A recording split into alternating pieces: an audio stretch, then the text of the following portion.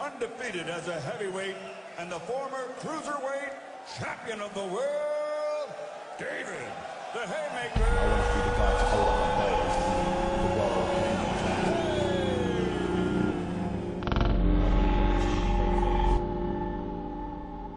It's time to hang up the gloves and retire as a professional boxer.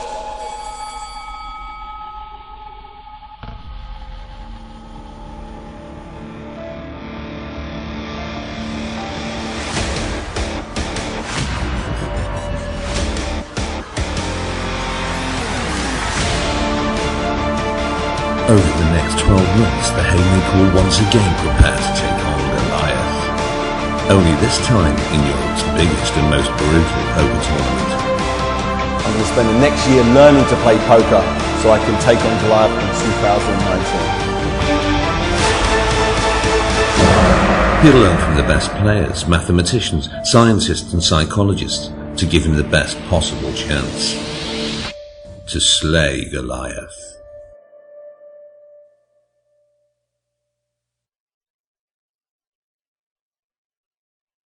Undefeated as a heavyweight and the former cruiserweight champion of the world, David the Haymaker. I want to be the guy to hold up my belt as the world champion.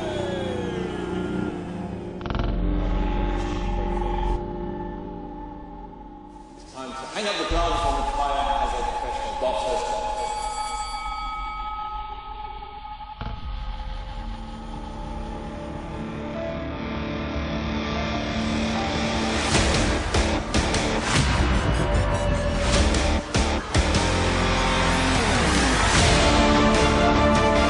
Over the next 12 months, the Haymaker will once again prepare to take on Goliath. Only this time in Europe's biggest and most brutal poker tournament. I'm going to spend the next year learning to play poker so I can take on Goliath in 2019. He'll learn from the best players, mathematicians, scientists and psychologists to give him the best possible chance to slay Goliath.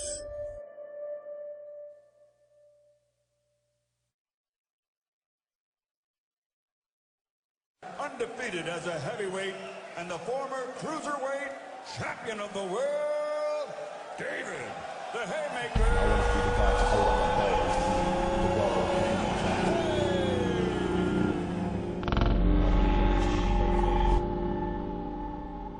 It's time to hang up the gloves and retire as a professional boxer.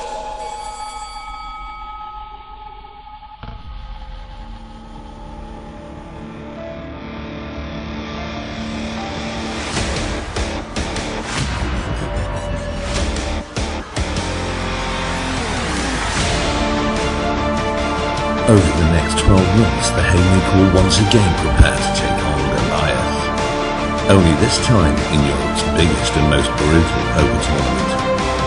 I'm going to spend the next year learning to play poker so I can take on Goliath in 2019. He'll learn from the best players, mathematicians, scientists and psychologists to give him the best possible chance to slay Goliath.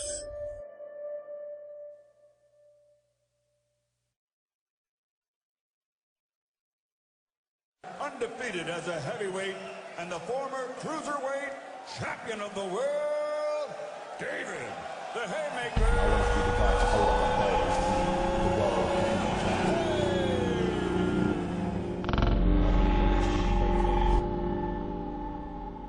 It's time to hang up the gloves and retire as a professional boxer.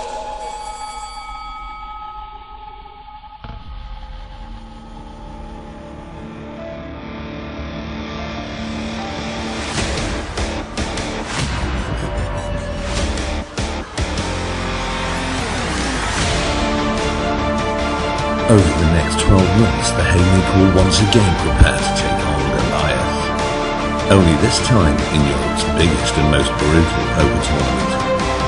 I'm going to spend the next year learning to play poker so I can take on Goliath in 2019. He'll learn from the best players, mathematicians, scientists and psychologists to give him the best possible chance to slay Goliath.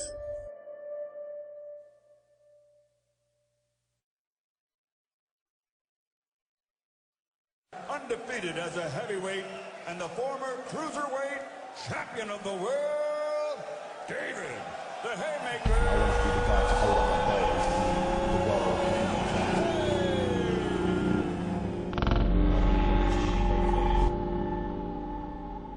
It's time to hang up the gloves and retire as a professional boxer.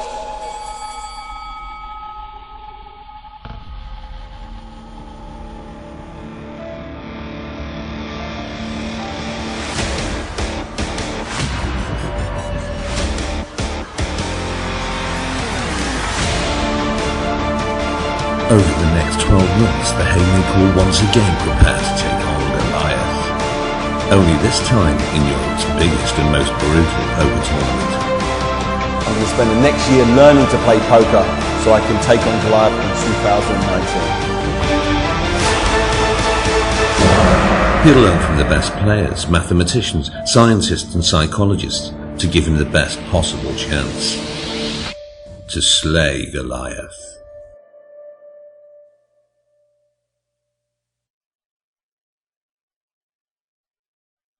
Undefeated as a heavyweight and the former cruiserweight champion of the world, David, the Haymaker. I want to be the guy to hold up my belt as the world champion.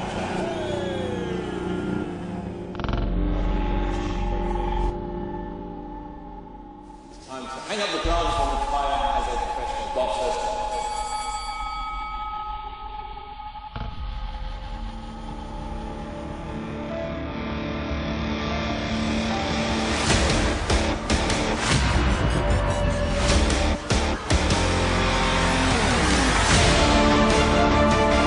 Over the next 12 months, the Haymaker will once again prepare to take on Goliath. Only this time in Europe's biggest and most brutal poker tournament.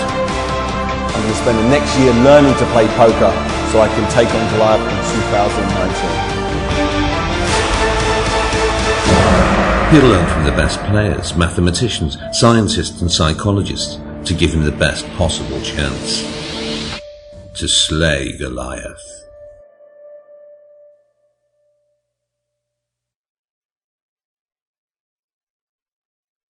Undefeated as a heavyweight and the former cruiserweight champion of the world, David, the Haymaker. I want to be the guy to hold up my belt as the world champion.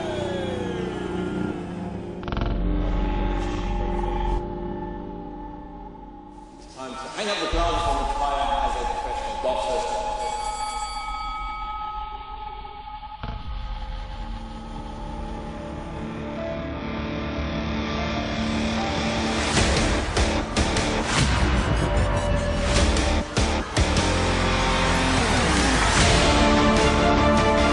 Over the next 12 months, the Haymaker will once again prepare to take on Goliath. Only this time in Europe's biggest and most brutal poker tournament.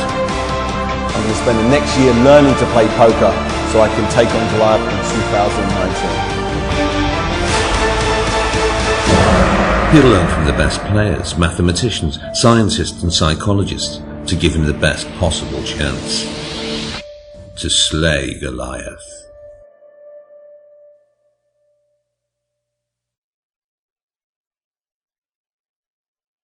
Undefeated as a heavyweight and the former cruiserweight champion of the world, David, the Haymaker. I want to be the guy to hold up my belt as the world champion.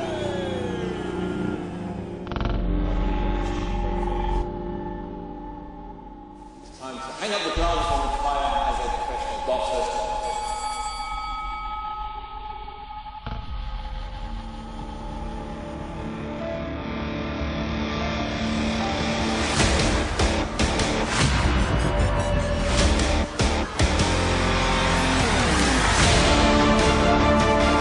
Over the next 12 months, the Haymaker will once again prepare to take on Goliath. Only this time in Europe's biggest and most brutal poker tournament.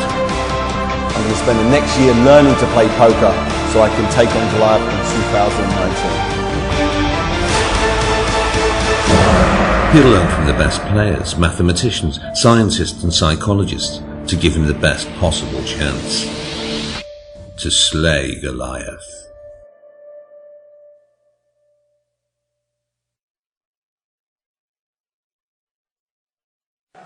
undefeated as a heavyweight and the former cruiserweight champion of the world, David, the Haymaker. I want to be the guy to hold on my belt. The world.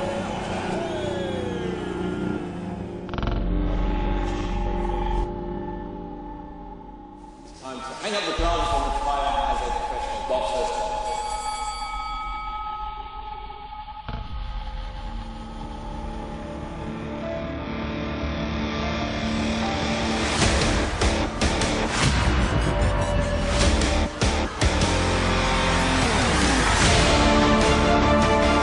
Over the next 12 months, the Haymaker will once again prepare to take on Goliath. Only this time in Europe's biggest and most brutal poker tournament. I'm going to spend the next year learning to play poker so I can take on Goliath in 2019. He'll learn from the best players, mathematicians, scientists and psychologists to give him the best possible chance to slay Goliath.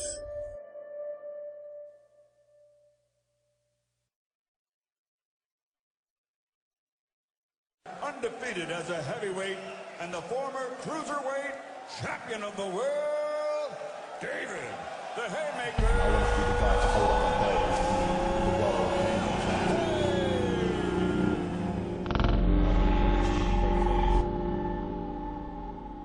Time to hang up the gloves and retire as a professional boxer.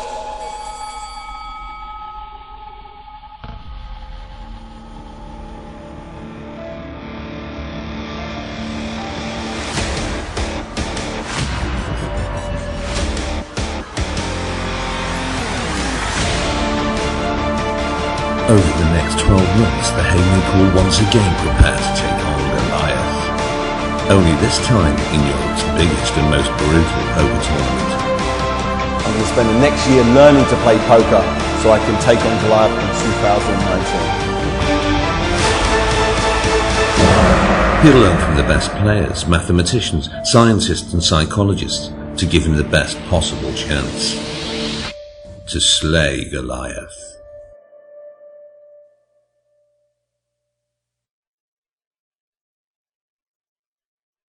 Undefeated as a heavyweight and the former cruiserweight champion of the world, David, the Haymaker. I want to be the guy to hold on my belt.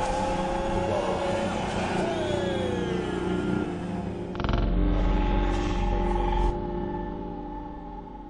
Time to hang up the gloves and retire as a professional boxer.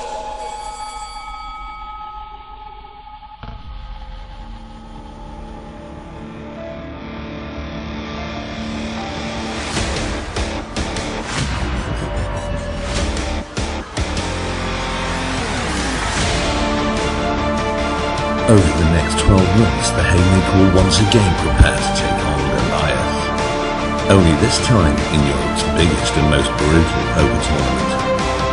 I'm going to spend the next year learning to play poker so I can take on Goliath in 2019. He'll learn from the best players, mathematicians, scientists and psychologists to give him the best possible chance to slay Goliath.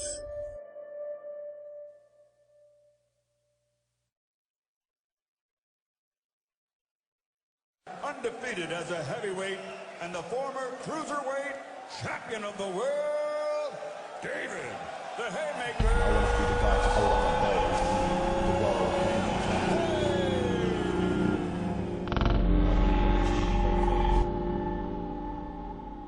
Time to hang up the gloves and retire as a professional boxer.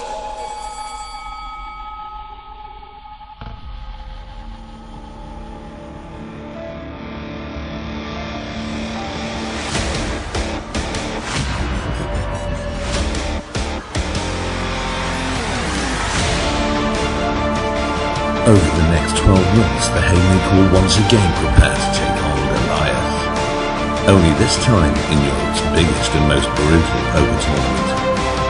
I'm going to spend the next year learning to play poker so I can take on Goliath in 2019. He'll learn from the best players, mathematicians, scientists and psychologists to give him the best possible chance to slay Goliath.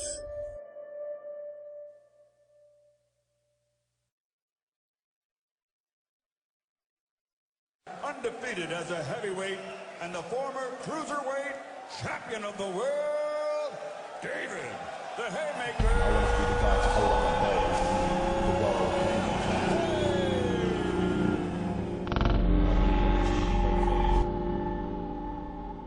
It's time to hang up the gloves and retire as a professional boxer.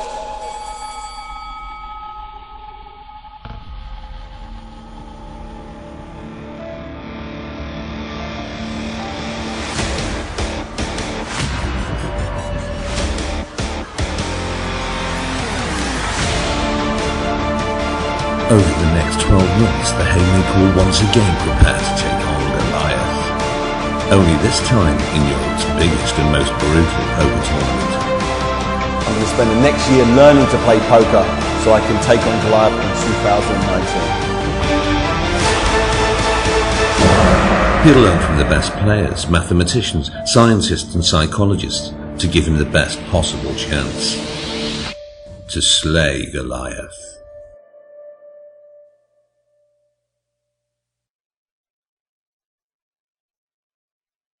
Undefeated as a heavyweight and the former cruiserweight champion of the world, David, the Haymaker. I want to be the guy to hold up my belt as the world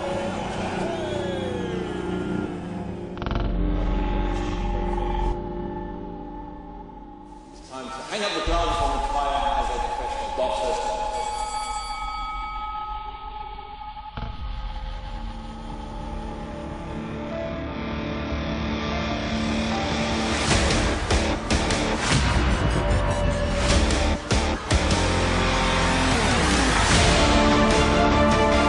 Over the next 12 months, the Haymaker will once again prepare to take on Goliath. Only this time in Europe's biggest and most brutal poker tournament.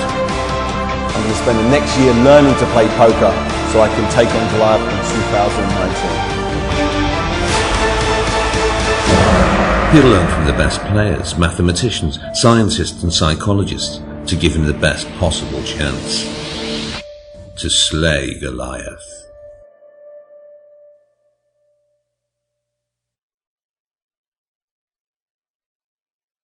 Undefeated as a heavyweight and the former cruiserweight champion of the world, David, the Haymaker. I want to be the guy to hold up my belt as the world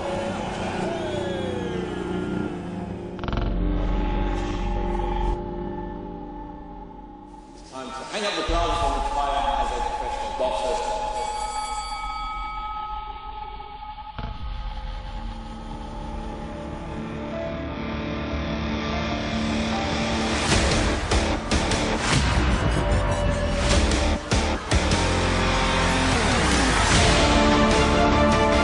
Over the next 12 months, the Haymaker will once again prepare to take on Goliath.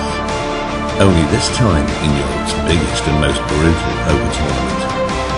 I'm going to spend the next year learning to play poker so I can take on Goliath in 2019. He'll learn from the best players, mathematicians, scientists and psychologists to give him the best possible chance to slay Goliath.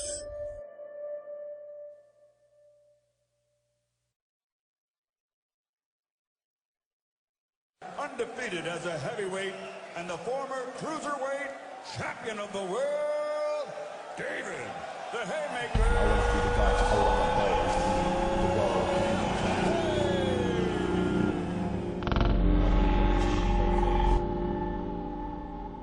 It's time to hang up the gloves and retire as a professional boxer.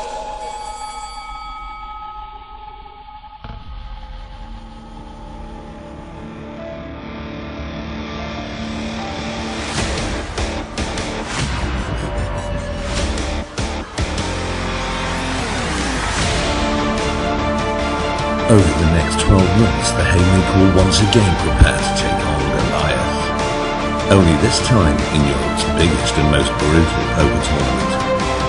I'm going to spend the next year learning to play poker so I can take on Goliath in 2019.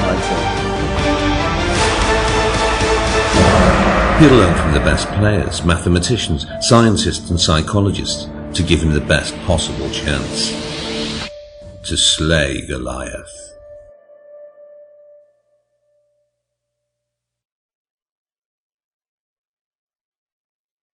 undefeated as a heavyweight and the former cruiserweight champion of the world, David, the Haymaker. I want to be the guy to hold up my belt as the world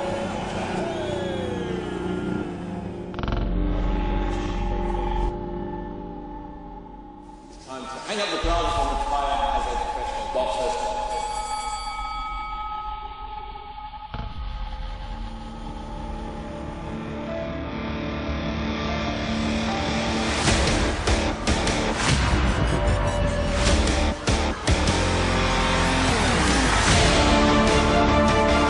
Over the next 12 months, the Haymaker will once again prepare to take on Goliath. Only this time in Europe's biggest and most brutal poker tournament. I'm going to spend the next year learning to play poker so I can take on Goliath in 2019. He'll learn from the best players, mathematicians, scientists and psychologists to give him the best possible chance to slay Goliath.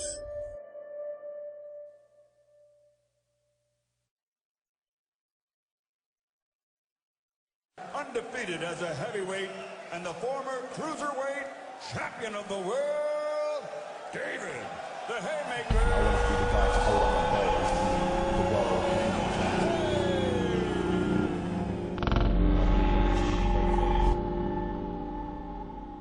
Time to hang up the gloves and retire as a professional boxer.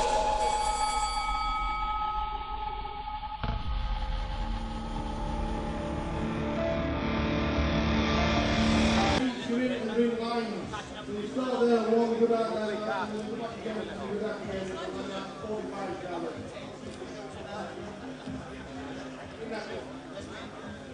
71 to 18 is in the afternoon, and that side 81 in the book. He's in hole number 5, we will be starting at 11 o'clock. 300 on the field, where is everybody? Table 19.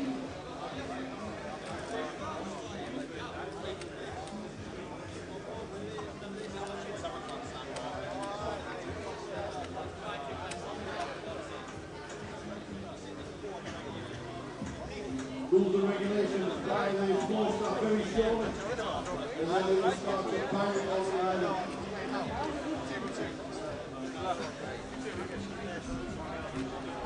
Good luck everybody coming through the hall, if you bust out, you will be on the way to the place, because it is chock-a-block full.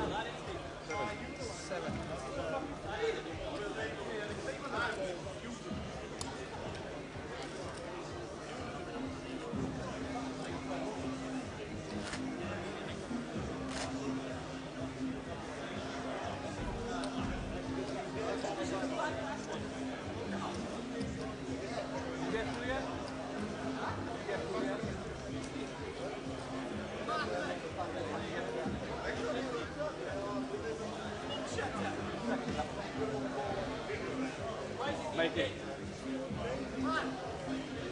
Make it. Go down the back with you as well. Make. Make up. Make up. We are chock-a-block full.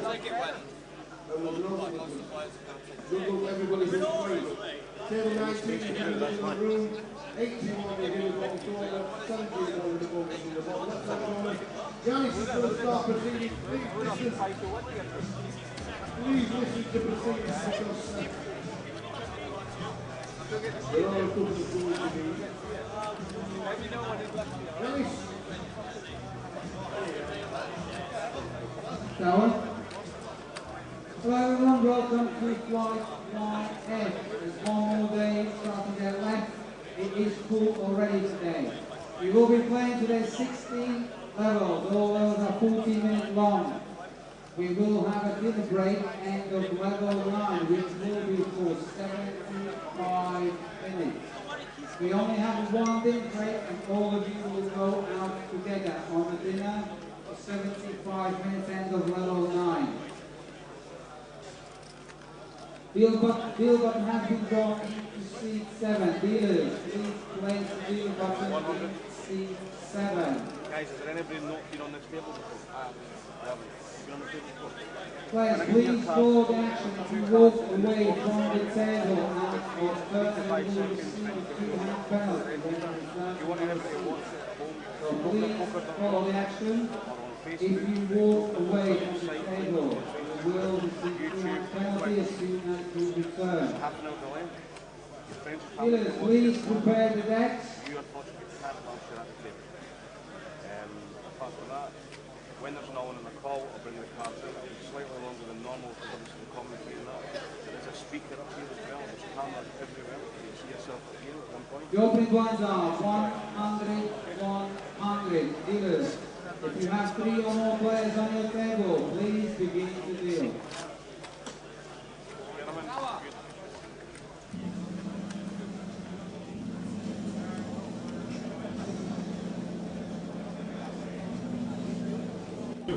Morning everybody! Good morning everyone. Welcome to 1F. It's a Thursday apparently. It's a Thursday. Where's the week gone? Flown by. Day 1F just getting underway. Feature table all set and ready to go yesterday. What a turnout. 1,318 entries, 146 of which made it through to day 2, which actually gives us a total of 655 already coming back for day 2 so far. Chip leader for yesterday was Ben Newman, bagged up 817,000. Harvey Norris up there, second in Chip leader, chips. isn't it? Second in chips, 740k for yesterday. Do you know what he posted last night? Go on. I am chip leader. Well, we're having words. Having words. Chip leader -1. Chip leader 877,000. He's actually chip leader in the entire tournament. Some other notable names making it through. Ed Overall 450k. See Matt Hayes in there as well, 335k. Yes. And obviously Chip leader in the entire room is Ben. And David Hay bagged up 99,000 chips. So he'll be back on Saturday for day 2 with just over 15 big, 16 big blinds he'll be coming back with. Interesting to see how he plays that stack on Saturday. We're lucky enough to get him on the feature table. Be interesting to see if he understands his shoving ranges. Morning everybody, morning Mum.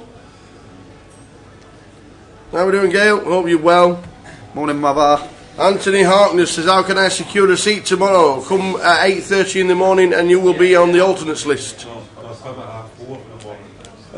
Mark McCluskey was alternate number 1 and he was in the building playing cash and decided to queue up and started queuing up at 7. Tomorrow might be different.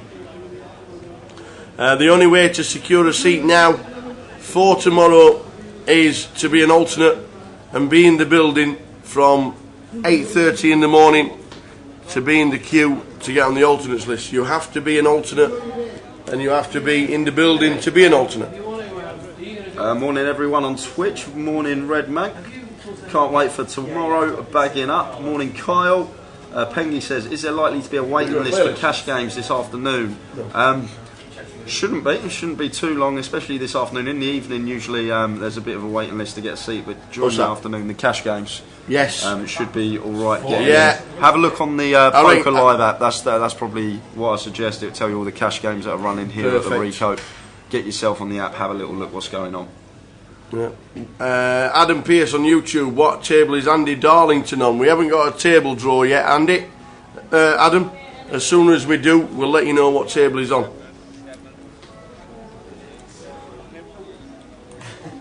So just waiting for players to filter in. Players are filtering in. A lot of players deciding not to play the first few hands. And it was busy this morning, wasn't it? The casino itself was so busy. And we did the flip and goes. I walked through at 9:45. The 6 people sat down already paid waiting at 9:45. You can only use it for an alternate or credit into your account, and we still did 22. Wow. They are popular. Are they still going tomorrow? No flips tomorrow. No flips tomorrow. Lying for you, Tao. Little extra hour in bed. No flips in the morning. My alarm will be set for 10:15. It deserves it as well. I'll be down at 10:20. Every day he's been in it, early doors, doing the flip and goes. Yeah. not getting out of here till 1 in the morning. So, morning Gary in the chat.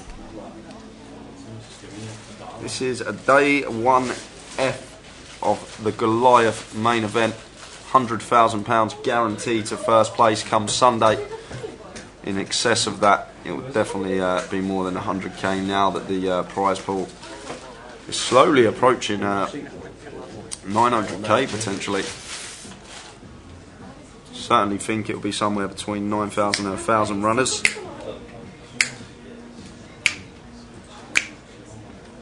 Oh, we're clicking.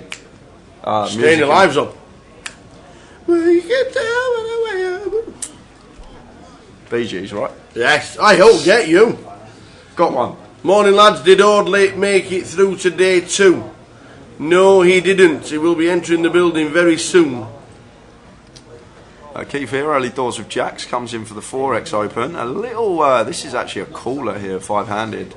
500. Yeah, 5-handed. Kings against Jacks. Kings into Jacks here. It's Fabian's going to come in for a 3-bet out of the big blind and then action back on Keith. Don't want to see a 4-bet here from Keith. Yes, we are 5-handed, but this stage of the tournament, 250 big blinds deep. If we 4-bet and get 5-bet, we're just going to grow spots. Better just appeal here and take a flop in position with the pocket jacks.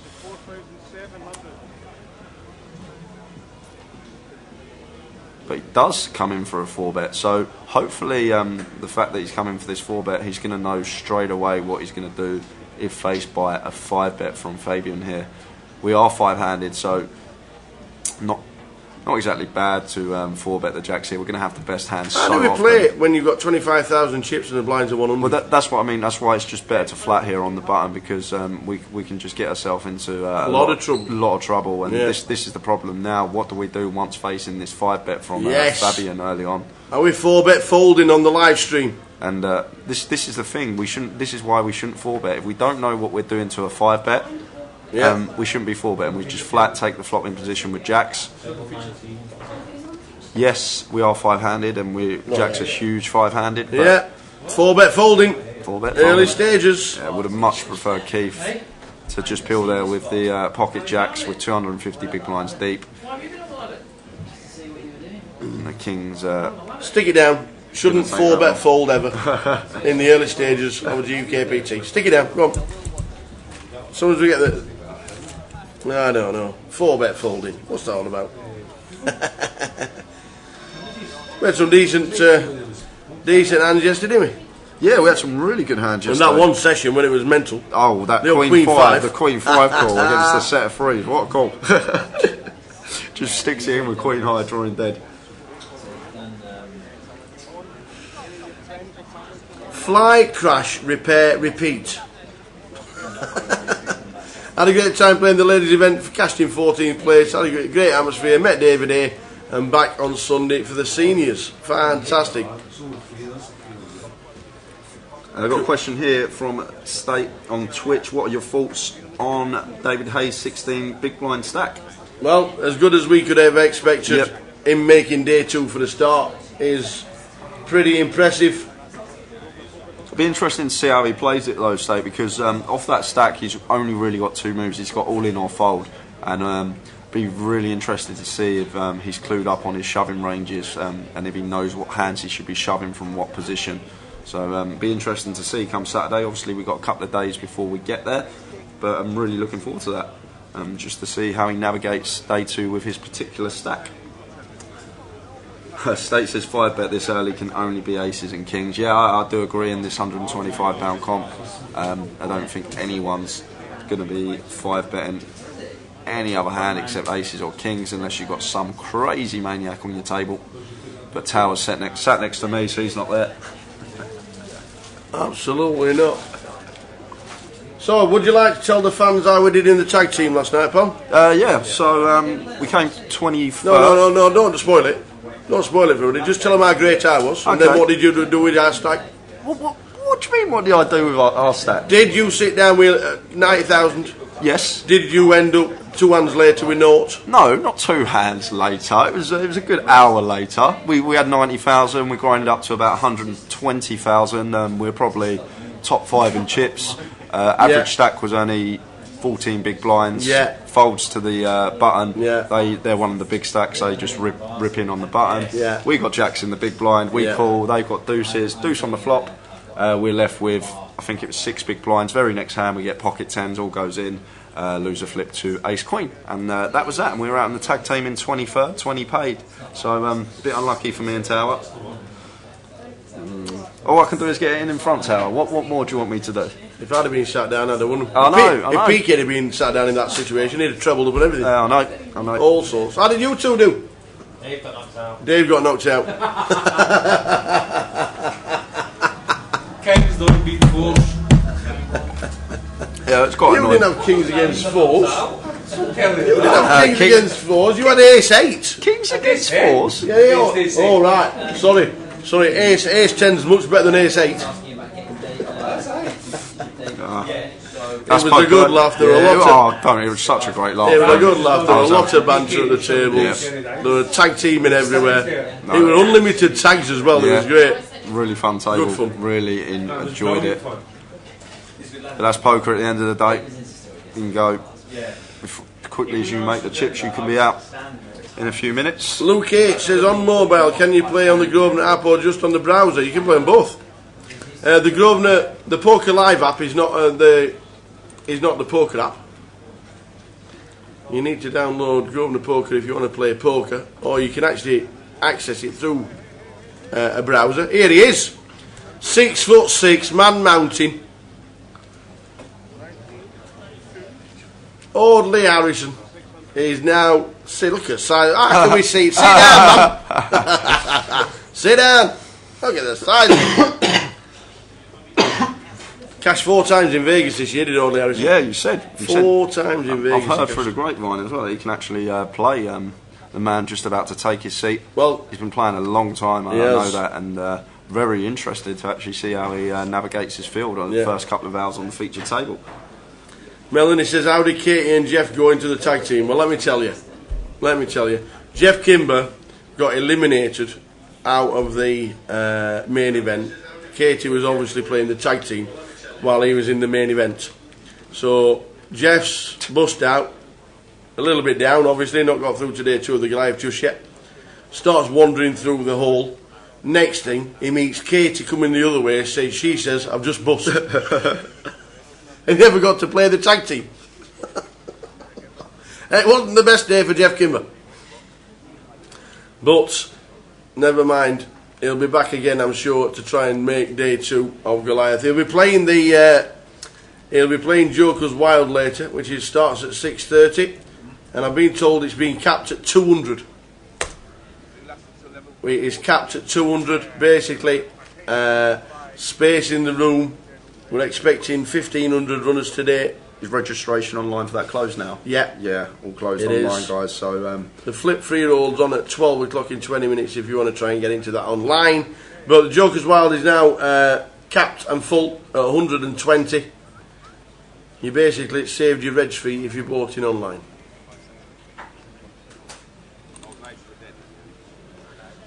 So Audley, first hand, King Deuce, he's going to get out of the way. There he is. How did James Madison get on? He didn't make it. Is he playing again today?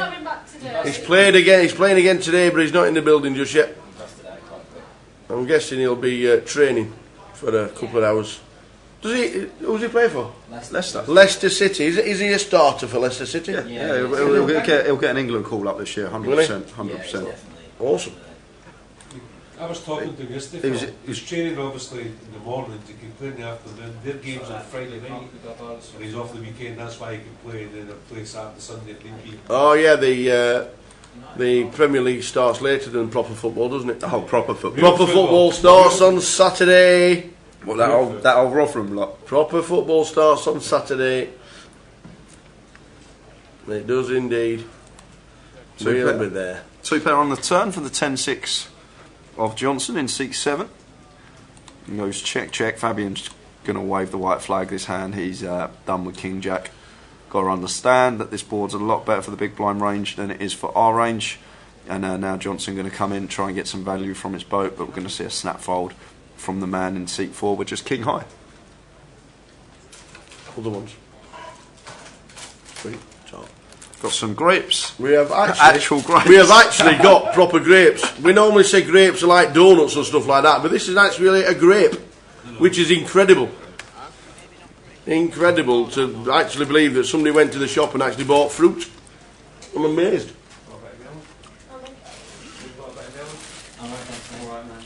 Good morning, ladies and gentlemen. Welcome along to Day 1F. Any questions, fire away. Other than that, live commentary all the way through until round about 12:30 in the morning. Yep, 16 levels of play today, 40-minute clock, 25k starting stack, and we're looking forward to another fun-filled day.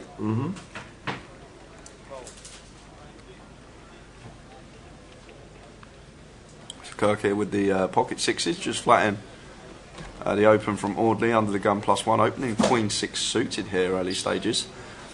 Thomas with the ace 5 suited going to appeal in the cut-off.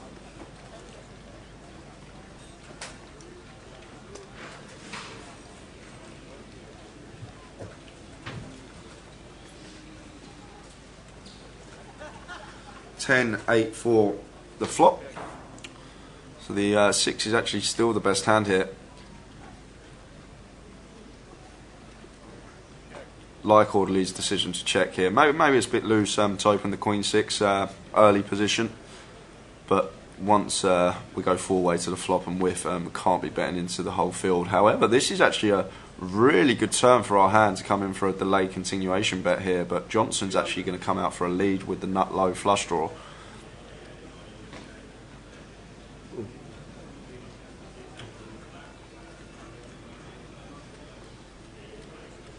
A better 200,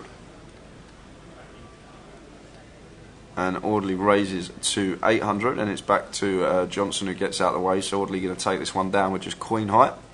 Nice little raise on the turn after picking up heaps of equity.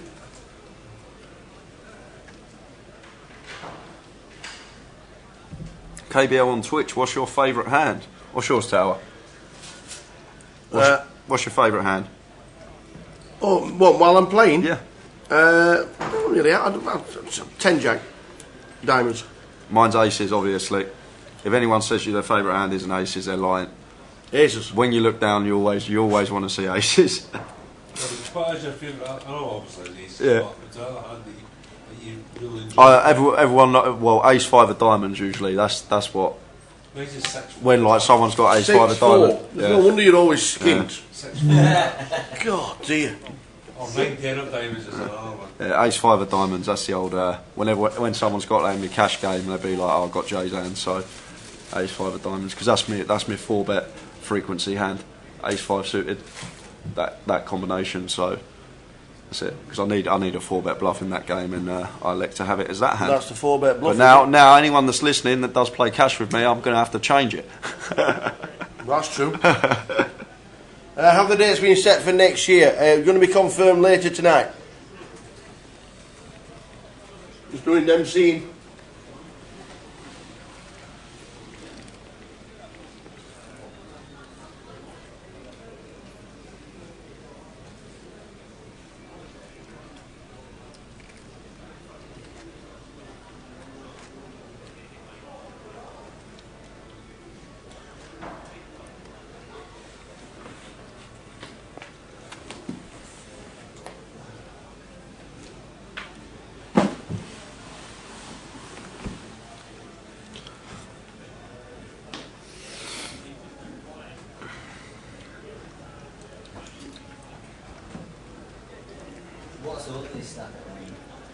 Oh, he's just literally sat down. He's got a starting stack. He's got a bit more than starting stack. He won a little pot. So yeah. So we're on a half-hour delay. Yeah, I'll see you tomorrow. Neil, come and say hello. I don't think I saw you earlier on in the week when you came down. So many people here.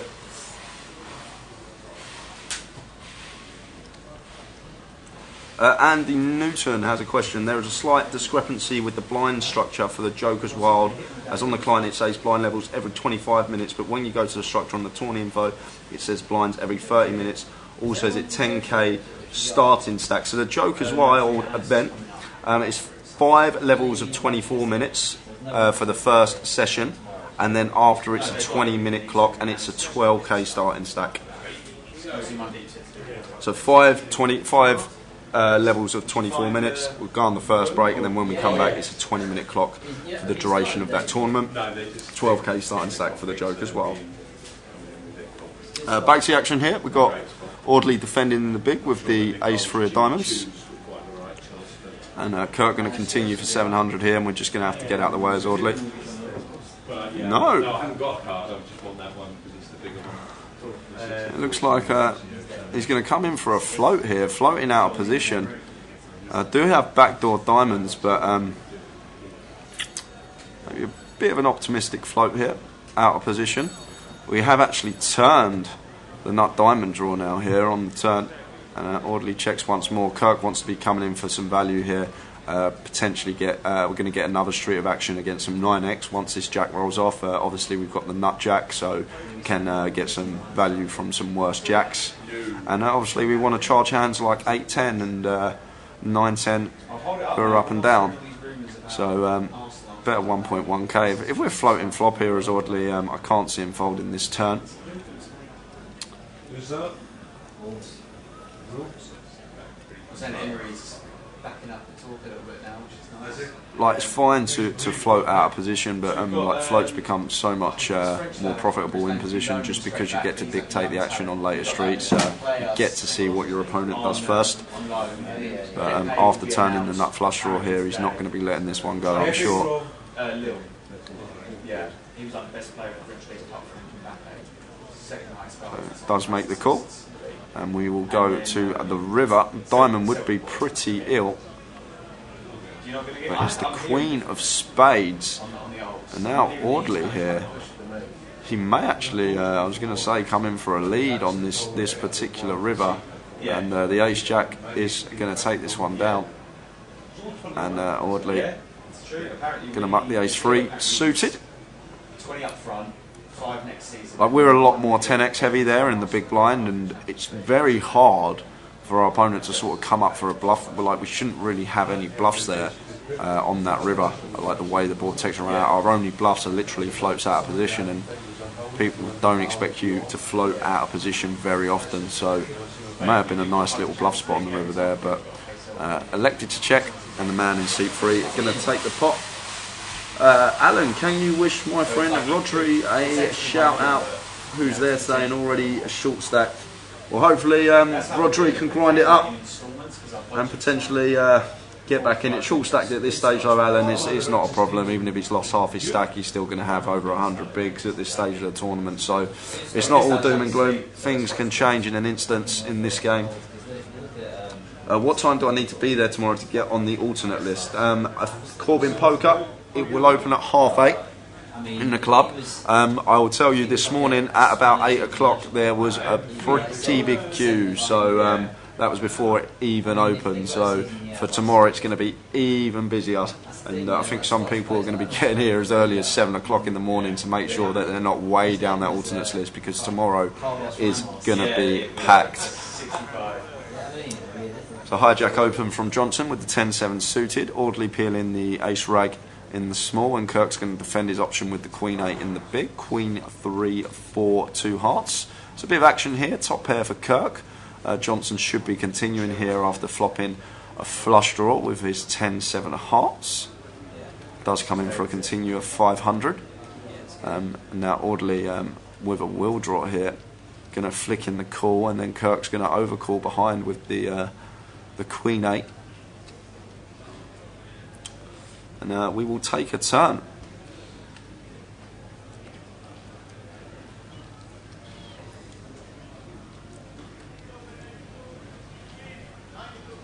Which is the 6 of diamonds. Now Audley actually turns an up and down, and Johnson has a gut shot to go with his flush draw. And it checks through. So river, which is the 6 of spades, so the Queen 8 will get the check mark. So Kirk wants to be checking here. We don't want to be going for value with our Queen 8 here, because we've got to understand what hands we're trying to get called by if we're coming in for value here. And like, our kick up is obviously very rarely going to play, especially against small blind range and hijack range if they do have a Queen X hand. So hopefully Kirk will check. But Audley coming in for a bluff here, bet 2.1k, and it's trying to understand what hands he's supposed to have here for value. He can certainly have hands like King Queen, Queen Jack, Queen 10, all that peeled in the small blind.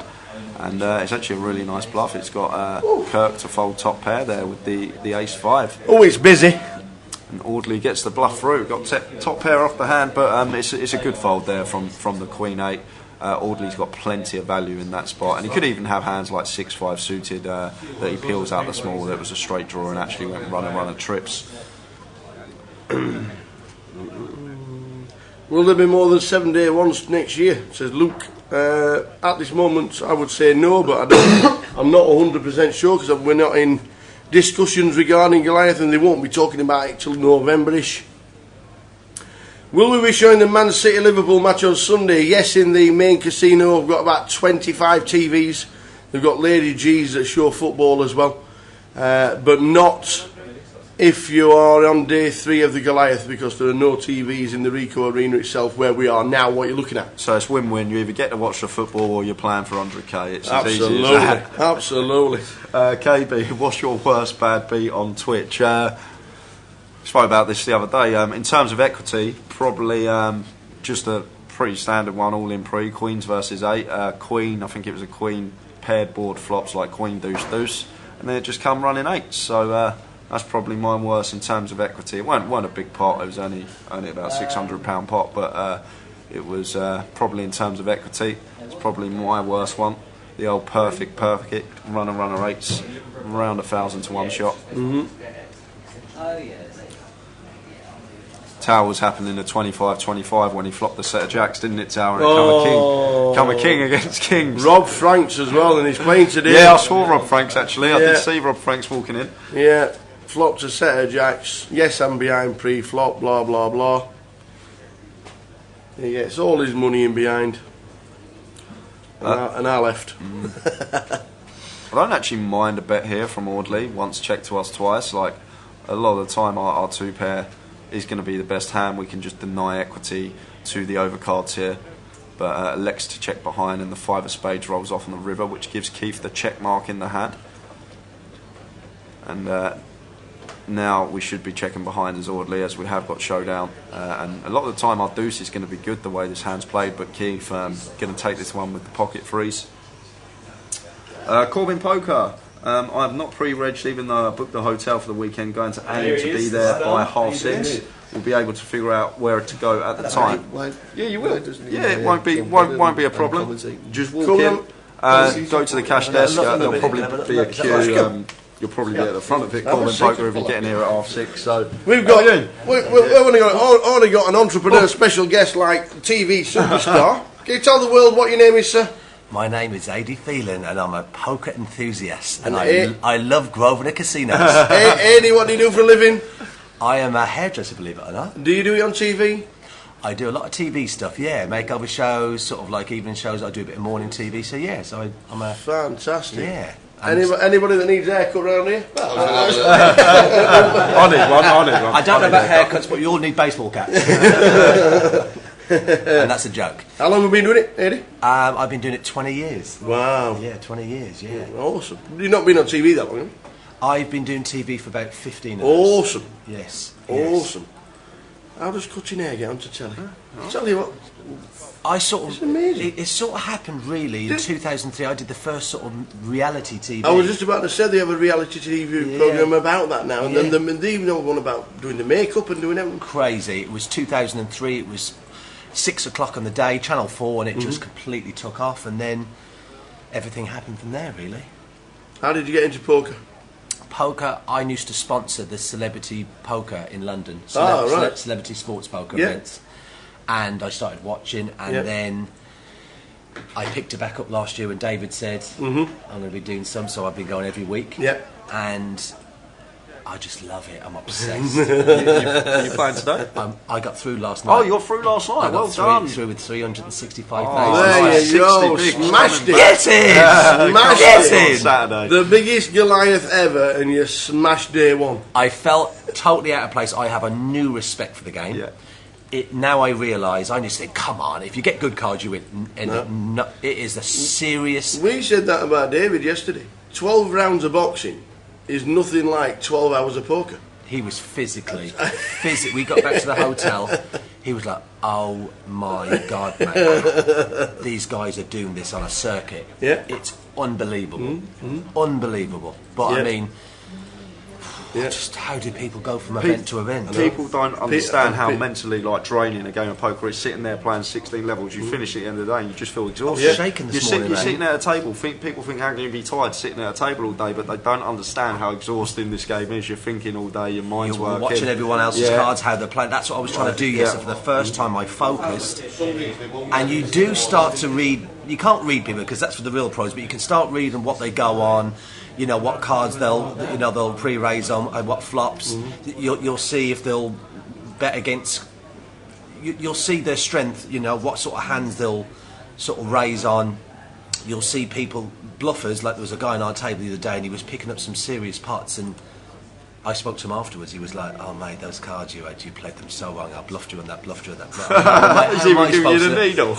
Yeah, but he didn't get through though. Did he not get through? No, but he was at one stage. He was on about 750,000. I would look at this guy's stack, going, "Oh my God, this guy is killing it." And then within 10 minutes, gone. How's Audley getting on? He just sat down. Literally came only 10 minutes late today, so just sat down. It's cashed 4 times in Vegas this year. Obviously lives in LA.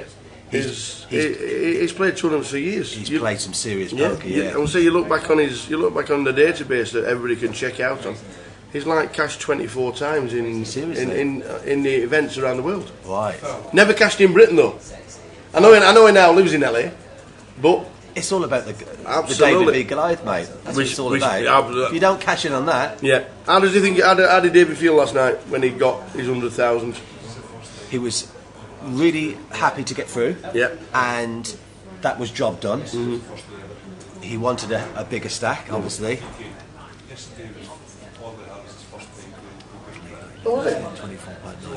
Yeah, so he wanted to go through with a higher stack, but I mean to get through, I think he was over the moon, and he played good poker.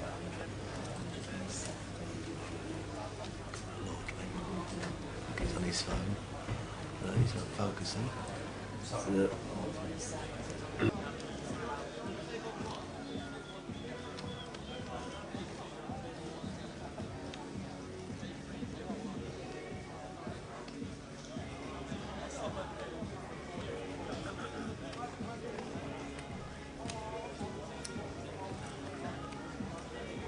Do you pick up on these tells? We were just talking about the guys with baseball caps turned around on their head and different glasses on, their headphones on.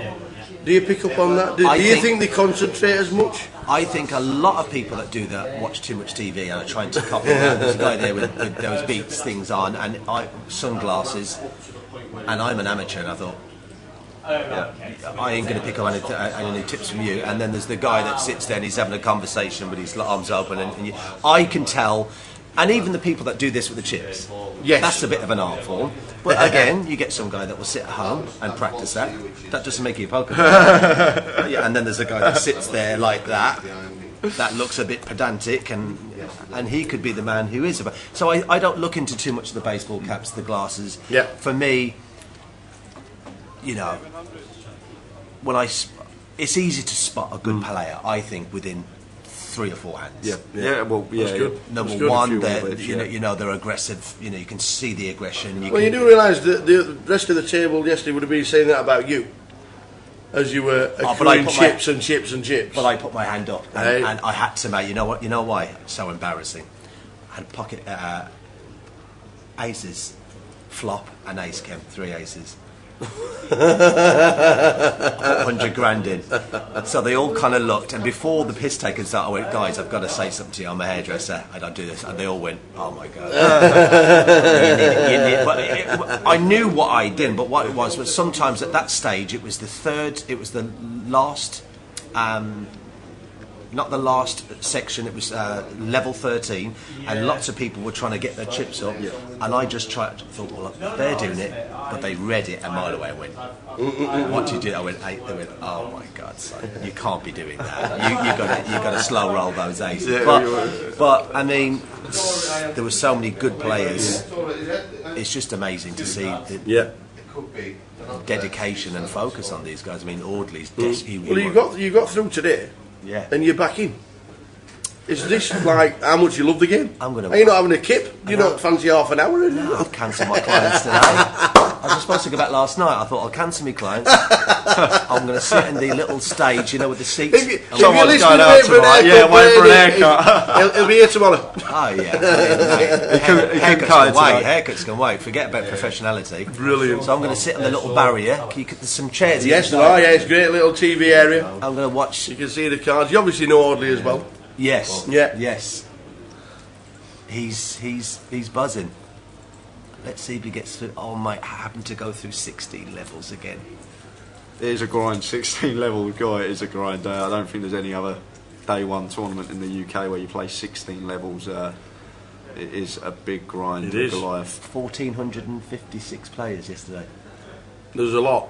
It's ridiculous. Every day it just gets bigger. I think we're up. What was the percentage up yesterday, Dave? It was like 30% on the Saturday up, 28% up on the Sunday. It was like 24% up yesterday, year on year. An average for the week is 24%. Amazing. Last year. Amazing. And you just made day 2 of the biggest tournament Britain's ever had. Oh my God, the thought of it. Not in a million years will it happen, but if it did, it would be a liberty, wouldn't it? Have you ever had a non-professional person win something? No, yeah, a lot of the time. A lot of the time, especially events like this where it's £125. Yeah. These events are what it's all about. It is for the amateur poker player that this is their Las Vegas. Yeah. Right, like they were saying yesterday. This is their Las Vegas. They save up and play Coventry for a full 10 days. That's what it's all about. Wow. They're here for the lot. They're here for the duration because this is their 1 week of the year. Wow, that's unbelievable. Like I love it. In this particular field, I'd probably give an estimation there's probably no more than 5% pros that play this game for a living that are entering this tournament. The field is so recreational heavy. Which is brilliant. Which is great because it means... There's people that's qualified online for the fiver.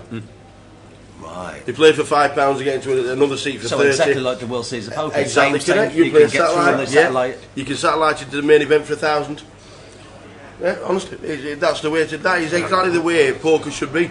Get in for as cheap as you can and play against the best. Play against the best, and you're sat on a level playing field. Wow. What other game can we sit down?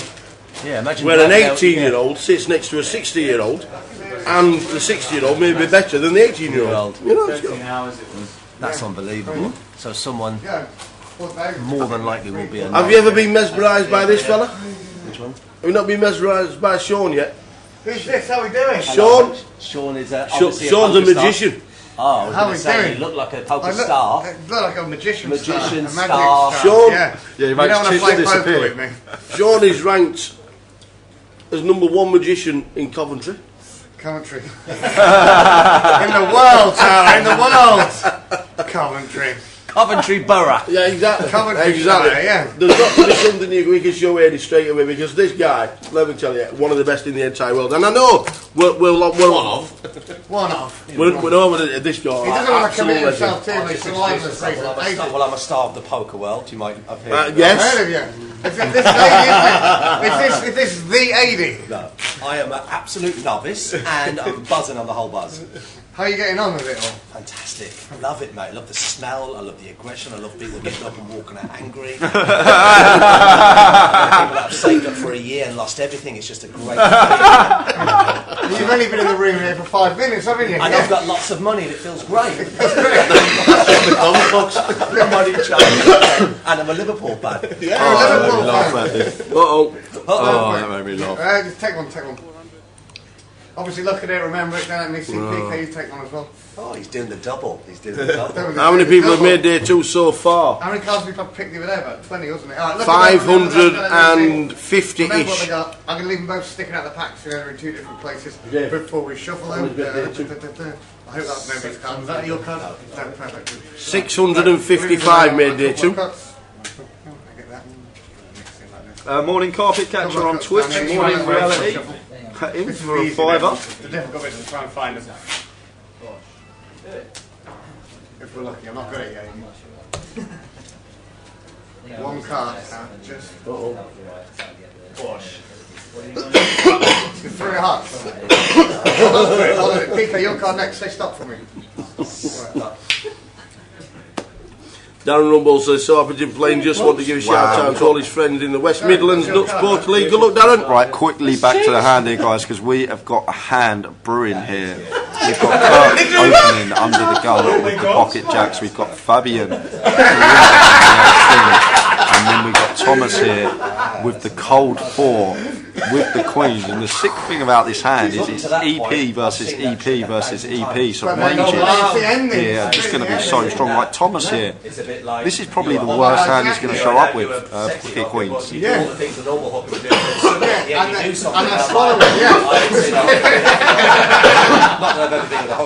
And Fabian just kills the ace king. I'm going to go heads up to the flop, and there's the ace. And better for it to come ace high than king high in the 4-bet pot with ace king. You always want to prefer the ace high flop to the king high flop, simply because there's only one combo of aces now. At times it comes king high, there's still 3 combos of aces. So Fabian's going to like this flop. Thomas coming in for a continue, and Fabian here should just be calling. Still trying to rub it in. I don't even know where it is. And does, like one of those and we'll take a turn. chip shops you go into and you give them a £20 note up north. They're like, is that a real one? We're not doing that, it's scraping the It's the ace of hearts. That's true aces for Fabian here. So now Fabian knows he has the nuts. We're chopping sometimes. Thomas can have ace king as well, but we have the best hand here always. We just can't be beaten as Fabian. He's never got pocket fours, pocket fives. He can't even have ace 5 suited as a 4-bet bluff because of the suit of the ace that we've got in our hand, and it's a 5 on the river. So the ace king gets the check mark, and Fabian wants to come in for a lead here, and we'll see a snap fold from Thomas. Card mechanic. He's a cheat. Yeah, but wait then. Card cheat in the world. 15 minutes into this documentary. So about a 3.8k. They drop the bombshell. He's blind. Oh yeah, I know. And Thomas has got a fold here.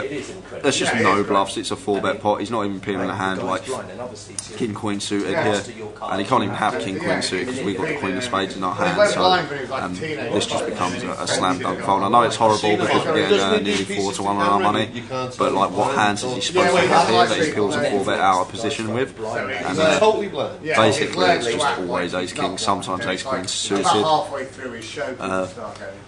Ace queen of clubs is a combo that you can actually have, so that makes it even more of a fold.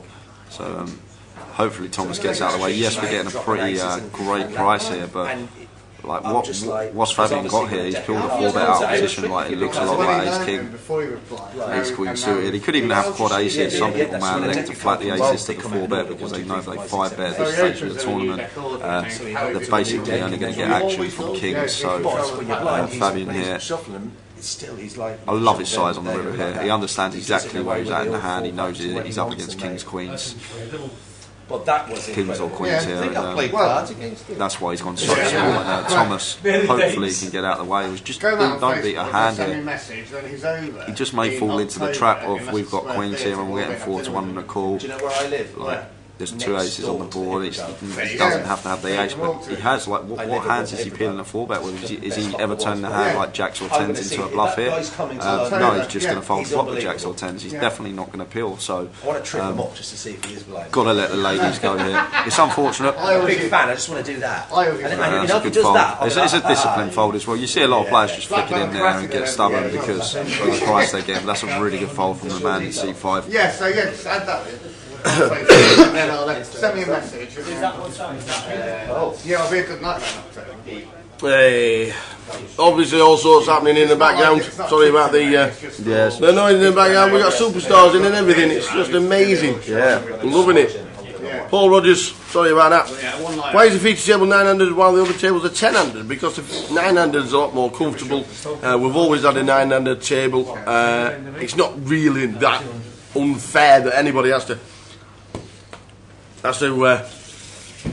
Yeah, only you putting blinds in a little bit more quicker on a 900 table than 10. Well, obviously yes, but you're only on the feature table for 2 hours at a time, and it doesn't really make that much difference. We'd love to have 900 tables all the way around the room, but obviously that'd mean another 10, 15, 20 tables extra to the room, what we have got now. Just the way it is. Just the way it is. 10 bets a week. Ask how Audley's doing. You can see for yourself because he's on the feature table in seat 2. I think he's got around starting stack. That's going to be the prediction packet. Can I still register for the Jokers Wild tournament? You have to be in the building to register. Registration opens at 5 p.m. Liam asks, is it top 10% for the money? Not exactly, Liam, but it will be around 10% of the usually field. around 10%. But it won't be exactly 10% of the field, so if we get 9,000 runners, it doesn't mean that 900 places are going to be paid, but it will be around that figure. Yeah, so plenty going on. 1,000 runners to start today. Alternates, we're up to 150. I am guessing they are so higher right now. I'm expecting 1,500 runners today for Thursday. So we've got Audley turning the nutter butters here on the turn. Lovely turn for him. Gutter ball to the nuts and it pings off. Now he's going to come in for a raise here after Johnson bet 600. Want to start building a pot for ourselves with the nuts, especially out of position as well. We want to get the betting lead for ourselves because if we flatten lead river, it just looks too strong. So by raising turn here, we can potentially have some bluffs and we get the betting lead, so we can come in for a chunky bet on the river as well. Now Johnson here with just a pair of eights. Love the first one. Isn't the roulette table one of the roulette tables on Hippodrome that I'm not into Jamie says, if and when I get knocked out tomorrow, what's the latest I can rebuy? If you are eliminated before the end of level 6, you can put yourself on an alternates list. But it has to be in the first 6 levels. Hopefully, Jamie, you are still in at that time. But before the end of level 6 is when the alternates finish.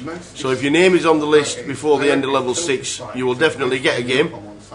It's just as and when the numbers get shouted in. Just be aware that tomorrow there'll be 400 alternates, maybe 500 alternates. Last year we ended up with 1,661 runners for Friday.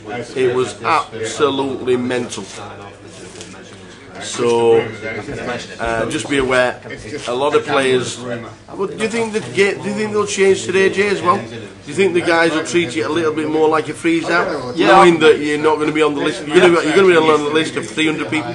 And I think that's actually a really good exploitative line to take, because if people are worried about busting and knowing that they're going to be waiting 2-3 hours to get back in, they may be overfolding in spots where perhaps they should be calling, so you can potentially apply pressure on those type of players. So as I always say, get to know your table, understand the tendency of the players around your table, and then navigate from there throughout the day and chip up.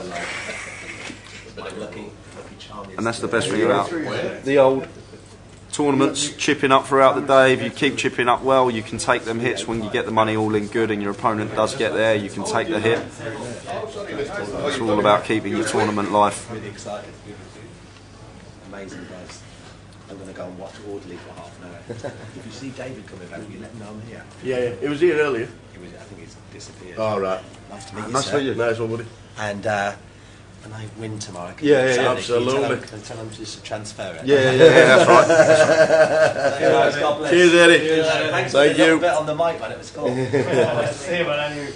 Can we have Sean for one of his bigger tricks on Saturday? Get out in the buckets. What buckets? Remember when you were under the table? Oh my word! We'll do a bigger trick for you on Saturday. Yeah, they need a bigger table. Is that what he means? Bigger table. One of his bigger tricks. Use the tower. That's what he's saying. I've been levitated and all sorts. You have. Damien Davies says, "How did we do in the tag team?" I'll let Jay tell you. I think we came 23rd. There was 20 places paid. We had about 120k in chips. Average was around 80k, which was 14 big blinds. And he lost. Someone shoved button for chunks. We called with jacks in the big. They had deuces, deuce on the flop. Very next hand, we get 10s in against ace queen, and we lose a flip. And that was Simple it. as that. I said to Tao, if we hold with jacks there, I'm sure we win that comp. I'm pretty sure we were win playing that comp. so well. I'm pretty sure we're I at played least, everything at least ABC. top 5. At least top 5. We're chip leader. We win that pot with Jay jacks. got all the chips. I learned how to fold. I think it was all in 3 times. I kept shouting, and this elephant kept running past up these steps. No, it was just very unlucky. Very unlucky for us. 3 places off the money. Great effort, good laugh. Really good laugh it was. Hiya, Tommy G. I had to bust, so didn't I? Otherwise, there would have been a stewards if me and you got in the money. Would have been a stewards inquiry. Did Tommy G make it through? That's what we want to know. Did you make it through, Tommy? Paul Rogers said, did David Hay make day 2 on YouTube? Yes, he did. With 100,000, about 16 big blinds. How many have bought into the high roller so far, says the corn chisel. Let's have a butchers. You can have a look at yourself actually on the app, the Poker Live app. He will be there. Let's have a butchers. At this moment in time we have 1,000. Wow, we've already seated 50 alternates. 1,038 so far in the main event. The high roller, which is on Sunday, has 1 entry at this moment in time. 1. Never told me you were playing that tower. Well, you know, thought I'd take Sunday off. It's not that big a day, is it? No, I don't think anything's happening Sunday. We've got Johnson here limping the King Jack suited UTG. Want to be coming in for an open with this hand. Want to give ourselves a chance to take down the pot uncontested. Give ourselves the betting lead. And we want to sort of try and deter over limps as well behind us. But he's obviously limping to call here with the King Jack. And we've got George here, UTG +1. Coming in for a 6x ISO here with the Ace Queen. So fairly large size. But at this tournament we spoke about ISO sizing quite a lot, what size you want to go, and I said about with like hands like Ace Queen going a big size, because a lot of people like to pill these early stages. They want to see flops, so you want to start extracting plenty of value from hands like Ace Queen by going a big size here. And does get called in 4 spots here somehow. 7-4 comes along, George comes along with Ace Queen, and Johnson not folding, closing the action with the King Jack. So to the 10-3-4 2 diamond flop.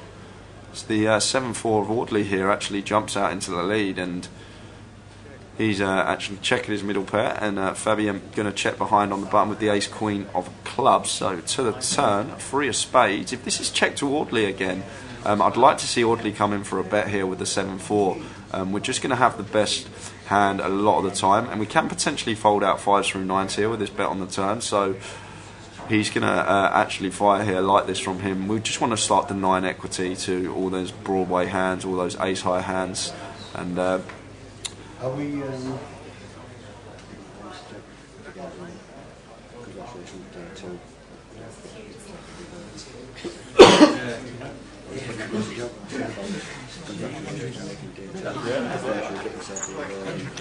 so it gets through, well, nearly gets through. Looks like George wants to pill the Ace Queen, and George is going to pill the Ace Queen. So we've actually managed to get some value from our hand here on the turn.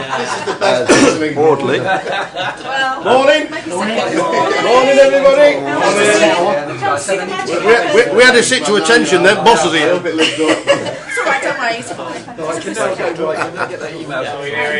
So Audley gets the check mark, and this is just going to go check. Sorry about that, guys. I know we've got a bit of background noise going on there.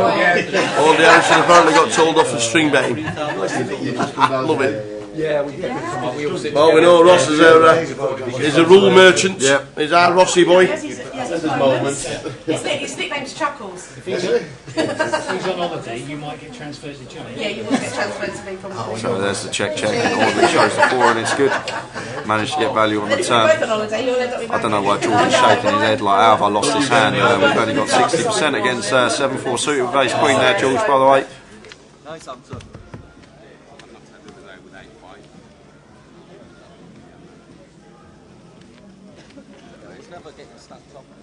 Well, I got it now, yeah.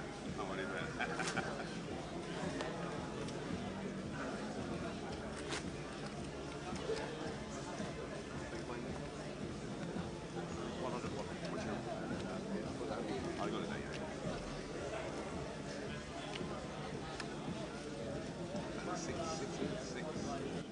Right with you. How are you, Jimmy? How are we doing, pal? Good morning, everybody. Welcome to GUKPT Goliath. What day is it? Thursday. The 6th buying day, full already. Don't forget to check all the details on the app as well. Over 1,000 runners started. We've got 50 players already bought in as alternates. We're up to 1,050. I'm guessing it's going to get to 1,500 today. It's so busy. Yeah, well, we call ourselves a fun pod at work. There's the three of us. So we're the fun pod. He meant the Towers accent. You can't beat a good Yorkshire accent on Yorkshire Day. Happy Yorkshire Day, everybody. Happy Yorkshire Day, everybody. Happy Yorkshire Day. Anybody from Yorkshire? Happy Yorkshire Day, everybody. Only you. Only me. What happens on Yorkshire Day? We normally get drunk Do you eat puddings? and work a long time. Puddings. Oh, Yorkshire puddings, mate. Oh, stuffing in apple sauce and gravy. Oh, yeah, happy Yorkshire Day, everybody. Yes. We're all Yorkshire today. We're all Yorkshire. We're all from God's own country today. We are. Indeed. Yeah, that's all on Twitch. Yeah, we've just got a few people popping in the background.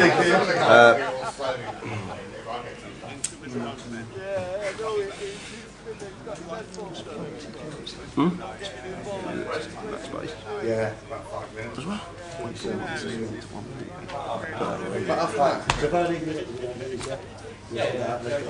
Yeah, Nate Poulton, it is Yorkshire Day. Yorkshire Day. It is indeed. We need to remind everybody who's making day 2, and this is something that we're going to need to repeat a lot today. So if you're watching for a long time, apologies if you hear it more than once, which you will. Yeah. If you make day 2, you need to bring ID to make sure that everybody knows you're the person that bagged up them chips. You will need to bring ID with you. As we know, day 2 on Saturday will be busy. There'll be over 1,000 runners, as there is today, but a lot of players turning up all at the same time. Car parking situation is good, but obviously if all cars are turning up at the same time, there's going to be a queue. Car parking is free around Ricoh Arena this week, completely free, so just turn up. You don't need to put your car reg in at reception either. But it is going to be busy. If you want to avoid all the traffic on Saturday, make sure you're here pretty early. We'll be shouting you through around about 10:40 in the morning. But please, if you have made day 2, you will need ID. Yep. Maverick says, out Tower, happy Yorkshire Day from Leeds, JGD. Whatever Boom. that means. John Gray Davis. That's his name.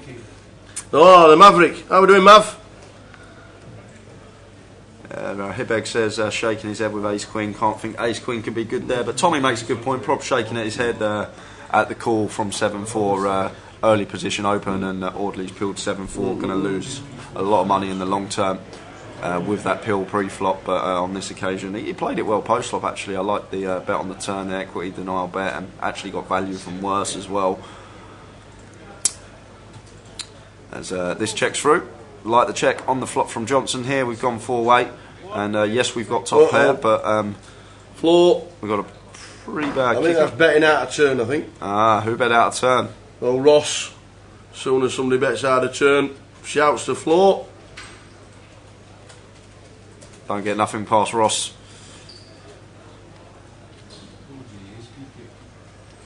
Nothing on this ball, is there, that you want? No. That's a good question. Matt says, Tower, does it have to be photo ID? That's a point.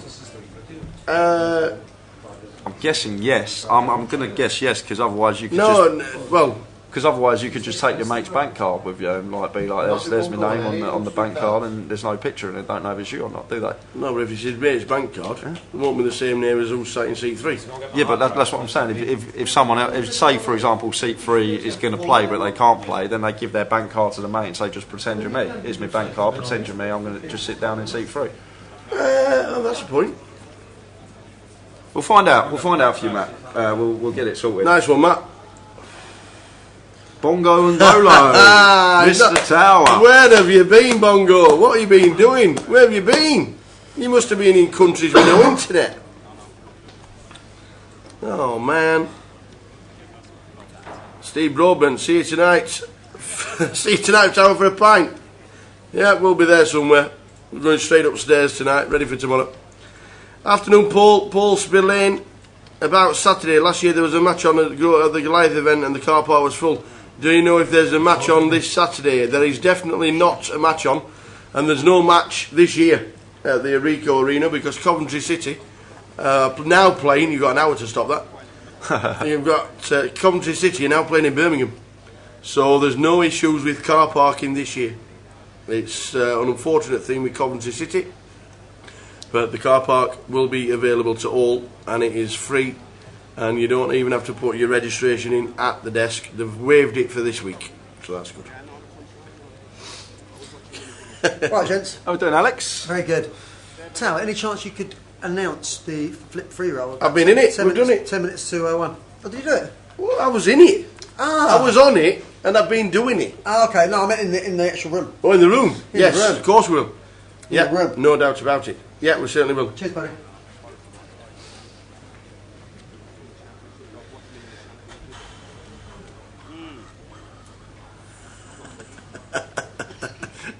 Nate says, can you translate it's in my old mucker. We've got to put your coit in the coit hole and pop a brew on. What? Sorry? Yeah. It's in my old mucker. Mutty 888, hi Joe and Tower, big fan of the stream. I got through to day 2, short stack, 8 big blinds. Any advice apart from shoving good early luck doors? Yeah, good luck. Mutty, our advice is pray to the poker gods. With the big blind ante, if you're under the gun with 8 big blinds, you're going to have to shove pretty wide because otherwise you're going to lose 2.5 bigs going through the blinds ante, and then because you still got a bit of fold equity with 8 big blinds, but as soon as you drop to like that 5 big blind, which we will do once we go through the blinds, we're not going to have no fold equity. So like 8 big blinds under the gun, you've got to shove fairly wide. Like it's fine to shove your 8-7 suited and whatnot under the gun, but hopefully you can spin it up and get it in, hopefully win the first flip, get up to around 18 bigs, and then you've got a stack where you can start reshoving over opens and potentially chip up. So it's all down to that first all in. If we're on the right side of variance and we can hold, or we can get lucky when we get it in and double up, we'll be right back in the race.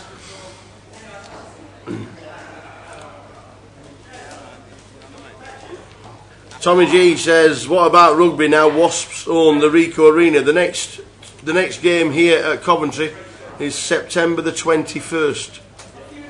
So there is no danger because it's not rugby season at this moment in time. There's women running around. 21st of September. Oi, oi, there's women everywhere. I tell you what, it's ridiculous.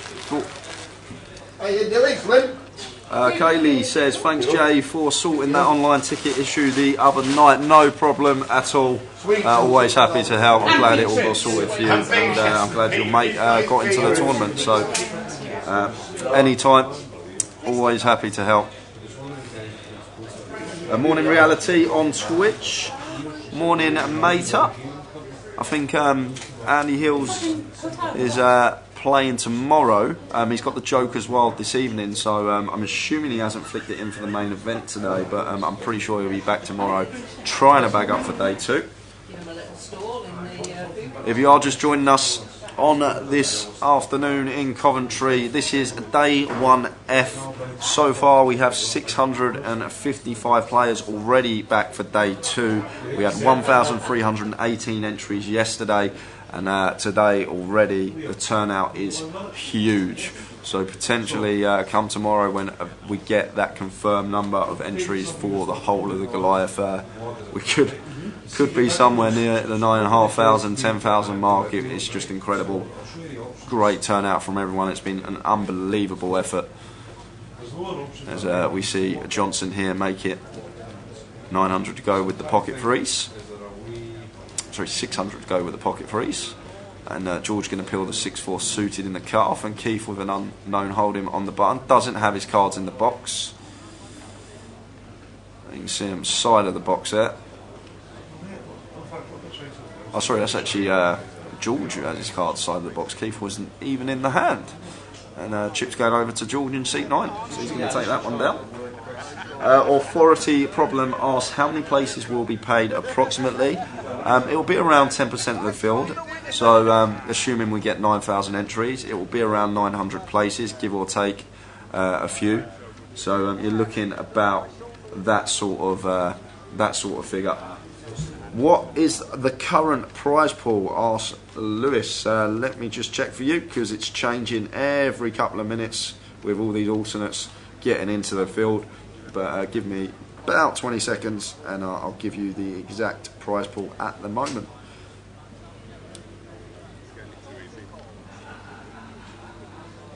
There we go. So the current prize pool at the moment is £803,000. So we're just over the 800k mark. £803,000 is the current prize pool. So Audley finds the ladies on the button. Lovely when you're on the button and it's folded to you and you look down and you actually have a hand. It's such a dream. So he's going to come in for an open, makes it 200, and Kirk going to peel in the small with King 9, and Fabian going to come along with a King Jack in the big blind, going 3-way to the flop.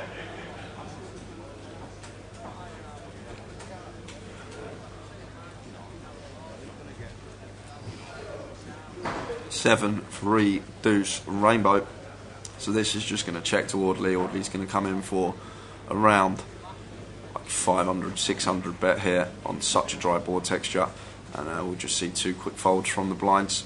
He's got even smaller 300 here, Audley. And now Fabian just going to get out the way. No, pulling out the float. He's only pulling out this float because of the size Audley's gone here. So if Audley actually thinks Fabian's going to overfloat against a small size, it's actually a really good bet on the flop to come in for like a quarter, 5th pot. And now we will take a turn, which is the 3 of spades in action on Fabian here, who checks once more and incoming double barrel, and that should be job done. I'd be very surprised if Fabian made the call here with King Jack. He's only got King High.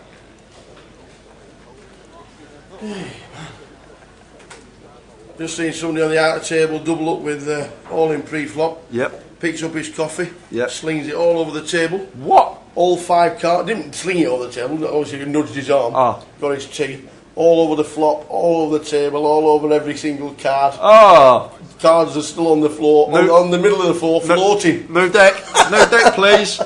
Oh dear. Floating away they are, them cards. And he just doubled up. What does he do when he loses?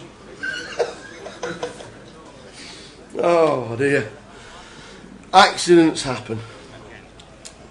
Are you in the flip free loan at 1 o'clock? Wow, it's just been paid off by King High.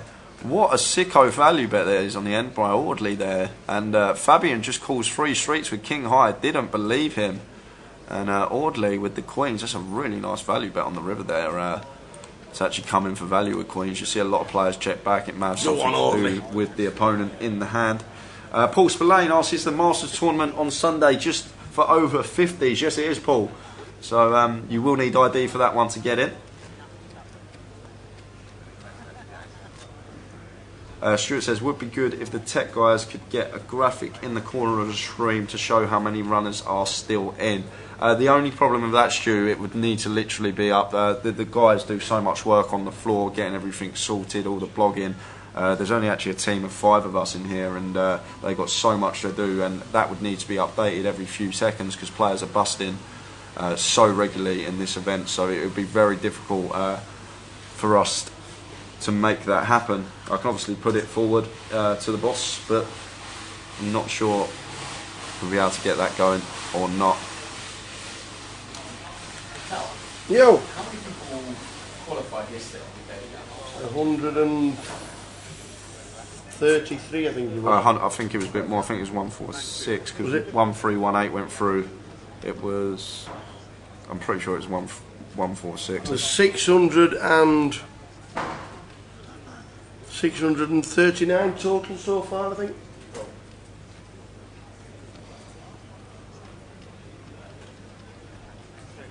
Paul says not eligible until next year then. Sure. Good morning, Mater.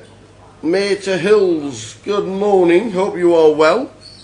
Andy's playing today. I've seen him in the back. Oh, he is playing today? Yes, I've seen him. I thought he was playing the Joker's Wild.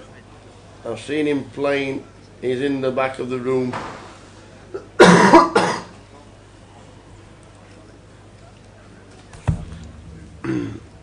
We'll always try and tell you. Anybody that asks how many runners are left, we will definitely ask you. Yeah, Paul, I'm guessing you've covered that. Yep. Paul Split is the Masters 200 for over 50. I don't know why they don't just stick seniors in the. Why is it not just called the seniors? The seniors event knows exactly what it is. It ain't for young kids. The Masters event just seems like it could be open for anybody. We need to change the title of that. I need to get on the case. They won't listen to me, but I'm going to ask Ian. Ian's the man. I'll chop it up. Drawing dead to a chop here or just on the turn, but finds the free out after a chop. And now Fabian may come in for some value after audibly checks back turn. Yeah, this will be. Is this going to be check, Drain? Yeah, it should be. Norman Miller says, what was last year's Friday count? 1,661. Oh, if it had been 1664, we could all had a beer.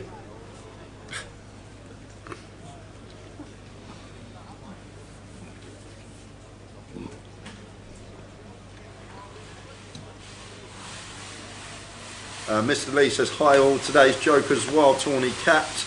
Is there an alternate list? Yeah, it's capped at 200. Yep. But there will be an alternate list, so you can get yourself on that. What time does that start? 6:30? So that starts at 6:30. Here we go again in the background. Here come the trains. Whoop, whoop. Whoop, whoop.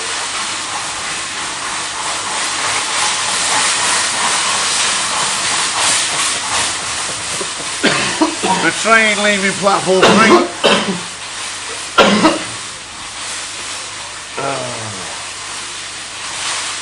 Last year's count was 1661, and Tommy G says, can it get bigger than that on Friday?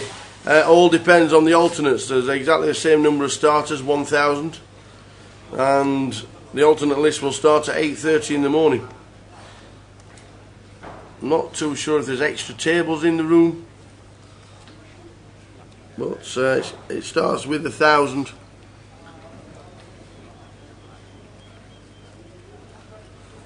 No cap on our alternates list, Norman.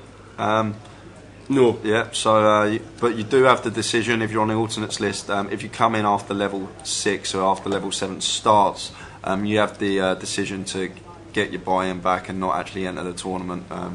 So say for example you're really far down the list and this could actually be the case and you get in at like level 12 or level 13 on Friday, you can just say no, I'll have my money back. I'm not going to try and spin the 6 big blinds there. I'm just going to take me 125 back. But then again, why not have a little spin? 100k go in the first place if you can get that spin up potentially. That's what many you want. Players will be in day 2. Yeah. How many? How many? Roughly, we reckon about between 1,050 and 1,100, roughly. That's what we reckon. That's the guesstimations. Who brought these in?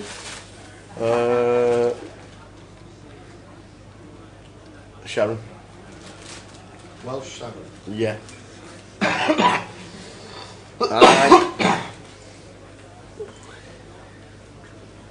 Yeah, how do I purchase tickets online for either side events or main events? You can't for side events at all. You never have. The Joker's Wild is already full on. That's the online reg because it's sponsored by online.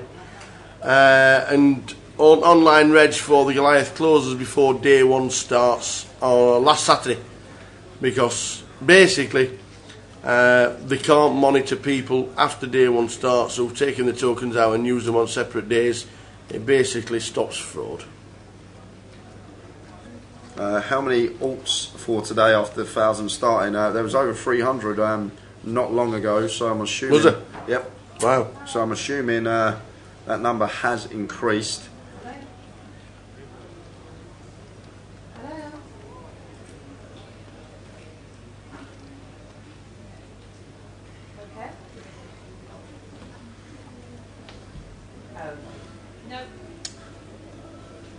If you are coming down tomorrow and you're not pre-reg for Friday, try and get here as early as possible, as early as you can get here, get in the queue, try and be at the front of the queue, and then your early alternate, you'll be in first level if you're an early alternate, because we're going to lose players in the first level. It happens. I saw alternate number 1, it was Mark McCluskey, and Mark said he was here at 7:30. 7:30 he was in. Because apparently there was a big queue at 8:30 still, like at 8:30 this morning. I was speaking to someone outside. And well, it doesn't open till 8:30. Does it not open? But he got here at 7:30. But there was a queue before it actually opened. Absolutely, yep. I know you probably never queued at turnstiles in football. Well, we used to. We used to as kids. It used to be a nightmare when Spurs were at Wembley, getting in there, bloody all the searches and everything. That used to be queues to get in there. Mutty says, if the tournament keeps growing as it does, do you think there is a case for having a regional live day ones? I don't reckon. No. I don't reckon they'll have a regional day one. No, it's just Tower always gives the best answer to this. It takes away like the atmosphere. Everyone's travelling here. Everyone comes from different parts of the country. Some people come from abroad. All travel to the Ricoh Arena, and a lot of people come down for the week. And it's just a great event. And it just wouldn't be the same if there's different regional live day ones. It wouldn't have the same feel about it. So. I think it's great that all the day ones are held here at the Ricoh. Norman says, so guys, is David there today? What stunt if I had with Audley on the table and one knocked out the other? You don't get much better media. That I have to read that again, Norman. I think you've made a bit of a typo there. Don't understand that question that much. Which one? So guys, is David Hay there today? What a PR stunt. PR stunt, okay. What a PR stunt if Audley was on the table and knocked out, one of them knocked each other out. It might happen in day 2 if Audley makes day 2. Yeah, if Audley makes day 2. Here comes train. Here comes the train again in the background. The 10:46 from Coventry to Walsall is just leaving.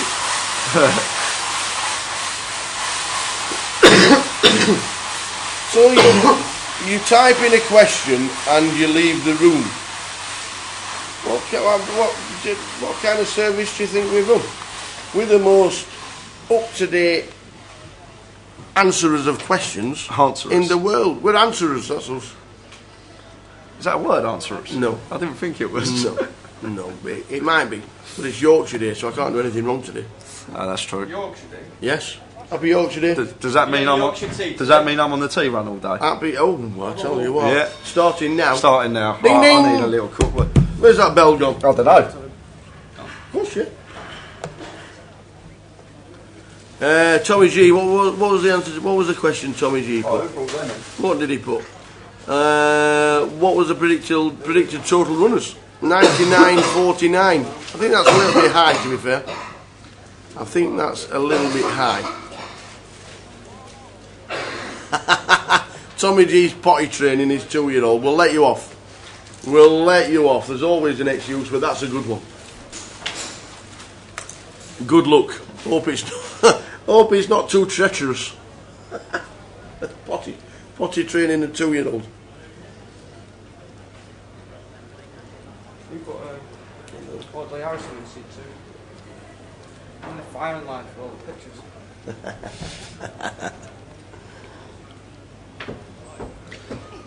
Yeah, I'm not too sure if they've even thought about regional day ones. Would it make sense? I'm not sure. But it just really would just detract from everything that the Grosvenor Presents team have built up over the last 8 years. 2011, the first Goliath, and it just gets bigger and bigger. In fact, I'm asking Ian Brian right now. Joker's bar is 6:30, not 5:30. Yeah, 6:30. Yeah. Reg opens at 5:30. Yeah, that's what we were saying. Is that what you've been saying? Yeah. Because it just said, Poker Live have just said Joker's at 5:30. No, it's at 6:30 and Reg opens at 5:30. He starts at 6:30. I'll let you off. Sit down now and apologise. I can't anymore. I've got to come back. I'll come back. All right, Ian Brian will be with us very soon.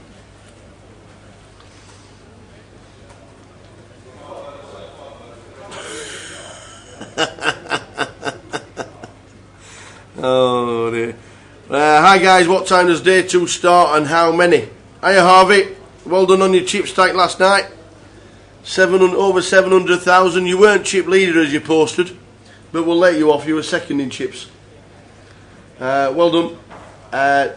As always, day 2 starts at 11, as all the day 1s have started at the same time. Please, if you've made day 2, bring some ID.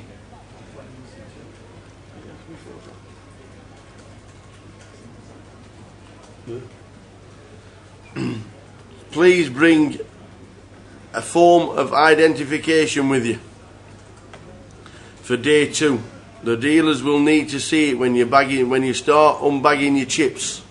Please tell anybody that's made day 2 that they will need ID.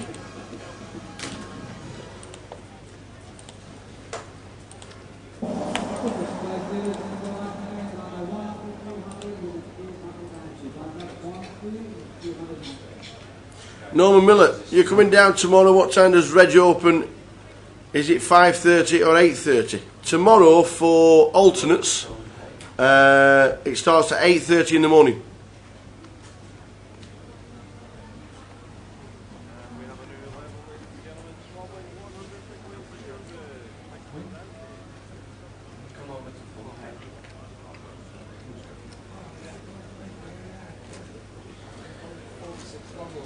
So if you want to be an alternate for day 1G, which is tomorrow, 8:30 in the morning, registration opens. Pete Whitehouse, good afternoon Pete. He says the best tournament ever, don't muck about with it. I think you're right, and I think that's why they've never done regional day 1s. I was only going to ask Ian, had they ever considered it? And obviously with the numbers, I don't want regional day 1s, because I just think this week is amazing.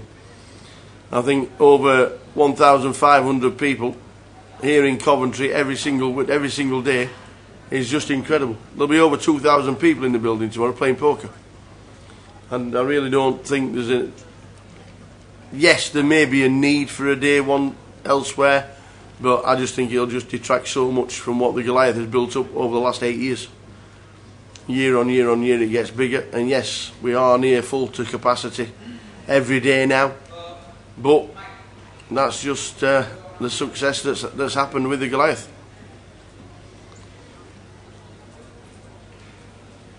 Hello. Flip free rolls just about to start. Here he comes. Oh, hey Yanis. Here he comes. No, I thought it was Jay. He's on a tea run at the wrong time. Here he comes. I took less than 90 Go seconds. Good man. Long time, he says. Good man. I know I said it at the wrong time. Yeah. I've got to MC. Ah. The wrong time, not the long time. MC Tower. Tommy G says next year's coming for 2 days. You reckon you only really see 2 bullets a day? I think you're right. Very hard to get bust out twice in the first 6 levels. That's right. Because none of those seats are open, so. Yep. So blinds will be going up shortly. And then we'll be playing 1-2, big blind ante 200. What time does Joker's Wild start this evening? It starts at 6:30, Sarah.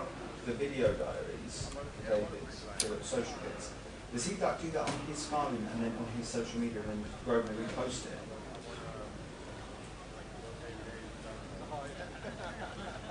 Danny asked me to get a video diary, even though, like. Afternoon, Emily in the chat box. on the GKPT site. Morris Wiggum got a question on Twitch. If you book for day one online for, say, Thursday as a non and then come down on a Wednesday night, how would anyone be aware if you're wanting to buy in for the Friday day one?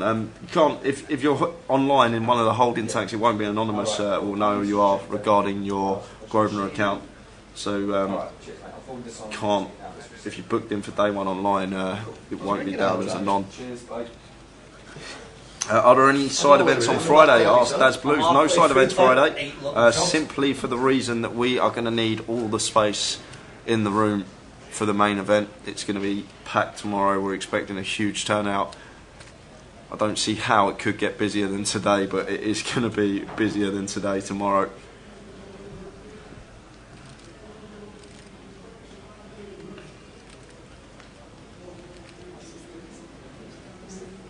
State asks, if someone wants to transfer a ticket to another player to use for next year, can this be done now, or do you have to wait until next year's Goliath? It can be done now, it's not a problem. If you're at the Rico, the online guys here, they can do all the transferring tickets from account to account, or I believe you can do it through support online as well. So doesn't have to wait till next year, State. If you want to get that transferred across, potentially if your friend wants to play tomorrow, that won't be a problem.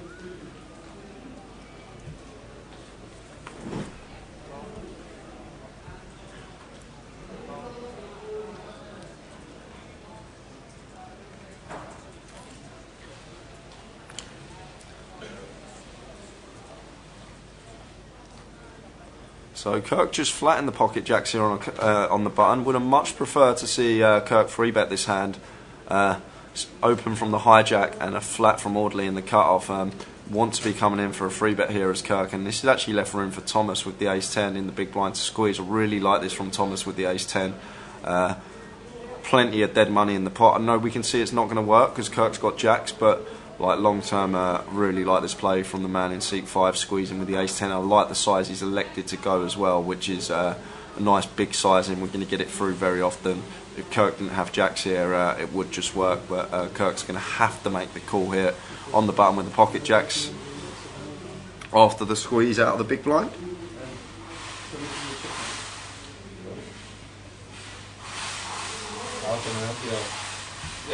Which, what is this hand where you knocked 2 out? This is it, yeah.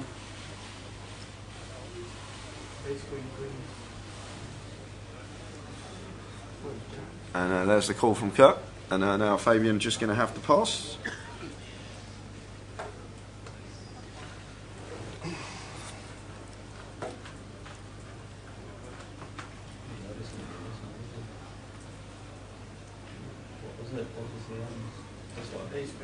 Ace, deuce, 3, rainbow, the flop. Wouldn't mind a check here from Thomas on this particular board out of position. Really like the check there from the man in seat 5, and 4 diamonds on the turn. And Thomas comes in for a check once more, and now on this river, assuming it's not a 5, we're going to come in for some value. The ace of diamonds here, so Thomas going to be coming in for some value here. He's played this hand perfectly.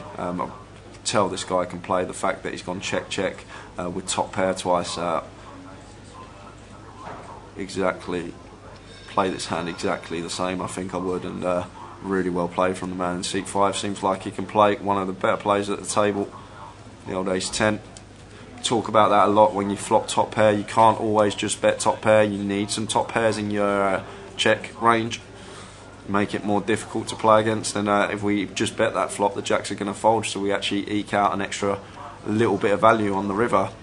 Here's the man, here's the David A coming over to say hello to his pal Audley Harrison.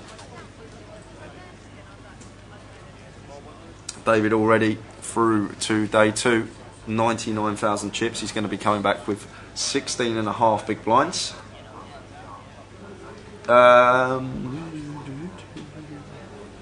Andy HMRL Customs, no you can't, it's now full. Registration is closed. The only way to get in now is to turn up as early as possible tomorrow morning and get on the alternates list. PK, I think Audley Harrison or David Hayes just accidentally knocked the camera, and it's on the tilt that you'll see in a second. There we go. Okay. That's it. Sorry guys, we're going to have that view for the next half hour, but when we come back after the break, the view will be back to normal.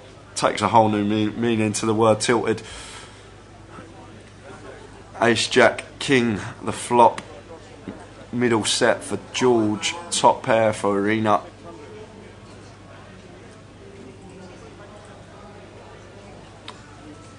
Problem with being so tall, yeah, edits all the cameras. So we're going to have to put up with this view for a half hour, guys. Sorry about that, not much we can do about this. I'll just let Andy know now he's going to get on the case, and when we come back after the break, the view will be back to normal. So George just chooses to flat the kings after Audley Harrison bets. Going to be loving this turn card. Jack on the turn gives the kings a George a boat here, and he's now going to come out firing, bet a 1.5k. Audley folds the ace, snap folds the ace. It understands that we're just never going to have the best hand here, and Arena got to let the ace 3 go here as well.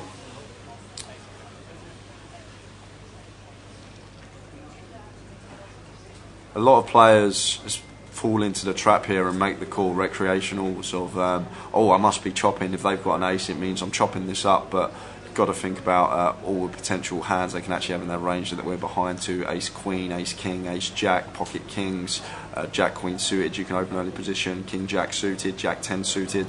There's just so many hands we're behind to here as Arena. We need to pass turn, but she does flick in the call, and now we got an easy fold on this river.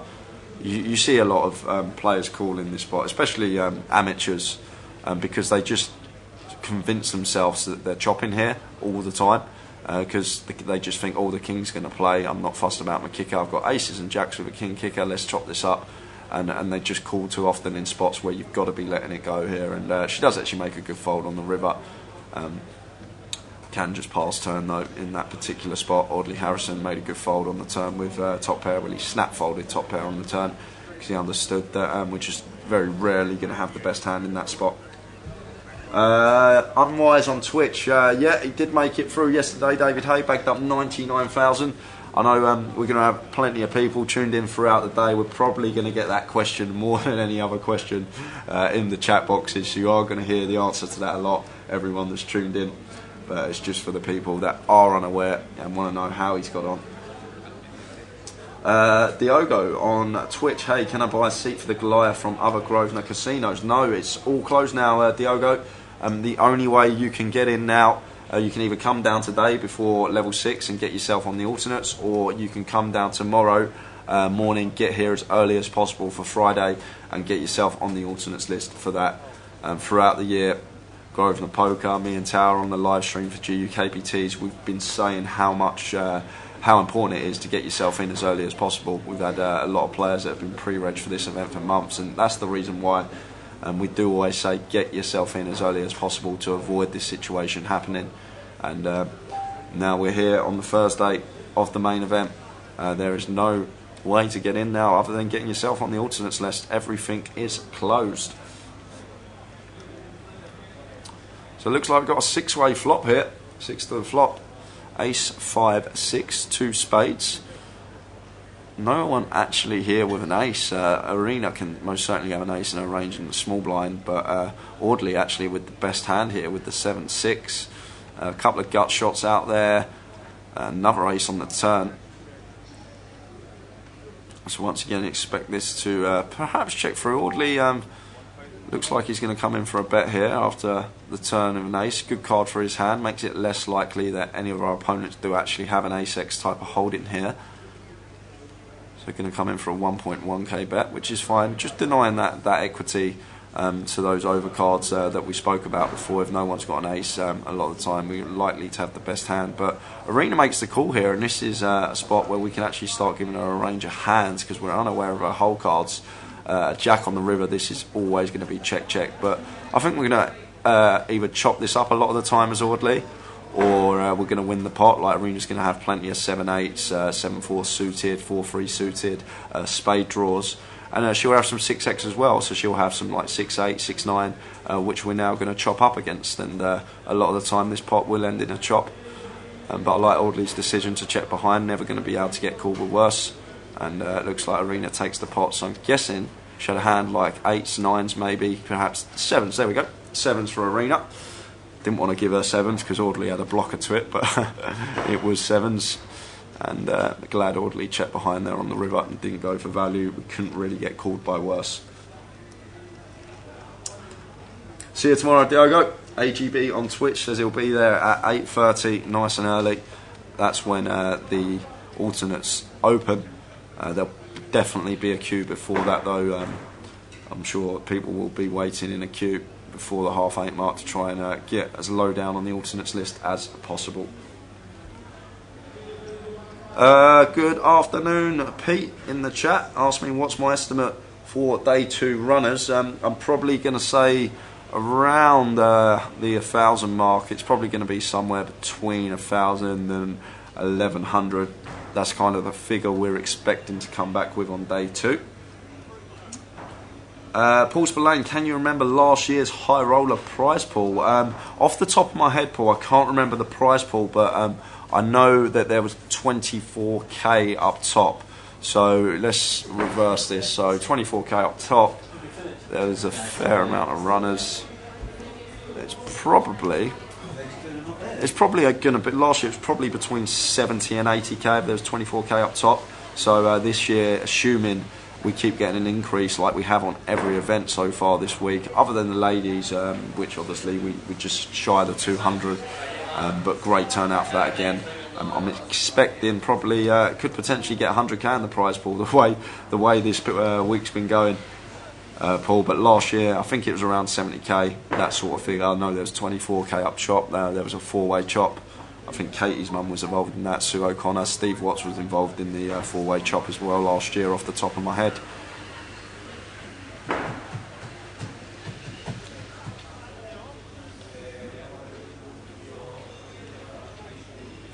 Because all online reg for everything now, Sarah, in terms of the Goliath is closed, I believe. Obviously, a main event, Joker's Wild, have to be in the club to register that, and the Super High Roller. Sunday side events, we have the Deep and Steep, and we have the Masters. And obviously, we'll have the day 2 of the Super High Roller as well. If you are coming down to play that, that's a £335 buy-in, 40-minute clock, 25k starting stacks. A really nice structure on that one for your grinders out there. Can Sean in the background make the trophy disappear, he says.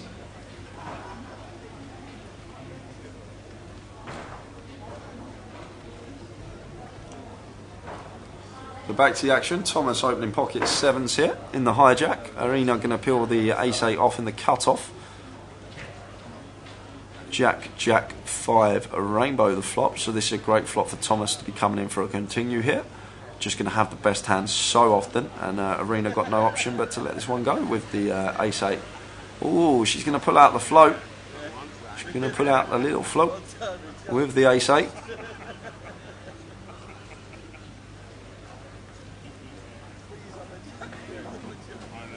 I always think there's anyone who knows it. Like, it's okay to float on like low paired boards in position, but like these high paired boards, when Thomas can plausibly have Jack X holdings, basically we just want to be letting it go as Arena here, because we can sometimes be drawing dead, and we can get ourselves in a lot of problems, and Thomas is going to call here on the turn with the pocket 7s.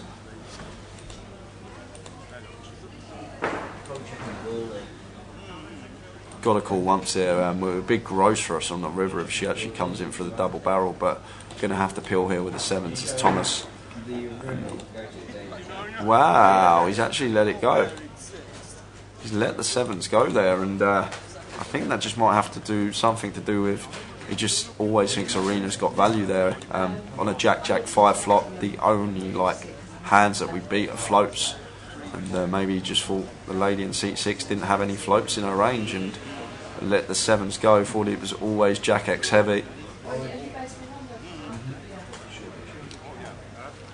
No, you can register for the Super High Roller on Saturday.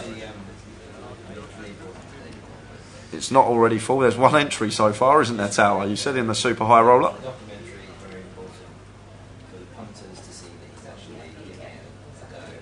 Really important. It's quite funny because what David did on his Instagram yesterday, he posted on our own Instagram that he knocked out by David, which is Insta story. So you can actually see people saying, you know, how did you feel like being knocked out by David Hay? And they're like, yeah, it was good, it was good. 500. So it's been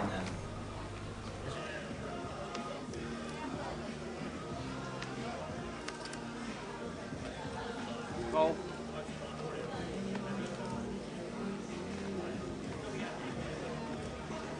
Goal. Goal.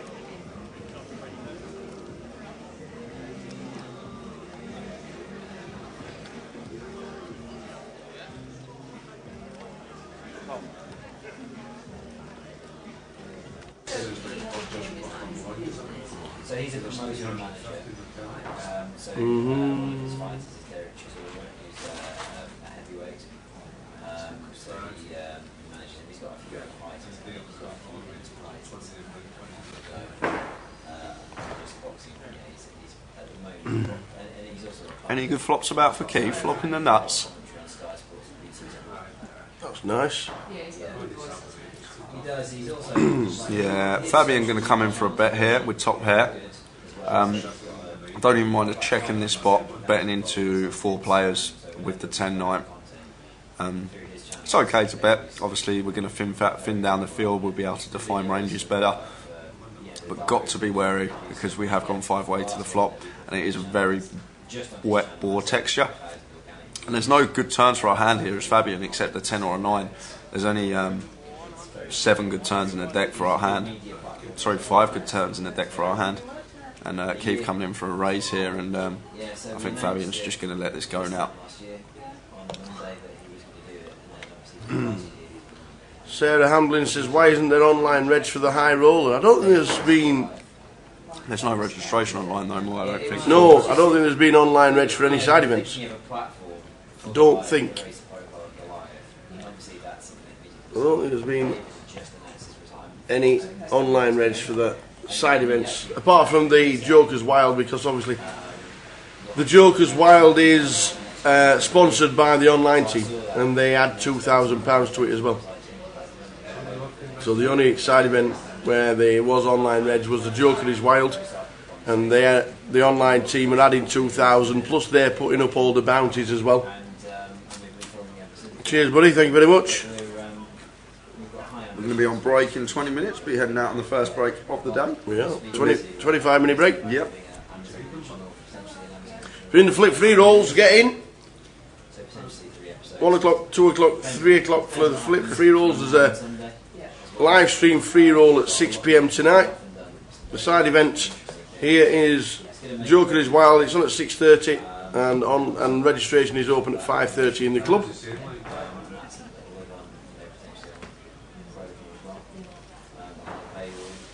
Arena with Ace Queen under the gun +2 and ran into aces of George in the cut-off. Incoming free bet.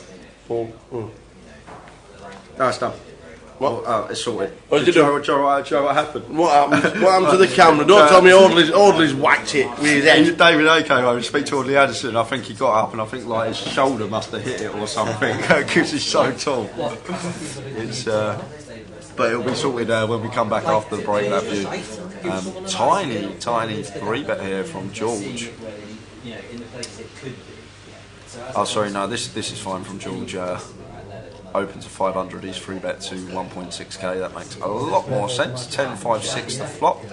So incoming continue from George. Don't need to go big in a 3 bet pot. We can go around third pot here, and he does go small, like the sizing. Thing is, we've just got such a lock on the hand with aces on this board. We really want action from Arena here, and going this size, we can potentially get her to call with like ace high backdoor spades. But in this case, she's just going to let the ace queen go, no backdoors, and George going to take the pot with aces. Keep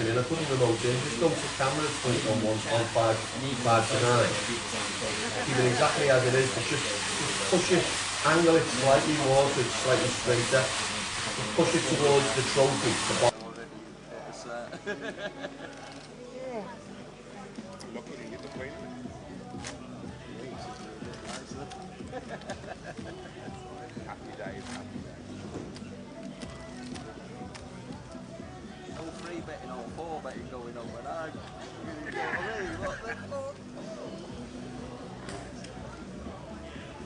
Just going to reward him to say it's too big a ride.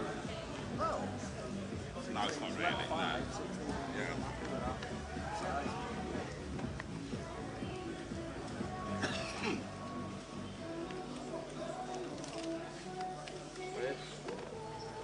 500. 1,600. The train's just passed. Yeah. We've got Arena here coming in for a bet with the 7-6 suited. Sorry, a raise, makes it 500. George with Ace King coming in for the 3-bet to 1.6k, back-to-back 3-bets against Arena here. And Kirk finds aces here. And I wouldn't be surprised if George actually 5-bet this, simply because this is the second time in 2 hands that he's 3-bet Arena here. And he might level himself into thinking, hang on a minute, this guy's just seen me 3-bet this lady and maybe he's lighter than he needs to be here. But glad to see just the call in position, not bloating the pot, taking the passive approach. I'm not going to want it to come king high though. Queen of 3 deuce, 2 spade flop. And Kirk going to come in for continue. Same again on this board, especially with the ace of spades. Don't need to go no more than like 4k here. But it's a big bet from Kirk. Want to start extracting value from our aces. Like this bet, we're even going to fold out like 4s through jacks a lot of the time. Going this size, and like those hands we really want action from. So these type of board textures, like don't want to be going over half pot. Like he's got nearly 2/3 pot there. It's fine to just come in for a 3rd pot, come in for a 1/4 pot. Just start try and get action from like those pocket pairs and potential ace highs with good backdoors. You want action with aces. You don't want to deter your opponent off the pot.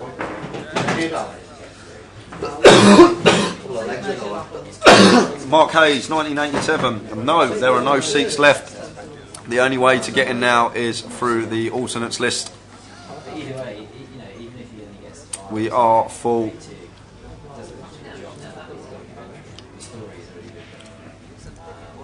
How many times this year, Tower, did we tell everyone, get in early, get in online, get yourself in the holding tank? 12 months? Yep, we've been saying it for about 12 months. And I bet you we'll still have the same problem next year. Yeah, we understand some people at the last minute. Yeah, last minute, that's true. We understand that. But a lot of people just also still leave it, and they don't think it's going to be full or anything like that. But yeah, I understand completely if it's a last minute thing. If you had St. Con and that got cancelled, I'd probably do exactly the same, be coming down to play this event. But we've got Audley here with the pocket 8s. First inch, George is under the gun +2 open, and Audley going to come in for a flat. And Kirk going to just pill the ace-2 suited there on the button. I'm probably going to 3-bet this hand in this particular spot. Kirk here on the button, ace-2 suited. Probably just going to make it like 2.6k here with ace-2 suited on the button. George has been fairly active. I know we can see he has the hands, but that would be unaware to Kirk. So once Audley flats, I'm most certainly coming in for a 3-bet with the ace-2 suited here, making it 2.6k. Certainly really nice 3-bet spot, but elects to just pill, and we'll take the flop of 7-7-6. Good flop for the 8s of Audley here, overpair to the board. Fabian checks, and looks like George going to continue into 3 players here, and Audley not going anywhere. He'll make the call with the pocket 8s. If it doesn't get done.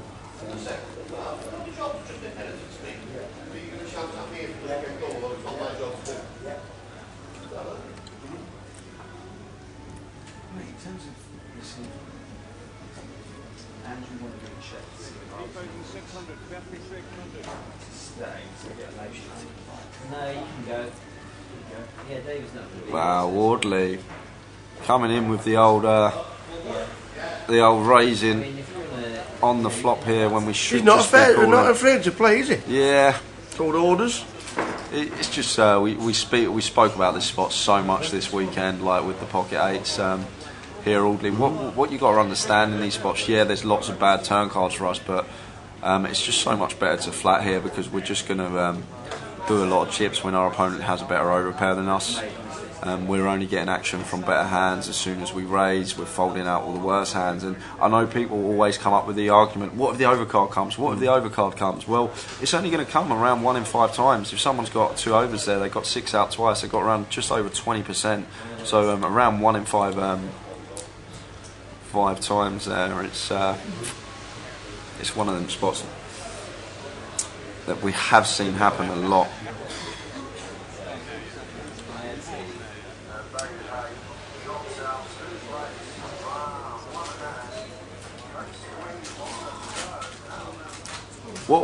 Neil, what are we achieving if we're raising 8s there? What does it achieve on the flop? Yeah, we take down the pot, but we're against the range that's continued into 3 players. Like he's got 9s plus in his range here. We're just going to lose more chips when our opponent has it, and we're going to lose value when they don't have it. We're not, especially against the opponent in seat 9, who's been involved in the last 3 or 4 pots. He's perceived to be fairly aggressive. I know we can see he actually had aces and ace king back to back, but the players at the table won't know that. Right, so we interviewed him as part of the media, what he had to do. So he watched me for 20 minutes. Right, yeah. All he had to say was why would you come to Iceland? So Johnson going to continue the queens here, and Fabian gets out of the way. I'll show you this as well. This guy. Yeah, I know what you're saying. A lot of people use this argument, a lot of recreationals. There was already enough in the pot to take it, but you don't win a poker tournament from winning a pot. You win a poker tournament from getting the maximum value out of pots and exploiting your opponents. It's one of them things where I just think we can get more value on later streets with 8s there, and we lose a lot of chips the times that our opponent has the hand there, has 9s for aces, and he's got all those hands in their range. It's about understanding ranges when someone's betting into 3 players. They've got 9s for aces there, and the thing is, he shouldn't really be continuing ace jack on that board either. It's just one of them things, risk versus reward. We're going to make more money long term flatting aces there than we are pocket 8s there than we are raising 8s on that flop. And it's all about the long term in this game. The flat's going to make us more money long term than the raises. You alright, Woodley? Yeah, I'm just trying to find that room where Yeah. How'd you get on, mate? I'm out to about 28. Nothing much happening. Trying to get some action. I'm Chris, by the way. I'll book your flights. Hey, buddy. Book your flights. That is brilliant.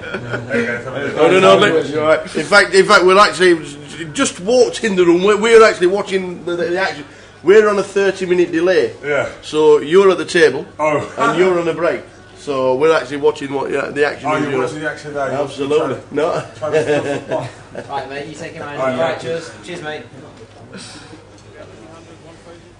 Yeah, exactly, Neil. That's the great thing about this game. Like I always say, you give someone a poker hand, everyone's going to play it differently. Like some people are happy to take the pot there. That's just the strategy. That's the way they play. But others just prefer thinking about it in a vacuum and looking at the long-term perspective of things. But some people are happy to take down the pot. They don't want the risk versus reward factor. They're happy to get all the chips that are in the pot there. They're not fussed about winning potentially more chips.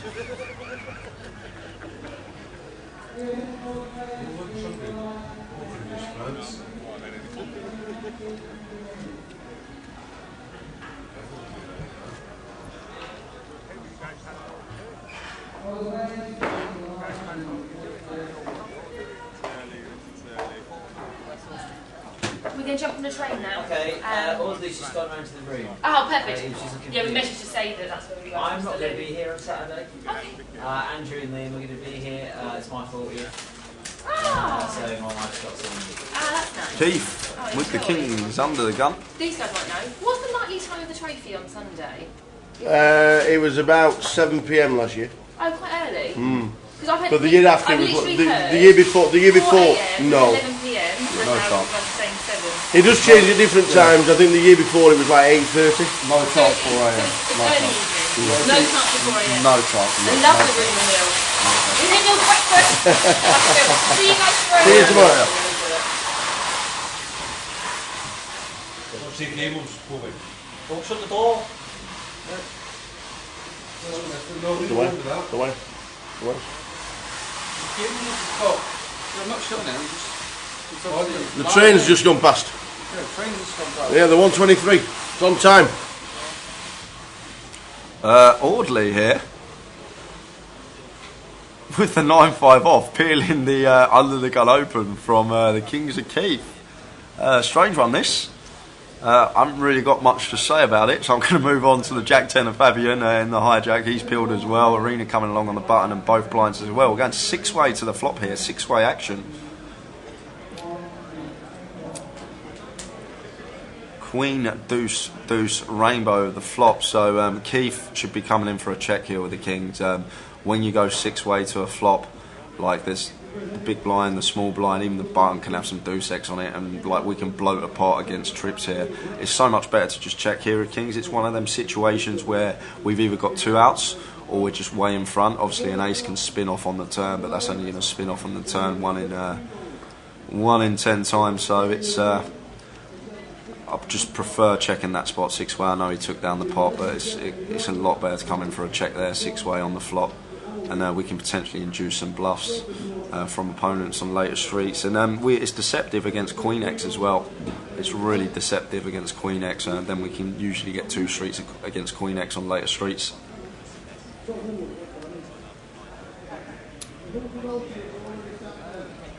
Heading towards the break, around about 6 minutes to go until the end of this session.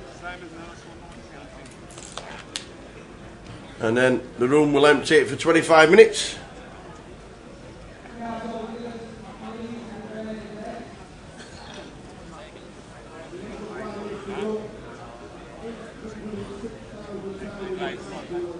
Two Queen, Goonerash says, my weekend nickname. Yeah, Sean Prawn on Twitch, 9.5 off. Yeah, that is definitely a fold.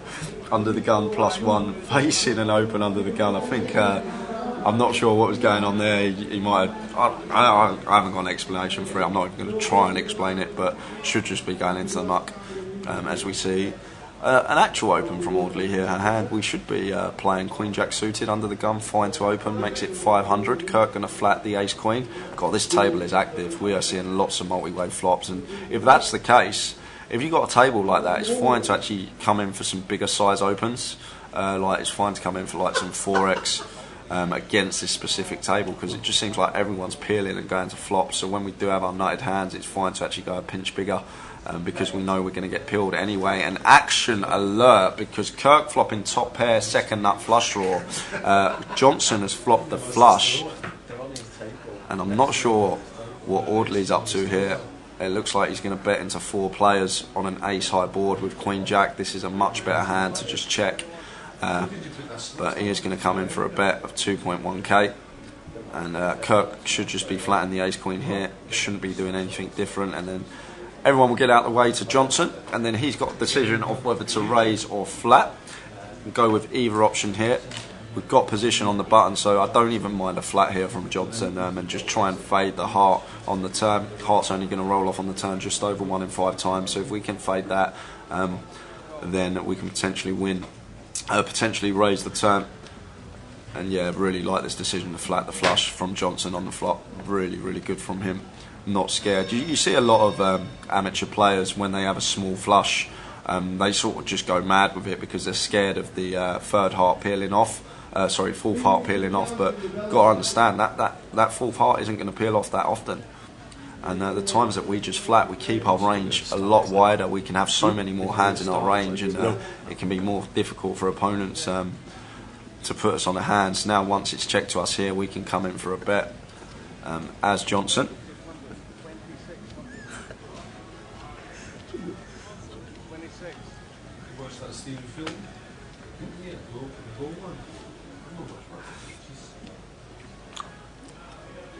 So bet 2.6k. We got an easy fold here as Audley after this flop action. The fact that we've been called in 2 spots after betting into 5 players, Queen Jack's just never going to be the best hand here. Yeah, we're getting a pretty sicko price. We're getting 5 to 1 on the call here, but we've still got to worry about Kirk behind us, and just going to let the Queen Jack go here, I hope. Yes, we're getting 5 to 1 on the call, but going to have to fold. But Kirk going to have to call here. Unfortunately for him, getting 5 to 1 on the call. Alarm bells are going to be going off, but we have the second nut flush draw, we have a Broadway draw, and we have top pair, top kicker. So going to have to flick it in here, and if this river bricks out, it's going to be a bit of a spot. Well, I say a bit of a spot, but it's going to be a fold. Oh, King of Hearts on the end, and this is going to go check, check, and he's not up. He's Johnson standing up. He's checked, shows the ace queen with the Queen of Hearts, and Johnson's going to show the 7-4 of hearts. Sure, he got unlucky, but Kirk's done nothing wrong in this hand. Kirk's played this hand perfectly. Played it perfectly. The ace queen. Have to call the turn there, getting 5-1 on our money. Cannot fold the turn. Have to call.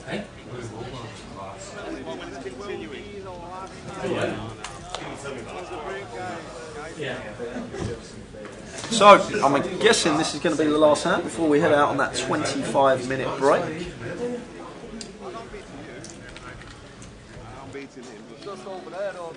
I just don't want to see another heart. You know what I mean? I just don't want to see another heart. When you're coming with me, last hand now, Jen. I know that you're there. Be careful now.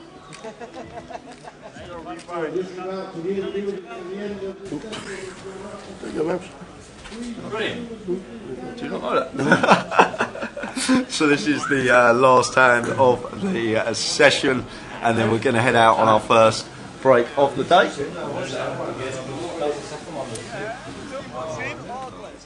So folds to Fabian under the gun +1. He's going to get out of the way with a 9-7 off.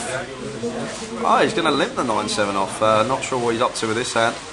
Should be letting it go early position. And George, just before the break, finds the Congus.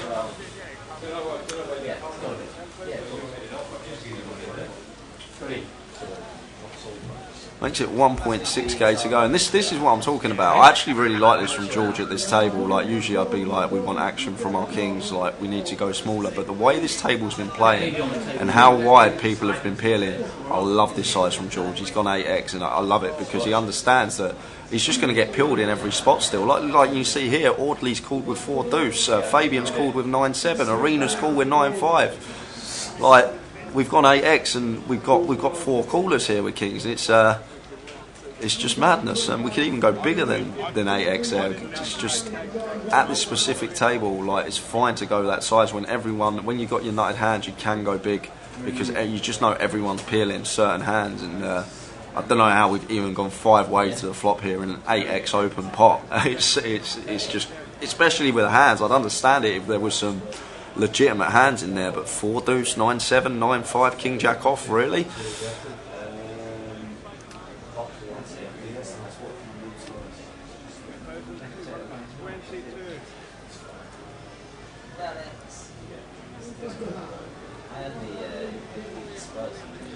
So, Tower's favourite saying, there's always an ace when you got kings, and Audley going to peel with his wheel draw here, the 4 deuce. And Arena should be getting out of the way here with bottom pair, but the way this table's playing, I'm not even going to try and guess what she's going to do here. She might flick it in because she's got backdoor clubs, but she has to fold. And Johnson here, actually getting a direct price to snag our queen on the turn. But I'm probably still going to let this one go, and he does fold, and we're going to take a turn. So Audley with the 4 deuce, George with the kings. Any threes about? Well, it's a 4, so pair to go with his wheel draw now. Audley hopefully will be coming in for a check. Don't want to be leading here. George has made it 8x pre-flop. He's going to have ace king, he's going to have ace queen, he's going to have ace jack in his range, ace 10 as well, pocket 10s. So we don't want to lead this turn because this range is still a lot better for George's range than it is for us in the big blind as Audley. You know, a better 3.6k, and I think this is going to be the end of it for Audley. I think he may just let this one go, and I think that will be us for the session. But no, he's going to get a bit sticky here with a pair of 4s wheel draw. But is he going to raise? Are they raising chips?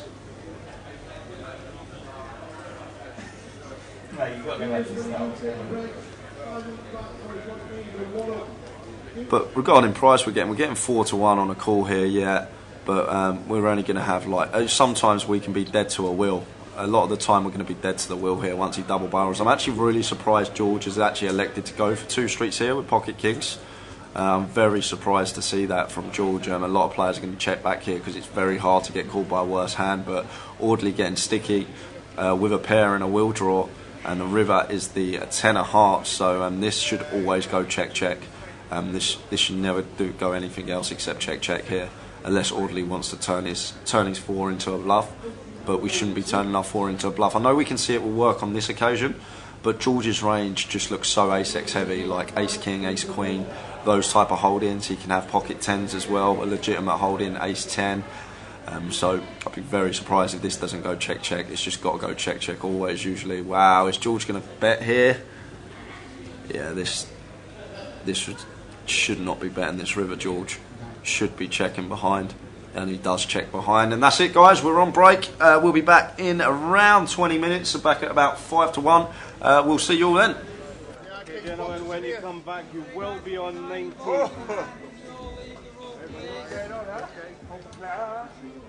All strugglers just about leave. Thank you very much.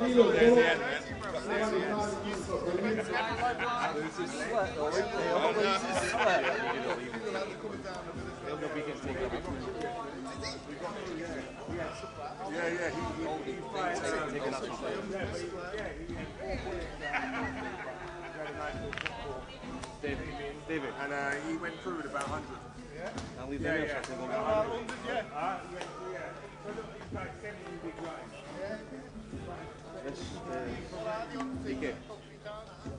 We'll leave it here.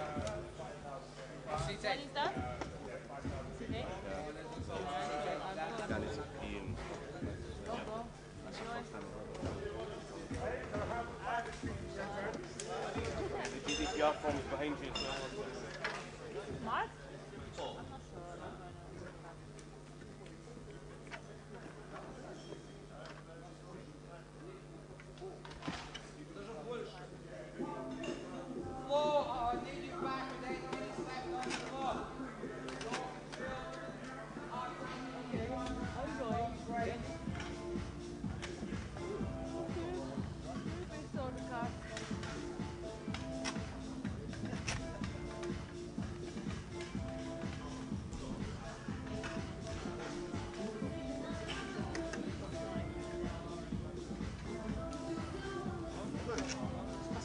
There, please.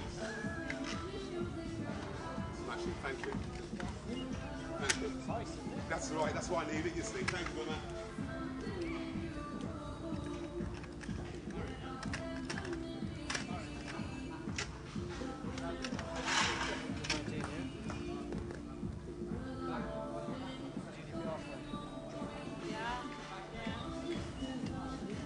One of them. I think it's that one. Is it? Yeah.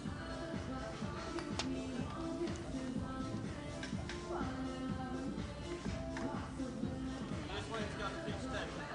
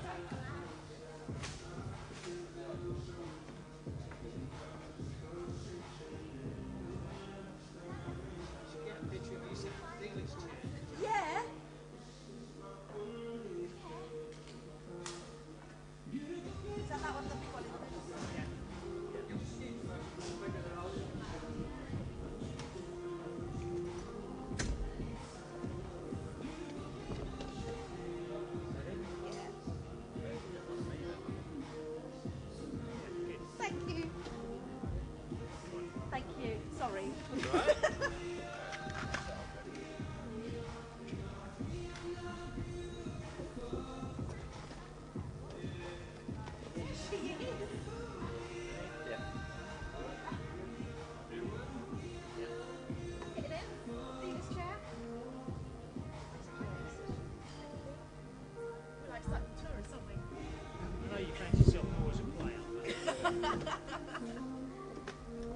upgraded quick.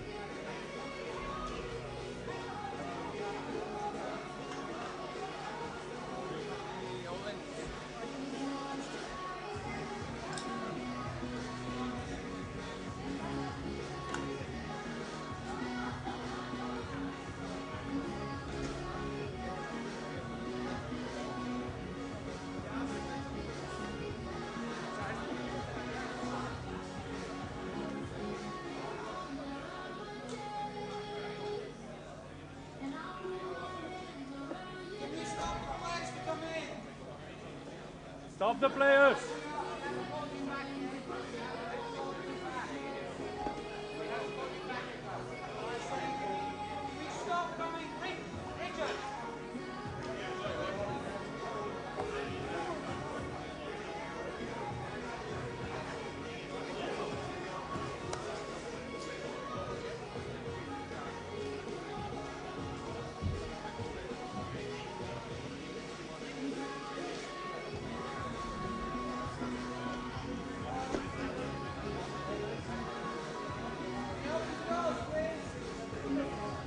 Here physical order players in Goliath and Bank, please do take your seats or commence in 3 minutes.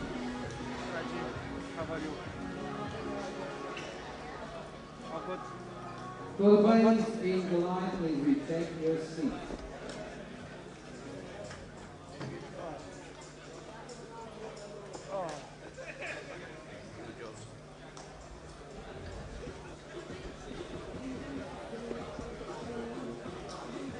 Come on, then. Come on, then.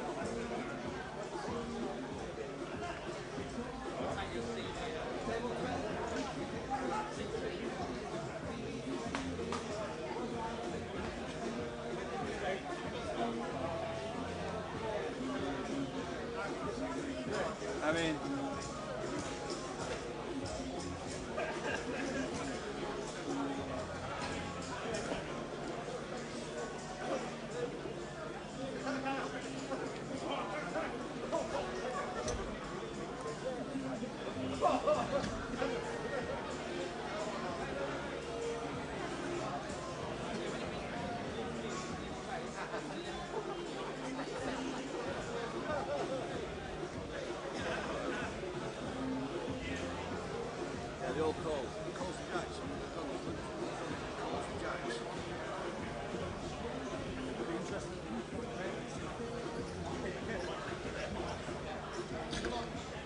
So here we go, level number 4, just about to sit down. New table. Whoop, whoop.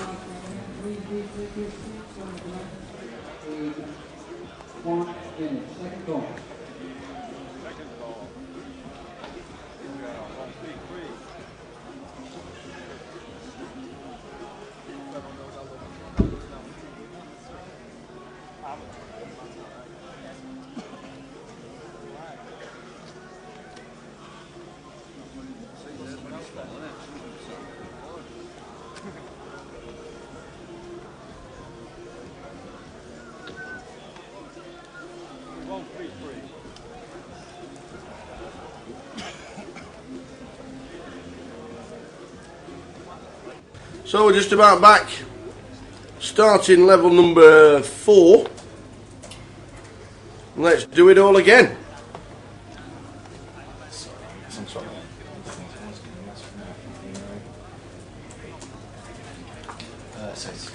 In seat 1, Calvin Rogers. In 2, Luke McManus. In 3, Nick Slade. In 4, James Hoff. In 5,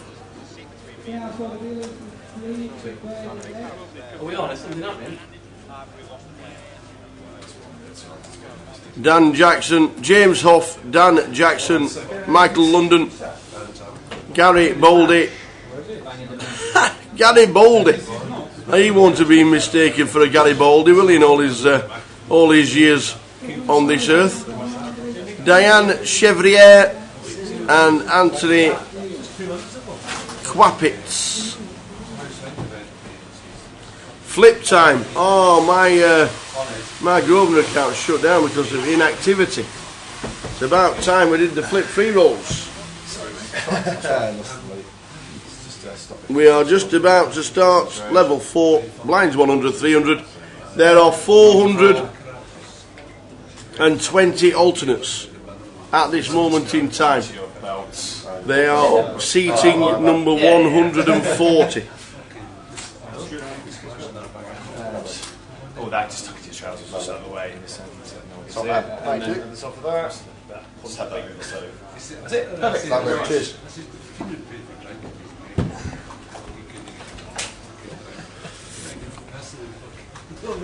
Afternoon, everyone. On Twitch, afternoon Goonerash, afternoon Recluse. Wrong towards the bar, he's going to play the End up level. Ow.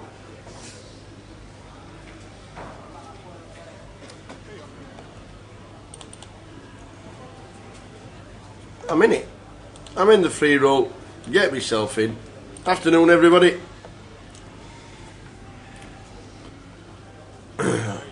We are on level number 4.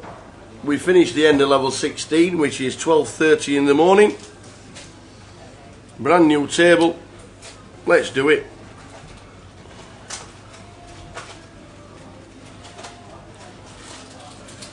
It's a blind on blind here, complete, and we've got the King 8 continuing. Kelvin going nowhere with Jack 7. Got going to have the best hand so often here, blind on blind.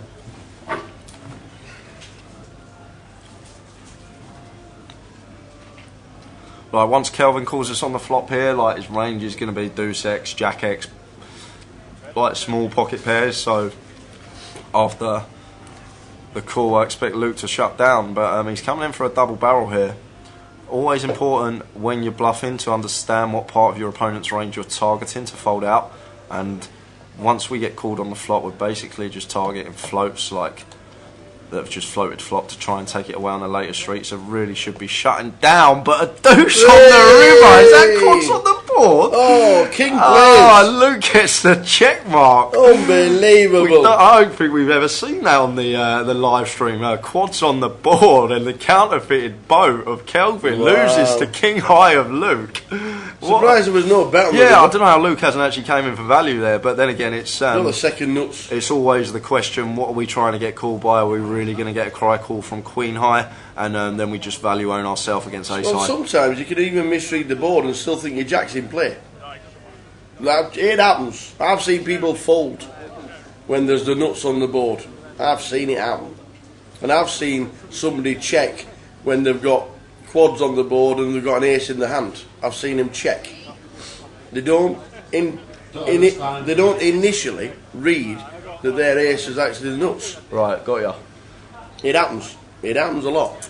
Well, not a lot, because you don't very often get quads on the board. Yeah. But when you do, and I've seen people check with the ace, and then, oh, you can't check the nuts. Well, he's obviously not misread the hand. Yeah, he's misread the lot. Christian dealing out a sick one for us early on in the session. Evening, Jody. Oh, thanks yesterday. The goodies. Thanks, Jody. Yeah, thank you, Jody. So good nice to see you yesterday. Such a start. Cheese pasties.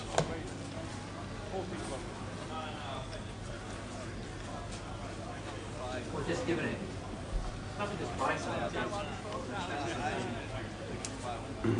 Ace Queen of clubs for Nick in the big blind. Nick Slade from Preston. Big Preston North End fan. Big smiler is Nick. Used to play in all the big games. Been on TV in years gone by. Loves the game. Always watches the live streams every now and again. I think Nick was the one that was talking about don't try and explain SPR to Tower, if you remember it in the chat box. How we doing, Keith? Melons. Stick them back. Nobody wants the melons. Keith Singleton, good afternoon, young man. How are you? Ready for the football season? I think we all are. I think any football fan out there is big Man United itching. fan, Keith. Big Man United fan. I'm supported. I've never known a football fan support more teams last year than Keith Singleton. He supported every team that Liverpool played against for about 6 months. Flop 2 pair. Oh, and 2 people got ace queen. This could flop for us. So someone else has flopped 2 is on my table. Who's in the chat box? Yeah, Hibbeg's in there. Hibbeg. I'm going to lose because we'll get rivered. No, we need a 6, so it'll 6 be or lower. It'll be a jack 5, it has to be a 5 or lower. There we go, Cal. Chop it up. Tower and Hibbeg chopping it in the 3 roll. Go on, Hibbeg. Good luck.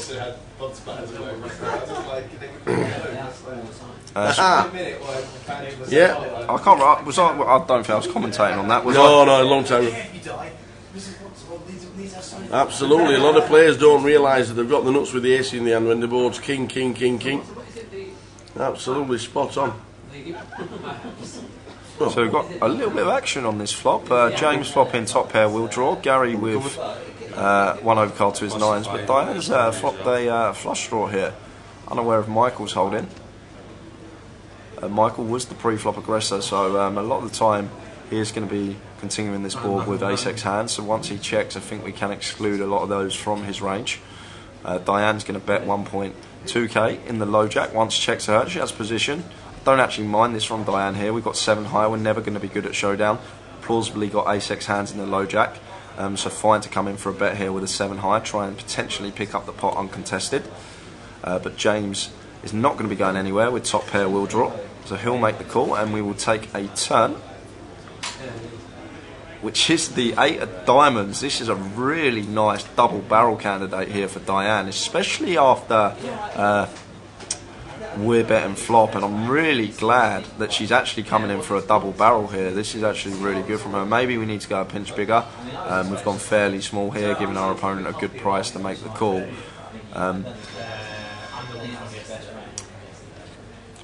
And now James definitely flicking this in. We got top pair, nut flush draw. James is not going anywhere, so he'll make the call. And we're going to take a river here. And I'd really like a brick to roll off here to see if Diane is capable of unloading the third barrel. But it's the 6 of diamonds, so James is going to get the check mark this hand, turning the flush draw and then river in the nuts. And I think he's probably looking like he's going to come in for a lead here. Usually on the river, when someone takes like 10 seconds, when they haven't got the betting lead, a lot of the time they're going to be coming in for a lead. And now Diane's just going to have to fold here. We just don't beat anything now. The only real hands we're in front of are hands like Broadway clubs, like King Queen, King Jack suited with clubs. We're just not ahead of any hand with a pair of 6s here. Bet 2.4k though. This is tiny from James, and Diane here with just a pair of 6s going to have to let this go. It's just no real hand that James is ever going to have for a bluff for this size, and shows the nut flush. And Diane got a bit sticky on the river and didn't want to fold. Third pair, got to be understanding that what we're ahead of there with a pair of 6s. He's called us twice on the flop. We're twice flop and turn. Like, we're literally only ahead of about 3-4 combos of hands: King Queen of clubs, King Jack of clubs, Jack 10 of clubs, Queen 10 of clubs, and that is about it. And then he's got plenty of potential value hands that he can have in that spot, especially for that size as well. When he comes in for that size bet on the river, it's his value is going to be a lot wider, because maybe he can come in for that size with some 2-pair hold-ins, some sets. Do we think we'll ever get a live flop cam? I'm sure there is one. I'll check when we get a next flop. If there's no reason why the flop cam doesn't show the flop, we do have an overhead camera for the flop. I've not actually noticed it. I do apologise. I'll have a look. Afternoon, Anthony. How many players got through last night, please? 147. Yeah. Done that. From 1-3. Answered them. 1-8. Says underneath. Straight underneath. I was still scrolling, Tal. I was still scrolling. I didn't hear you say it, so final table to flip twice, says Hebeg. Yeah, Anthony. I think it's 655, I believe the actual number is, making it through.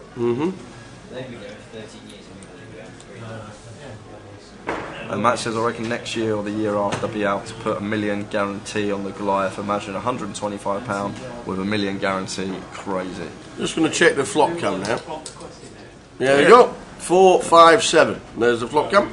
Working perfectly. Action alert here as well. Gary with the overpair gut shot. Daniel with a pair of 6s up and down straight draw. And Luke also has the same up and down as Daniel here. So expecting to go 3-way to the turn.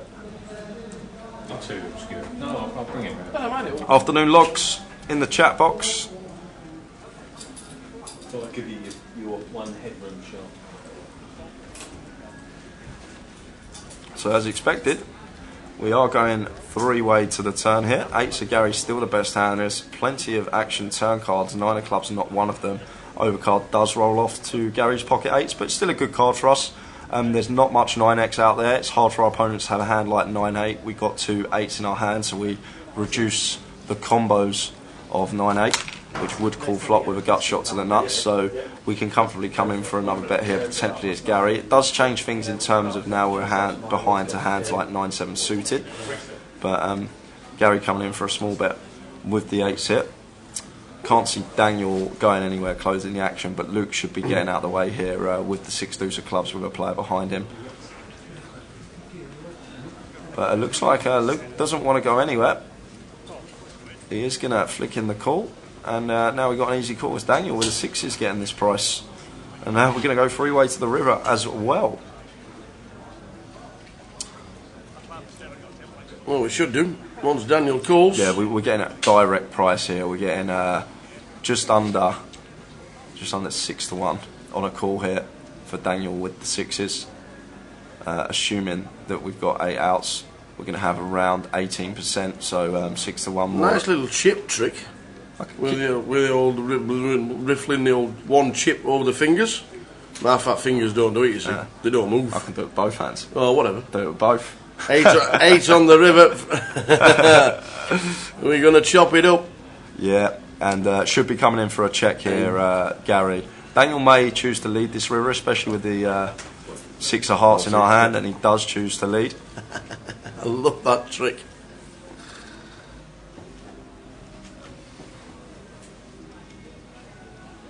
I can't do it like that, Tower. Back and forth. Mine goes like that, then under, and then back over. Tell you what, Dan Jackson's got the moves with the chip on his hand at the minute. The old magician. Yeah. Gary's got a bit of a decision after river in a set. Yeah, Gary's got to fold. But everything gets there. Yeah, he's got to fold. What are we beating? And the thing is, you've got to come up with potential bluffs that your opponent can have in spots like this. And there's just no bluff that he's going to have. The hearts are coming as well. If it was an offsuit 8 on the river, potentially he could have a busted flush draw. But in this spot, when it is the 8 of hearts, there's now a 4-liner out there, there's a flush draw out there, there's just so much that we lose to here. And Luke's actually got a bit of a spot here with the 6 deuce here, because we've got a 6 in our hand, so I know we can see Daniel does have 2 6s, but it's actually less likely that Daniel has a 6 in our hand because we have 2 in our hand. So he's potentially giving him credit for the flush there. He actually passed the straight on the river, and Daniel gets him off the chop. So a nice little pick up there, man in seat 5, Dan Jackson. Question in the chat box. How did David A fare yesterday? How did he play? And did he make it through? And if he did, what's his stack for day 2? So yesterday, David Hay played. He did manage to bag up chips. He played all right. The end of level 6. Yeah, he's played really well on stream. It was a really good watch actually, because we actually got to see David Hay play Monday, Tuesday, and Wednesday. Yeah. And it was really good to see actually seem to improve over the days. There was a spot that occurred on the Monday where he made a pretty big mistake in a hand, and then that same spot came up again on the Wednesday, and he didn't make the same mistake, so he actually learnt from that mistake, and it was really good to see. I think we said on the stream that the 4 bullets that he had on the first day either nerves, or it was a little bit of I'm playing too loose, I want to play in every hand. Didn't realise that it was such a long day. Yeah, but bagged up 99,000 chips. He's going to be coming back to day 2 on Saturday with 16 and a half big blinds. So with that stack size, pretty much he's only got 2 moves, David, here. He's got all in or fold. Be very interesting to see whether he is aware of shoving ranges. When you are sub 20 big blinds, you should be aware of what hands you should be moving all in with from what position.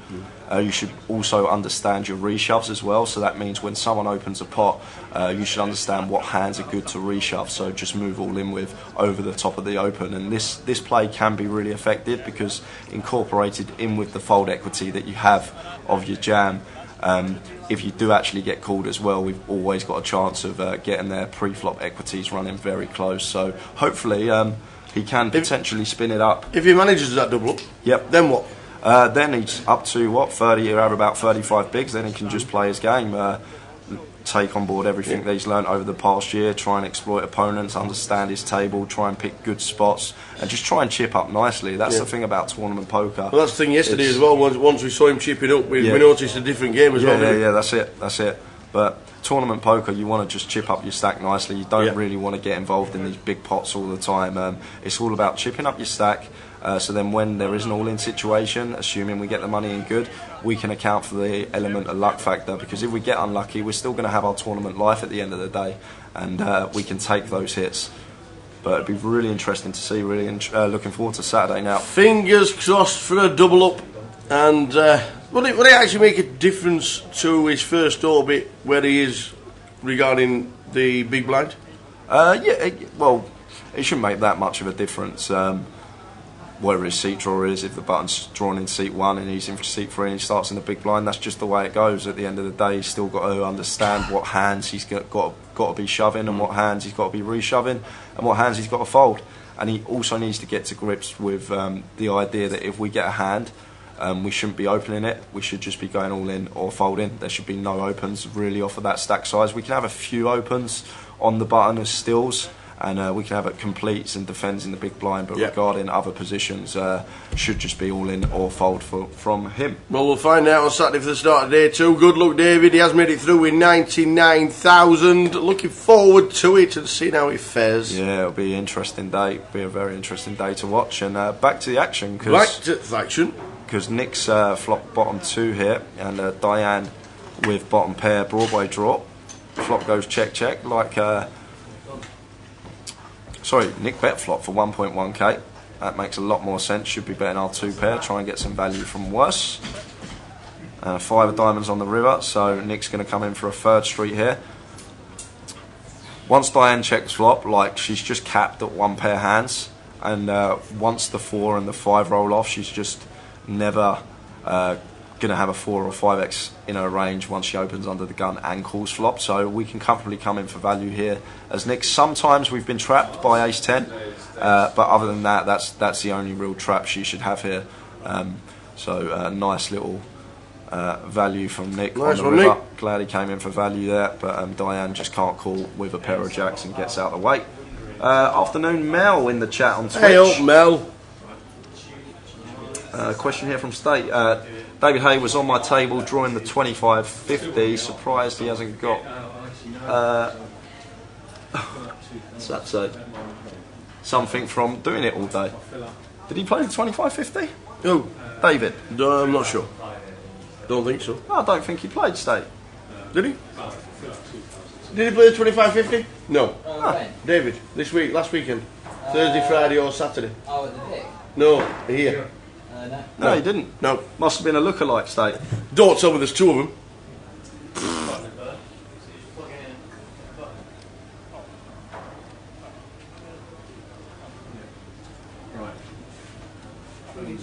Ah, he's talking about the David in seat 5 on the table. Oh, okay, sorted out. Yeah.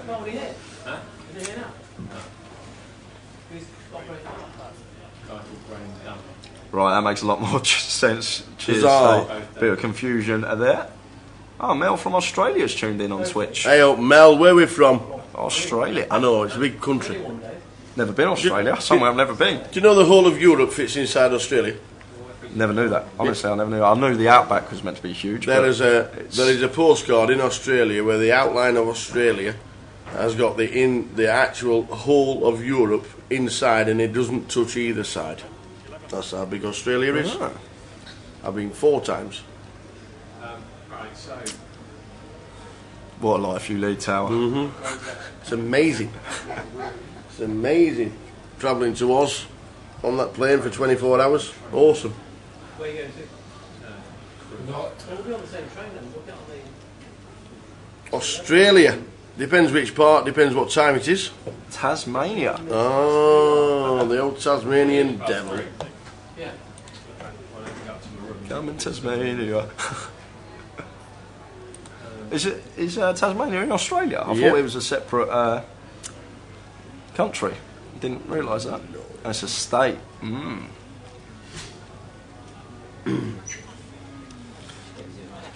So Michael going to continue the ace 10 suited on the turn, and Anthony's going to call twice.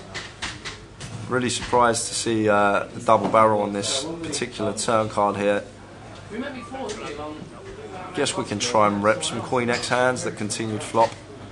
But the thing is, once we bet flop, we don't really have too much Queen X, as Michael once checked to us from the under the gun open. I'd be interested to see if he does want to come in for the 3rd barrel here, and he does. 6.9k And Anthony in seat 9 here, in a bit of a spot. Unaware of what he's got, but he just flicks it in and he says, nice call. I'm guessing he has a hand like, I don't know, pocket 8s here maybe? I can't even think what hand he snap pulled that quickly that goes check, check on the flop. Queen 10, he floated out of position with Queen high. Boom! And snagged the 3-outer on the turn. How you running?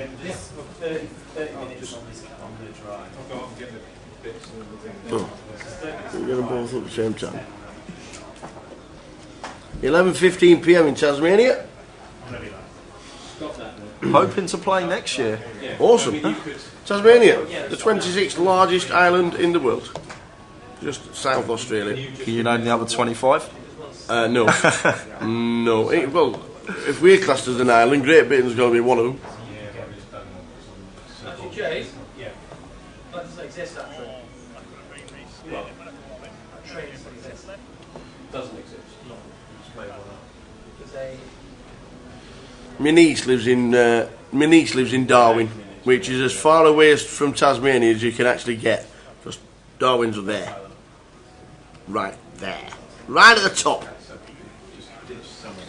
And Sydney is 4.5 hours in a plane from Darwin, so Tasmania must be 6 hours away in a plane. In the same country. What, and I can fly from Plymouth to Scotland in an hour and a half? Yeah.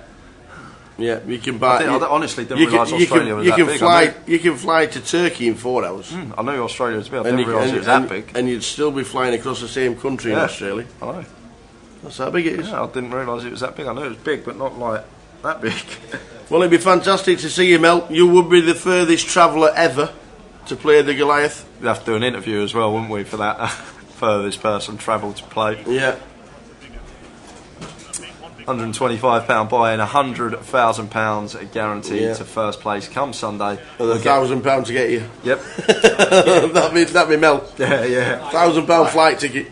10 red cards, 10 black cards. Each pack is done. Don't believe it, I say. 1, 2, 3, 4, 5, 6, 7, 8, 9. In the chat box, how is Audley Harrison doing? How does he compare to Hay and Lubo? Whoever Lubo is.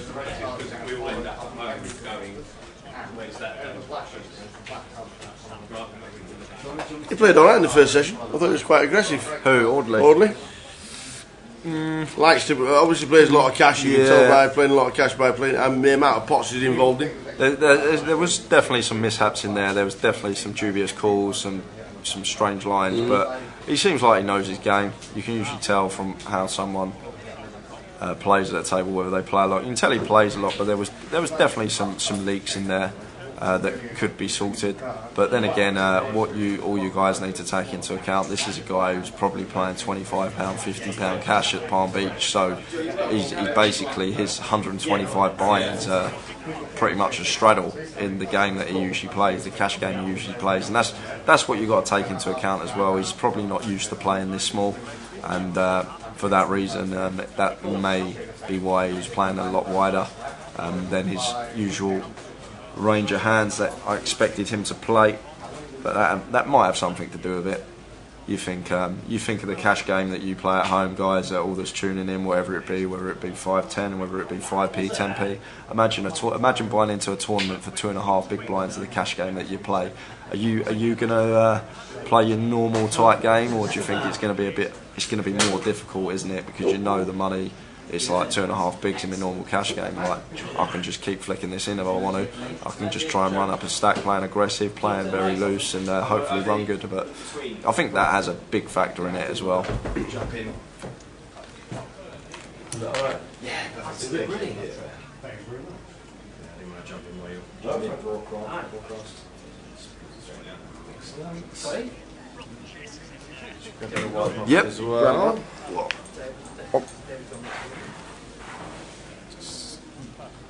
Mistakes. And thanks. Yeah. Cheers, mate. Thank you. Thank you. Yeah. Ooh. Yeah. So open from Daniel with King Queen, makes it 800 to go. Big blind defence. We get the Ace 7-4 2-spade flop.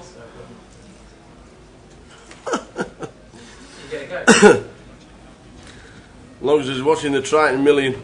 19 million to the winner. Is that in London? Yeah. Is it? $1 million, £1 million entry. That's going to be the biggest ever poker tournament of all time, then, right? Yep. Logs? 54, all paid $1 million. That's going to be the biggest score of all time. I think Antonio Esfiandari holds the record, 16 million back in the one drop back in 2014. Sam Trickett was second that year, and he busted Helmuth in fourth. Are you buying into that next year? What, buying into the Triton? Triton, yeah. I'm selling 99% of myself if anyone wants a piece. Yeah. Selling at 1.4.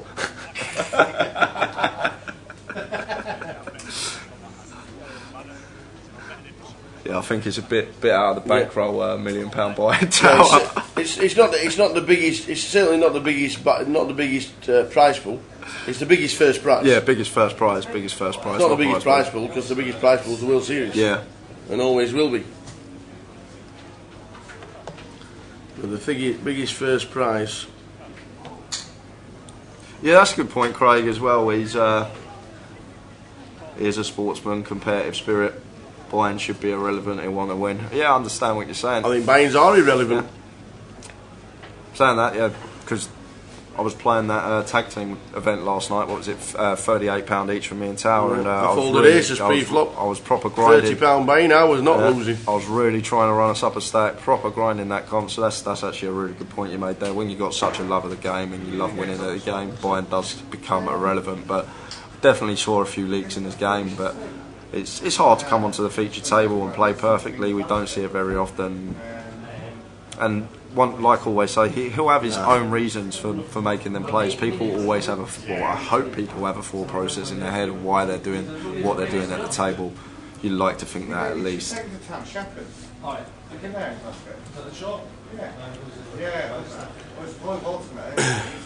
Yeah, I don't want to be pedantic, but Europe is 10.18 square kilometres in Australia. Do you mean mainland Europe? Well, I'm not being funny, but we just had the Eurovision Song Contest and Australia sang in it. So Europe's just like the world now, isn't it? I'm guessing there's a typo there, Hubeg. I think Europe's a bit bigger than 10.18 square kilometres. I'm guessing there's meant to be a million after that. Or a billion, I'm not sure. But 690, so in Australia that must be 7.69. That's huge. I honestly did not realise Australia was that big. Million. Yeah. This event is at the Ricoh Arena, Mel, in Coventry. Lovely venue. One of my favourite Grosvenor casinos in all of the UK. You come down the escalator and it just all hits you up in front of you. It's unbelievable casino, this one. So to the flop we go. Jack 10 deuce rainbow.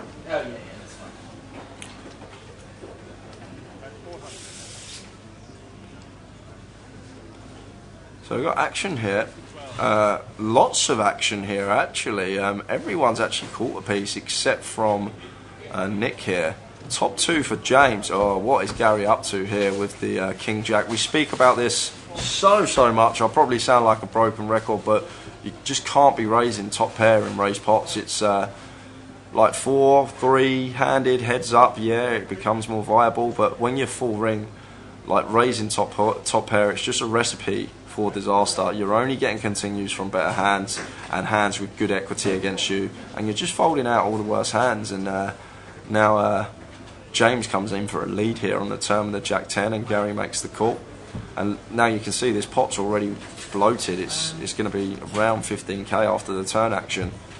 And we've just got one pair with the King Jack, and this all comes down to the raise on the flop and the King Queen. It gets there on the river, and James with the Jack 10 is going to bet 3k. Gary's got an easy fold now with the King Jack after he makes the call. Made the call. Here comes the raise. Yeah. And Gary's pretty much lost 2/3 of his stack this hand. All stems from the flop play. Should not be raising top pair. And Anthony here going to make it 9k, and James here, top 2 pair, way too near the top of our range. But like, what's he supposed to have here, Anthony? Like, King Queen just makes so much sense. Like, especially with Gary in between Anthony and James, giving him a better price. That's a great fold, James. Great fold, James. Yeah, that is a really, really, really good fold, James. You have to specifically give Anthony King Queen here on the river. Now Gary's got, it was an easy fold on the river before and he called, and now he's got an even easier fold. But usually what I say, the players seem to do the exact opposite. So we've got an easy fold here as Gary, but just going to get married to top pair, it looks like. Mm-hmm. No, he gets out of the way. There we go.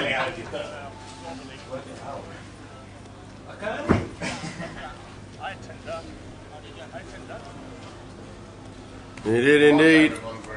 James off did fold 10 jack. Yeah, it's a great fold. That's a really, really good laydown.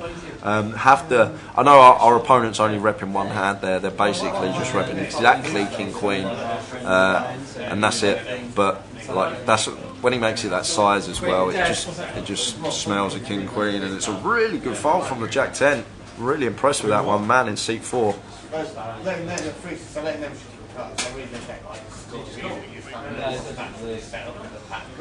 We got a question in the chat box here. Do you think the Goliath will collect over $1 million from Spat01? I'm not sure. It's going to be close. It could be close. I do think we'll break the 900k mark. I don't think they'll hit the million this year. I don't think it'll be 10,000 players this year. It could be. Mel asked where is the next event and when. So regarding the Goliath, this exact event, £125 buy and 100k guaranteed to first, will be around this time next year. Dates are still yet to be released. However, Tower and I do the coverage for the GUKPT, one of the biggest UK poker tours, and the next event for that is in Leeds in September. That's a £560 buy and main event, and that is a 100,000 guaranteed prize pool. All information about our GUKPT circuit can be found on the website grosvenorpoker.com or GUKPT.com. So back to the action here. Nick on the button peels the 9-6 of clubs. No, he raised his ISO'd the 9-6 of clubs over the limp, which is a lot better. I was about to say maybe we can let this go on the button, but it's fine if there's a limp in front of us to come in for an isolation, get the pot heads up, get the blinds out of the pot, and potentially take it down while continue like he done there. It's a nice little pick up from the man in seat 3. Teabaggings on the GUKPT site. I just lost 52k of my stack. The guy who has played every hand opens to 800 pre. I re-raise to 3200 with pocket queens. He calls. Flop is queen, deuce, 9. He bets 3.5k. I raise to 9k. He jams and I snap off. I snap. Turn was 3 of spades, river 5 of diamonds. Has ace 4 off. Please, someone tell me what he's doing. He's just obviously spewing off his chips. You've just got unlucky. There's not much you can really do there in that spot. The thing about this game, it can be hard to take on the chin sometimes. But what you've got to understand, you're not playing this game for the short term. You've got to be playing this game for the long term. If you want to win poker money at poker, you've got to look at things from a long term perspective. We've got the crush there. We've got our opponent crush. Like he's going to win that pot 100 times. If he does that against us 100 times, 99 other times we're going to win that pot and just print money against him. So obviously we got unlucky. It can be annoying at the time, but a big part of this game is the mental side of it, and you just got to take it on the chin, move on, and continue playing your game.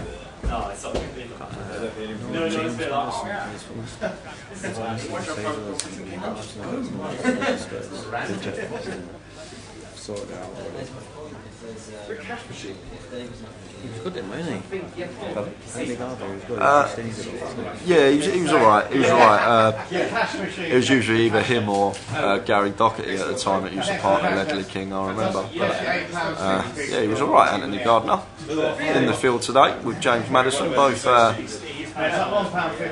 on the same table, I just got told. So two one ex-professional footballer and one professional footballer on the same table, on one of the outer tables. Now on the feature table after the break. If you took, out in London, I go to like Kent, and they don't have it. Thanks for that, Spat01.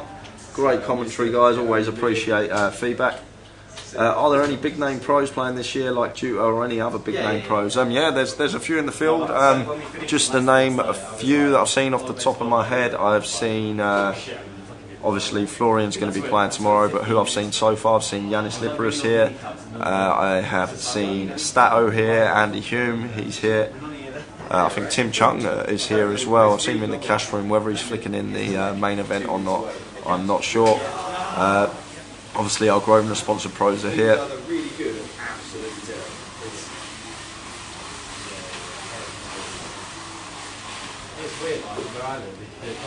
Chip average for day 2 approximately probably around 240k, around 230, 240k. That's sort of the figure we're looking. We're getting just over 10% of the field making it through, so with starting stack being 25k, just times it by 10 and take off a 20,000 or so, 11-12% of the field making it through each day. That will give you the average stack. Before you stream in, yeah. If you played the Kings with 5-4, yeah.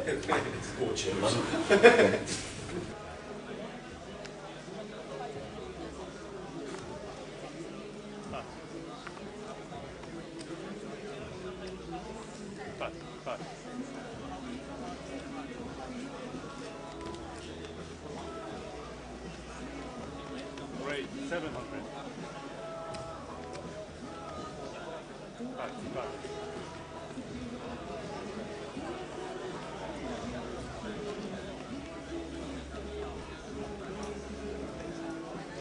Great, 2,000.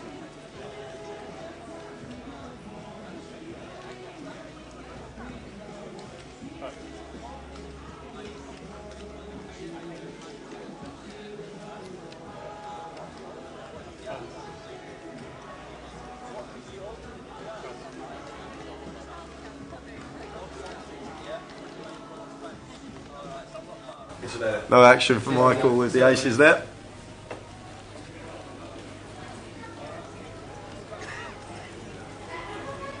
Yeah, there'll be around I'd say 100 players not getting paid on day 2. That's sort of the figure. Maybe a bit more, probably between 100 and 200 players that won't make the money that come back with day 2. To answer your question on Twitch, Spat01.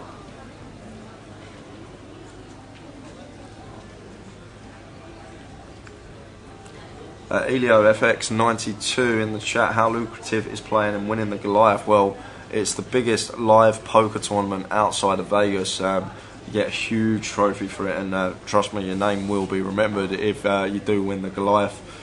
Remember, everyone's name has won it over the last 5 years. I think Elliot Marias and Vamshi Vadanapu, who have won this event before, are actually in day 2 already. Florian Juta, last year's winners, come into play tomorrow.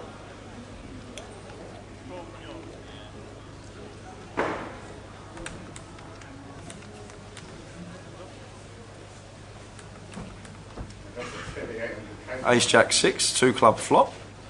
So deuces of Anthony still the best hand, but Michael should be coming in for a continue here and does, and gets a quick fold from the deuces of Anthony. Poker Pete with a question. Afternoon, Tower and Jay. What's the chances of people deregistrations tonight from 1,000 players that have registered tomorrow? A chance or 0 chance? Is still best to get in early tomorrow and join alternates. Yeah, Poker Pete, get here as early as possible. There's going to be a huge chunk of alternates tomorrow, so you want to try and get here early as possible, so you're not waiting around for a couple of hours to get in. There's nothing worse than waiting to get into this event, so all I can suggest is getting here early. Nate says, any other celebs in today other than Audley and James Madison? Not that I know of. If we do have any big names in the field, we will let you know, Nate.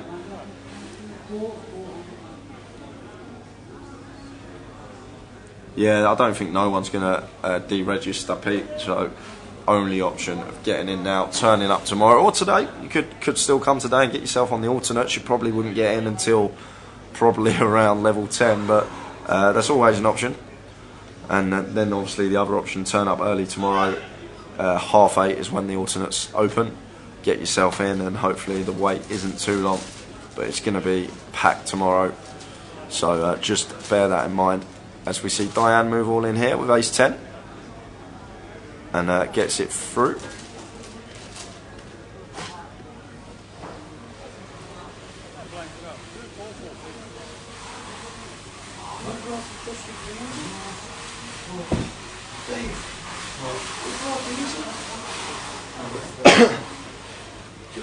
Yes, Tat's up. Oh, Tao said, I can't remember. Tao knows who brought him in. I can't remember who it was. But Tao knows who it was that brought him in. You got one, Jay? Later.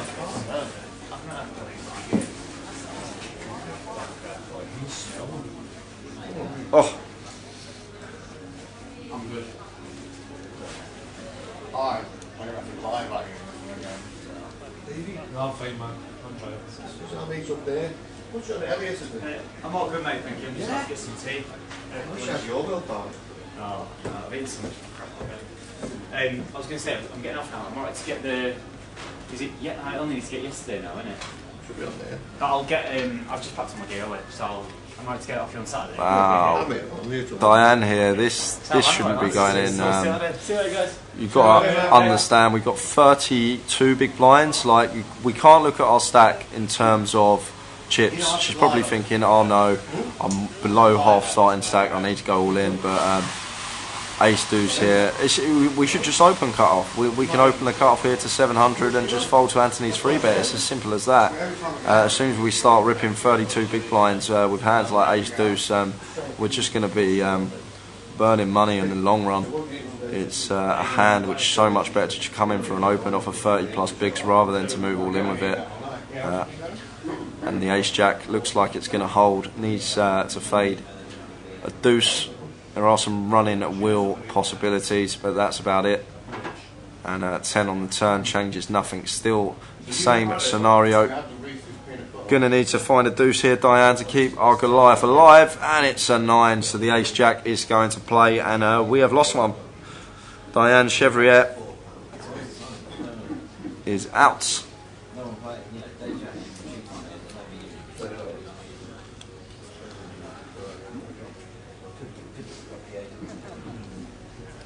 Yeah, BBC West Midlands and came back to saying they're just trying to story on that correct. How they were like treating vulnerable customers. Those like saying we were just concerned as Spat says, with this kind of field, what should you be aiming for as a playable day 2 stack, please? To be honest with you, Spat, we've had this conversation a lot, and I've said you're fine going through with half average. Half average is 20 big blinds. Like, you can still do a lot with 20 big blinds. It's a great reshove stack. You can take some nice reshove spots.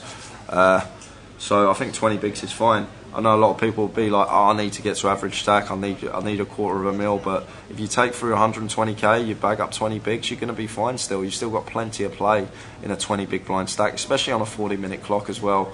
This structure is still a great structure.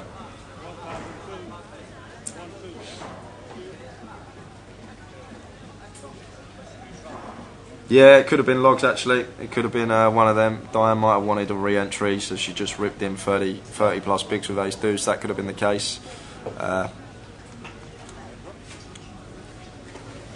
As the flop rolls off, ace jack 3. Blinds are now up, now playing 2 and 4.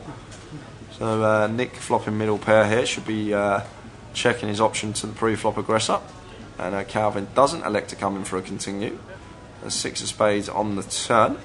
I don't even mind checking once more here as Nick, simply because button versus big blind range here, the button can have some top pairs in their check back range, just because of how wide the big blind is perceived to defend.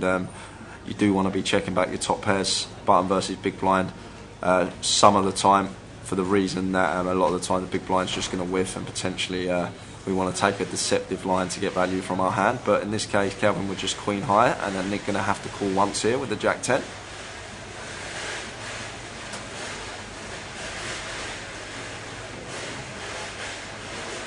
And a 3 of clubs on the river. And Nick's got to check once more, and now it's down to Calvin whether he wants to come in for the double barrel, and doesn't choose to, and Nick is going to take that pot up to 30k. Yeah, I think it's a trap a lot of players, especially amateurs, fall into. They look up at the screen, they see what the average stack is, and they're like, oh no, I need to get some chips, I need the average stack, I'm falling behind here. But in poker tournaments, you don't even need to worry about the average, really. You need to worry about your own stack.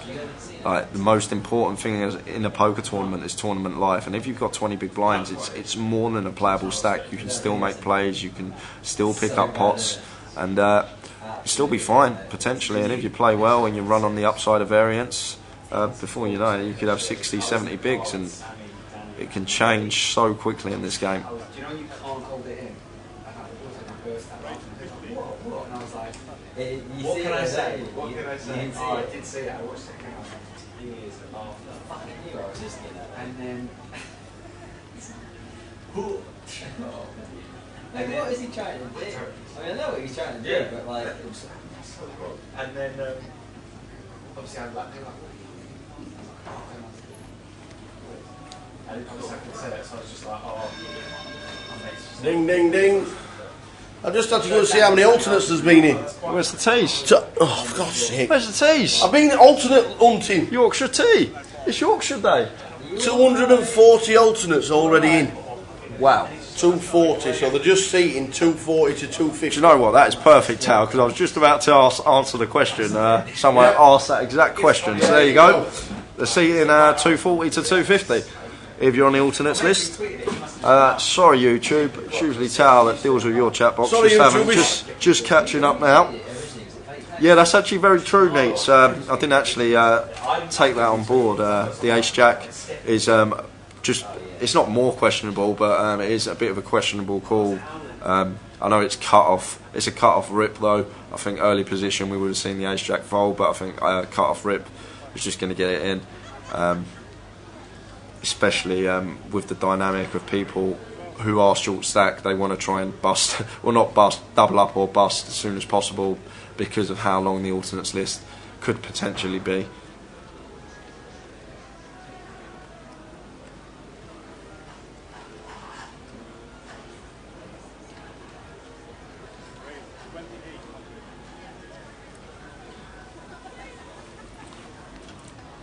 So cut off open from Luke here. With Nick, I'd like to see a 3-bet here on the button, and he does. Makes it 2.8k. Versus cut off open here, it's fine to 3-bet 9's late position in the cut off, going to be opening around 40% of his range you'd expect.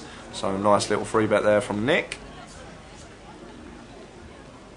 Yeah, of course, Rob. Like that's the thing. You say kind of agree. In regards to average stack, however, you have to be aware of your short stack or 15 bigs or less of your opportunities. Getting a big hand, start the session. Also, players will call off a shove with a wider range. Yeah, that's the thing. But the thing is, if you're taking good spots and you're taking the right shove spots, you're going to have a better chance to double up. That's the main thing. Obviously, there's always that element of luck when the money goes in. Even if we are ahead, sometimes we're going to lose the pot. But the thing is, we've got to give ourselves the best opportunity to run a stack up off of that stack, and by taking good reshove spots, by shoving from certain positions, to try and pick up blinds and ante. Which tomorrow, just picking up blinds and ante is going to be worth 15k to your stack, so it's pretty huge. And then we just got to, as I always say, ride the old variance train, and hopefully we get it in good, and hopefully we can hold, and if we don't, it's just part of poker. We move on and we go again in the next tournament. It's part of the game. It's one of them things at the table when someone gets unlucky and they're steaming and they're shouting and they're throwing things and they're throwing chips. It's you've got to understand it's part of the game. It happens in poker.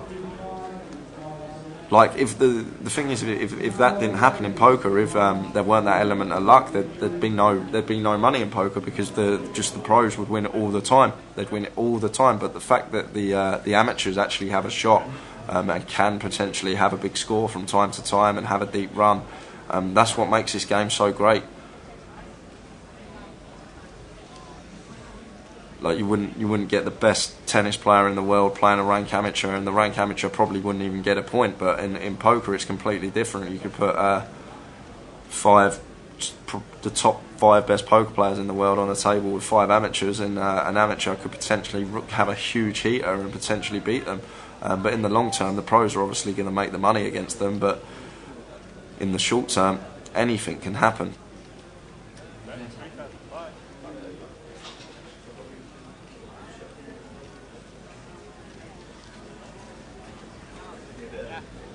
Hey, heads up team, England are destroying the Aussies right now. 112 for 7. 112 for 7. What's going on there?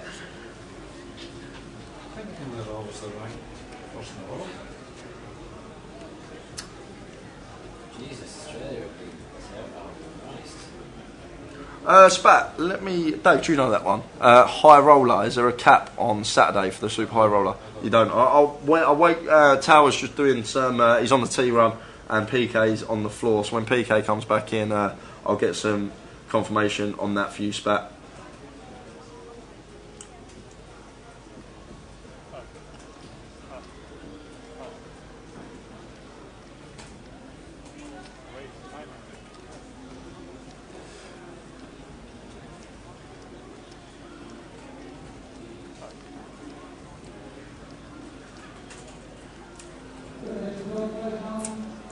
Afternoon, Perk in the Twitch chat. Perk says next year the Goliath will break the milli mark. Hopefully it does. Hopefully it does. And Daniel here with Pocket Kings on the button, and Nick very, very loose open here with 5-4 offsuit in the hijack. And Daniel coming in for a 3-bet to 2.5k. You expect Nick to be done with this hand now. But not insta-folding. Incoming 4-bet with the 5-4 offsuit. Talk about picking the wrong time. Daniel here with Pocket Kings. And this obviously has something to do with table dynamic. Obviously been something going on between Nick and Dan. I don't think Nick's the type of player to just randomly 4-bet the 5-4 off. There'll obviously be some dynamic between him and Daniel here, and we'll go to the flop.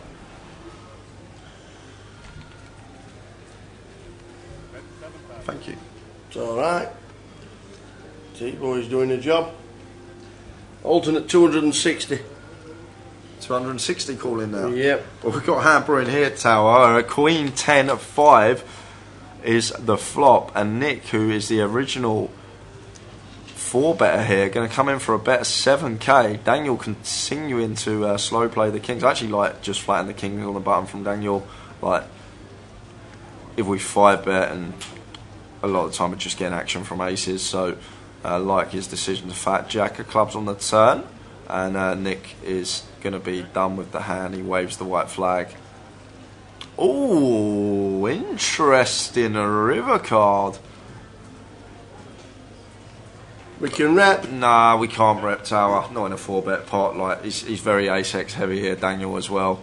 So I don't think we can rep here. Actually, just looking how this played, like Daniel can have ace queen, he can have ace king, ace jack suited. He can have slow played aces as well, and we've got like no blockers to those hands as Nick. We got 5 high, so I think he's just got to wave the white flag here, because a lot of the time he just gets snapped off by ace-x, and really glad that he elected to check there. I know it would have worked. We can actually see it probably would have worked if he moved all in. He would have got the job done, but it's sort of one of them things where his opponent's range there. Very ace-x heavy, so elects to check and wave the white flag. Well, that's a fun hand.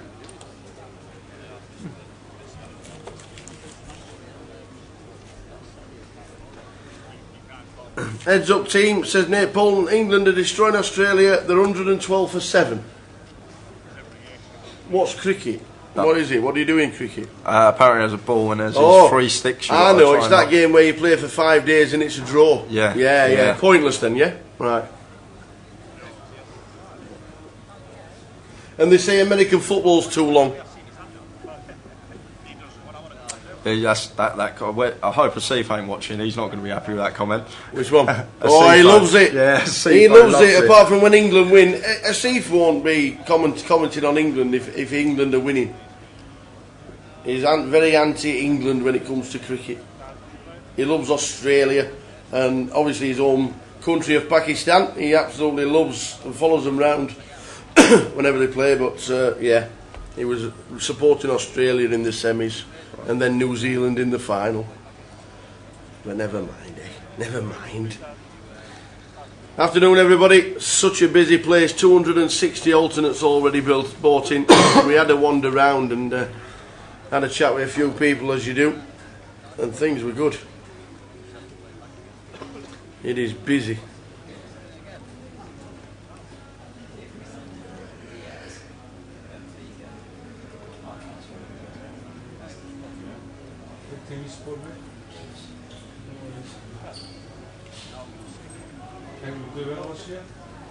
I'd take top 10. What's the bet you were talking about? Who? Some bet about top 6 for Wolves. Oh, Wolves, great bet. 5-1, top 6, I think. Who's a Wolves? You a Wolves fan? I think you're going to have a great season. I think you're really going to have a good season. I hope so. Never top 6. Oh, you watch, Dave, mark my word, you watch Chelsea drop out of the top 6 this year. I think Tottenham will drop out of the top 6. You're a funny guy, Tower. What a funny guy we got in the booth.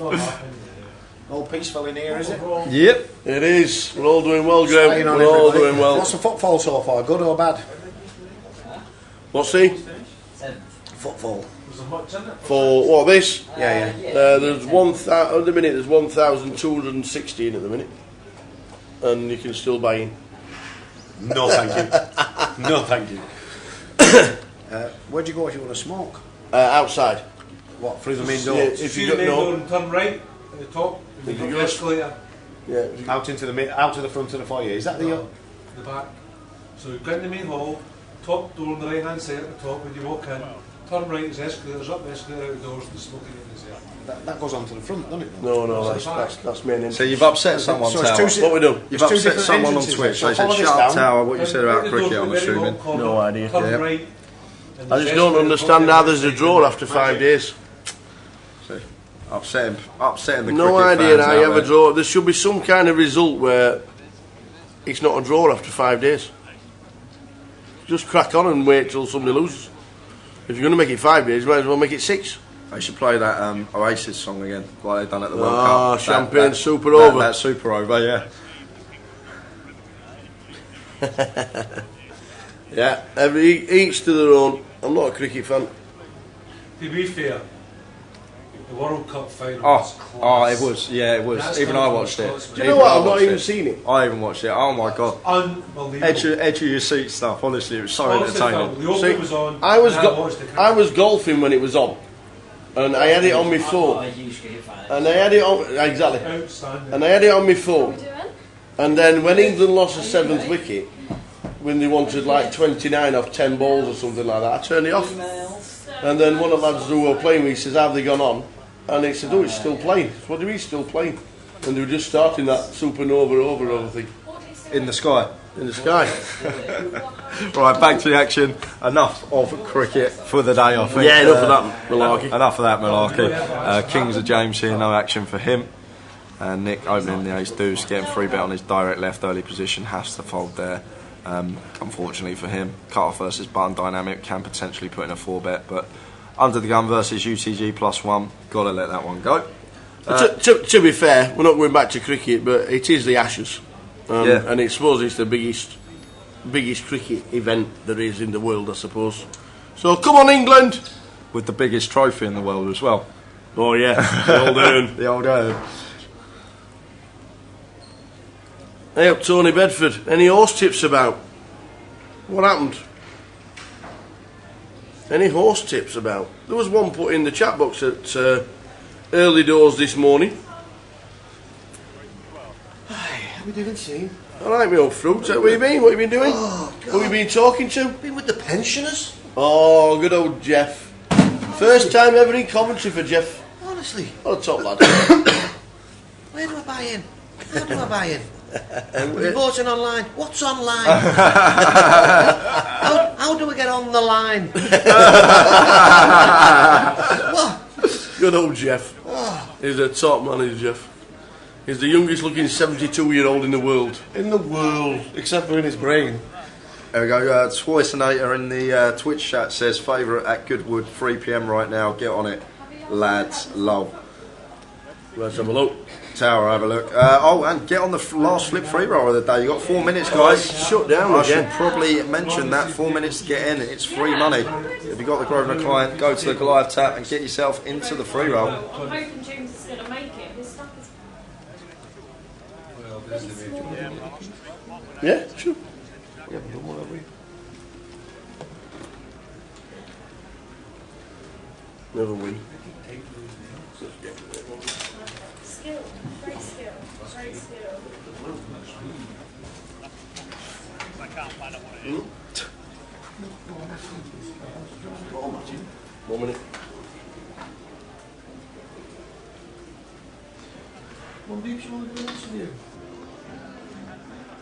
I have a funny feeling I've swept up like Queen's Kings. This is too much to do. Great. 900. Oh, what are you doing? Just won me. Great. All in. Sure, we're not going to be cards every time I look. It makes the game easy. But I mean, it does. Oh, Gary, what are you doing? I've waited and waited and waited for a decent answer. Yeah.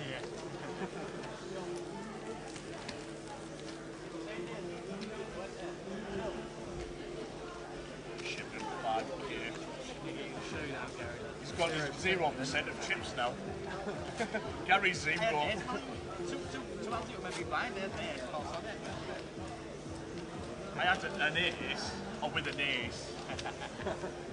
Yeah, flip time, everyone. That Look at starts it. in 2 minutes. Get on the flip. It's free money. Potentially bink yourself a UCOP seat. Our UCOP series starts on the 15th of September till the 29th of September. All details for that on grosvenorpoker.com.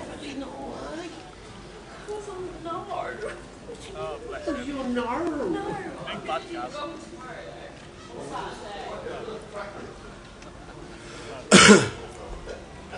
So Gary frying it back old school.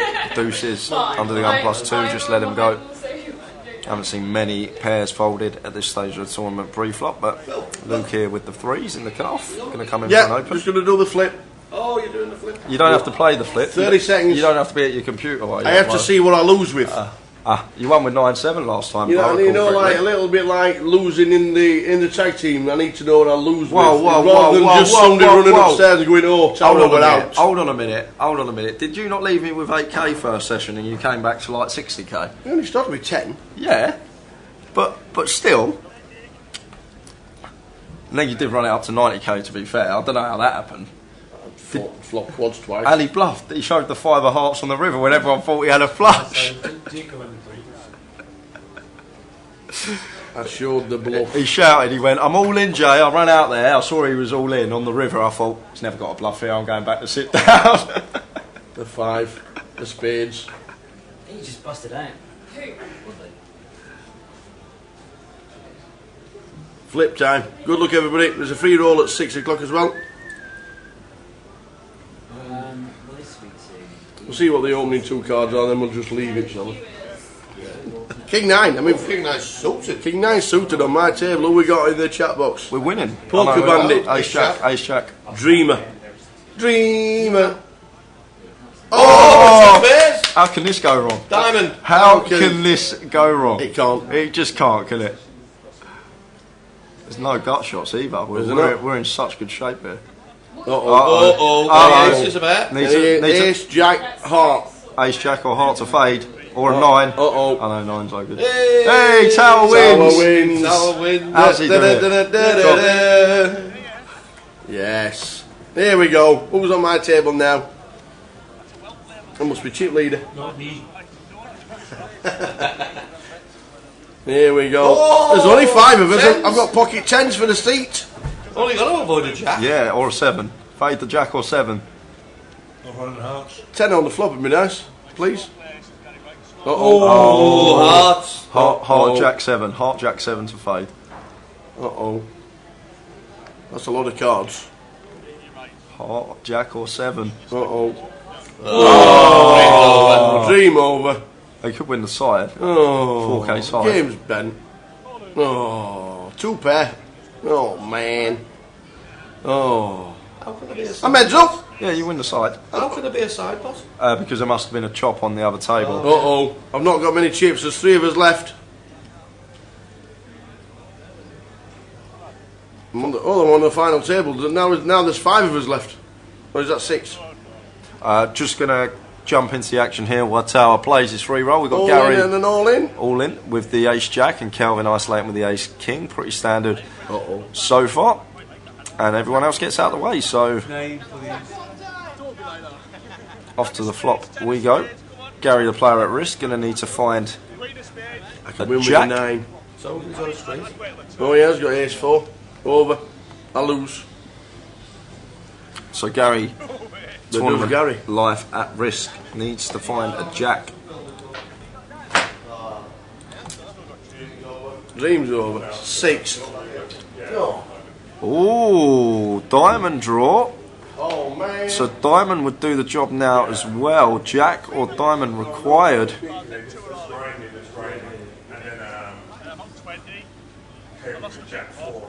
Oh, diamond on the river. Tournament life saved, and the ace jack will double up.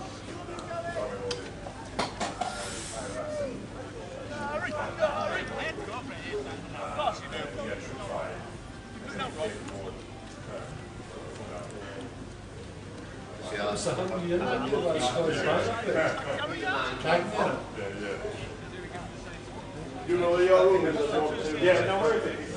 It's just he's through the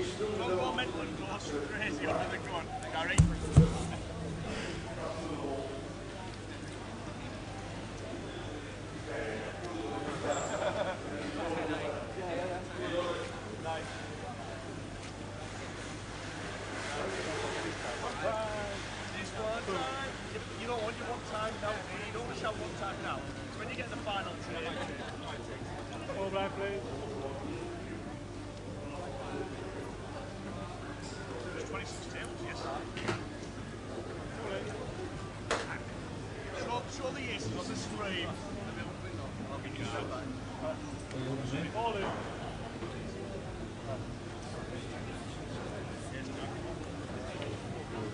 So Kelvin, all in for his last 15 big blinds with the ace 10. Under the gun +1, and James with the same hand in the cut-off here. James going to have to let this one go, unfortunately. I know we can see he's got the same hand, but 15 bigs facing under the gun +1 jam with ace 10 in the cut-off. 3 players behind us. Gotta let it go. And then Gary in the big blind, the only person that could potentially call, gets out of the way. Go on, Jody. It's up in the free roll. Rooting for you, Jody. Hopefully you win.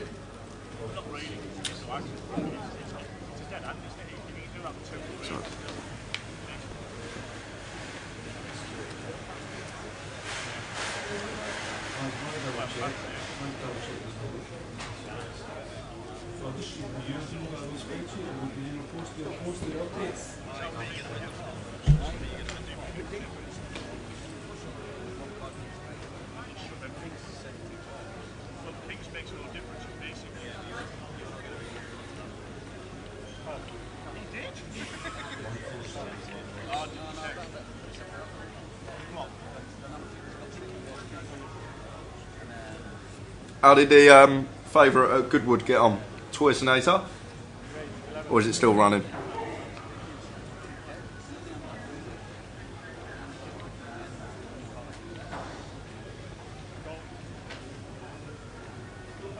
Nick makes it 1.1. Under the gun +2 with a 10-9 off. Bit on the loose side. James here with ace-8 suited in the hijack. Just a legs to flat. I think always use this hand as a potential free bet, but just going to flat the open in position, and both blinds get out of the way. Heads up to the flop.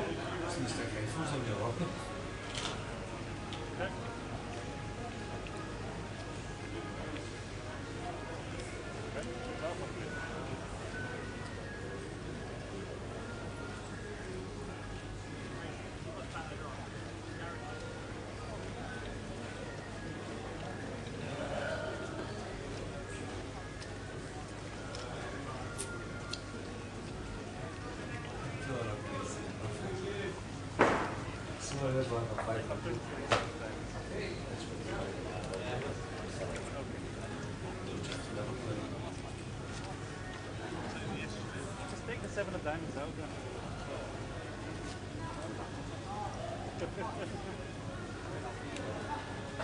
Put the next. Put the next. More blank, please. That must mean Jody must have won the free roll then. If Slinger Land just put that he came second in the free roll. There it is. Muppet alert strikes again. Jody gets another seat. Yeah. Well done, Jody. Congratulations. So you got 2 UCOP main event tickets. Nick here, legitimate hand this time for Nick. Ace King under the gun +1 makes it 1.1k to go. Anthony going to flat the Ace Jack suited in the small, and Kelvin's going to have to get out of the way in the big with the 8-4 off. And we'll be going heads up to the flop. 2 very strong positions at the table, UTG +1 and the small blind.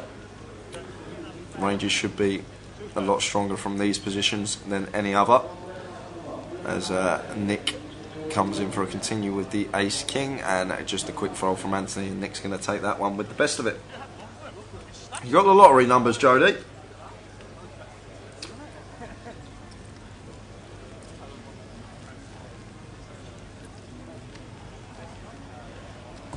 We do have our live stream free roll as well at 6 o'clock. I'm not sure it's up on the client yet, but I believe there's one every day. Not password protected, so you can just jump straight into that when registration does open.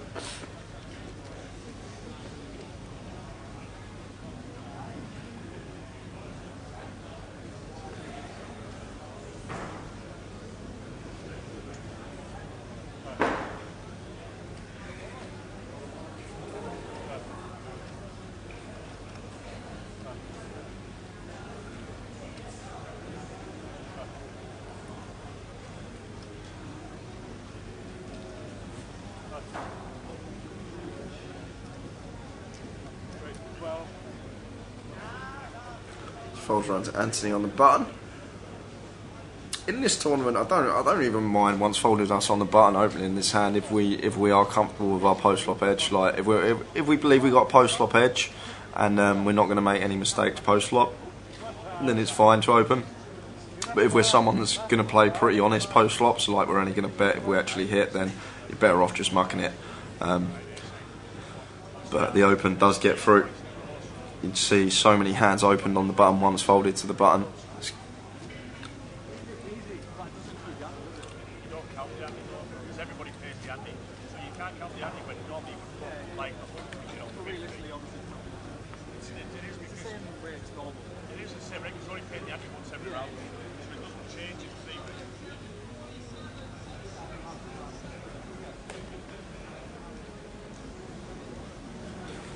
Yeah, Jamie on YouTube. Hey there, good afternoon. I'm planning on travelling down on my motorbike somewhere to put it. Yeah, there is motorcycle parking in the car park, so it won't be a problem.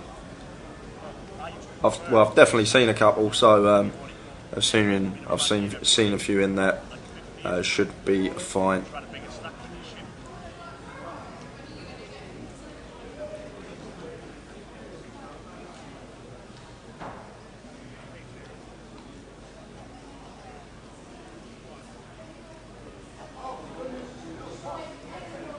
Calvin all in here for his last 15 bigs. On the button, he's going to have a wide range of hands here. He'll have pretty much plenty of ace-x. He's going to have all pocket pairs. He'll have king queen, king jack, king 10, Jack Queen suited, Jack 10 suited, 9-10 suited, Jack 9 suited. There's a lot of hands he's going to rip here on the button for 15 big blinds. So if Nick's got a hand like even King Queen here, King Jack, Nick's probably going to have will probably make the call.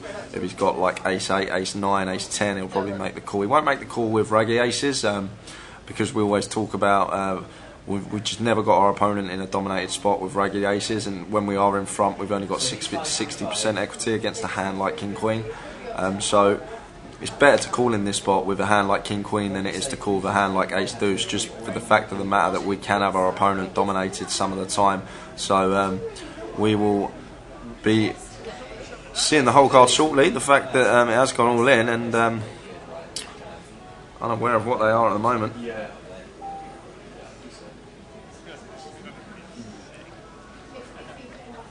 So to the flop we go.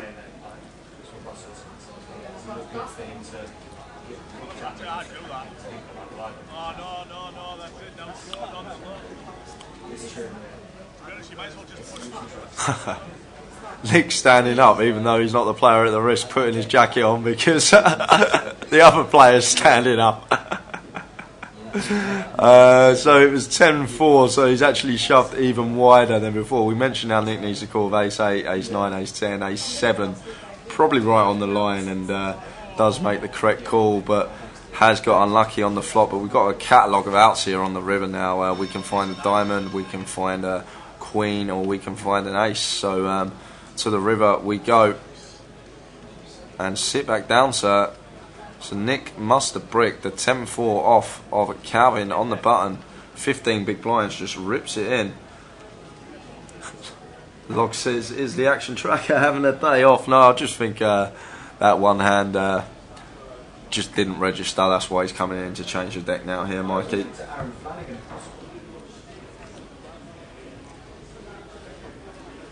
Afternoon, Steve on Twitch.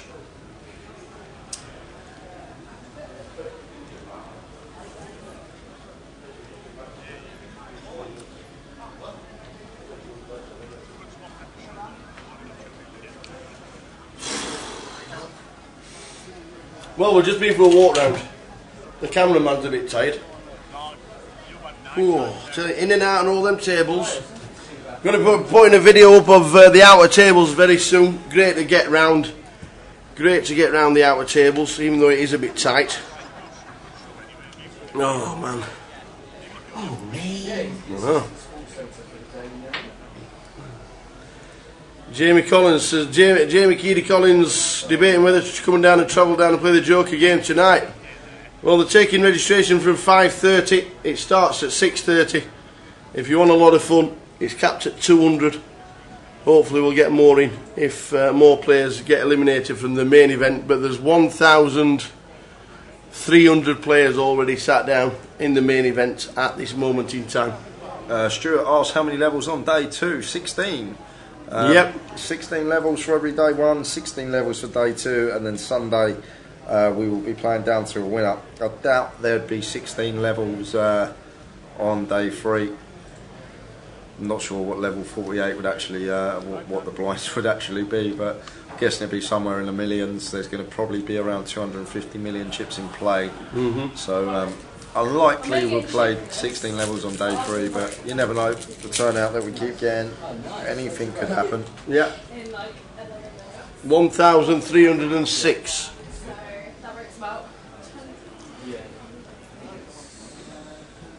Shall I go and let him know?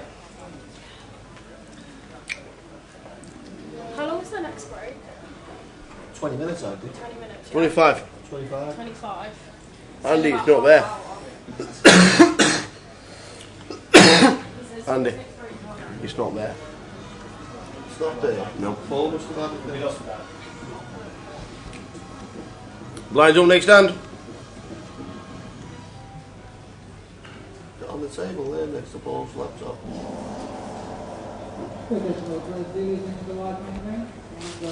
Nope.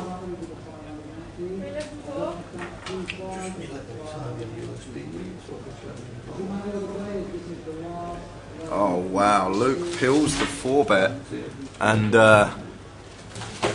cold 4 out the big blind here from James and Luke Pills, and gets the dream flop. Somehow manages to find the top 2 pair, and James continues here, and Luke's just going to shove because of the stack of James, and James just going to have to let this go now. Going to have to preserve our 10k, and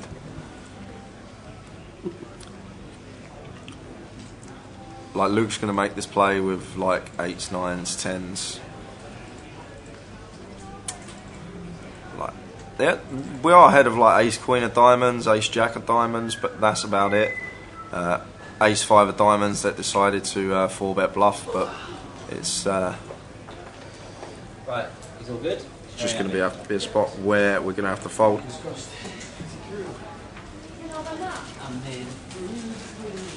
Yeah. It's just, yeah, I went in there, it's just like, phones on, feet up, eating his nuts. He's so chill. He's so chill. He knows to put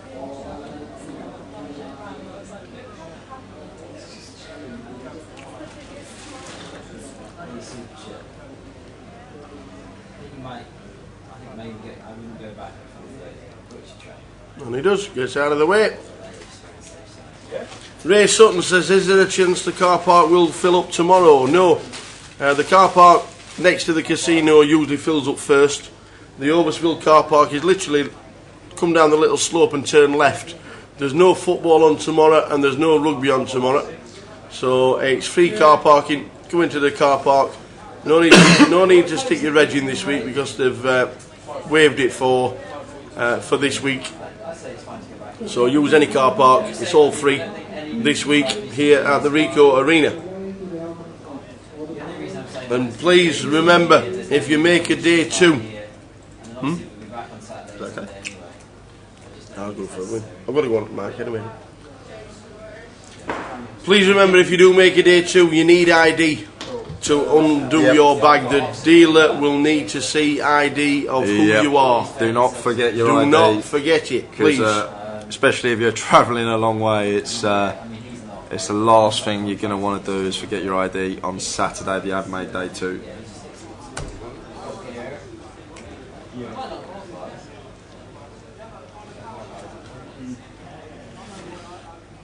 Also, he's got one of our rooms. I think it's at my auntie's. Was you live around there? About 15 miles away. Otherwise, it's me on the screen. I was thinking this one. Hi stream, back from fishing. How's David Hay getting along? David Hay made day 2 yesterday. He bagged up 99,000 chips, which is 16.5 bigs coming back for day 2. So he's getting on all right. He's obviously not playing today because he's already bagged, but had a good day yesterday. Managed to find a bag, got through the field, and he's coming back for day 2. And we've got Daniel here, flopping top pair out of the big blind with the King 9, playing in flow, so checks to Nick, who checks behind. So 10 of clubs on the turn, and looks like probably going to call here after turning up and down and third nut flush draw. Interesting lead here from Daniel actually with the King 9. Now we've got to come in for a check from Daniel. We're just never getting called by worse, and does check, and he's going to take that pot.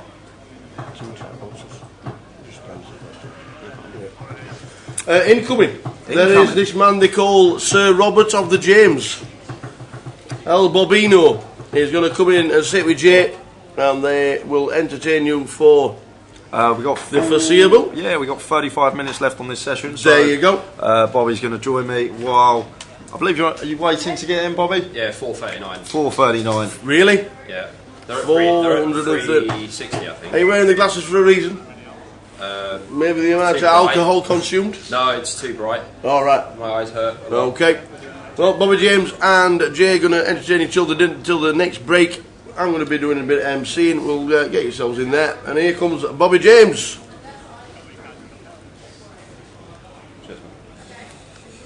Good afternoon. Right? How you doing? Good to see you. Yeah, good man. See ya.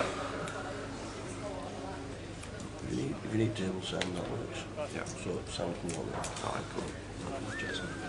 How's the week been so far, Bobby? Stressful, mate. Stressful, yeah, is it? yeah. It is I think stressful I can't actually remember what bullet it is. I think it's 7 or 8. But I was winning a PLO in the week, so Yeah. I think I'm breaking even on trip now. So How you already played today, or you just straight into? yeah, no, I already played today. You already played I didn't win a hand again. I've had a few days of just not winning hands, and I'm 0 for 10 on flips. That's pretty mad. Yeah, it is mad. So all good. One of those. What we got occurring in the game? Not much. This table, this session has actually been fairly quiet. There's not been much opening. To be honest, the only hand we really saw, Nick cut off versus Button. No, hijack versus Button. Nick opened 5-4. Button 3-bet kings. He decided to 4-bet the 5-4. 5-4 suited or off? 5-4 off. 5-4 off, and the kings just flatted. And as they should. yeah, and he continued flop and then just gave up pretty much, and that was it. But that's the only bit of action we've really seen this table. We've got another 35 minutes or so though before we head out on our next 25-minute break. Have we got any notables at the table? No notables. Well, no, I don't recognise anyone. I haven't no names ring the bell. Well, obviously Nick Slade I know. Yeah. But no notables. No, I don't know. Don't recognise any names at the table. Nope. None at all. Carpet Catcher says afternoon, Bobby. Oh yeah, good luck. Carpet Catcher, yeah. Great guy. Never in doubt, mate. Follower of my stream, watches my runs and stuff, and did a few things for Cash Game Festival, and that's where Carpet Catcher came from originally. Oh, okay. Should you do a lot of streaming? Yeah, about 3 or 4 times a week. Right, okay. I'll have to tune in. So I've got an open on the button here from Daniel. This is fine, 10-8 suited, once folded to us, and oh no, sorry, Nick's actually raised here, and Daniel's peeled the 10-8 suited on the button, but gonna have 3-bet 10-8 suited. I think. How deep are we? Oh, Nick's super shallow. Yeah, Nick's, oh yeah, Nick is, yeah. Killing fine, but probably folding if he's that shallow, right? What's the blinds? We're 2-4, big line at 400. 2-4-4. Yeah, I mean, the guy's opened off like 15 bigs, right? Something like that. Or yeah, 6 months. Yeah. Even like, I mean, like sub 20s, kind of like I'm just gonna fold them on. Yeah, deeper we can 3-bet. Yeah. Can flatten position again if it's an opponent that's just like opening a lot of hands, and we're comfortable playing against them post flop. Especially like if we're a lot deeper, it's like completely fine. But then obviously when we're that shallow, you know, yeah, just fine to let it go. Yeah, we don't even know what the other guy opened though. Yeah, we don't know what Nick opened. 5-4 off again. Yeah, is that the guy?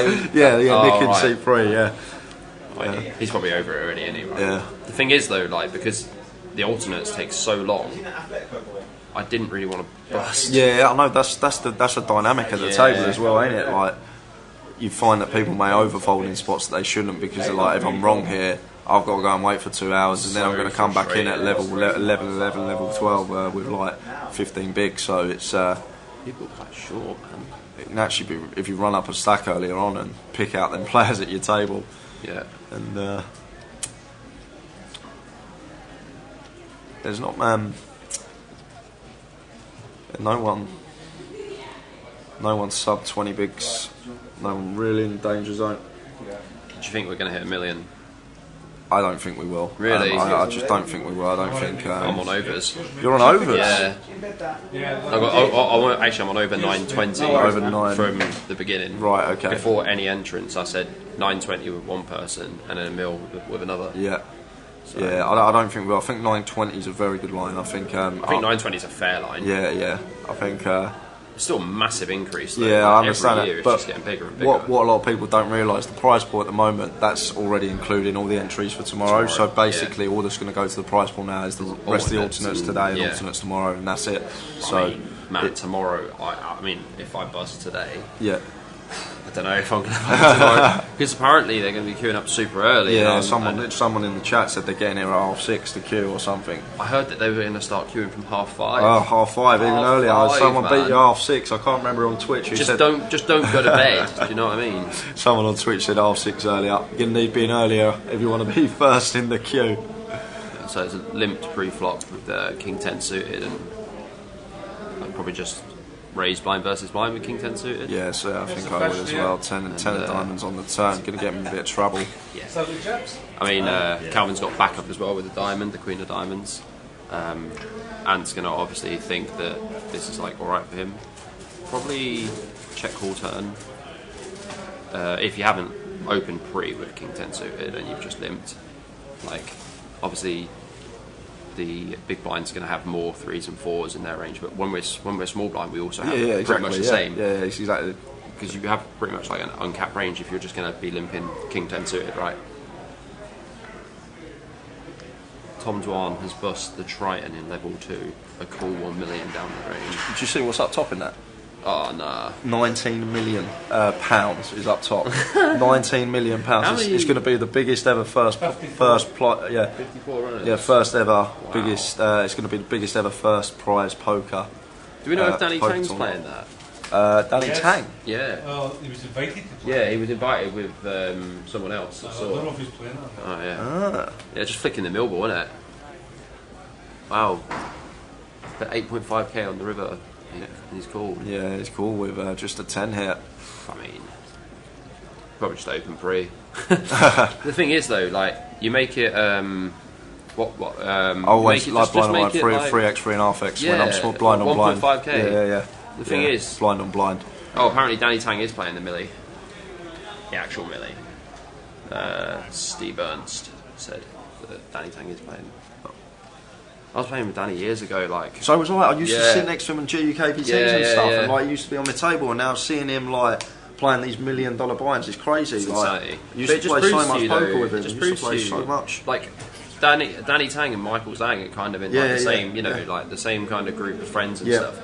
And then they've just excelled. Yeah. But they spent so much time studying, like, you know, they put so much work into the game. It doesn't just come out of nothing. Obviously, you need to run well in tournaments. Like, obviously, a massive field like this, you need to run well. I think this game is a lot to do with who you surround yourself For with. sure. You Positivity. You is so need to surround yourself with the right people, and you'll learn things from them, and you're just going to improve. And I do think it's a big part of the game, surrounding yourself with the right people. Went back to the action here because Nick's found the old ladies under the gun.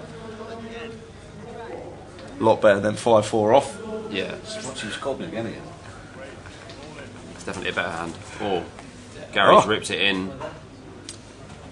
I'm not sure. I don't like this free bet from Daniel. Bigs. I'm not a fan of this free bet. I know, versus, just fold King versus anyway. under the gun open off this stack, and it's not even a good hand to free bet. Like obviously you've got a little bit of removal with a king, but the guy's opened under the gun to like what 2.1x or something, right? Yeah, just let it go. Yeah. And then Gary moves all in with ace queen for his last 35 bigs. Still quite a lot, but against like an under the gun open and a free bet, I'll probably just fold ace queen here. I just think that what are you going to be doing well against? Yeah, exactly.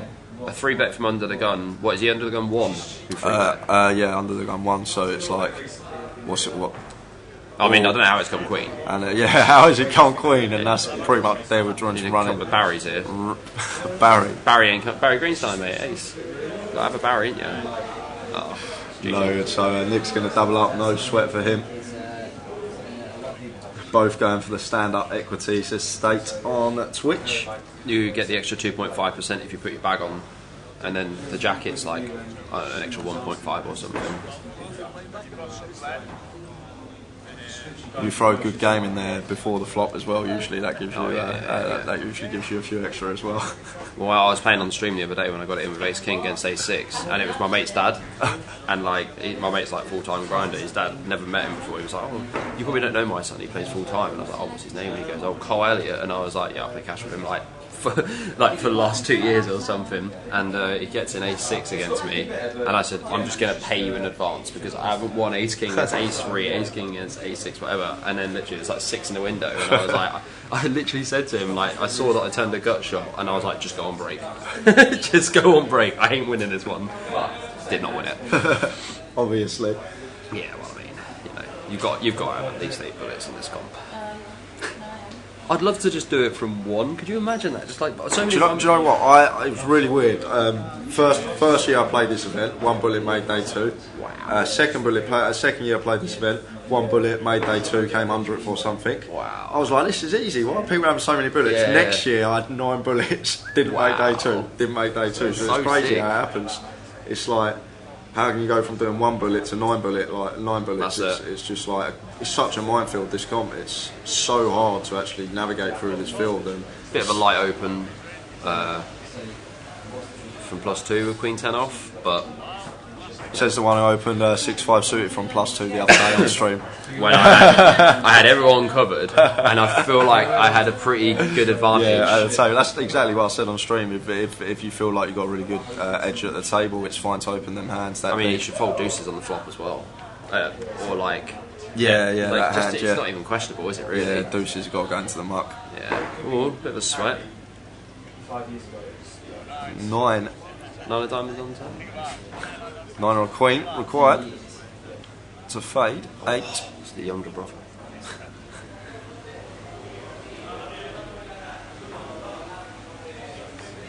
Nice slow run out from the dealer. Ace of diamonds, so the queen 10 going to double up the king jack. Yeah, I think that has a lot. Going back to what we were just speaking about, it has a lot to do with like who's at your table. Of course, like, yeah. It's if you feel like no justice in this game. If there was justice for his bad call on the flop, it would have came a deuce on the turn, wouldn't it? Do you know what I mean? Justice. None at all, man. Or at least like the deuce of hearts on the river or something. You know what I mean? It's you know, it's just how it is, and obviously, like I play these spots every day of my life, man. You know, when I'm playing online, I'm getting these spots all the time. So obviously, it changes based on your player, and like their tendencies and stuff. And I just think that in this hand specifically, where the board pairs with the top card, when he calls the flop, he should have a lot of king X. So barreling, even when I turn the flush draw, to double barrel in this spot, I'm going to have to triple. And this kind of the guy who just didn't seem to fold a piece of paper. So like honestly, I could have given him a napkin and he's gone, well, I'm not going to fold. Like it was pretty tough. But I spoke to a few people about it, and it was it's quite an interesting one. But I think I should have gone like third on the flop, 80% turn, and like 200% on river, because I just got to get. Well, basically, you just have to put him in on river. But it's a tough one. It's all this limping blind versus blind with like nutty hands. Ace-8 suited for Nick. Both players with check. Flush draw on the turn for Nick. Still with the best hand though. 600. Bet 600. Yeah. And then I'll just show you that I didn't bet blind versus blind. some of the things that you see at Goliath though, like. We've seen some crazy stuff. This hand from yesterday. Look out for this on Facebook on the highlight reel.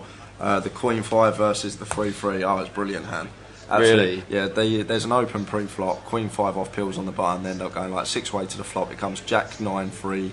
I think 2 hearts or a flush draw on there. Yeah. Guy continues. There's a raise to 7k. Queen 5 just decides to peel the raise to 7k on the button. Turn comes a brick, mate. He shoves with a set of threes, and Queen 5 just calls it off with Queen I for his tournament life. Wow. Like, I mean, I don't know what's happened. Like, did he misread his hand? Well, that's what I tried to say. Because you have to turn your hand over. Yeah. Well, no, he looked like he knew he had Queen 5. Like when he turned his hand over, it was wow. It was a pretty crazy hand. I was thinking like the most common things you've heard at Goliath, like the most common phrases. I was going to fold, but I had to hero call you. You've done that too many times. The best one is when someone calls you on the river and you show your hand and you're good, and they like, I knew you had that. Yeah, I knew you had that. You had to have that. We should do that. We should make like a little highlight reel of just like an interview and just a little one thing you say, one thing Because the thing is, like, some of the funniest things are just.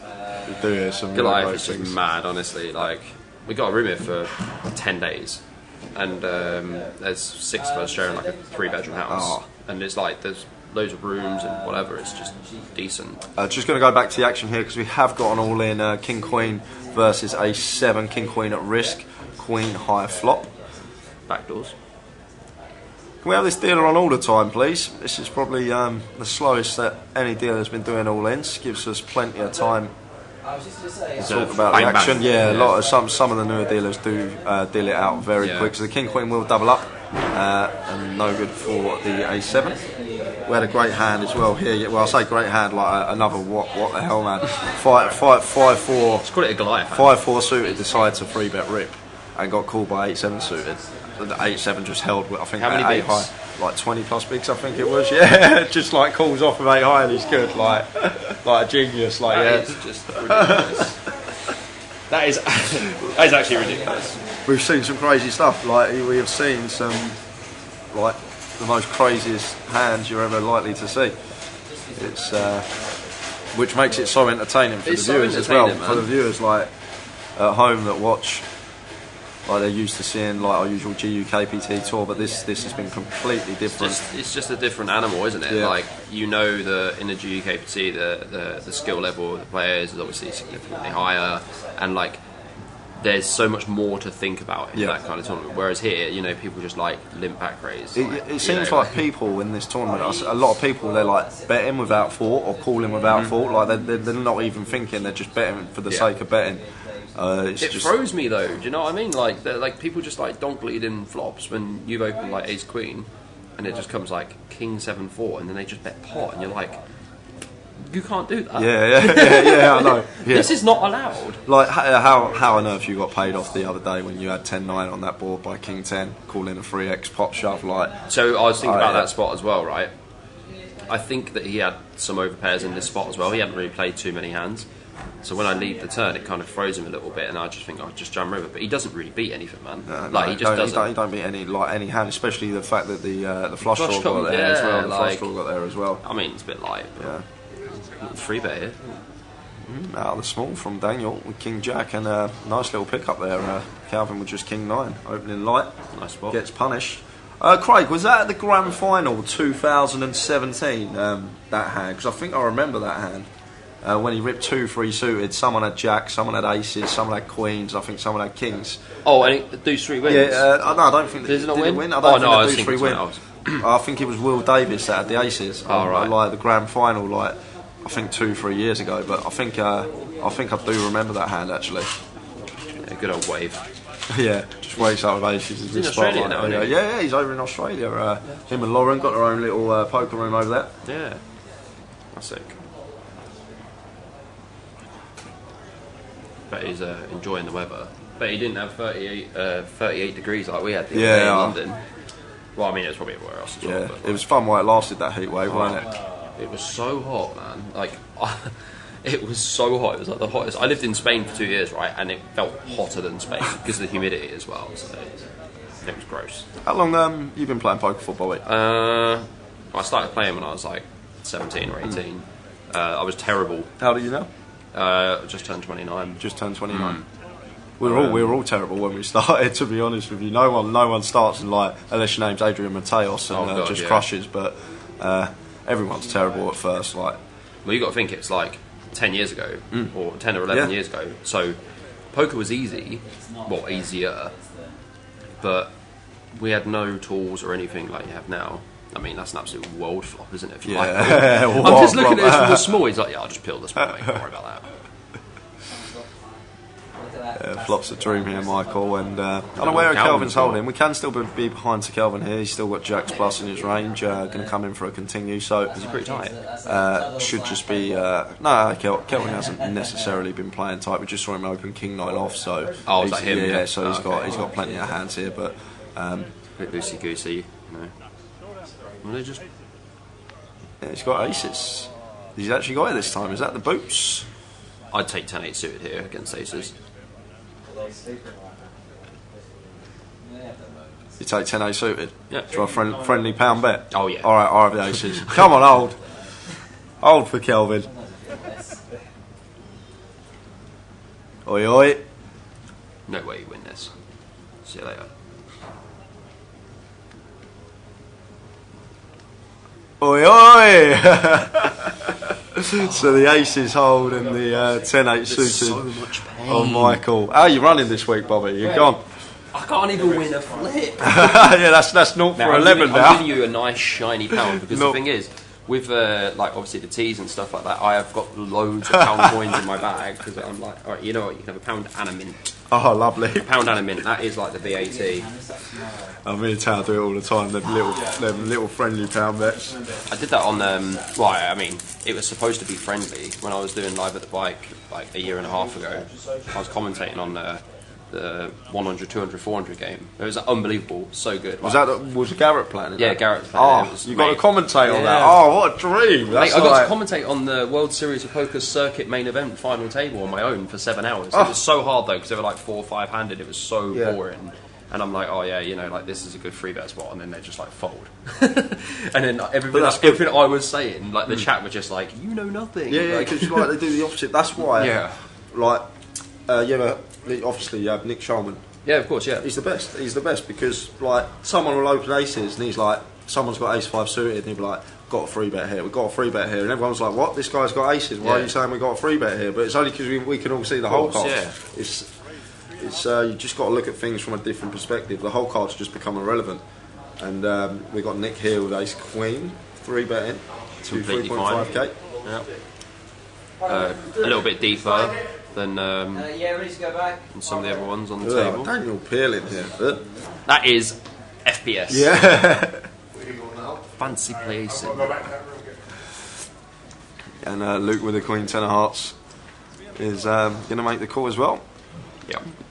He just come like see some action. Ace queen, of hearts. Queen 8 6 2 hearts. That's the wow. We've got to have something for the ace as well. Ace of hearts. Yeah. Ace of hearts. 8 of spades. 9 of diamonds. Bit of everything. Are you going? Are you going back? You might be going back, you know. Ace King 9 the flop. So everyone does actually catch a piece. Top pair for Nick, Broadway draw for Luke, and bottom pair for Daniel. Both Daniel and Luke with backdoor flush draws, and Nick as well. But this is just going to get through on the flop. How much you bet? 4.2. Yeah, we can't call here. Look at Nick's stack. He call here. We got Nick's got SPR's like 1. If we're like deep, if we're like really deep here, we're definitely peeling. But it's with the backdoor flush draw getting this prize, but because Nick's stack, we've just got to let this go. If I'm like 60k effective or something, I'm definitely for okay. This price, I'm okay with check raising this spot sometimes, but against like a specific like a UTG1 free bet or UTG2 free bet, whatever. They've got such a massive range advantage. This is huge for their free bet. This flop, Ace King 9, like it just smashes them, and it's going to actually make the pill here, Luke. It's a bit loosey goosey, having a sandwich. Because Nick's just going to be jamming a lot of turns here, and we're not going to get to see turn and river. May come in for a check now though, Nick. Yeah, I definitely like a check here. He's going to fire again. And that will most certainly be the end of the hand.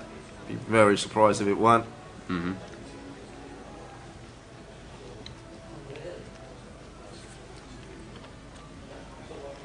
Ron Moose on nut low. Oh, that was the hand.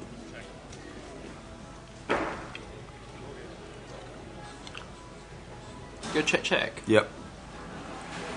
Really like that from Nick. Yeah, I definitely wouldn't be betting the turn.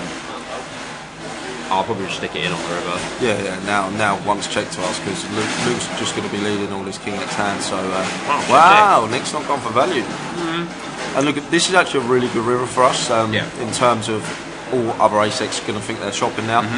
So surprised Nick didn't actually go for value there. Craig, cheers for that. I will have a little watch of that a bit later.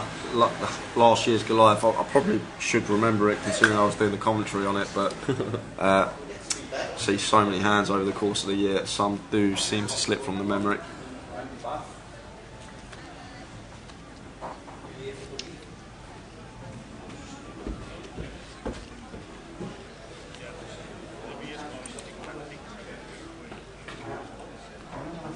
Just play tournaments, Bobby, or do you get involved in cash every now and again? Everything really. Everything, yeah. Yeah. So pretty much just play tournaments online full time. On like MPN, Stars, Pi, everywhere basically. And got my own stream as well that I do. And then I play cash at the Vic. Play like 1-2 and 2-5, and then play PLO as well. Mainly 5-card though. Spend a lot of time just doing some studying, running some sims and stuff, and I coach a few people as well. Okay. Just a few micro stakes players. Just I don't know. It's actually really good for my game as well, because I just have to start like reiterating points and stuff like that, and you really think about things. Yeah. And then like when I'm doing my stream, I'm going through my thought process and things like that. So a lot of people tune in because they find it very interesting. Like what's going on in my head. And then sometimes like my average buy-in's like 22 to 55 or something. But then I obviously during festivals and stuff I play bigger stuff. So it's actually really fun to get deep in the bigger comps. And you like your thought process and like the dynamic just changes so much because you're playing people who are going to just put it on you. And sometimes you've got to get the cape out, but sometimes you've got to put the cape, you've got to put the cape away sometimes, man. The thing is, like, I was deep in a tournament the other day and I got T Macca on my right, who's one of the best ever players online, and his average buy-in's probably like 500 to 1k average, and he's playing a $55 comp. So I was very unfortunate. And I thought, at least I've got him on my right. He's absolutely wrecking me. He's just like another level. It just proves to you like how much studying and like the tools out there now compared to what it was 10 years ago. It's just insanity, man. It really is. Perk says, when are you next streaming? I don't even know what day it is. Thursday. And he also asked, what's your Twitch name, Bobby? My Twitch name is __BJP.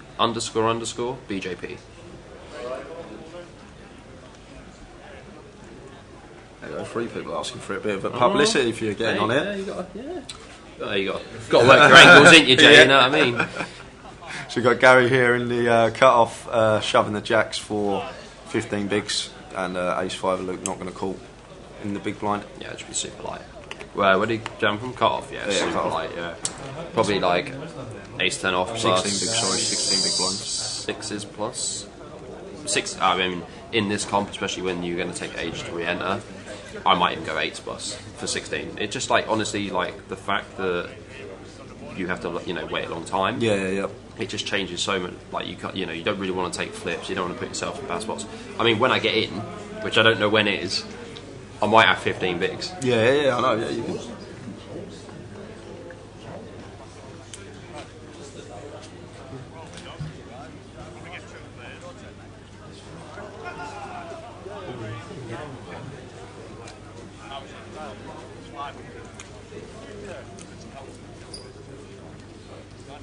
So we've got ace-10 suited here under the gun, +1 for Daniel. Going to come in for an open, makes it 1k, just clicks it, and Gary's all in for 20 bigs with jacks. This is fine over UT's +1 open. For sure. And Anthony's most certainly not all in. That's an action tracker. Iron. Calvin's asked for a count, but can't call here. 20 bigs with pocket 5s. Not when there's a +1 open from someone who's been relatively tight. Daniel hasn't really done much, has he? No, Daniel's played quite snug. I mean, you can tell he's a thinking player when he's in the tank for more than 30 seconds, base 10 suited. I mean, it's a call anyway. Yeah, very well. It's a call, but you don't love it. It's close. It was very close. Again, I think against Gary's been the most tightest player pre-flop on the table. So I think he's probably got the lowest VPIP. I think against specifically Gary, maybe we can let this go. But ace-10 suited, gonna need to find an ace or some backdoor diamonds or running threes. Well, I mean, that would be sick. We had that earlier. We had running deuces in a spot like that. Yeah. Wow, sick. Oh, Sweaterooski. Ace or a diamond, and we'll lose one. Proper slow roll from Wow. Loves it. The oh dealer. My lord. Oh, here it comes. Oh! Who called that in? That was so sick. He sat at the table.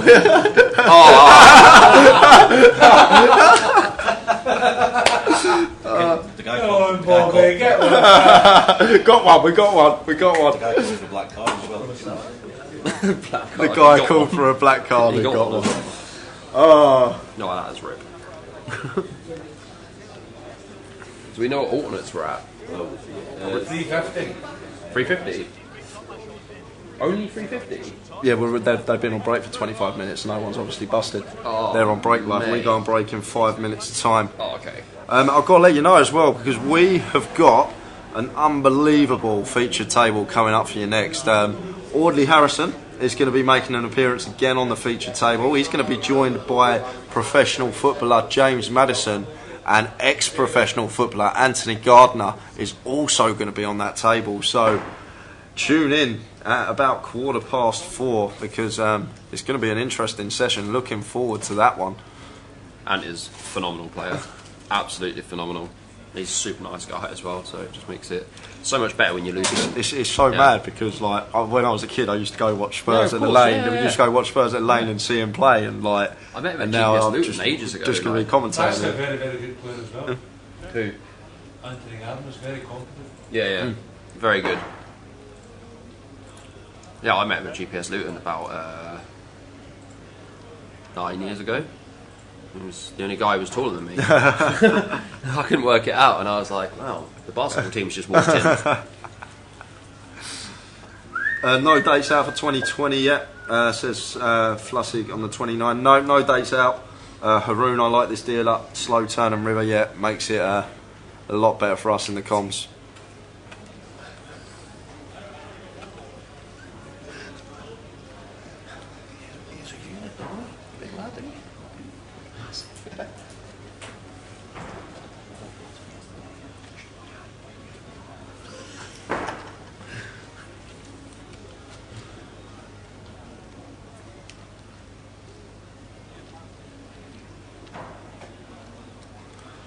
Jay, quick question. I won the flip free roll. I have looked online for the UCOP tournaments but can't seem to see any.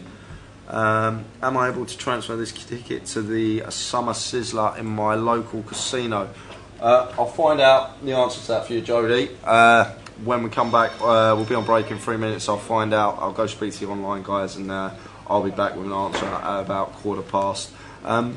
The UCOP tab may not be up yet on the client. That's probably why. That kicks off on the 15th of September, but I'm sure there'll be a UCOP tab coming up if there isn't one already. But the online guys are so busy at the moment with the Goliath, so I'm guessing it's all going to be up after this event's finished.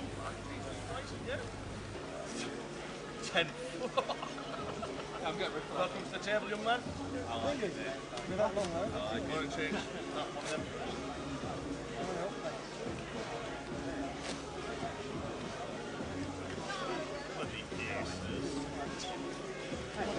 Five already, is it? Already.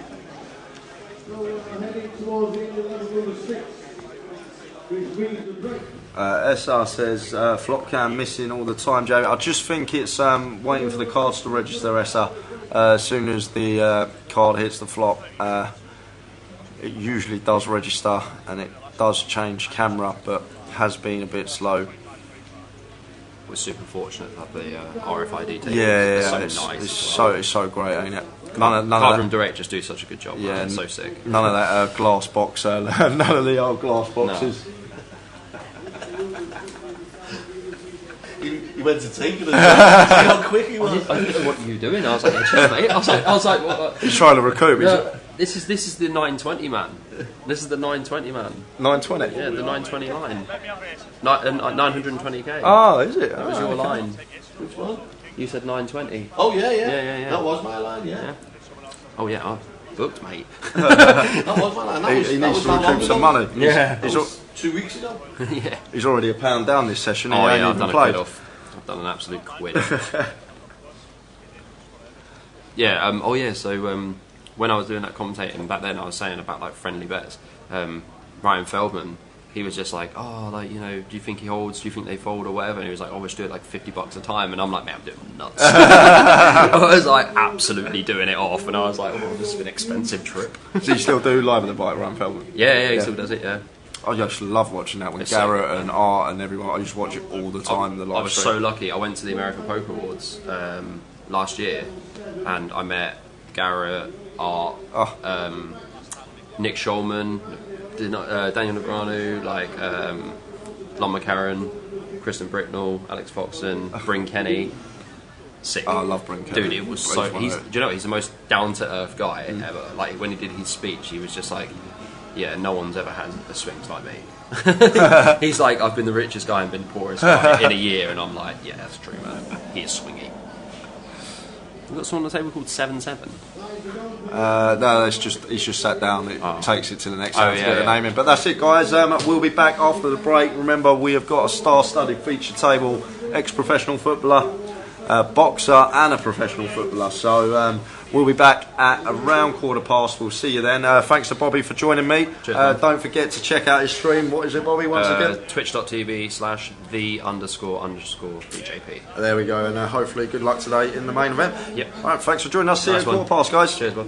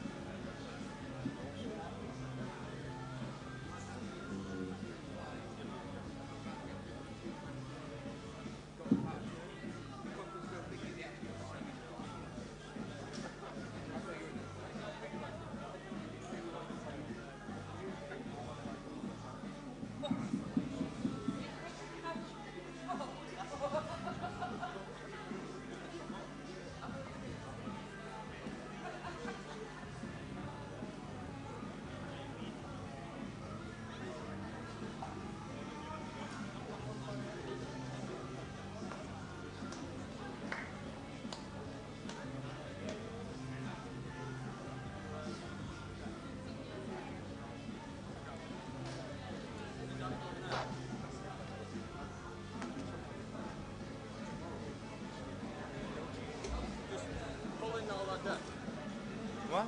Just pull it all in.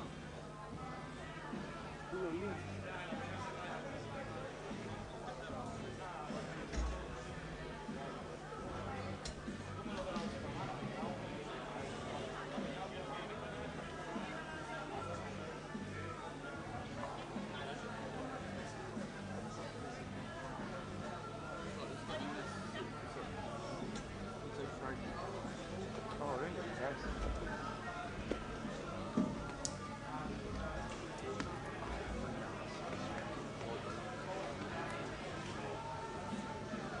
Oh, it's not Ambulance, please take your seats, please.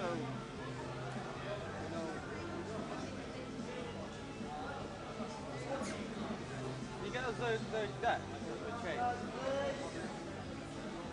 Not enough time to do it all. Oh, no, start again.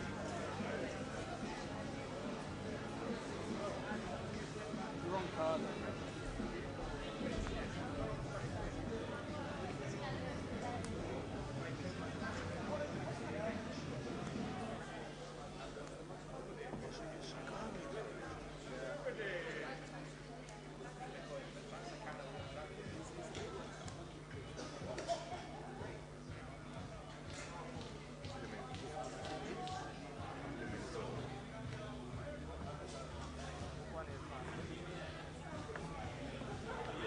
Take note of the TV track.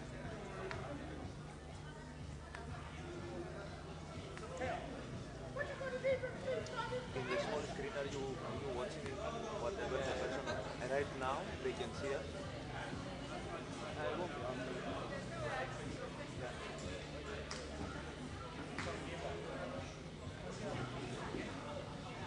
That's just the called like a webcam. That one's a webcam. It's not. It's only not showing online. That's the one.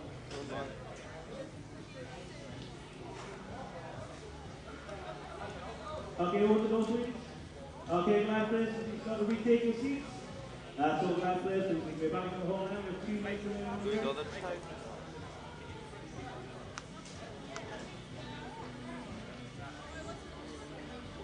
Now you have to do it again from the beginning.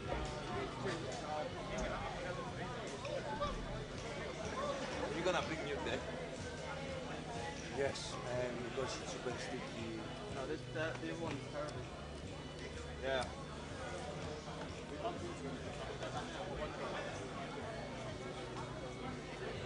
You don't want this one.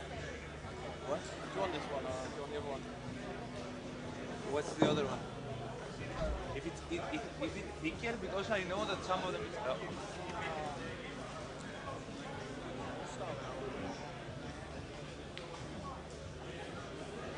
Is that not sticky, the other one as well? They're not that sticky, really. A little bit. I can manage.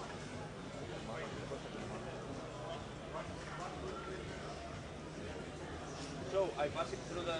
Can I spread it? Then you scan, you finish it.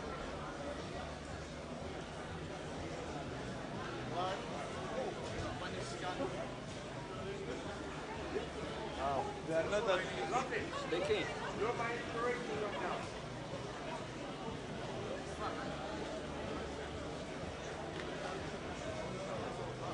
Hey, buddy. Good. How you doing, man? Yeah. Drink my milk. Yeah. Hey, guys. How you doing? Can you picture, please? Yeah, that's right. My friend that walked a mile here.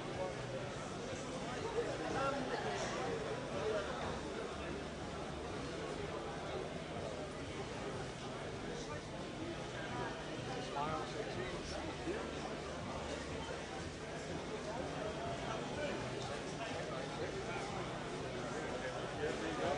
Let's do the same thing. That's nice. Good man. Hi, guys.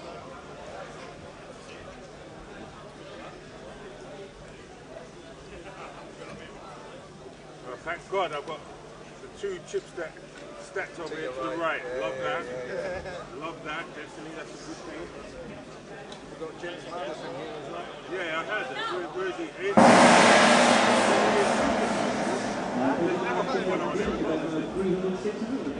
Where's James Madison? There's he. Yeah, I don't know. There's two footballers. On this table? Yeah. I don't know who the other one is. But that's James Madison. Yeah, he's a footballer. There's two footballers.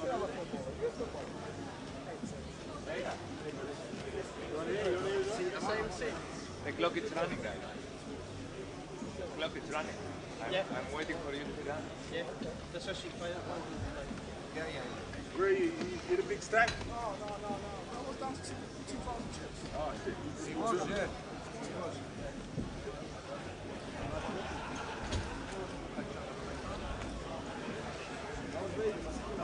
Yeah, Vegas was good, man. Yeah. Vegas was good.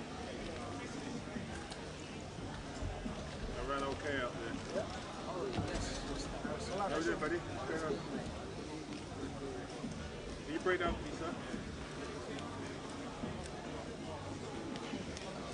Okay, yeah, no more. Everything else I have to work for. Good afternoon, everyone. We are back for the third session of the day. You can see Audley Harrison taking his seat again. He's on a different table now, and what a table we've got for this session. Seat 1, Anthony Gardner. Seat 2, Pratesh Sanghangi. Seat 3, Dave Milligan. Seat 3 is Audley Harrison. Seat 4, Andrew Buchan. Seat 5, Martin Coombe. Seat 6, David Doran. Seat 8 is James Madison, and in seat 9 is Stephen Smith. So that's the table we've got for the next session of the day. Audley kicking us off with a limp under the gun. David's going to over limp on his direct left, and now David in seat 7 just going to move all in here for what is 30 big blinds. So much better to just come in for an isolation here with the ace king, just make it a round 4x with 2 limps in front of us. Want to start extracting value from our hand. We're just never, it's just so hard to get a call here when we rip for 30 bigs. Even ace queen has to fold, so when we do get called, like a lot of the time, we're just going to have to win a flip.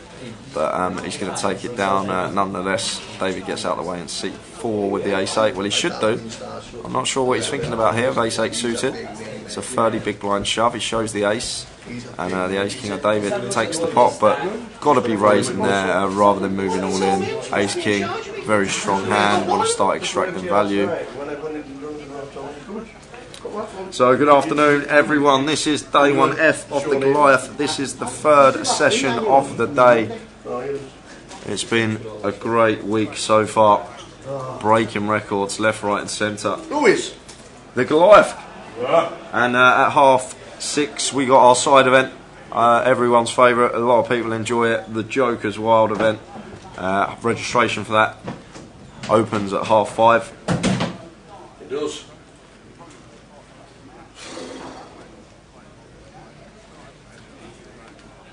Here we go. Quick squirt. Get back onto it. So ladies come hustling round to us. Got one. Have one. Get them in. Whew. I feel good. You can use it if you want to. I'll be careful. This is bad. Good for you. Makes me feel good. I feel like the Lynx advert now with the guy on the beach. You know when he comes running round. And all the ladies come hustling around. I love it. I tried some new deodorant the other day, but I only managed to pull Anne Robinson. Why? Must have been the weakest links. Oh God. Yes. Please. What's that? I didn't realise Reggie was in here. I just see you. I didn't even realise you there. Like one of Andy's bad jokes, that. What's happening here? Who's been messing with Martelli? That would have been Mr. Bobby Jones. Can't Bobby see anything? Oh, he's got it on 140% zoom. Jeez. Wowzers, man. He did say his eyes were bad. Afternoon, everybody. Did we play the clip? Tower Walkabout? Yeah. No, I was going to play it some point this session. Yeah. Just finish this hand and okay. We'll stick it on. We just had a walkabout with everybody just before the break. So we'll stick it on. See everybody around the room.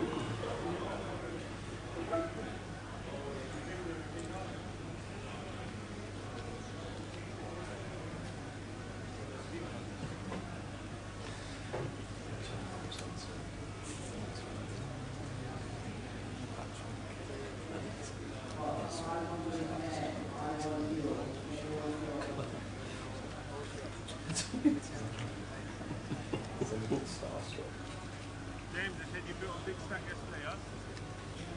You had a big stack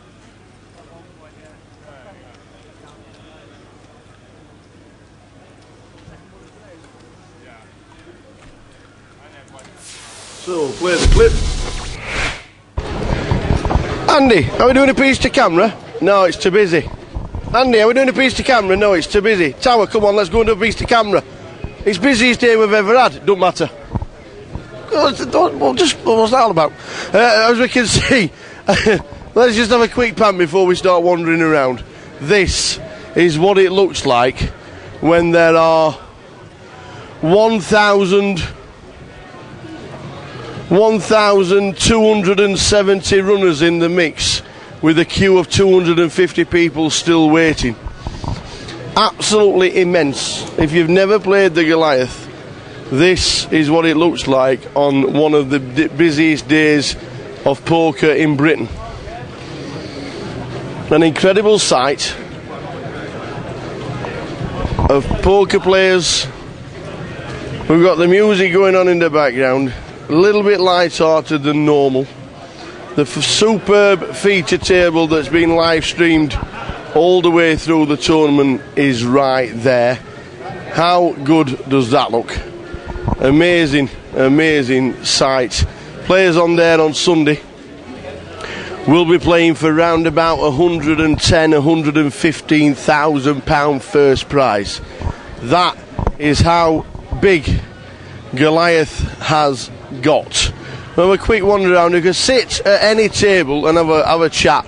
We will.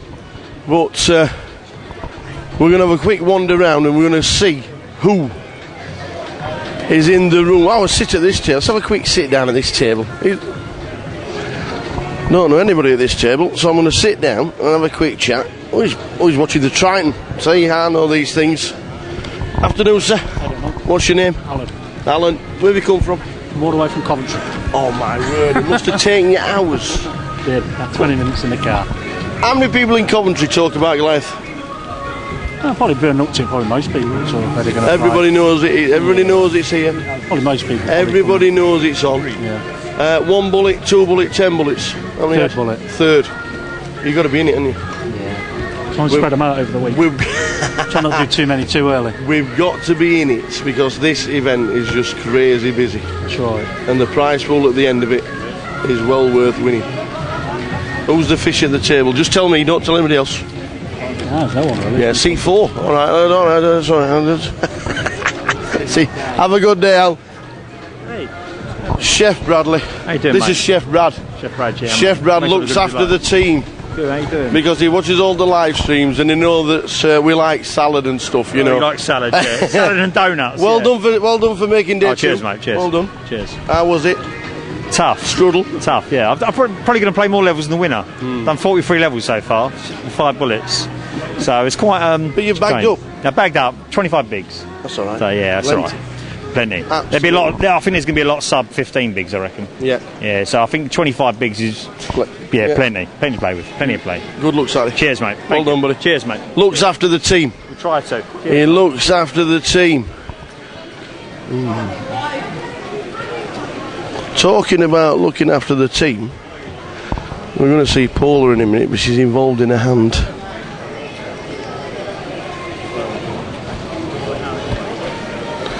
Oh, and wins as well.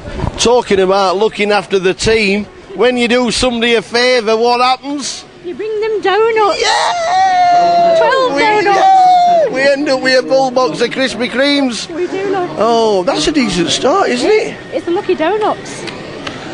Well, you're very 80,000. Yeah. What you done? Second hand in. King Jack suited. Mm-hmm. Flop comes a flop trip kings. someone betting into me, and he's got pocket aces, and I turned quad kings. So happy days, and it's been rolling ever since. Awesome. Awesome. Can I just ask, is it natural? Oh, it's natural, yeah. Nice one, Paula. Where's Sis? Quite early. She's alternate 333. 333 alternates at this moment in time. You stay there. I'm going to wander that way. Why, heck, I tell you what, you can't get through these holes. That's where we used to commentate from, by the way. That used to be our commentating booth, and it used to be full of donuts and crisps and chocolate and sweets. It's now full of players because it's so busy. There's an empty seat. Let's have a quick chat. Deal me in. Deal me in. Oh, sorry, I'm only kidding. Afternoon, sir. What's your name? Tom. Tom. How many Goliaths you played? Ever? First one. First one ever? Yep. Where have you been? First one ever, man. Yes, indeed. This is like 8 years. Did you think, well, I've got to play it because it's now just like getting so big? Exactly that. I thought I'd come and have a go. Where do you normally play? A local Redditch. Oh, right, sweet. Sweet. This event is just massive, isn't it? Huge. It is enormous. First bullet? Yep. First bullet, first time. And you got over starting stack, in fact you got more over average stack as well. Just about average. That's alright, isn't it? That's alright. Who's the fish at the table? Don't tell him, don't tell him. Just tell me. Seat 4. Alright, okay, don't tell me. Good luck, young man. First ever Goliath. First ever ticket, and he's got above average stack. I'd like to get down there, but you can't because it's just so busy. We'll have a quick wander around for 2 more minutes, and we're going to see who we can see, if we can see an all-in and a call. If not, we'll have a look. What we got? Oh. What's happening? Hello, young man. Hello. Morning, team. Look at this. Look at them. Tell them all what I've got. I shan't tell nobody. They all know you're a fish. No, I don't need to tell them that. I don't need to tell anybody else. Morning, everybody. Morning. Oh, it's a bit warm down here, isn't it? What's your name, sir? Martin. Martin. Why have you got 2 phones? We all know why you've got 2 phones. I'm just saying. Job phone, personal phone. Good man, good man. Why have you? What's happened? You got 80,000 chips. People are looking after you, man.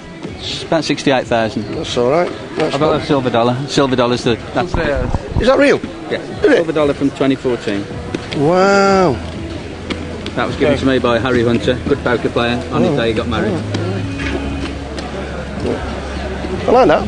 1 ounce of silver. 1 ounce of silver, bringing you luck as well. How many Goliaths have you played in the years gone by? This is my third. On the trot. Yeah. Any good? Have we made day 2? Have we made a never day made 3? a day 2. Never made a day 2? Until today. This year's the year. Let me tell you. Good luck. And good luck everybody else. Good luck everybody else. Just remember, keep smiling.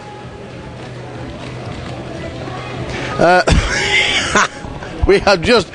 If we quickly pan, I tell you what, this is such a fantastic game. 1,000, it goes up every time you look. We are very close to 1,300 runners, and we're on level number 6 of the day. An amazing event. We absolutely love doing the Goliath. We will do the other end of the room when they come back during level number 7. But at this moment in time, they're heading towards the break. Great to see the outer tables, great to see some people having a lot of fun. It is the biggest Goliath there's ever been, and it is the greatest tournament we ever do.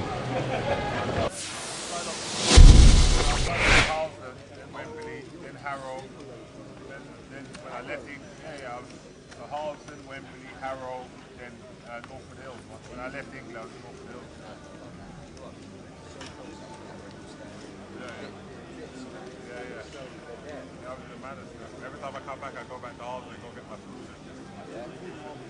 Go get my food. That's how it goes for me.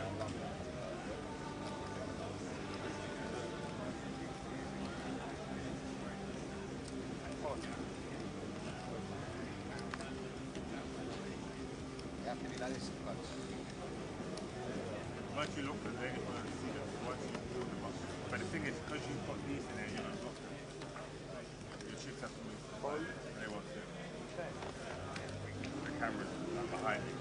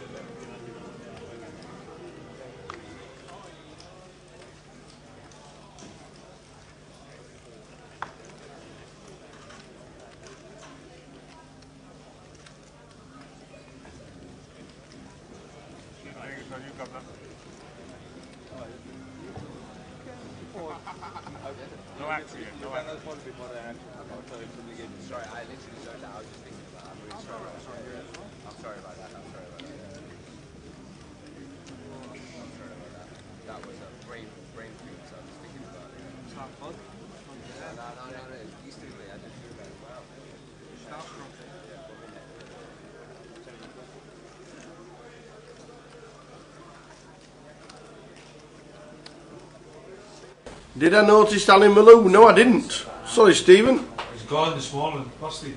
Well, he got back in again, so I've just done a video and he was still there, but he busted again. Sorry, Ali.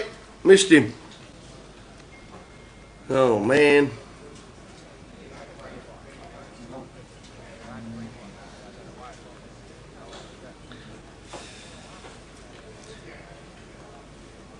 Afternoon, everybody in the chat box.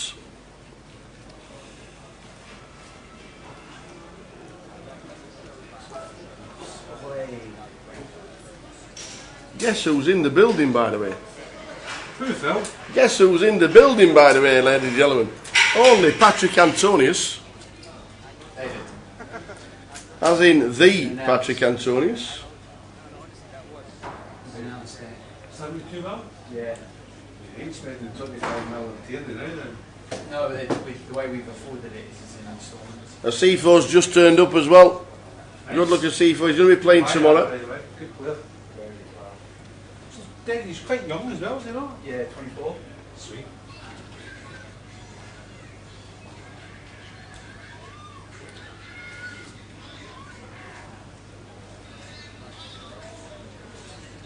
Well, Patrick very kindly doing selfies with just about everybody. All over social media.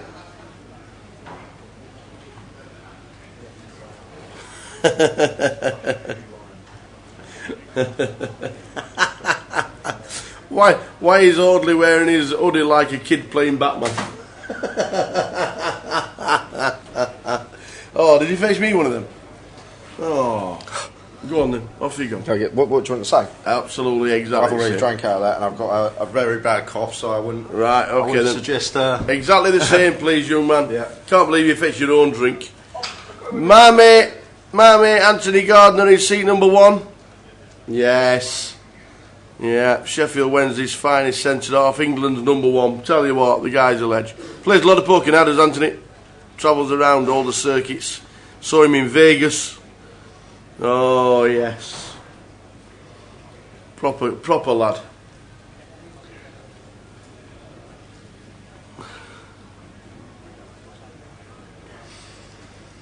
Great table to have. Where's that attacking midfielder guy? Where's he sat? Oh yes, there he is. C8. Hardly pocket 4s. Looks like he's just cold.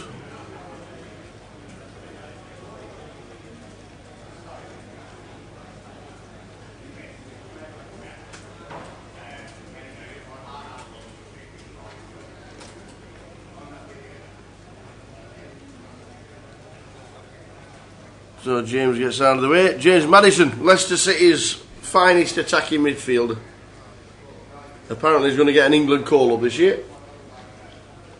Not that I know anything about Leicester City Football Club, apart from they pulled off the greatest shocking football in history. Years ago. What is it now? 3 years ago now, isn't it? Distant memory. Distant memory. But they are in the history books.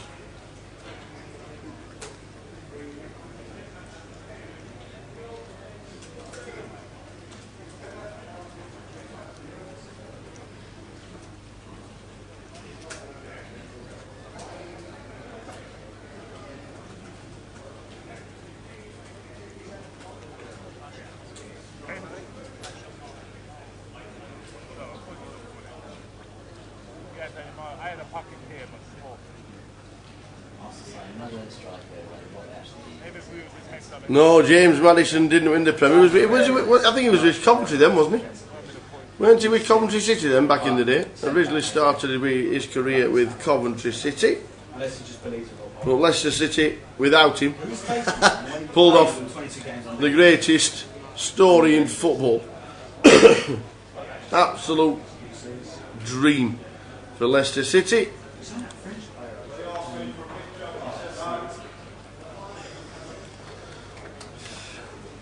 Yes, send it to us maybe on WhatsApp and then flip it over into the whole thing. I'll just send it on Facebook or whatever. Well, it's on your phone. Alright, that was on WhatsApp, it's easier. Cheers. So where was James Maddison playing when Leicester City won it? Must have been Coventry or Norwich. Norwich City was. You sure? Yep. He didn't sign for Leicester until after. 2016 Leicester won it, didn't they? Yeah.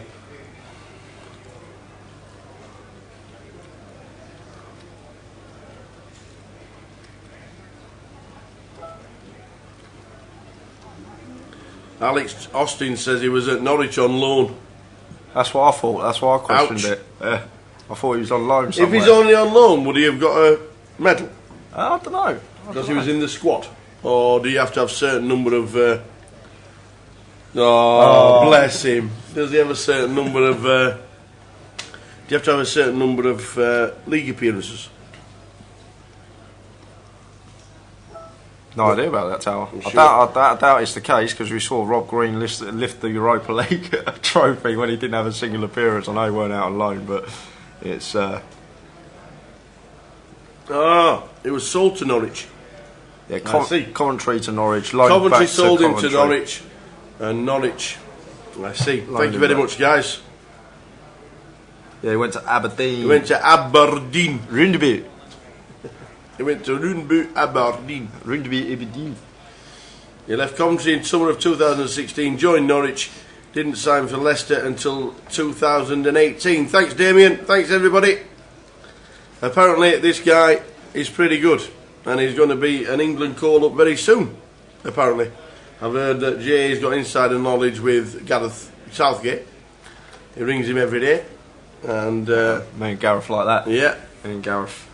Excuse me, can you tell me who won the... is he getting a call-up? Yeah, no, he ain't. No. Well, I think this season it will definitely get a call up this season if he continues. not a bad to table, perform. though, to be fair.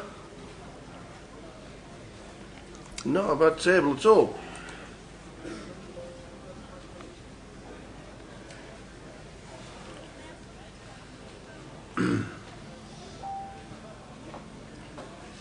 Rick G1 said, is Patrick Antonius playing the Goliath? No, he isn't.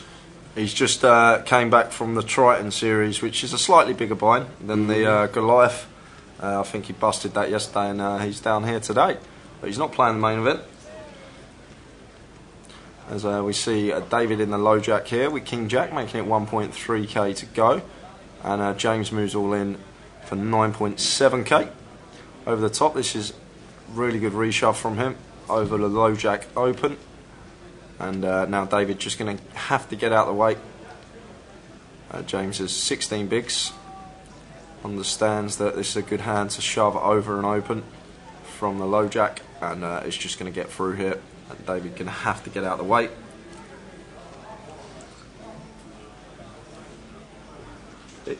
Afternoon, cool spot on Twitch.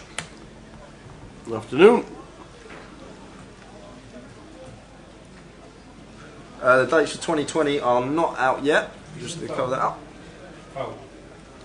Yeah, I agree, Simon. I think if he has a good season, you can't overlook him, especially the way Southgate chooses his team. He's always giving players. Wow, he's called here with the King Jack. I'm just going to go back to the hand. Was not expecting to see this, and James with his tournament life on the risk, and King Jack off should be folding here. This is a pretty bad call from the man in seat 7, but you can see he's actually got 43% equity here.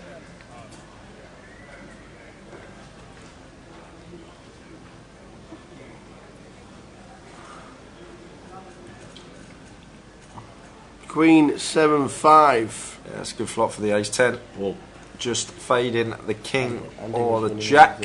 flop Cambridge forgot again. And it's 6 on the river, so James will double up. Was not expecting to see the call there. That is very optimistic with the King Jack there, David. And now he's left with sub 15 big, so he's now got that all in or fold stack.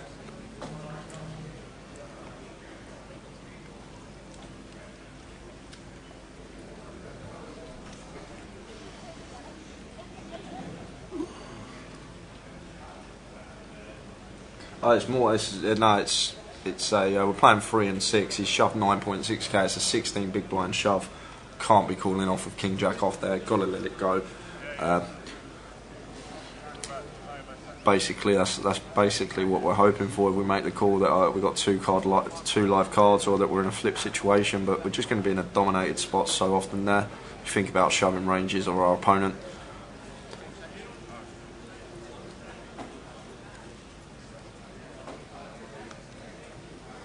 Oh, that's very true, Nate. That was so. I've just KO'd James Madison call. Yeah. Try and knock him out.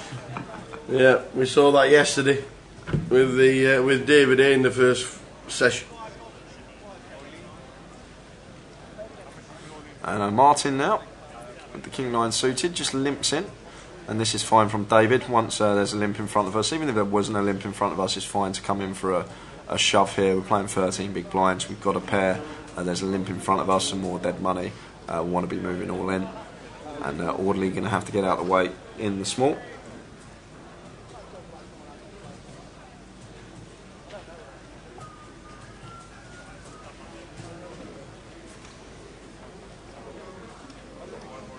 And this isn't good for the threes. We're just going to be crushed a lot of the time here. We're basically hoping to see ace king, but a lot of the time we're going to be drawing to 2 outs. Yeah, we're standing up. So we're basically hoping to see ace king or ace queen here when David comes in with that shove. But nope, unfortunately for us. He's got 10s, but nothing David in seat 7 could do. Pocket freeze was a jam in that spot. It can't account for someone waking up with a hand behind. So to the flop. No 3 there. Ace jack for the chop. We need a 3. Oh, wire. So we're going to lose one. David out in 2 hands, but that all stems from the King Jack hand. We've just got to open the King Jack and then let it go to the shove from James. He's shaking the hands of everyone, saying good game, played in good spirits, and he has the option now to come back and play tomorrow if he wants. It's going to be a busy day. Yeah, Patrick Antonius is in Coventry right now. He's in the building. He's played the Triton in London, the big one, the £1 million buy-in. I wonder if anybody's got a buy-in for that event and not sold any percentages. Sorry, what was that, Tower? I was reading Craig's comment in the chat box. Anybody buy into the Triton this week in London and not sell any action? I don't think so. Obviously, the people that are playing that tournament, they're probably playing on like 10% of themselves, I'm guessing. Like 10% of themselves is still a chunk. To just have 10% of yourself in £1 million buy-in comp is still an absolute chunk of money. So, so quickly come back to that in a second, Craig. Just going to pick up on this hand because Martin's got the kings under the gun, makes it 1.2k to go, so just clicks it, and looks like Audley has a decision here on the button. King 5 suited here versus under the gun open. I know it looks pretty. I think it was Norman Chad that used to say the suited king curse. A lot of players, it looks pretty. We got a suited king, but a lot of the time versus UCG we're just going to be in a crush spot, and we are super crushed here against the kings and Martin. And the other thing is, once we call, the small blind and big blind are more inclined to call as well, so we're going to be splitting equity multi-way rather than heads up. And we are going 4-way to the flop. Let's see if Tower's theory is correct. What's he always say when someone's got kings? Normally ace of diamonds comes on the flop. We'll even name it these days. 873. 873. Told you. So Martin going to continue. And once he continues into 3 players here, he's not getting any action from anyone. Andrew's got to let the bottom pair go. So here comes the continue. We'll see Audley get out the way. We'll see Andrew get out the way as well. Wow, Andrew's actually made a very loose call here on the flop, out of position. Picks up a bit of equity as well. Does pick up equity, but we're going to potentially lose more chips in this pot now because of a call on the flop where we need to fold our hand. Got to understand that someone's continuing into 3 players. Imagine if he had a hand like Ace Jack, Ace King. A lot of the time he's going to check that on this board at a multi-way. And the other thing, like when he has like Ace King of Hearts, Ace Queen of Hearts, Diamonds, sorry, his bluffs, like we're basically flipping against those hands. So just got to fold the bottom pair, and we're going to take a river. Is the bad play going to get rewarded? We've seen it a lot this week.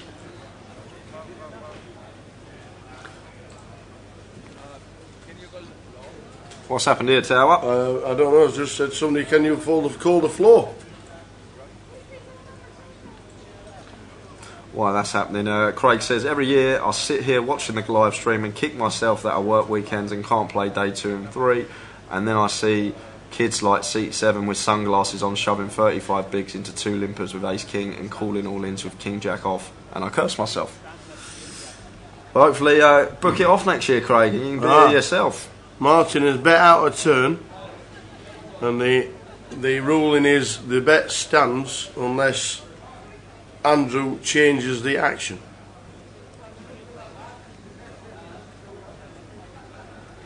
Are we actually?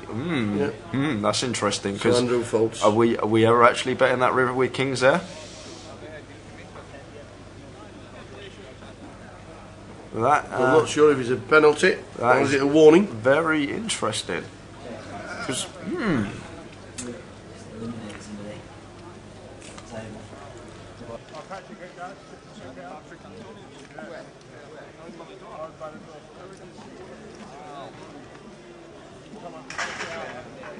I thought he was going to be playing the Triton, but he's not. No, he's not the Triton. He may be playing something else. He's not playing the million, no, but he's playing the 25,000. But he's not playing the $1 million one, the million pound one. But it's like the 50,000 turbo, 25,000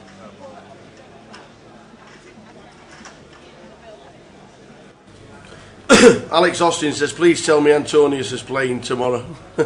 Imagine that Patrick Antonius. Do you think Patrick Antonius has ever been on an alternates list?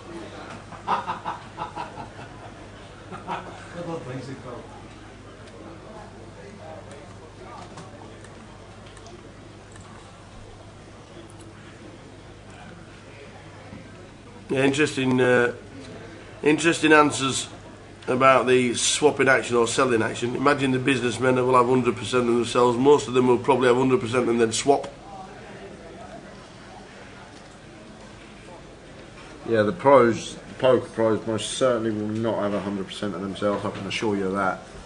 Obviously, the entrepreneurs of the poker world probably will, like Tao said, the Paul Nuis, the Talal Shakirchi, can't even say his surname.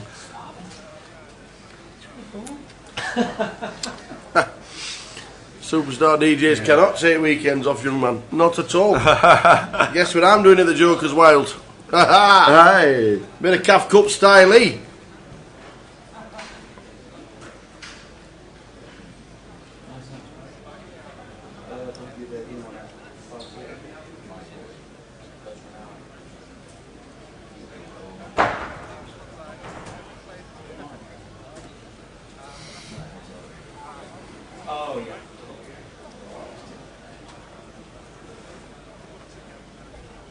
Yeah, no, Simon, that's exactly what was going through my head there on the river.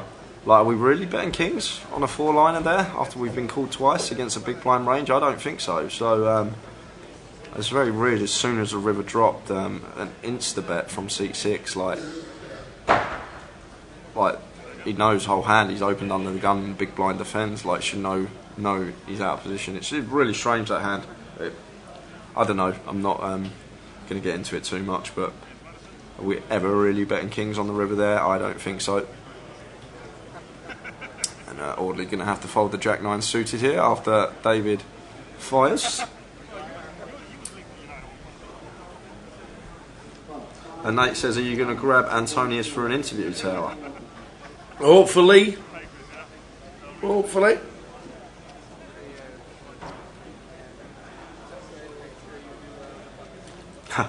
Jimmy in the chat says, wanted to play the million buying event in London, but unfortunately the grass was due to get cut, so I had to stay at home. Next year, he says. Brilliant. Yeah, you lot speaking on Twitch about what time to get here tomorrow. Alternates opens at 8:30, but there will be people queuing. Yeah, from about 7. Way before that time. So Sean Hayden's in at 7. So Sean Hayden's in at 7. Sean Hayden's in at 7 a.m. tomorrow morning. So the superstar magician is that's not Patrick Antonius, is it? Taking a picture of all the room in the background. I think it was, you know. Was it? I'm not sure. Sure. Maybe while the overview camera comes up.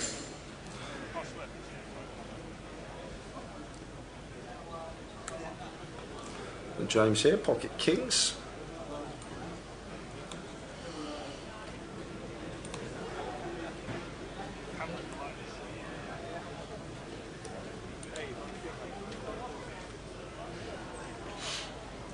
Makes it 1.5. Folds round in turn.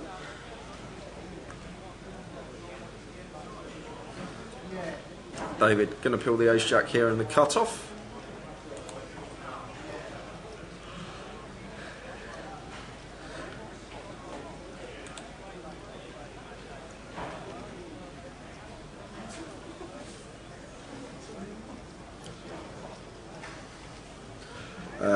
I'll let Tower cover that one, George. We've had that question a couple of times. Oh. How did you guys get on in the tag team event last night? I think we came 23rd. 3 off the money. And 20 were paid. Yeah. There you go. Ace side flop. Kings against ace jack. Thanks for coming.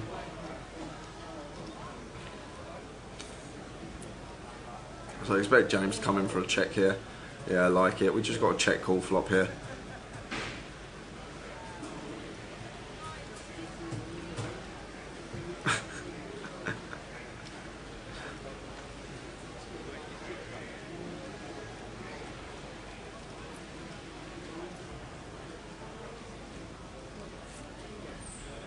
It was the ace of diamonds as well, Tower. You called the ace of diamonds last time. Luke Strong, I reckon Madison has more on his wrist than the top prize of this tournament.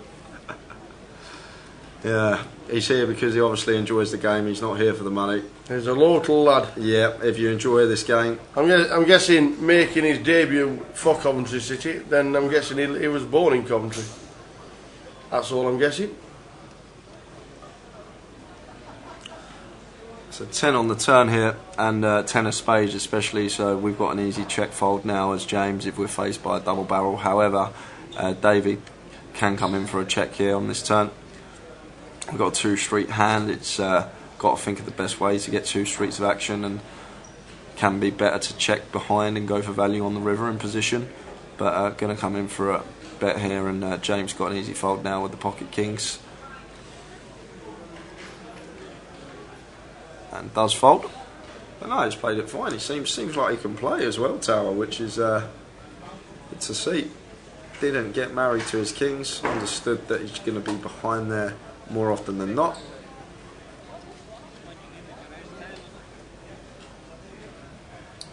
Alex Austin in the chat. I do the jokes here, all right? Not you. What's that? He said Arsenal to finish top 2. All right. It was funny though. It was funny. It did tickle me a bit. Well.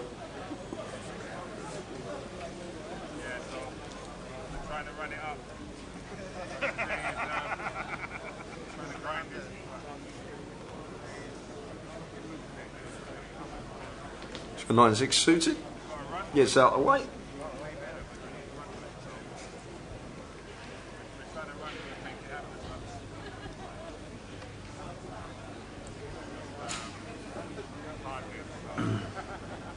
Who's Pepe? Striker that Arsenal just signed. Oh, right, okay. Yeah, forward. I thought that you just got Pep Guardiola as manager. Nah. No?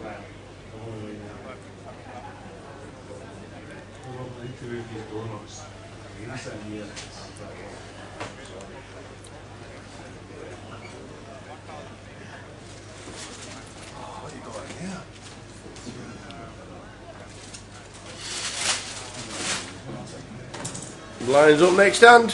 How do people do this? First hand. Where's the white ball going? Just where's the white ball going? Isn't it cue ball? No, John Virgo doesn't say that. He does. Where's the cue ball going? No. It's white ball. White ball. 100%. He definitely says cue ball as well. In some of them. So let's Well, see. there, 28 leg. What? It'll fit you.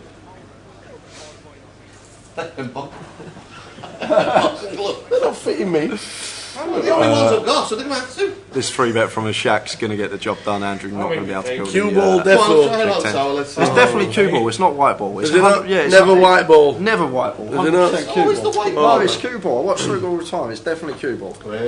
We've not seen. 100%. We've not seen Ian Bryan to confirm the dates yet. He said he was going to speak to us Thursday. We're still taking late reg in day 1F, and they are all still busy. If we get Ian Bryan before much too long, we will try and find exactly what is happening regarding next year. He did say he was going to try and make an announcement today. If not, it'll be tomorrow. At the moment, 1,532 during level 8. I'm not sure if there's any alternates. Thanks, guys. I've got lots of backup in the chat here Crack confirming on. that it's cue ball. Cue ball. Where's the cue ball going? No. No. I'm with you, Sally. Right, that goes over your head. Hang on. Just want to try it on. Don't work with me. Wicko asks, is it possible to get another day one next year? Maybe start the Friday instead of Saturday. Let's get the prize pool over 1 million. There's obviously going to be a lot of chats, Wicko, after this event's finished regarding next year's Goliath. So you just have to wait and see. Obviously, the powers that be will go away, discuss everything, and see what can potentially be done to make it better, bigger than ever before. And it will have obviously all come out, hopefully, towards the back end of this year, of everything that's going to be happening, the structure, the main event. But going to have to wait a while before we get any sort of confirmation on that. Craig, we get this question all the time. Any chance of a day one online? We can't have an online day one. As soon as you incorporate an online day one into a poker tournament, it doesn't actually mean it's a live poker tournament anymore, and this is the biggest live poker tournament outside of Vegas. So as soon as we incorporate a live online day one, it means it wouldn't be technically a live tournament anymore. So lose the novelty factor of the Goliath. So online day one just cannot work. Try the trolleys on.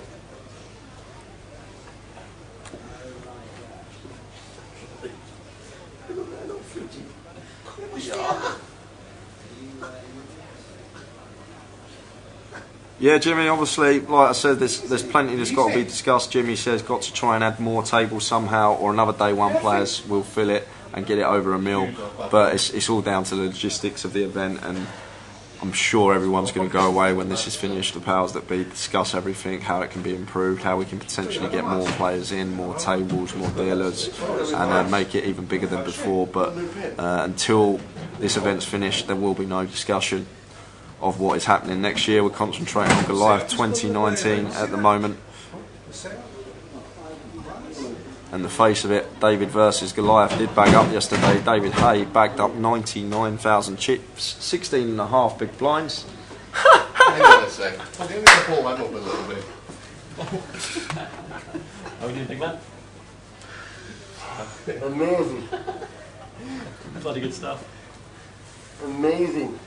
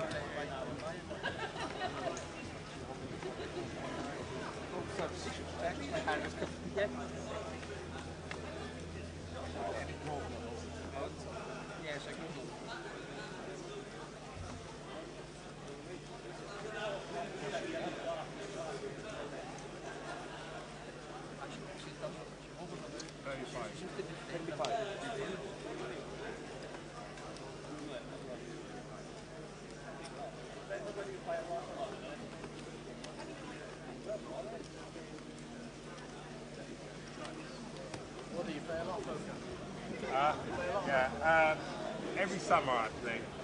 I do the World Series of Poker night. Go down there for a couple. I was there for like about a month this year. No, playing. Yeah. I played about 10 events. No, I cashed 4 times. No, not the main event. I done the double. Yeah, I played it. Yeah, the double stack. I came. Not the big 50 I cashed, but the double stack I came 30 seconds. That was my best run. That was like 9,000 entries. I came 30 seconds. Oh, I had a great run. I only just hold. I learned them a little bit. I know a lot of poker pros, but yeah, I'm okay. But I understand the game, you know, because I've been playing for a little while. I first started playing in 2007 because I was in Vegas boxing. You know what I mean? I was like, what's that game? What's that room they got in the back? I was like, what's that room? Well, I'm like, well, what, you know, in the casinos, you've got blackjack, you've got... I've got some Pringles there, if that helps. I've already eaten enough today. Sorry about that, guys. We had some noise in the background. Getting ready for the side event back here. Joker's World kicks off at 6:30. Late registration for that kicks off. Registration for that kicks off at 5:30, and it starts at 6:30. No, it weren't Antonius in the booth. Most certainly weren't. Sorry, Tal. Yeah, good things we have Tower do. Now all you've got to do is hang out the side of the car. What's the best Wi-Fi to log on to? Card Magic, is that you? No. Ace Queen King 3 is the board as we get to the turn. It's checked all the way through. Deuce on the river. It's probably going to go check here now as well. Well, I've got 2 laptops to sign in. They'll only let you sign in with... Huh? Password, it's not password protected. Yeah, but it's not password protected, but they ask you for the email. And is it 10i against 10i? I'm guessing James Madison's going to have a better 10i.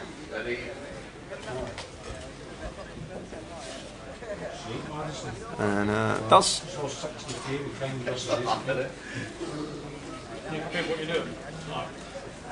So Luke, the way the featured table's picked, it has to be a table, first of all, that's 9-handed, because obviously the featured table is 9-handed.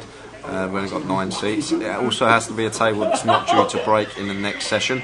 And then we have to pick a table that's close to the featured table to swap it with, because we've only got the 20-minute break to switch all chip stacks around, input all the information. But regarding the first draw of the day, that featured table is random.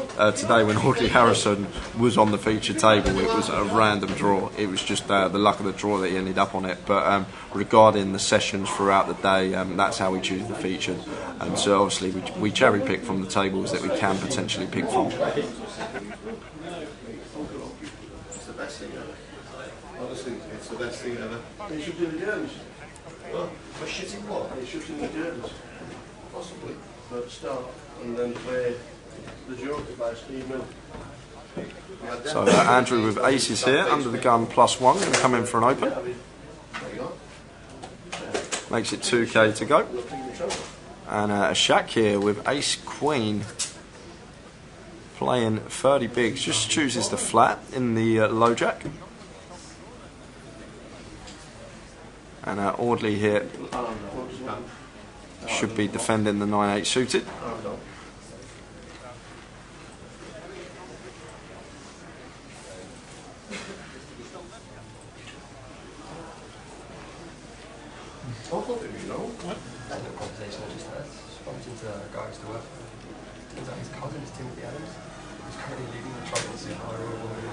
Really?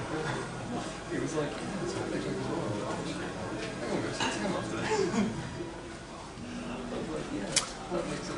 Flop of Jack 9 7 2 clubs. So Audley middle pair gut shot. Just 2 overs for his shack. Andrew here with aces. Don't even mind What are the stack sizes here? I don't even mind a check here from Andrew on this flop, Jack 9-7 with pocket aces. It's a very wet board. We can put ourselves in some gross spots if we get check raised. So I wouldn't mind seeing the check. Betting's fine as well. We can come in for a bet. He's came in for a fairly big bet here, 2/3 pot. But can put ourselves in some dicey scenarios when we do get raised on this type of board texture. And we got some insurance with the ace of clubs as well. But fine to bet. Just got to be wary sometimes on certain boards with your overpairs. What boards are good to check? What boards are good to bet?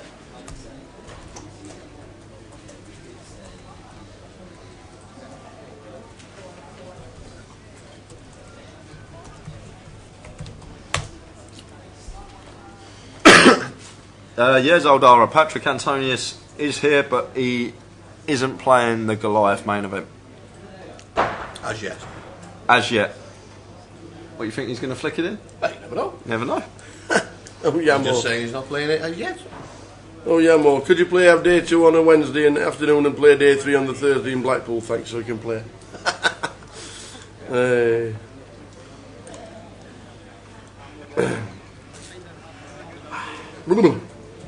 That's a surprise. What do you think? Good.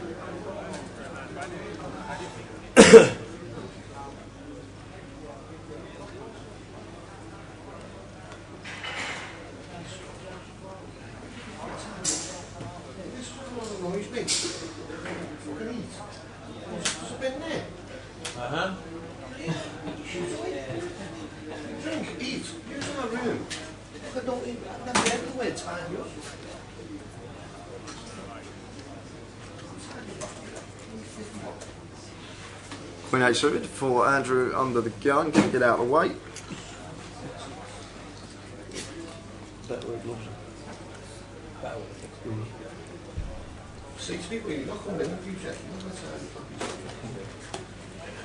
And Martin's going to limp the ace 9 suited.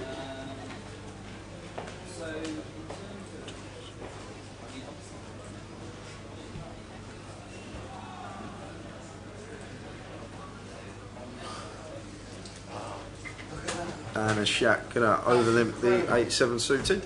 Right. Water slide with virtual reality goggles in this water park in Germany. What's Pete shouting at? Played poker with James when he was at Coventry. He was a lovely guy. I see, yeah. On a water slide with virtual reality goggles. That is cool, isn't it? That is unbelievable.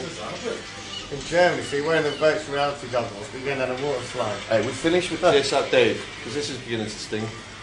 Alright, well, it's terrorists having it. You want it terror? You don't want that, mate. Trust me. I don't eat melon. No, it's beginning to Never stink. have. It's been left in a warm room. Only one for the day on the day. Yeah, they taste like vinegar the next day. Yeah, you don't want to be eating that. You'll never get off a freaking bug. Put the break paper in the fridge.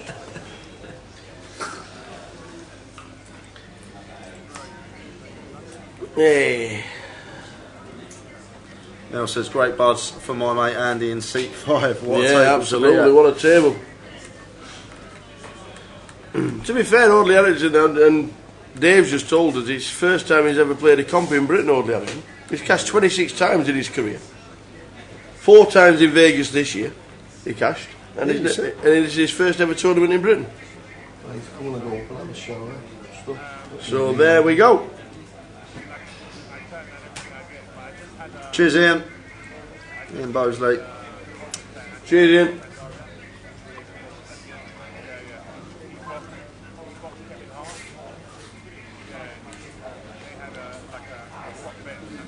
How many points on offer for the Goliath on the GUKPT leaderboard? Well, we ran the numbers for 8,000 runners earlier on in the year, and it was around 80 points. So if we're getting 9,000 runners, 10,000 runners, you could potentially shoot yourself straight into the top 5. The way the league is at the moment. So winning the Goliath could be huge, not just in terms of the 100k first prize guaranteed, but in terms of national league points as well. I'm sure if you win the Goliath, you'd probably at least lock up your place at the playoff at the Vic come November. Do you think it's thoroughly deserved? Beating at 9,500 runners to shoot yourself into the top 10? Yeah, I think it's. Yeah, of course it is. Me too.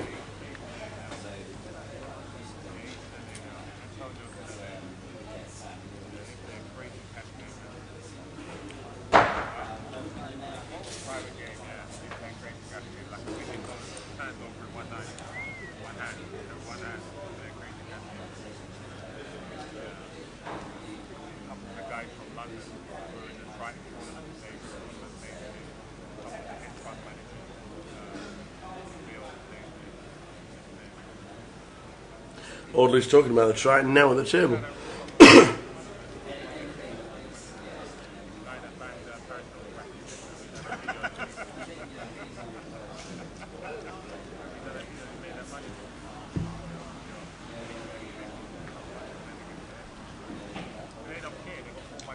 Yeah, free roll starts at 6 o'clock. Live stream free roll.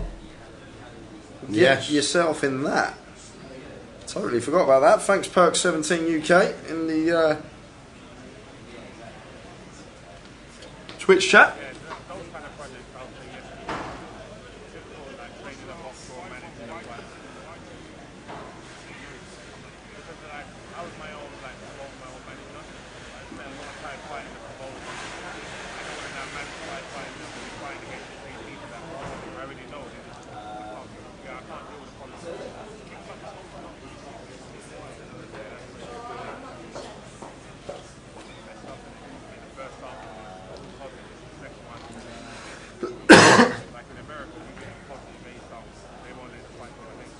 James Ace King in C8 raises it up.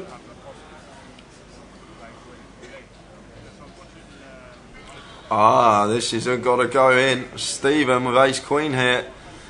He's going to have to shove. Unfortunately for him, we got 17 bigs and going to have to go in the middle here. Sorry, 18 bigs. And when it comes back round to James, he'll have to make the call.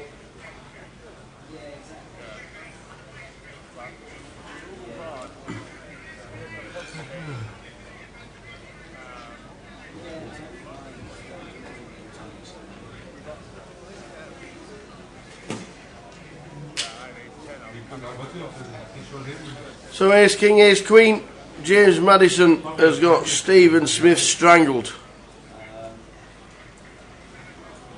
Yeah, must be only one queen left in the deck as well.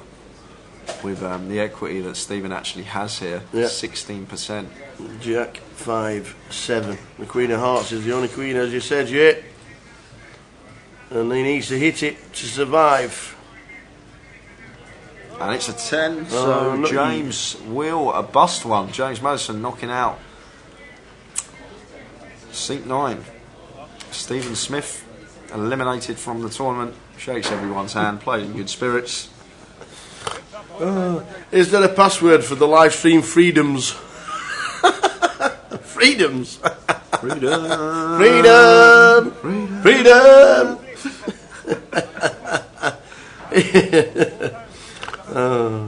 Yes, that's predictive text off a phone or something like that. Brilliant. Let's have a quick check on Facebook, see who's watching live on Facebook as it happens right now.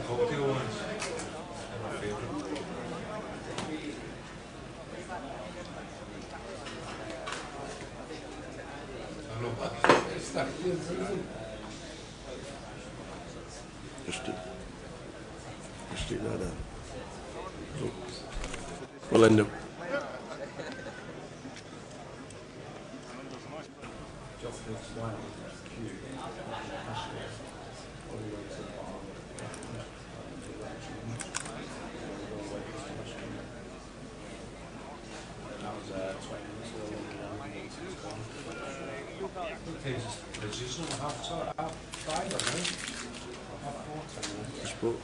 Just put witches.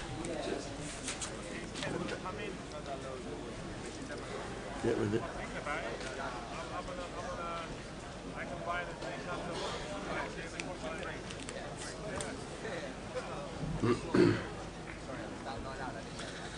Norman Miller says, what was the count of today's players? It was well over 1,500. 1,568.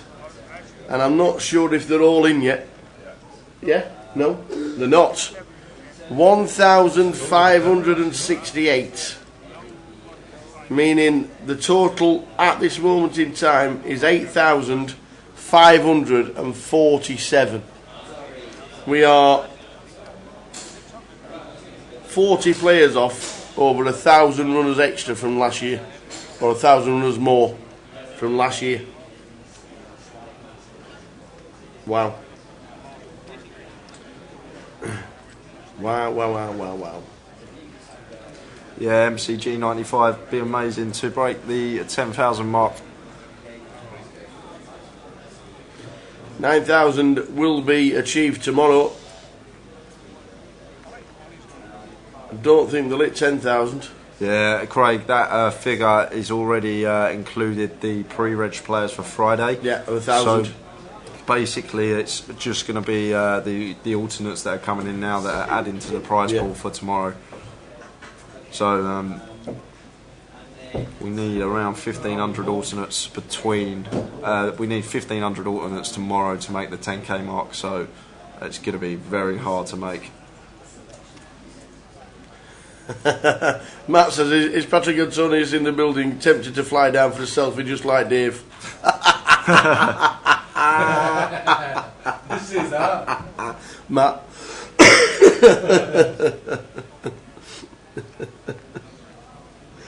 Oh. How are you doing, Raquel? Hi from sunny Bridge House. When Dave Blacklaw took the picture with Patrick Antonius, one of our lads in his chat box says we've never seen him smile like that since he got free chicken 3 years ago.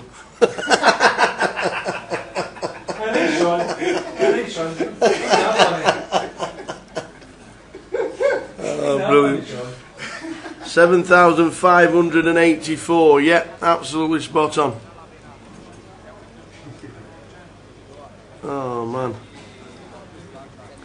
And we are currently on 8,005. Oh yeah, you're right. Yeah, 8,548 at the moment. So very nearly 1,000 up on last year. Oh, cheers, Raquel. Raquel's tuned in from, let's try that again, sunny Brighouse. Brighouse. Happy Yorkshire Day. Happy Yorkshire Day, Raquel. You know who Raquel is? Yeah. Daughter of Johnny Boy. John Hess. Yeah. Happy Yorkshire Day, Raquel. From one Yorkshire to another. I'm going to go get a coffee. Would you like a drink? Are you really? Yeah. Yeah. Cup of tea? I'd like a cup of tea, please. Cup of tea. Thank you. No problem. Well, yeah. Nearly gone.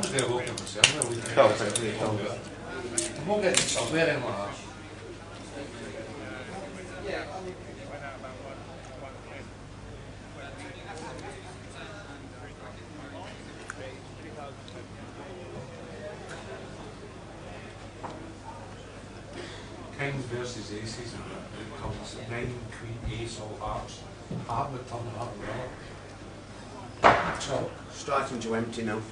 Sweet. Once they've emptied, we can do a bit of a sound check then.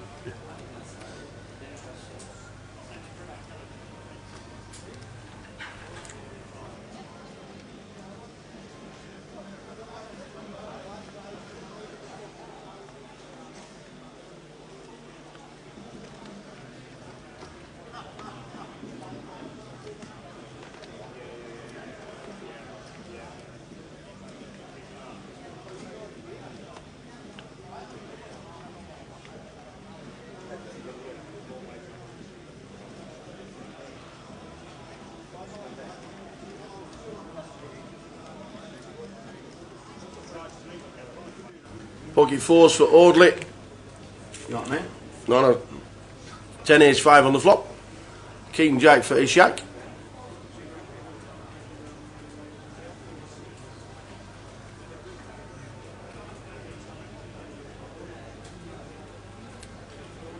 Ace 5 10 the flop. And a check fold from Audley Harrison.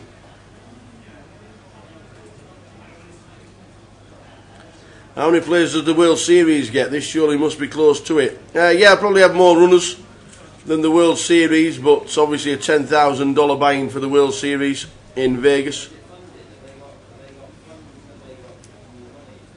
And this being $125.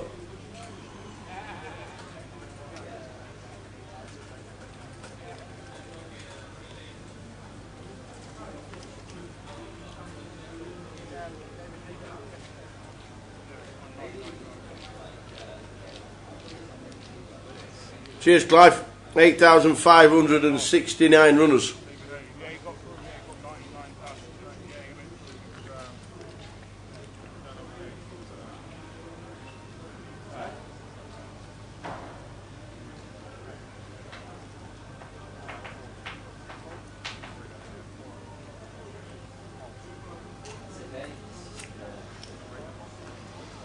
So we have 8,549 at the moment.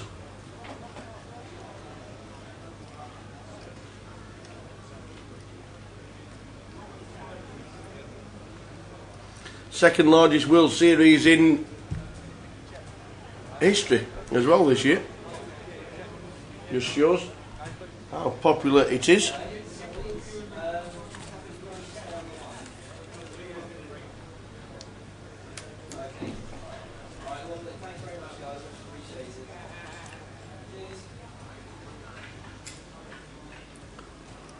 I think the club didn't the Big 50 get something like 28,000?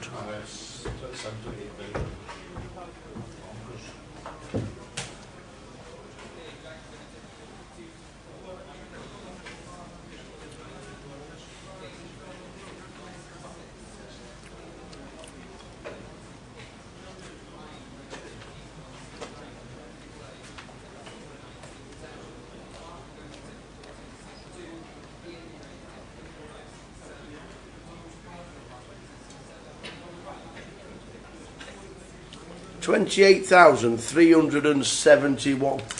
Wow.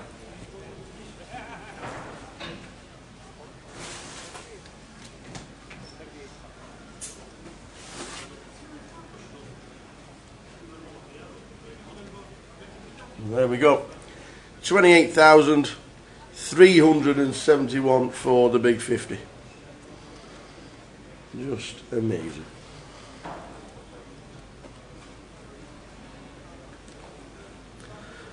Yeah, you never beat Vegas for numbers.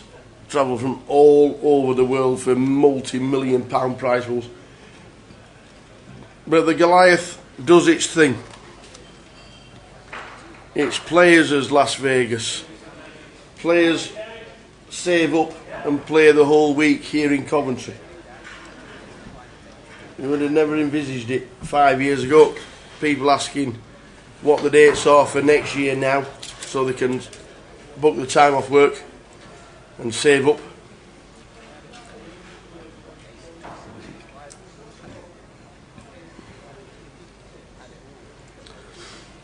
Evening, John. John Perkins. Can't see Patrick Antoni's travelling to Coventry and not playing it. I think he's got a bit of a meeting with some of the poker top brass, but he's come along with Jonathan Rabb. I don't know if anybody knows or everybody knows who Jonathan Rabb is. Jonathan Rabb started the UKPT back in 2007. He was working with Ian Bryan, Zach Miller, who sadly passed away, Russ Tamplin. They all came up with the idea of a tour, and Johnny Rabb was the first tournament director for about 3 years, 4 years maybe, and then he moved on to different things and worked abroad. I think he started working in mainland Spain for years, but Johnny Rabb actually initially set up the UKPT back in 2007. Was working with in Spain. So yeah, Johnny Rob's here as well. Saw Johnny Rob in Malta last year. First time in 2 or 3 years. He looks nothing like. I mean, he's just not changed at all. He looked at me, he went, "By heck, that's some poundage." Is that what he said? So yeah, so whether he flicks it in tomorrow, I very much doubt, but we can but hope. An EPT winner and a final World Series final tablist gets himself onto the Goliath board.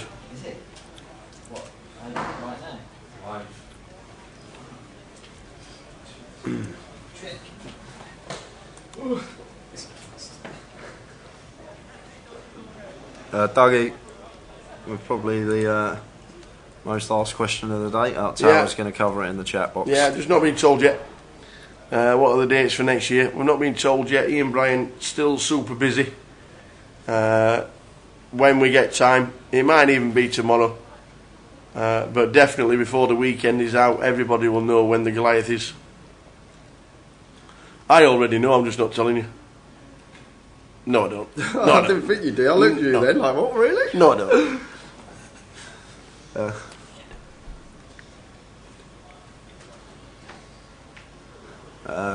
So we got Anthony opening the cut-off with the ace-8.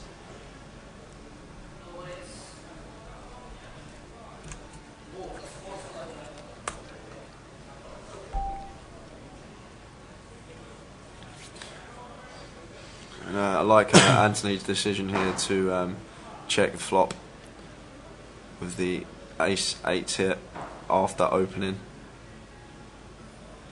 And this is why it's good, because we can potentially induce some bluffs from Pratesh, and once Pratesh checks behind, then we can start coming in for value with our top pair.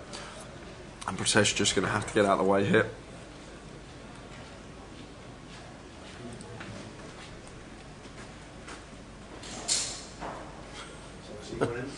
If Anthony Gardner wins, it'll be the first time he's held a trophy.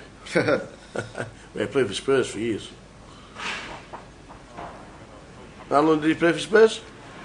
He was there, I'd probably say, quite a few years. 3 years maybe, 4 years. I remember it was like 2004, that sort of time, when we used to share our season ticket. Is that when you were at school? Season ticket. I would have only been 9 years old, but used to have a sort of shared season ticket. Used to go, my dad used to take me one week and my older brother the next week. And I remember Anthony Gardner playing alongside either Ledley King or Gary Doherty. Oh. Well, I remember Ledley King. You don't remember Gary Doherty? Never heard of him. Played at Norwich, played at Spurs. Never heard of him. Spurs have never won the League Cup, have they? Never won the League Cup. He played for Tottenham for 8 years. Oh, 8 years. 8 years. I thought you were a fan. Hang on, 8 years. Look how many appearances he's got over 8 years. That's like 3 years worth of appearance. 114 divided by 3 is actually 38. So if you take the average of the appearances, they were shorter seasons. Weren't shorter season. There was still 38 games in a season. But he didn't usually always, obviously, used to start all the time, but I'm sure he had an England call-up once as well. What's the rules on Jokers Wild? Every table has one Joker in the pack, so we play with 53 cards. You can use the Joker as any card in the deck. It can be any suit. It doesn't even have to have a suit, because if we get quads on the board, you've got 5 of a kind. So the rules are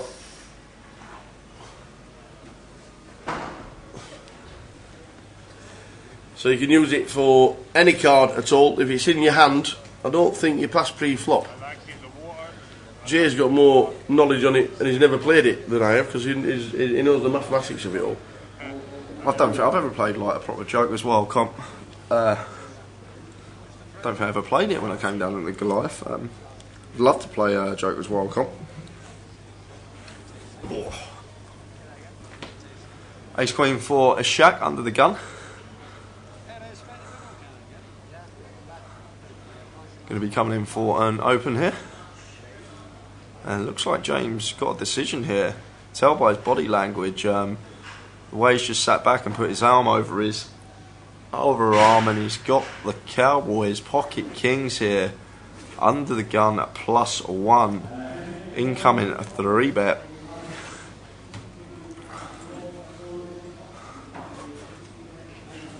This makes it 4k to go. It's fairly small sizing. Need to go maybe a pinch bigger. Unless there's some sort of dynamic between him and Ishak, and he knows that Ishak is capable of 4-bet ripping over a small 3-bet, then we can come in for a smaller size. Usually standard size. A bit of pinch bigger here, around 4.8k. And he's all in, Ishak, and we're going to see a quick call from James. And Ace Queen versus Kings, and Ishak gonna need some help, or he is gonna bust from the tournament. James Madison busted someone to the left of him not long ago. Could potentially bust the man on his right now.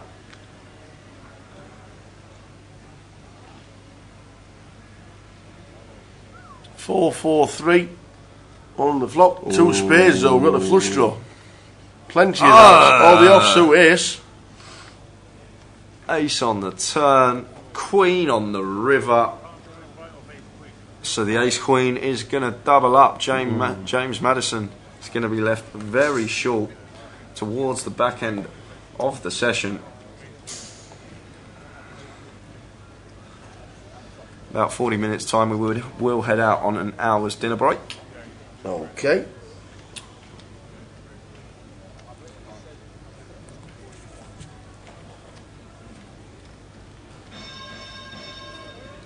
Lines up in 3 minutes.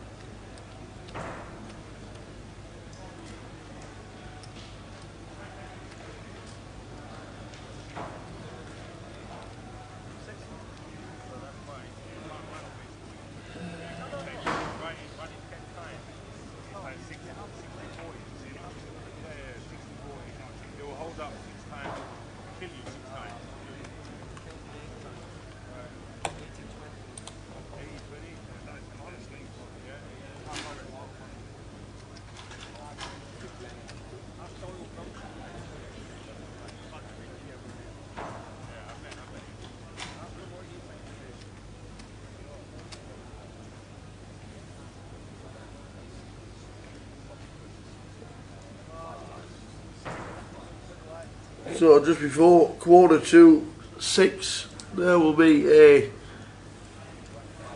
increase in the blinds till, and that'll be level number 9, and then one more level, and then we'll be on a 60-minute dinner break. The Joker's Wild, I do believe, it's open for edge. Has alternates. It has alternates running round the tables and running round the entire floor. Got some funky music going on in the background. Yeah, not too sure what it's capped at. What's that? Jokers? Yeah, do you know what it is? No. What's it? It's making shifted. What? It's making close. So Anthony opening under the gun +1 with the ace-10, and David going to peel the 9-7 suited in the cut-off here. Heads up to the flop.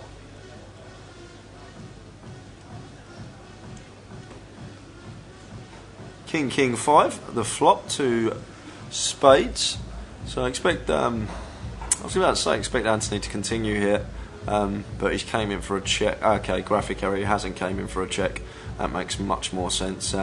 Paired board, we've opened under the gun +1.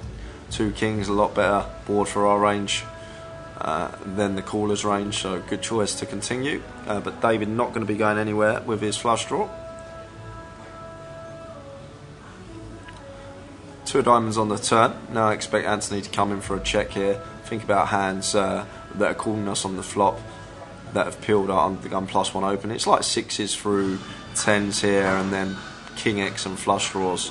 And it looks like Anthony's actually going to come in for a bet here with his 9-7 of spades. Really like this. Sorry, David is going to come in for a bet with his 9-7 of spades. Really like this, and Anthony got no choice but to get out of the way. I know we can see he's got the best hand, but the only part of David's range that we're ahead of is flush draws, and even against flush draws, we're still only around 60-65% favourite, assuming they have 2 live cards with their flush draw.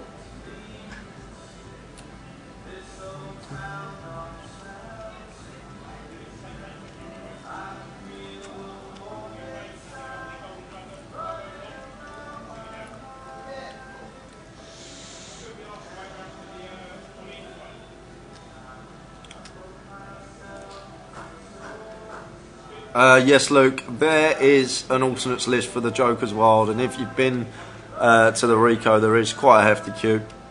Obviously, they're all queuing up to the cash desk, and I think it stretches past the restaurant, the queue. So if you are coming down to play, I'd get here as soon as possible so you're not that far down the alternates list. But it starts at 6:30, and there's already a huge queue for that. So much traction for the Joker's Wild event.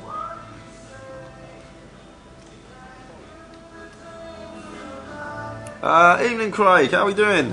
It's great for poker to get a good positive image in the mainstream media. The Goliath is promoting that, especially with celebs / footballers playing. Yeah, I think it's great. This feature table we got, obviously James Maddison, Anthony Gardner, Audley Harrison, 3 very big names on the table. And I think poker's a great game. It's a great live tool. Like, people have this assumption because poker's played in a casino, like it's just a game for punters and gamblers and whatnot, but there's so much to learn in poker, so many life skills as well, and I think it's such a great learning tool, and I really think it's great to see celebrities and big names playing this event. £125 buy-in, and these guys are still rocking up and coming to play. It's great to see. As we see a bet from David here, and Pratesh just going to have to get out of the way with Ace-Jack here. Oh, is he going to float out of position here? So basically he's going to give David credit for a hand like King Queen, King Jack, Queen Jack here, and thinks his Ace High is actually going to be in front.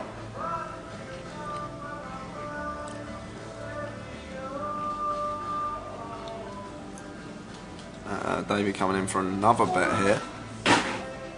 And this will be job done. Pratesh not going to be able to make the call here, facing the double barrel.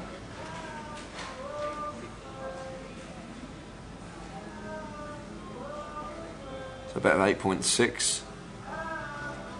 And this is the problem, like, yeah, like we're calling flop because we think our opponent's got a lot of King Queen, Queen Jack, King Jack in their range, like, but what's our plan versus a double barrel? Are we just going to go call with Ace High when it bricks out? Like, we just can't do that. So it's just so much better to just let the flop go. If he's got one of them hands and he's bluffing us at the end of the day. It's just one of them spots where it's better to just fold flop rather than getting sticky. Got to preserve them chips, tournament poker. Treat them like your babies, the chips. You don't want to be needlessly throwing them into pots and spots where you're not in the best of shape.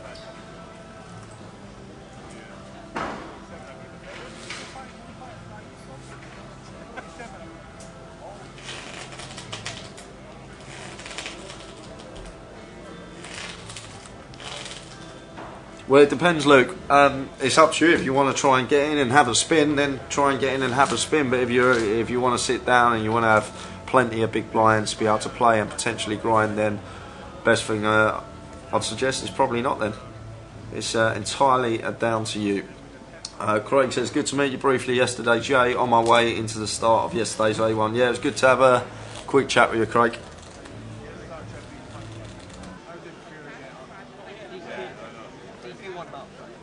Nah, but with the 2 knockdowns, you can't really. With the knockdowns, you can't. What goes for a boxer's mind when they get knocked down, like the second time, the third time? Get up, yeah, you kind of concussed. Oh, yeah, you kind of concussed. It's got James here with Jack 10 suited in the small blind. He's moved all in over the open from Andrew. This is actually fine. Audley's limped under the gun. Andrew's coming with the ISO in the hijack. We have what is just sub 15 big, so it's actually fine to move in with the Jack 10 suited here because we actually have fold equity against Andrew. He can fold some of his hands here, and Jack 10 suited is a hand that can flop very well. So the times that we are called, some of the times we will get there. And Anthony's all in as well with the ace king, and it's going to come back round to Andrew, and he'll have to flick in the call for 20 bigs.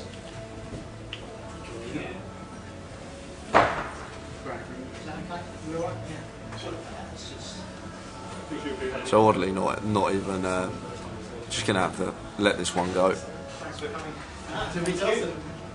Yeah, and then we come to Patrick's here thing with trying to events. Not the million, just way today. And I tried for tell them about what's going on. What Audley might be thinking here, he just can't call with deuces versus range, but he might be thinking, oh, they could both have ace king here, and the deuces are good, and it's hard for either of them to hit an ace or a king, but just got to let it go. Essentially, the social media app which is already launched, which we'll show you. And Audley's out, and Andrew's probably going to make the call here for sub 20 bigs, and does. And we've got three-way all in, ace king versus ace queen versus jack 10. So I'll probably take James's hand here if I had to pick a hand out of these three. I know we can see ace king has more equity, but I'll probably just take the jack 10. It's better, ain't it? It's prettier hand, we flop more draws.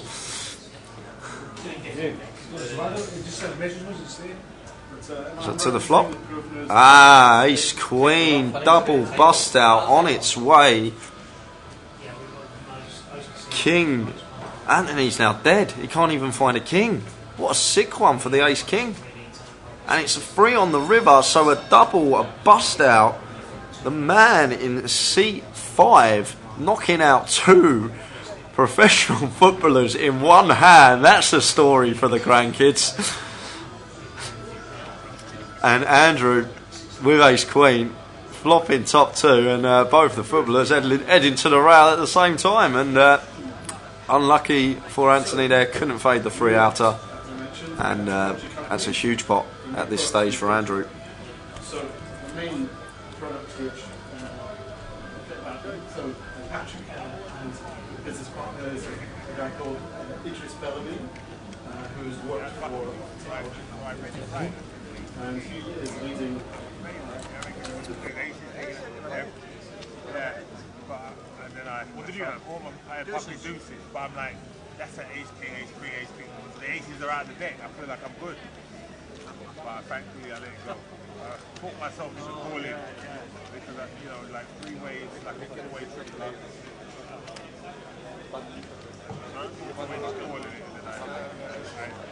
We play only with big blind. Yeah, I let myself out.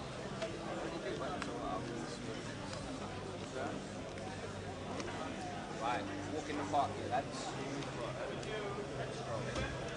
Just get your money back. You don't want nothing. Just get your money back. I'll take that.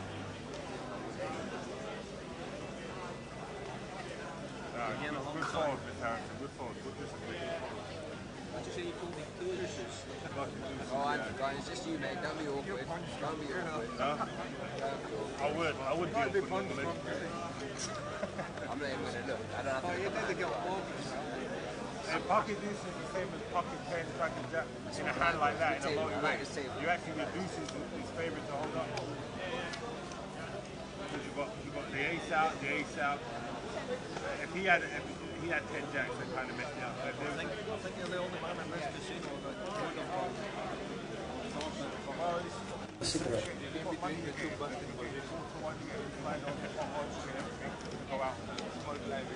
You don't put anybody on a pier, you have to. Yeah, I didn't put anybody. That's like what just happened to me. They give you the Where's Tower? I'm not sure where Tower is.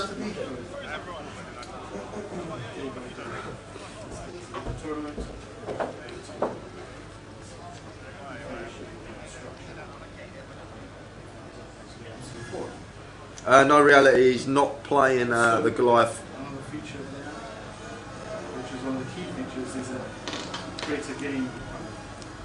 The idea behind this is that sometimes it's difficult to find games that you want to play a game, they've got to turn up, they've got to sit around for It's pocket 5, so Martin here under the gun +2. In some areas, there's maybe not so much business in game clubs.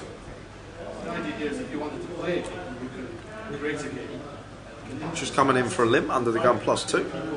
A Shaq going to come in for the ISO in the hijack, makes it 3.5k. And Pritesh here in the small, potential 3-bet here.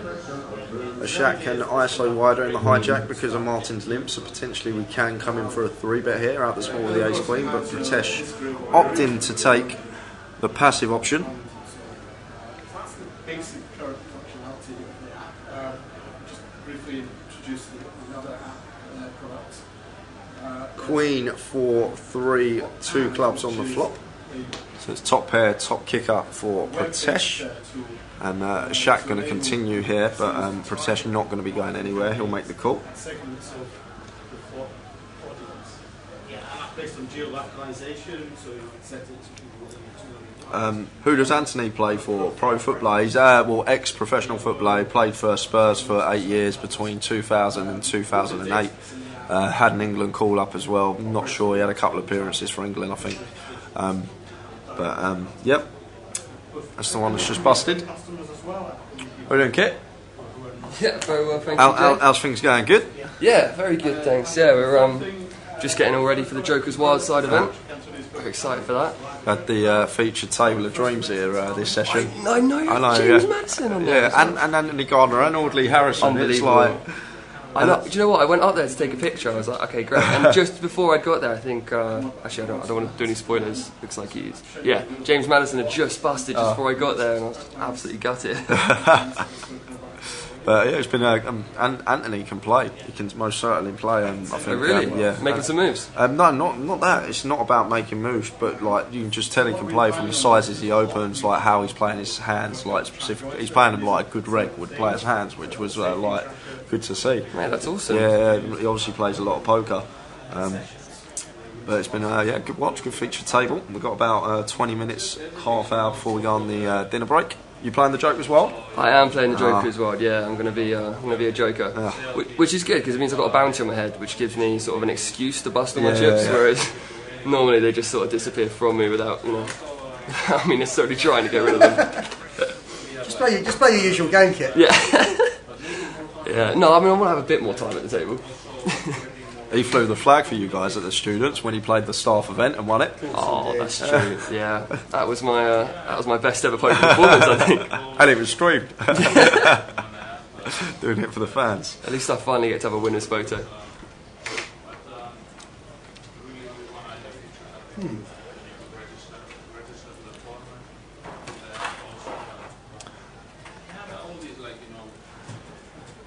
Andrew under the gun opens the pocket nines, makes it 2.2k. You change your hat and your hoodie? Huh? You change your hat and your hoodie? No, the hat's still the same. And then I'll just take the hoodie off. I was just going to ask you if you had a twin, that's it.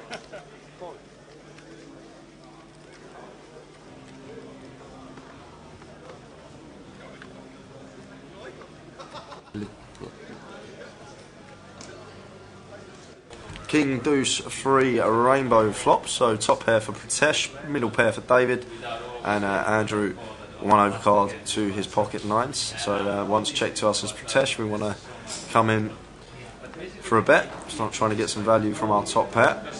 David lets go at the 10-3, but Andrew's going to call once here with the nines.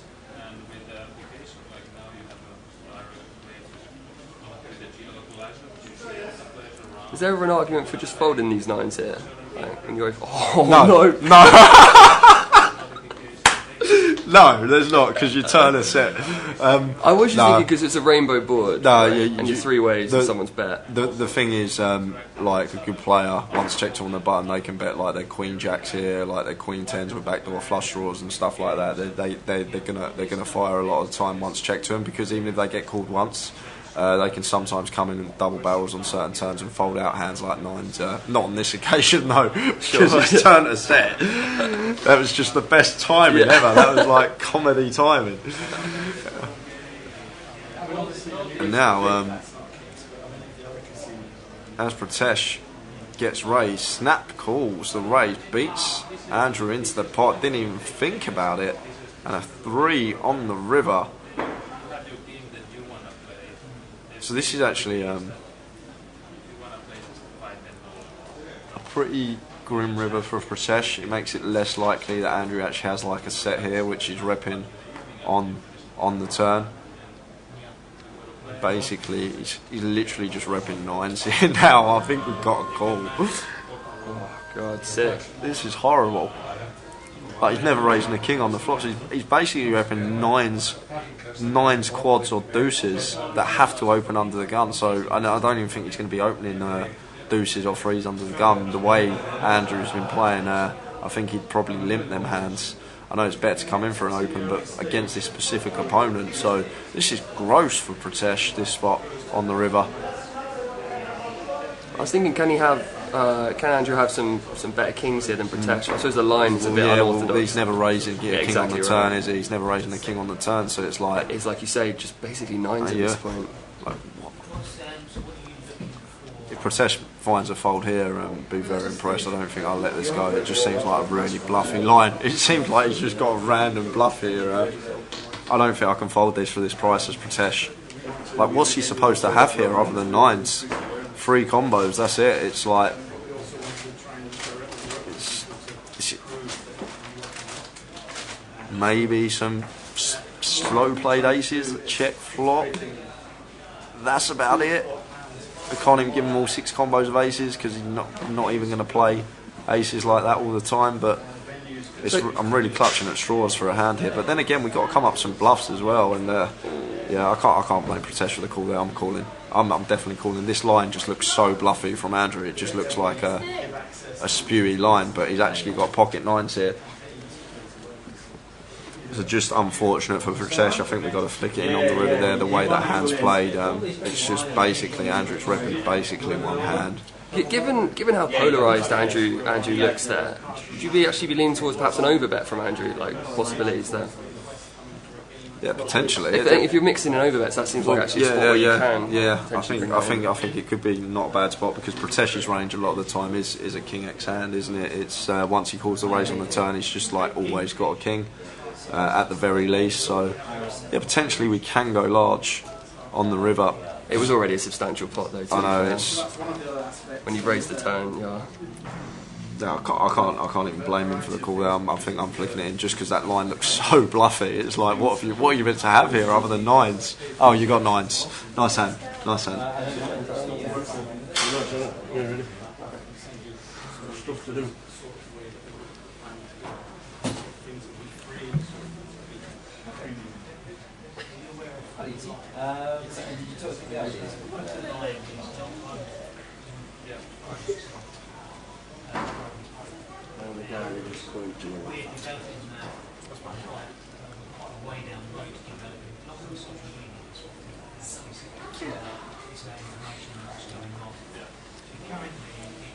Folds around in turn. Queen 9 off for Pratesh in the cut-off. Going to make it 2.5k.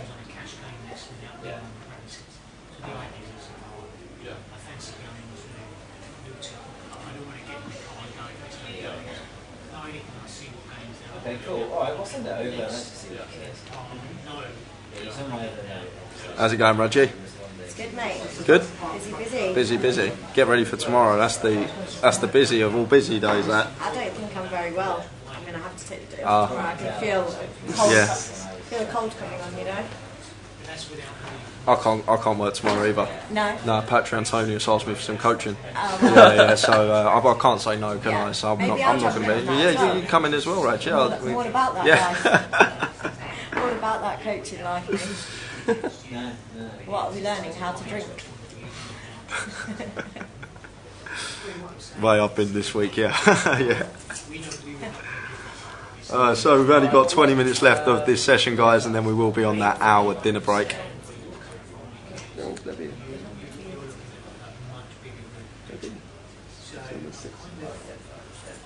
So Shaq going to limp the Queen Jack suited under the gun, and looks like packing here, just counting this stack, got to let this go. We got 17 big blinds, ace 9 off under the gun +1, and there's been a limp. we can find much better spots than this off of our stack size. But does decide to just come in for an open. Problem is we've got 7 players to get through here with ace-9, and this is the problem. Like, we've got so many players behind, especially with there's 2 reshove stacks on this table as well. So when we come in for an open with this hand, we're just burning money a lot of the time. We're just burning that 2.7k when one of the reshove stacks does wake up with a hand they want to go with, because we have to fold to a shove with ace-9 off. Unfortunately for us, Audley shoving in his last 12 bigs here with the pocket 10s. Yeah, so the heavyweight Audley Harrison putting his whole stack in with 10s here. I think Packham's going to call, right? Yeah, I think the price is getting, yeah, looking at the price he's getting now, I think he's got to flick it in. It's 11, 12 big blinds. And this is the problem. Yeah. This is why we shouldn't be opening ace-9 off under the gun +1. There's 2 reshove stacks on the table, and we've just got a hand that, and especially when Audley shoves as well, we have to flick it in now, and we're going to have to potentially burn 9.3k with 3 outs. And so it's a great spot for Audley though. It's a really good time for him to be picking up 10s there. Just like Packham just thinking about it.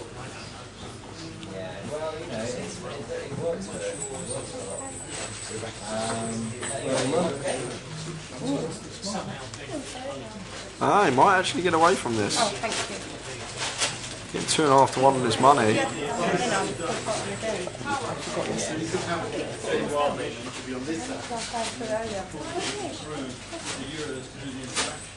And he does make the call. Okay. Audley's the player at risk, but he's in a really good spot here. Audley, of course, trying to follow in David Hayes' footsteps and make day 2. He's the fade, the ace. It's a good flop. Oh, it's a great flop for Audley. To the turn, which is the 5. So we do have some will outs now. He's the fade the 4 or the ace, and it's a king. So Audley Harrison will double up. Double up. Oh yeah, don't forget our free roll's just kicked off. That's got an hour of late reg as well. Live stream free roll, get yourself in that. That's on the Grosvenor client. It's all going on. We know you can hear stuff in the background, but there's plenty going on. We've got surprises going on in the Joker's Wild. Jay is going to be main commentator, henchman, top dog tonight. Yeah, so anyone that's listening and you're in Coventry, and I have to know you because I can't just bring anyone in here, but if you want to drop me a message and you do fancy coming in to do some comms and keeping me some company after the dinner break, you're more than welcome to come in. So if you're listening, wherever you are and you're around the Coventry area, drop me a message and I'll see if we can get you in the comms with me. I'm not taking the night off. I am not taking the night off. He's not taking the night off, honestly. You might hear me in the background. Oh, you'll hear him in the background, all right. Yeah, so that goes to anyone listening to the stream. If you want to come in, see what it's like, see the comms room, potentially do some commentary, get a feel of things. You will need to get escorted in by the way. I'll come and get you. I'll come and find you. It's not that we're bad, it's just that the situation where the comms room. And the other thing is, I am absolutely fanboying because sat about 2 metres away from me, in my vision, is Patrick Antonius, just sitting in here with us. Hey mate, you alright? Will you accept 175 change?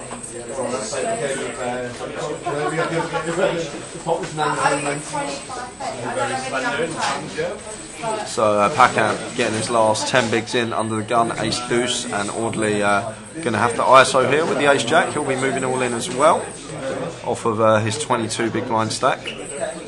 Should see Audley ISO here. Right players to move all in over the top of this shove from Packham with 10 bigs. What do you think about putting the feature table on the stage in the hole 5? That would leave more room for the main hole. I think the reason why the table is where it is people walking in for the first time just see the feature table and think, yes, wow. But you're right, actually. It certainly would free up a lot of space having the feature table. Maybe against the wall, maybe, I'm not sure. It's a focal point. It's the final table. It's come Sunday. It's the centre point, the focal point of the event. So I'm not sure.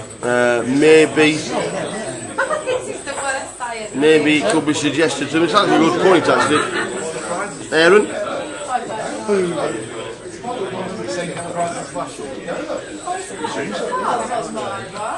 Rob Duncan says there's another floor upstairs. Yes, there is, but it's not accessible, unfortunately. Thank you, mate. Patrick is in a meeting at the moment, so he won't be in comms. Do you need me? Uh-oh. Katie's going to face you up. Jay. Yep. Jay. Yep. For the evening, my old poker friend, it's over to you. The Tower's second job is taking place right now. God, it's just got really hot in here. It has. God, Very. Can you feel that? Feel the heat. God. Feel the heat. I think we need some. Do you want a squirt? I'm going for a shower in 15 minutes on a lunch break, so. Squirt up, baby. That noise is like. Imagine that's like being a cat, isn't it, with a bell on? It's like being a Swiss cow.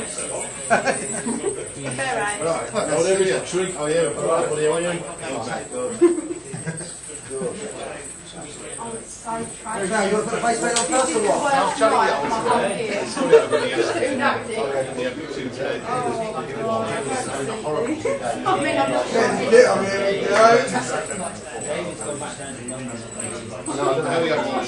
Katie, do you use face? Do you use face? Do you have to mix this with water? You don't, do you? That's one of the things I use. Let's read the manual.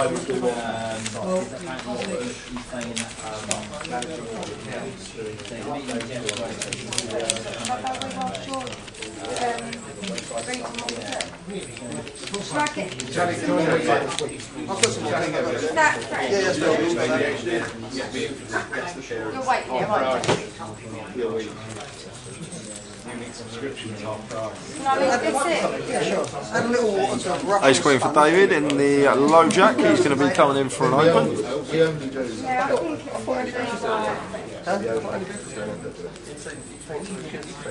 Sorry about background noise, guys. We've got about 20 people in this tiny room, all getting ready for the Joker's Wild Comp, which starts at 6:30. Registration for that is open now, by the way, if you are trying to get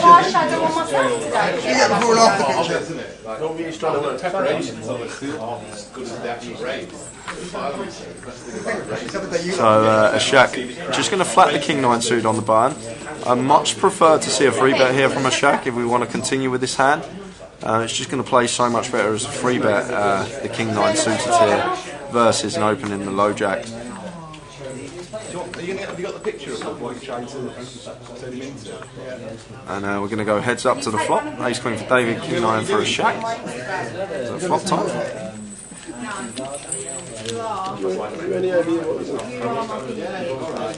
7, 3, deuce, and 2 diamonds.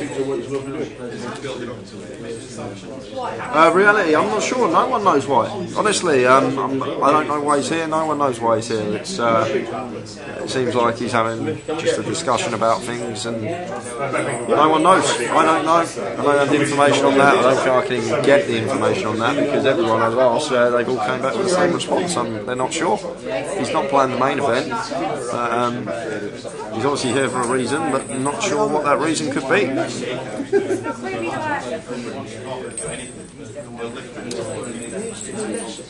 The Jack of Hearts rolls off on the turn. A Shaq pulls out the float here with a King 9 of Spades on the flop. So I'm guessing he's floating to barrel turn once checked to him, but now facing a double barrel. Just going to get out of the way.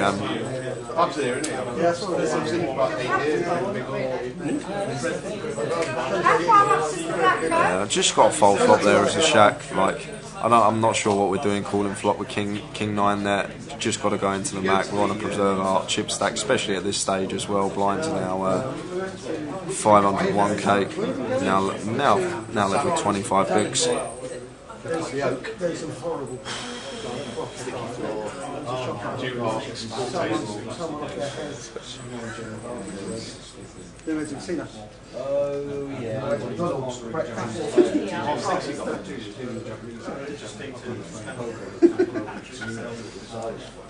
State says he's probably came to coach David Hay. Well, considering David Hay's left the building and he's not back until Saturday, I highly doubt that's the case. You know why Patrick Antonius is here? I mean, I actually don't. I mean, presumably he just heard about how incredible the Goliath is and was like, you know what, Yeah. I cannot miss this. Maybe he was around for that reason. Yeah. You actually look a bit like Some do say this is essentially the Glastonbury of poker. The Glastonbury of poker. You've got to do it. That's the first I've heard of it. Some do say, but it's first I've heard Glastonbury of poker. Yeah. But that's what you want to call it. There's all the, what's going on over there. What's Audley and C4 pointing at? It doesn't look like it. I missed it. Andrew makes it 2.2k to go in the low jack. Cool, Andrew's gone from strength to strength since that 9 I just turn. showed you a minute ago. You're looking pretty much similar. Okay, I know.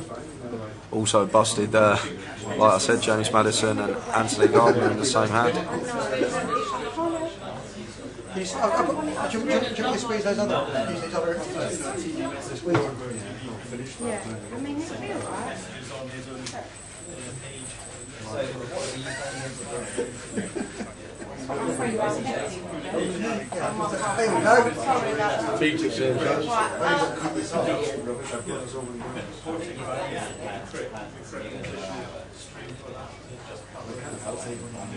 Yeah, sorry about that, Poker. We try and get everyone to quiet down in the background. Yeah, whatever. Try and keep them down. It's only 10 minutes. We're in party mode. Okay.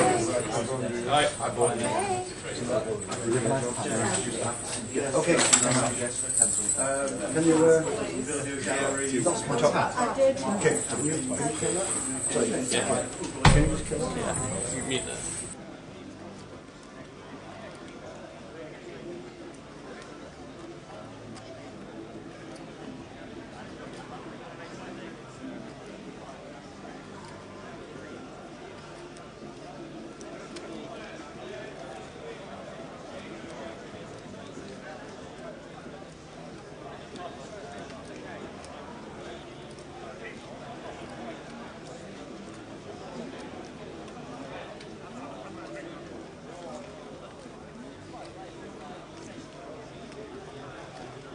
Turned over one of the cards. I got you, buddy.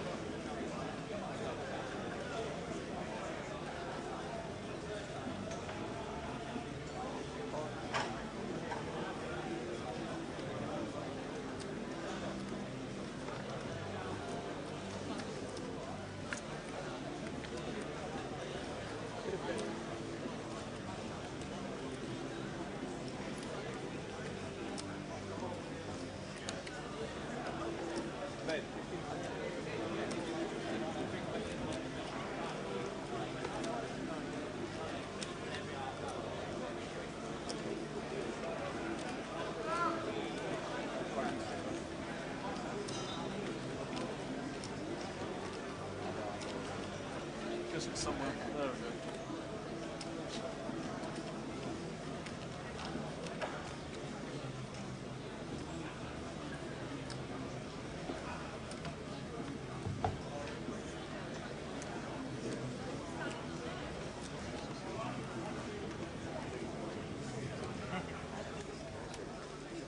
glad you're not getting that.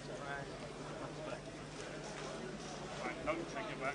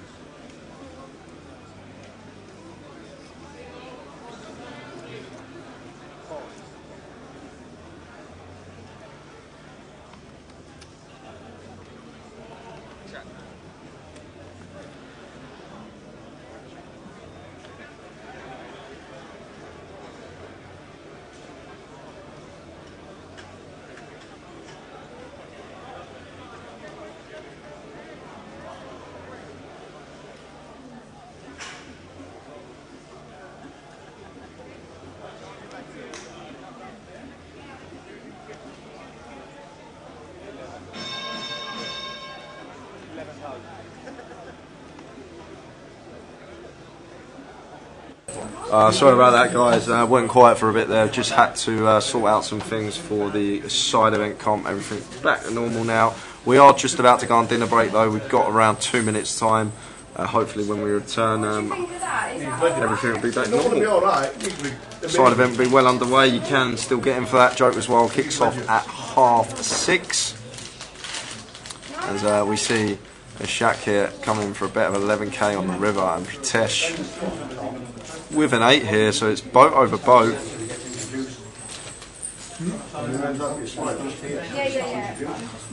I think we can find an exploitable fold here as Pritesh. Really think we can, and doesn't get out the way.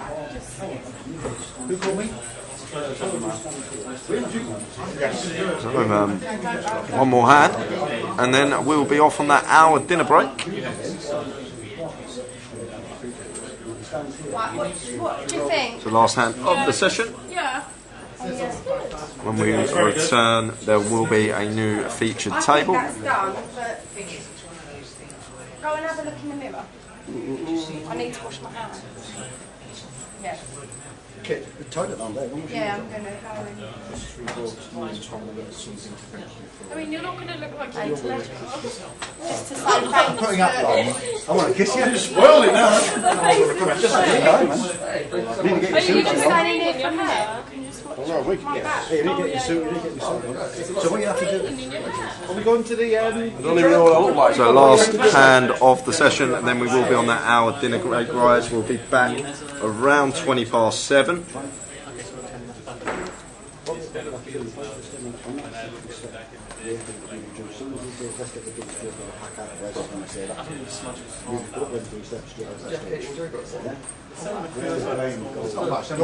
So ace queen for Martin. Going to open under the gun at +1. It looks like Pritesh wants to see a flop. He's going to peel on the button, and the big blind comes along as well. So three-way action at last hand of the session.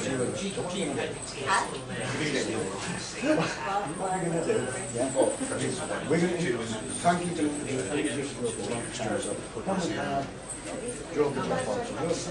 Yeah, it'll all be sorted, poker. When we return, it will all be sorted. There won't be no one in here. Sorry for the inconvenience, everyone. It's only for 10-15 minutes while the side event all gets sorted out. But we will be on break after this hand finishes. Flop rolls off ace 7-7. That's it. We're on an hour break, guys. Everything back to normal when we return. See you at 7:20. And I'm not talking about biggest, I'm just talking like...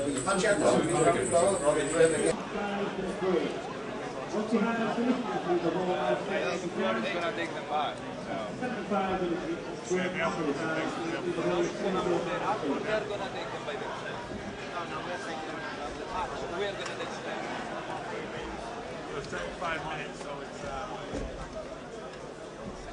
1,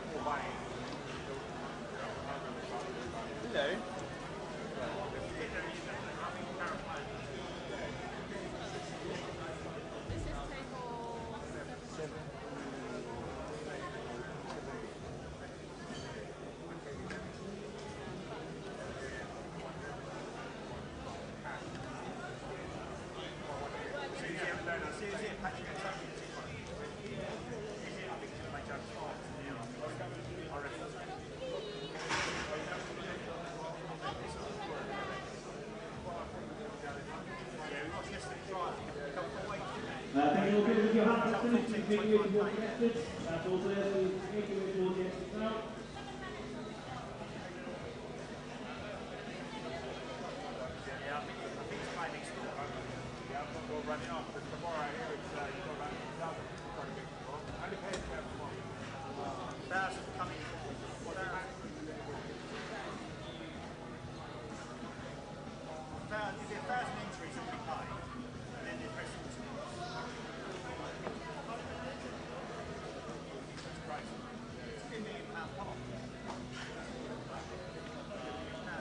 Okay, you guys want to play at the Terraria, come out with 7 minutes on the clock. 7 minutes on the clock, you guys.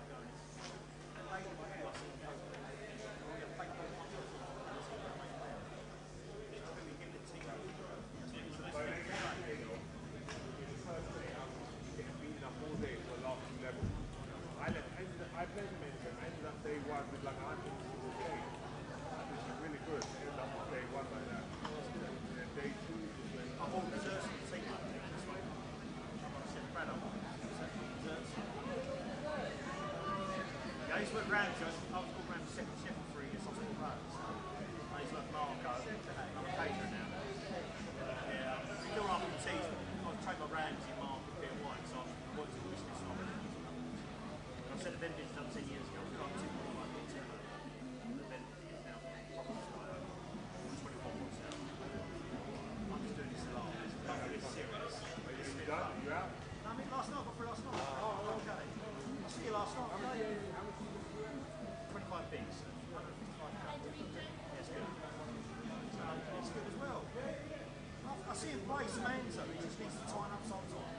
What he's got to learn, David, I found position is playing out of position. Yeah, I'm talking about. He's got to stop this out of position. Has to play position. Position is important. It's the most important thing. They don't understand that. He's playing out of position. David's calling like under the gun, that's four. Oh, really? Make it right. Hey, gentlemen, no need for me to be aggressive.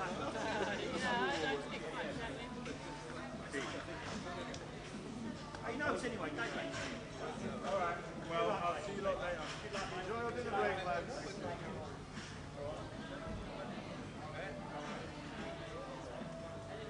I'll make sure I'm back an hour.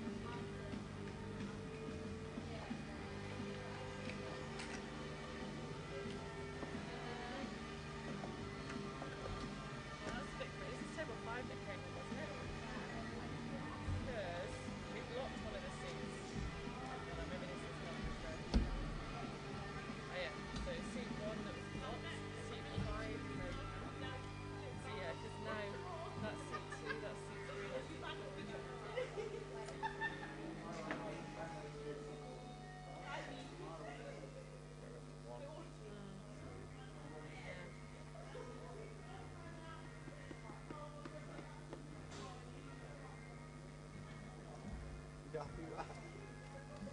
Yeah, I also don't think guys can do it.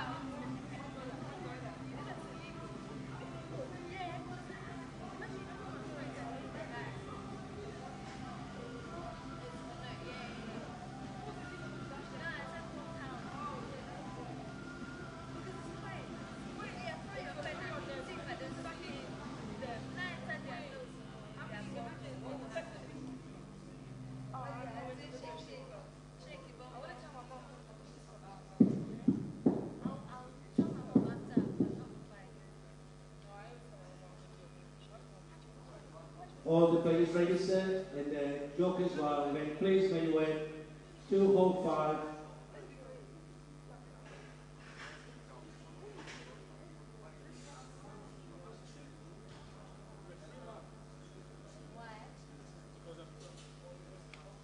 The draw is in the screen, please find your seats.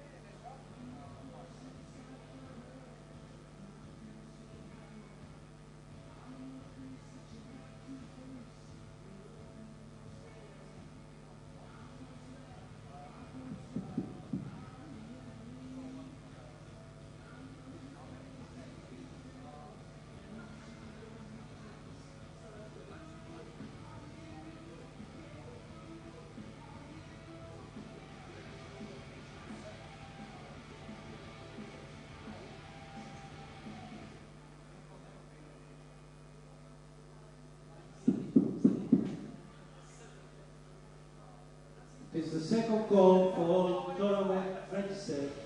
The Jokers One Forum, please when you went to hole 5.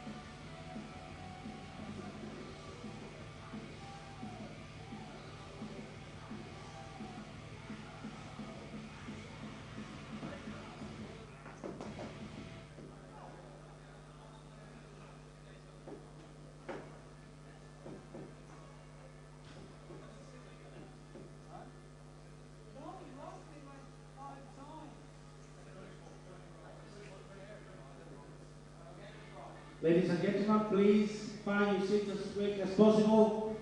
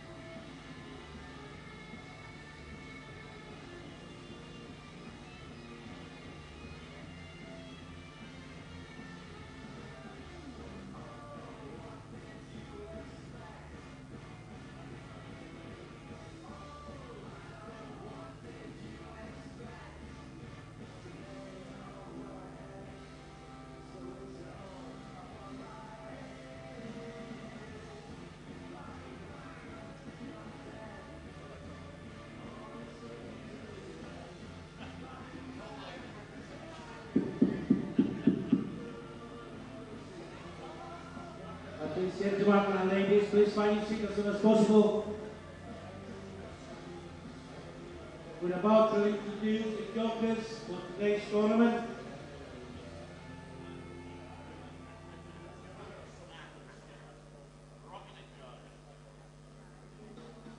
Right, your hand attention, please.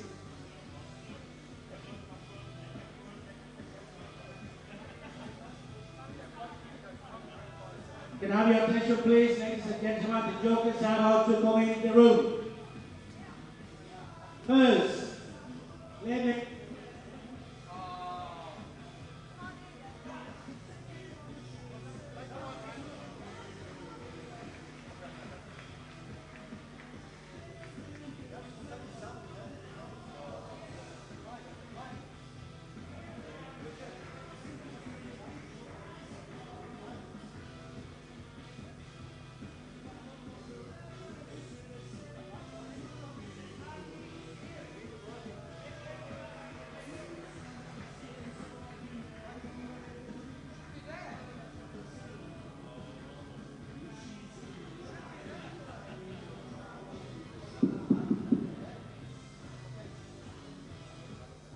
Now we introduce Tom Hudson.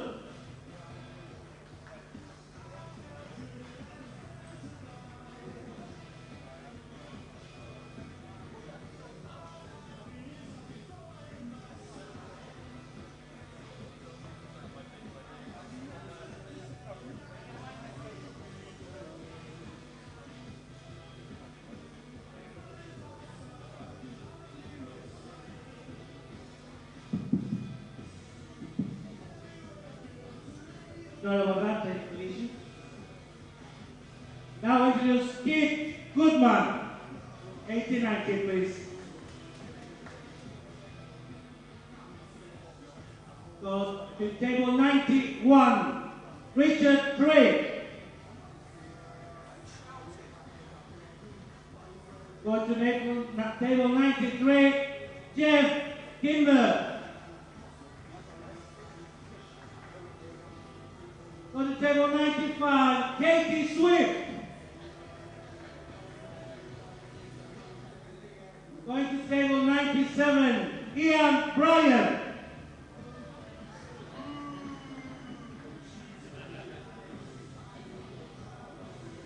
Alex, table 99, William.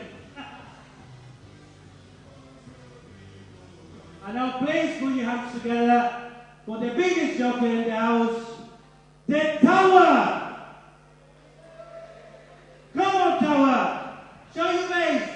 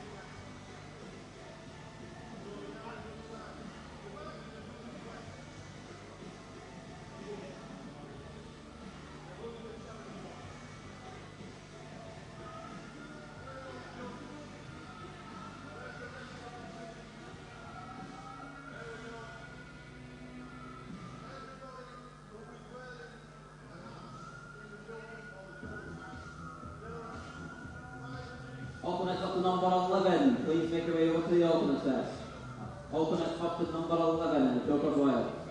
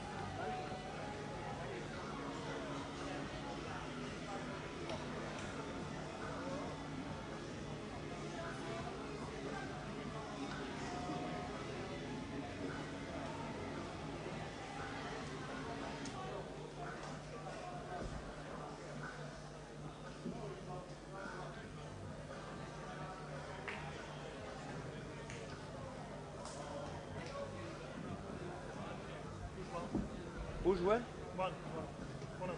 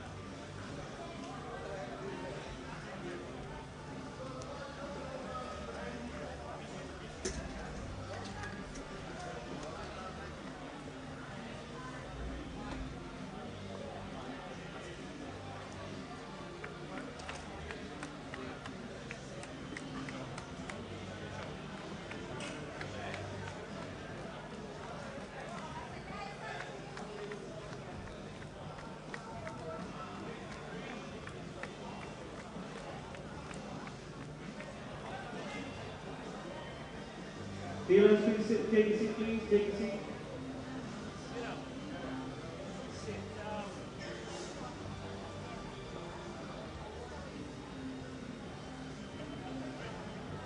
What is this table number? You know? 5. Oh yeah. And just, you know, in case of it open. In case of it open. Oh, yeah. No, that's not. Just see a picture.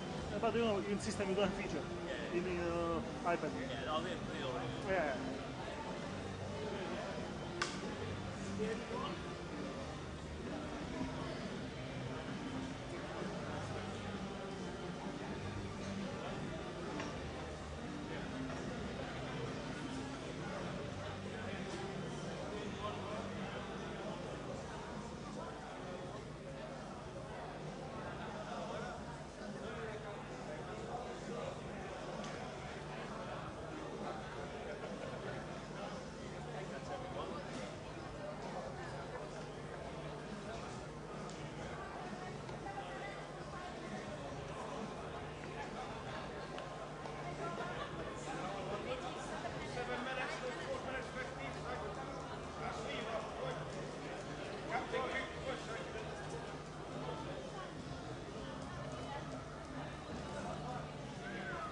Attention live players, we'll start to retake your seats now. You have 4 minutes remaining in break. We'll now start to retake your seats.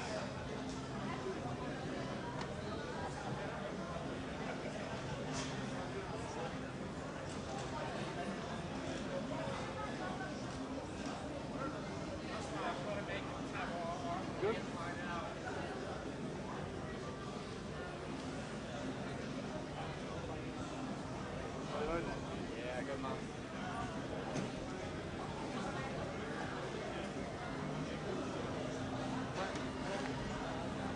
Have we got to move? Yeah, we not been moved. We're still moving from before. I was sat here. Okay, table number. I don't know. I don't really. Anyone know which table number? Do you know what table we've got? You should be We're table 5, so I'm guessing. Okay, this is table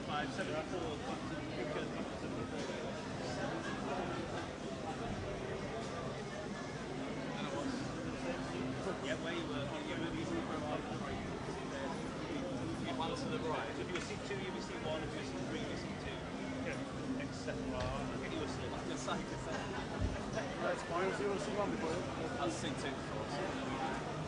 Okay. You had C1 in the open, yeah? C1 was on.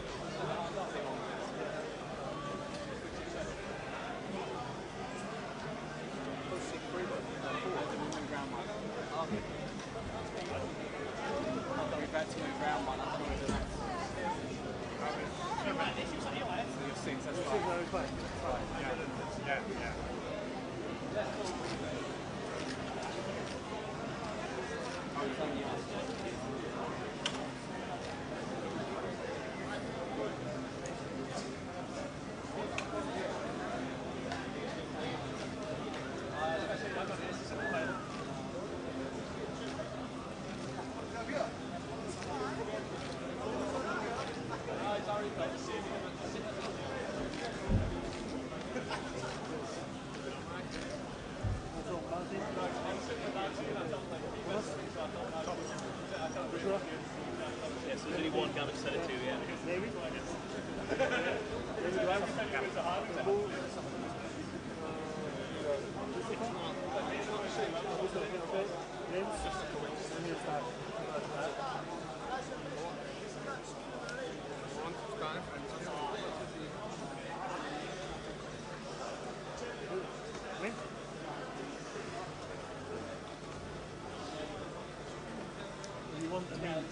What? You want a mint?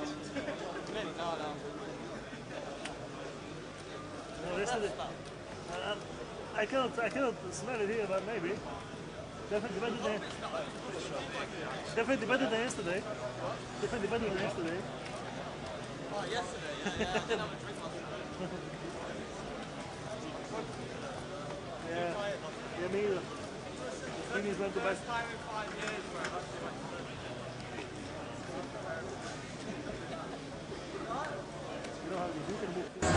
Good evening everyone, we are back for the fourth session of the day. We've got a very special treat in store to start the session. I'm joined by Patrick Antonius here in the booth. How are we doing, Patrick?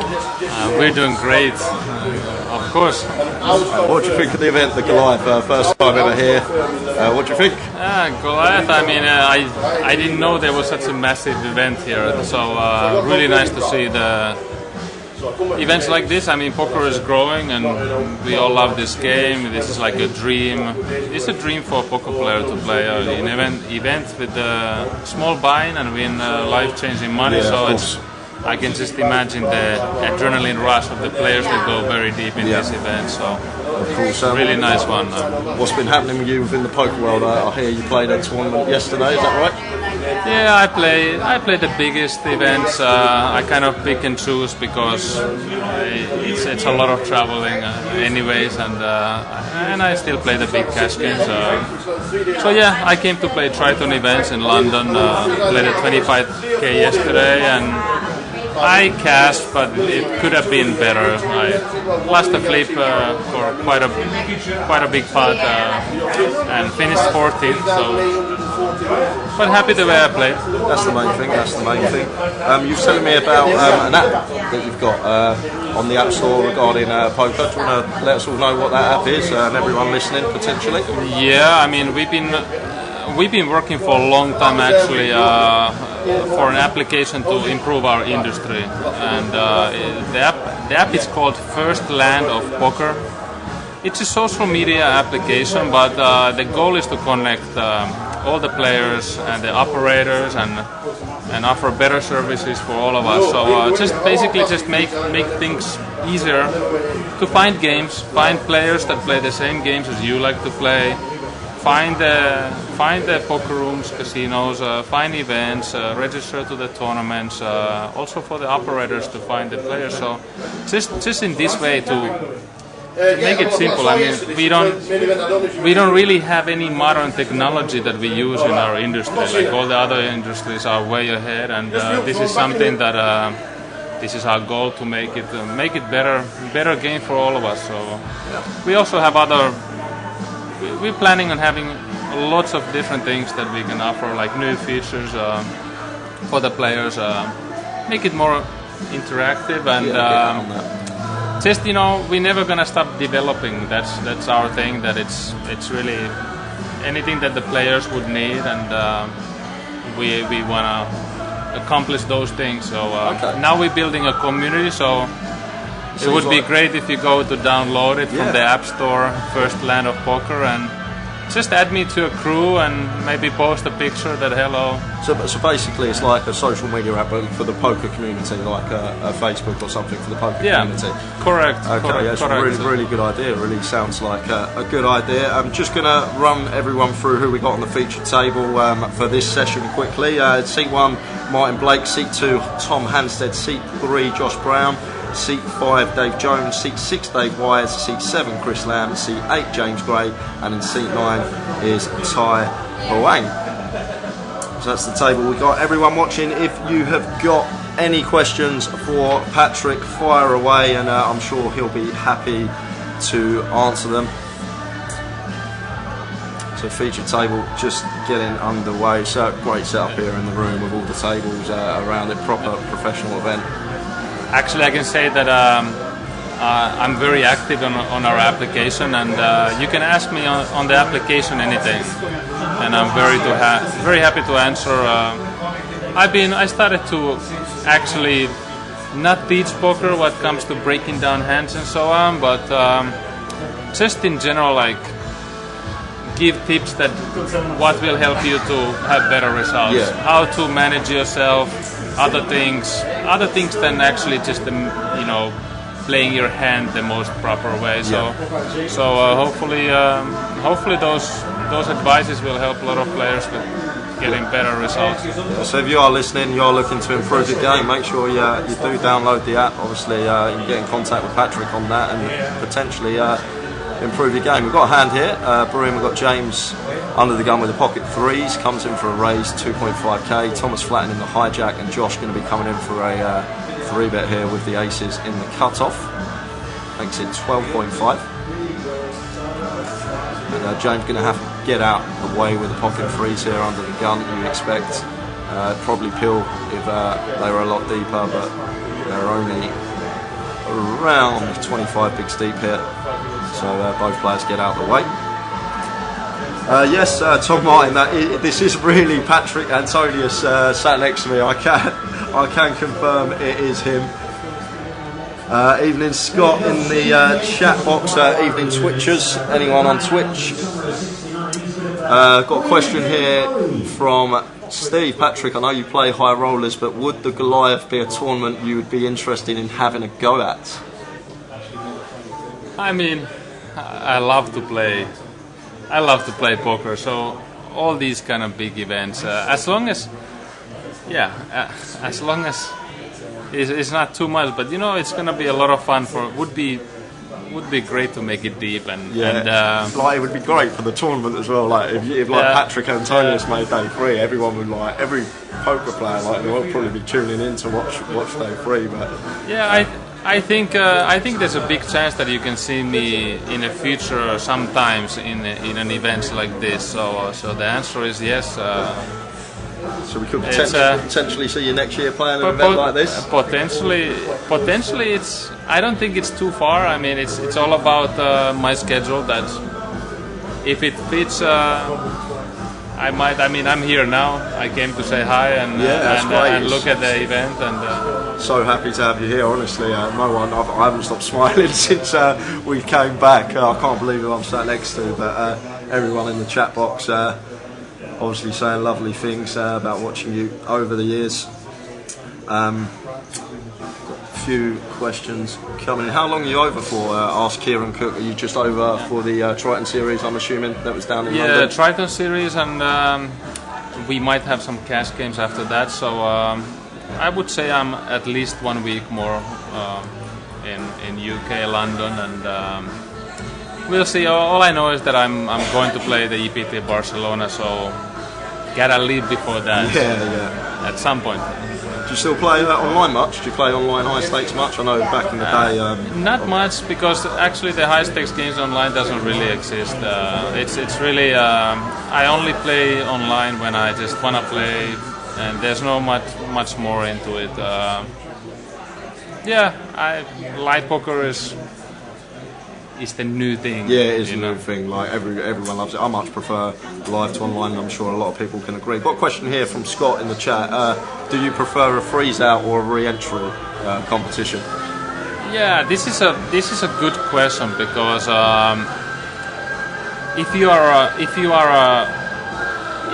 any player on the field, it's gonna give you a better advantage to play a freeze out, because usually the good players and the pros, they end up rebuying, and the better players you have to just keep busting them. They keep coming and coming, and in this way I actually do prefer the freeze out. I don't mind that, but on the other hand, if you bust very early and you plan your all day, you have no other thing, so we all like to play, so maybe something in between, because now it's really like you can buy in still in a day 2, like a first level or first 2 levels in some tournaments, and that's a bit too much. It seems like maybe just make it on the first, I don't know, 6 levels and leave it there. Yeah, I agree with that. I do think nowadays there's a lot more like re-entries onto day 2. It's a lot. It's the same with a lot of tournaments. I see that. You can now re-enter up to day 2. It's really a funny one, because obviously also everybody likes bigger prize pools, and the rebuys will make sure that the prize pools get much bigger. So there's good and bad things about it in a way, and sometimes there's some recreational players who just go on a rampage and fire 66 bullets, and you also want that to happen. So it's really a tough one.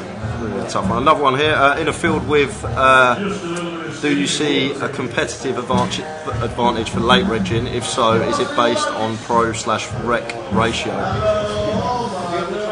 Yeah, good question. I think it's a big competitive advantage to start at the beginning of the tournament. It's just basically you get more information from your opponents. You also, if you're a good player, you're supposed to do well in those first levels, and then you have more chips than the other players who are joining the tournament later. You might give up something when it comes to physical advantage. Some players, they might get tired if they're playing a long day, later of the day. But yeah, if I'm playing for my life in some tournament, like it's the most important thing, I'm there from the first minute it starts. Okay, Nate says, Patrick, what's your favourite country to play in, not just for poker, but the overall atmosphere, etc., outside of Las Vegas? Favorite country to play? Well, I have a lot of I have very good experiences in Melbourne, Australia, in Aussie Millions. I just always had great results there. I like to play in Barcelona. I love London. I'm a kind of guy that I like everything. So it's hard to say. Like, there's very few places where I don't like to be there and be playing. And usually it's if I don't like to be there, it's because of other things, that the food service is just extremely poor, or some kind of other thing that it doesn't makes your life more complicated. Otherwise I like to travel and play everywhere, meet new people, play with different kind of players. It's one of the most nicest thing in poker, how you meet so many new players, and it's every player is different, so you never kind of master that thing. It's always learning some things, and I agree. Scott says thank you for the feedback. Mark says great ambassador for the game. Just going to look at this hand here, because James has a royal flush draw. River's rolled off the 4 of clubs though, and now James is actually going to bluff this river. Tie not going to go anywhere, so he'll make the call. Just catching up with the Twitch chat. Let's see if we've got any questions on Twitch.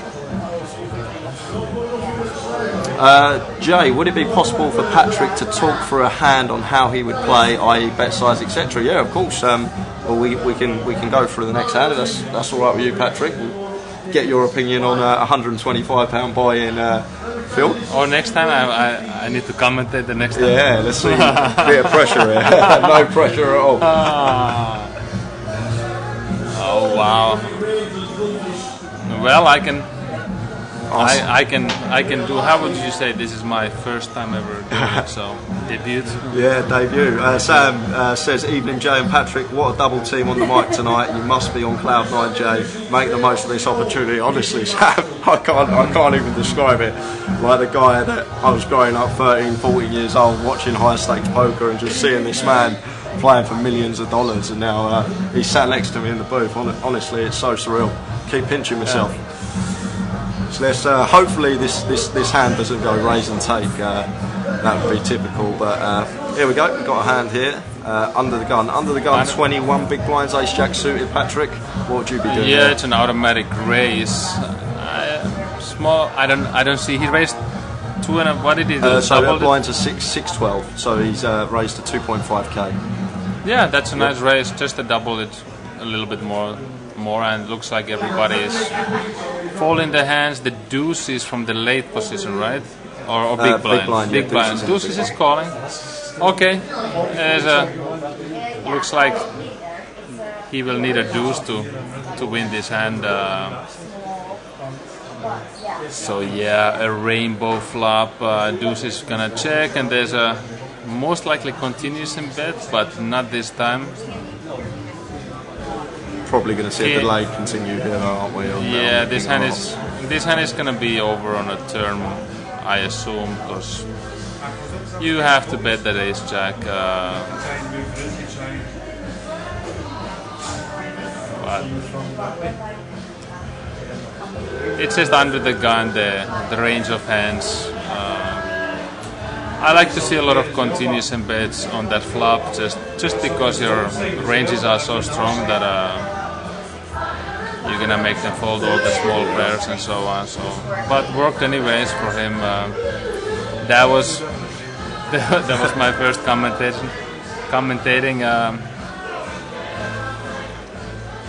Yeah, it's not easy to commentate. I just realized. So a lot of respect for all the commentators. Well, when we've got guys like you on the feature table, make our life a lot easier when we've got really good players. But it's been fun to commentate on. We've seen lots of unorthodox plays over the course of the week, but it's been a really, really fun event. Mark says, ask Patrick how he felt during that hand between Ivy and Durr. I'm sure you played many a hand with Ivy and Durr, so Mark, if you can be a bit more specific, hopefully he will be able to break it down for us. So Mark is probably referring to the hand where they played over $1 million hand, where it was just a setup basically on a turn, straight against straight. I fell asleep during the hand. That's how long. I know what hand he's talking about now. Free-handed. You know, we had I think we played 24 hours straight with the stream. Yeah. And I played a long session, and it was the last 3 Musketeers standing. Yeah, obviously it'd be you three there at the table. So it was all three of us left. Everybody else gave up, and that kind of, I think that hand ended the game actually. Phil didn't feel like playing after that hand, and I was happy to go to sleep for sure.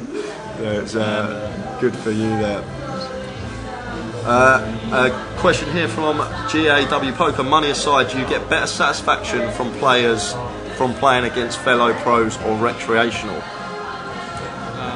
Better satisfaction from recreationals or pros?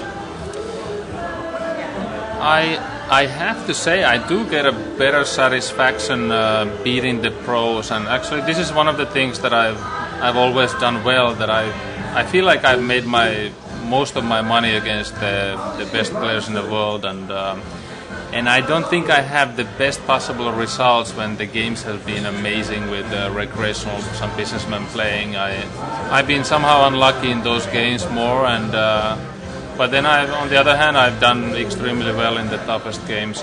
So it's nice to compete, but it does feel better when it's kind of, you know. When you see that you can make right calls against the best players in the world, or right bluffs and so on, it's I like to compete. I always like the challenges, and I believe this is why I managed to take my game on a level that I have, because I was never afraid of the challenge. On my early years of my career, I wanted to play good players and bigger limits, and I kept improving. And it's kind of like, if you don't challenge yourself in this way to improve, and you might just stay on a certain level. So. What advice would you give? What do you think the best way for a poker player to improve is? What advice would you give on that? For someone who plays the game and really wants to improve their game, what would you suggest, like the first thing to do? Yeah, a good question. We are all different players, so we all have different skills, different weaknesses. You definitely need to have a good awareness that what are your strengths and weaknesses, and you're obviously trying to work on your weaknesses. I believe one of the big things in poker is that what stops players to play better is their comfort zone.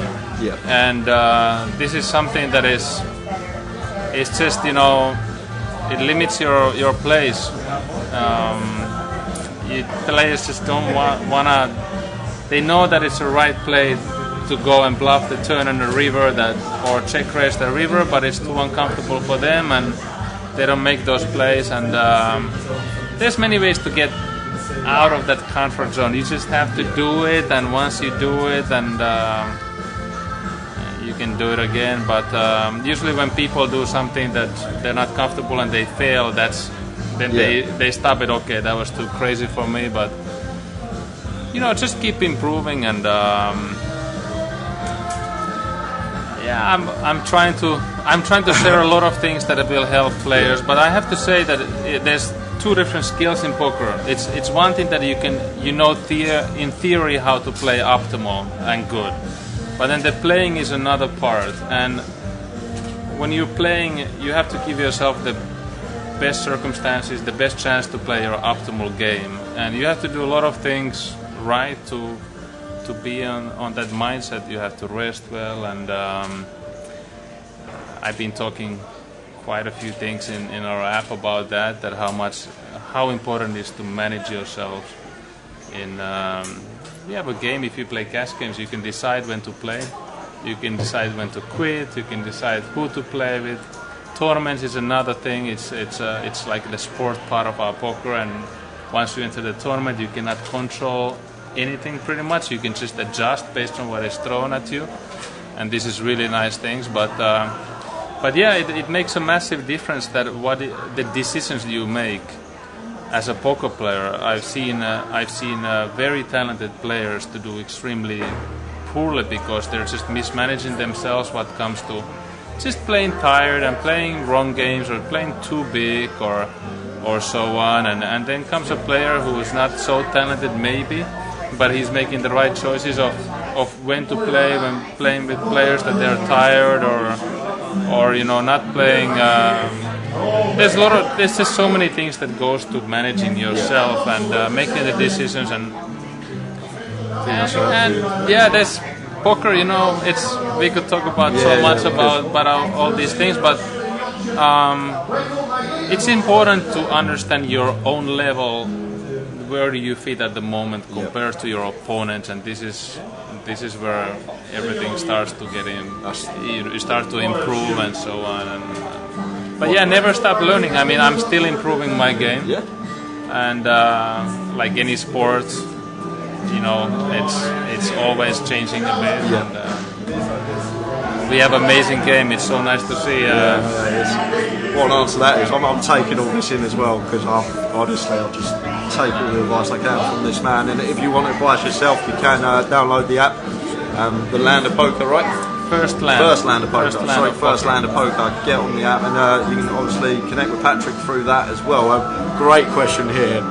Don't have to answer it if you don't want to. Lazy Bones Larry says, "What's the most you've won in a single session? Also, what's the most you've lost in a single session?" Thank you. Yeah, I can answer to that. It's not a secret. I did win in a live session. I won over $4 million in one, and also online has it recorded. When it was the Isildur days, 2009, I had one day that I won $3 million, and my biggest online losing day was $2 million, also to Isildur. So 1-3, lose 2, it's okay. I take it. I play a lot of cash games, and sometimes you have a bad few sessions and go on a little downswing, and but a downswing of like 2, 3 million, 4 million. How did you handle that, like mentally, just to try and? Yeah, it's all relative in on the games you play. If you're playing big games, you know what the swings are gonna be. So you need to manage yourself of. If it's too big for you, you're selling action or so on. I did not sell any action of those games what I was playing. But yeah, it's that's another skill in poker, dealing with the downswings and upswings. And actually, there's a lot of I can give a couple tips since we are talking about it. So I see a lot of patterns what players go through also, and there's a lot of wrong data that you're getting, wrong information. When you have a good run, the hands work for you, and you're kind of getting the wrong data because it's not normal that the hands that you had and they all won and you had a setup over this hand and they always had the second best hand, and it's easy to play when you're getting dealt winning hands and you're just only trying to optimize how much you make from those hands. And the other hand, that other side is that when you go for these losing streaks, then you're getting the wrong data again. You're getting the losing hands and things just don't work out. Like every time you're in a tough spot and they might bluff you, and you're getting like you start, because of this wrong data that you always getting the second best hand, your flush loses to bigger flush. It's not normal. So these informations, they're gonna change the way you play.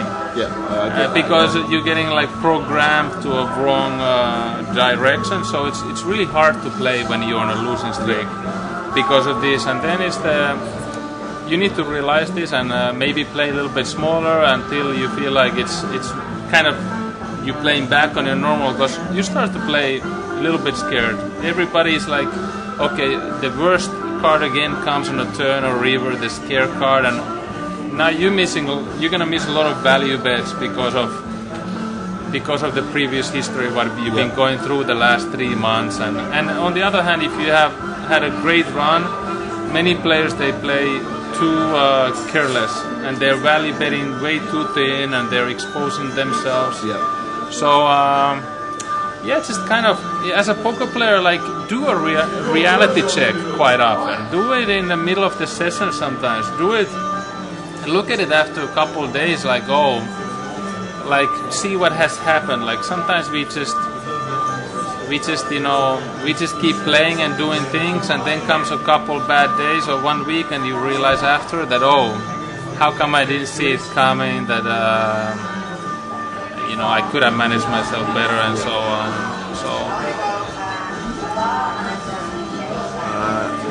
Got a question from Mark here. In your opinion, Patrick, what is the ratio of skill to luck in poker? I bet you get a question like this a lot.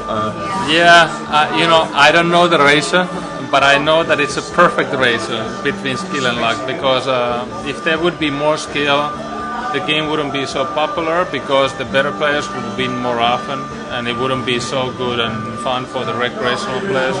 If there would be more luck, then I don't know. I mean, there's some games that have more luck when you're playing.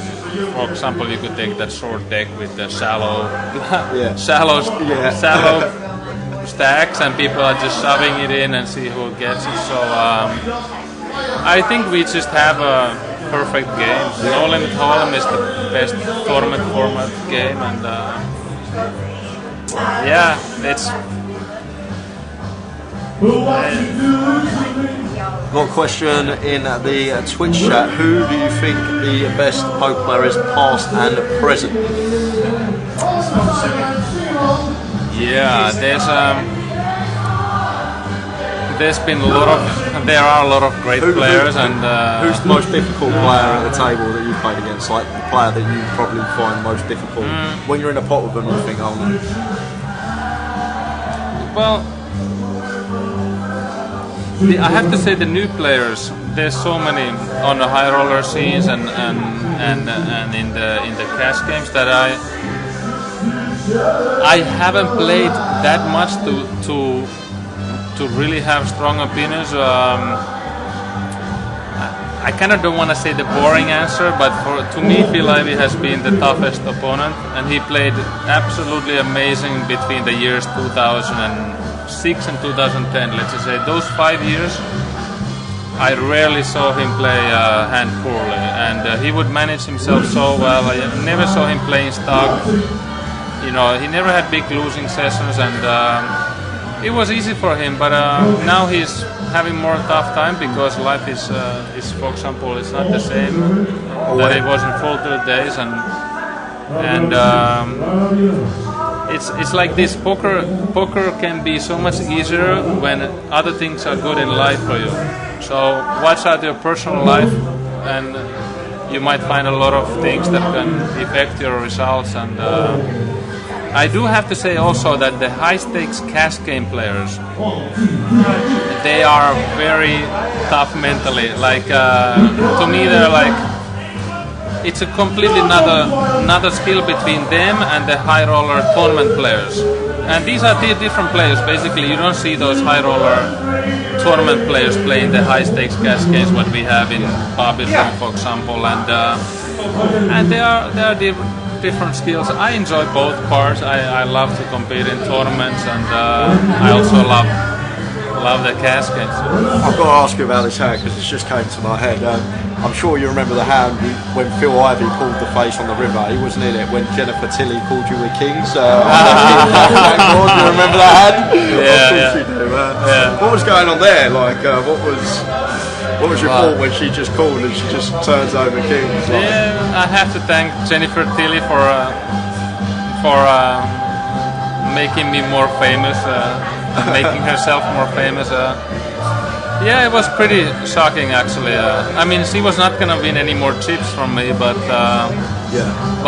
she put me on Kings full, right, or quads.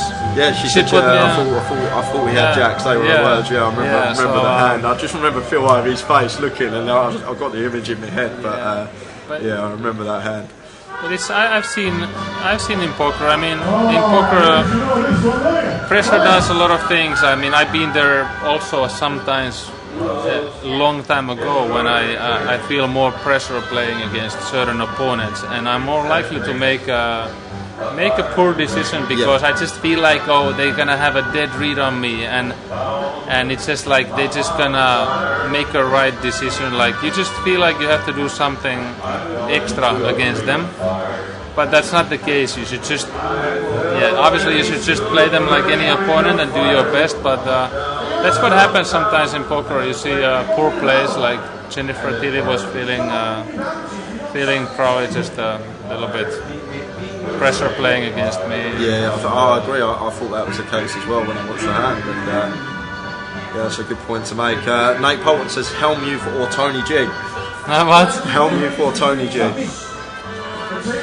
I mean, I put them both in the same category, so I don't know what it is. I don't know what is the difference. Can I ask what that category is? Yeah, clown. Oh, that's brilliant. That is brilliant. In the old clown category. I've got a question here from Lazy Bones. Better tournament player or cash game player? What would you say is your best? You know, I mean, I made most of my results and living, I mean, as a cash game player, but I enjoy them both equally. I do, and tournament poker is the one. Tournament poker is the reason why poker is so popular. Yeah. So I would always prefer tournament poker over cash game because this is what brings the popularity and the entertainment to our game. And this is the poker player's dream when you can win life-changing money in one tournament, and maybe you qualify from the satellite. And it's just I do think I was born to be a high-stakes cash game player. Like, it's my best skill when it comes to handling pressure when the money is really big. Yeah. And in high-stakes cash games, that's another factor that the money comes to play in your mind with a lot of players. Some players, it's not for everyone when you're betting 100,000 on river as a bluff. And it's not just tournament chips. Yeah, I get you on that. Not for that amount, but I understand where you're coming from on that one. Question here from SAS, who's one of our regular viewers. He's actually from Finland as well. Who is the better Finnish poker player? Juha Helppi or Aki Pyysing? Aki Pyysing, yeah. Juha Helppi or Aki Pyysing. Juha Helppi has had better results. He's an all-time money list second in Finland. So yeah, he's more accomplished player. So I have to pick Juha Helppi. Okay, that's good. Question here from Anthony Walsh. The call you made yesterday against Charlie Carell was a really tough spot for your tournament life. How did you make it? Yeah, thank you. It was a tough call. I mean, we were so close to the bubble already, and when you have to make a call that you're right or wrong for your tournament life. I was just really confident for some reason. I cannot tell the reason why. There's so many factors sometimes that comes to play when you're making a call. I have a lot of history with Charlie. I played some cash games with him that many people don't do, and I know him personally well. And we played a lot, and sometimes it can be a very little thing that makes the difference in your call. But I ran through the hand also, and there were not too many hands that he would play in that way, that he would have my beat, in my opinion. But I went with my most important thing, which is the gut instinct and the read also to me. It's just, it could have been a wrong call, and I would have been out, but you can never be sure. But it's. What was that? I was obviously working yesterday, and a lot of our viewers were obviously. I called. It was a hand. For some reason, when I play tournaments in Europe, there's like Charlie Carroll so many times on my table with lotto chips. Yeah. And I end up playing always quite a few pots with him. And he was a small blind, I was a big blind. And he was a chip leader in our table in that moment. And I had like 650,000 in chips. I was about average, I think, at the moment, and I think it was 21 players left, maybe, or 20, and 17 gets paid, something like this. Maybe it was 22 players left. So, anyways, he decided to raise my big blind. He made it almost 3x the big blind, and I had King 6 offsuit. I called because I called. I was not gonna fold this hand in this spot. So the flop came Jack 9-6. Charlie bet about 30% of the pot on the flop, and I called him. Turn became 5. It was a rainbow flop, and now the turn brought a flush draw, a heart, 5 of hearts, and it went check. And now in the river, Charlie shoved all in, and it was the river was a deuce. And if I remember right, there was about 300,000 in the pot, and I had about 450,000 maybe left. Something like there was maybe like 350,000 in the pot, and I had like 450,000 left. So I just didn't think he had too often my beat there, and plus I had a feeling, so I had to read what gives you a feeling. This is what happens. You just don't have feeling without the read. What was his hand? What hand did Charlie actually had a surprising hand. He had an 8-4 offsuit. So he was just, this is what he does a lot when he's a chip leader on a table and if we're getting close to the money.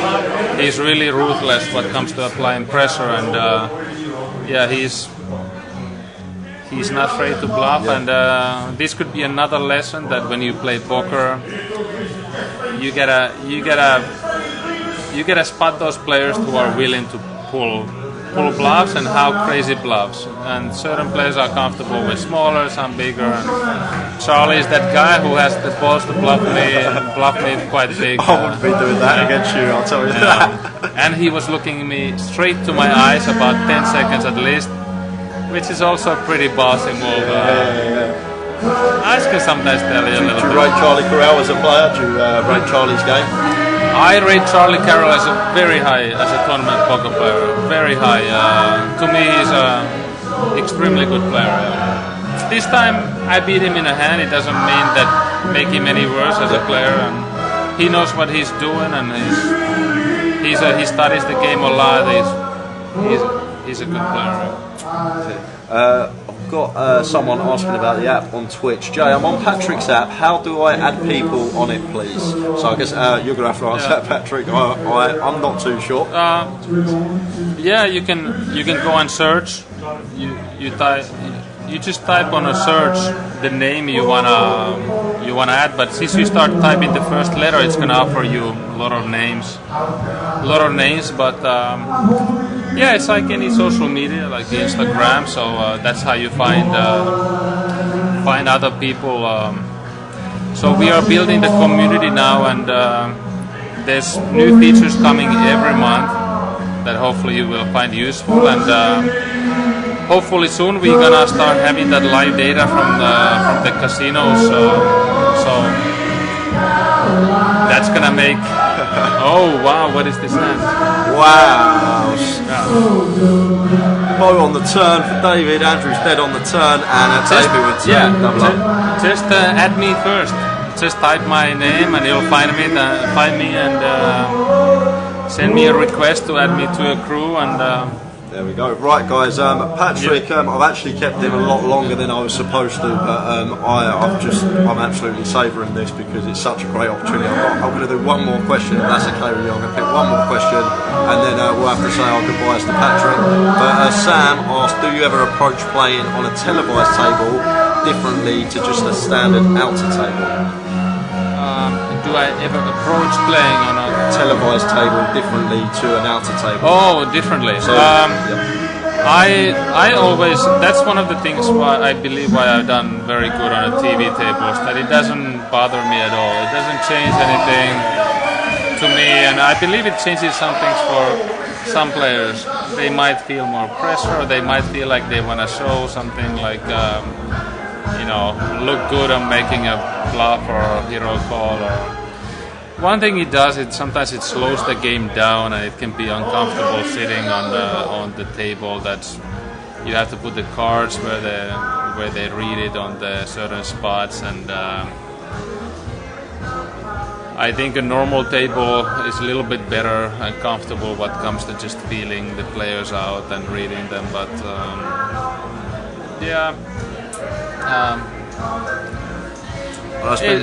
for the more hands, I think we just play much more hands in a normal table, and that's gonna make a difference to I would choose the table, non-feature table. Okay, well, unfortunately, guys, that's it. Big thank you to Patrick giving up his time to actually come in and answer some questions. Honestly, it's been an absolute pleasure to have you here. And hopefully, like you said, if your schedule's all right, we may see you flicking this event next year, and you might be back. But good luck over in Barcelona. And thank you. Run good. Let's all hope that I'll be here next year, so we can have a blast and make poker even bigger. Lovely. All right, thanks, Patrick. Cheers, guys, for sending the questions in. We're going to lose Patrick down. Just going to be left with me. Cheers and good luck to everyone.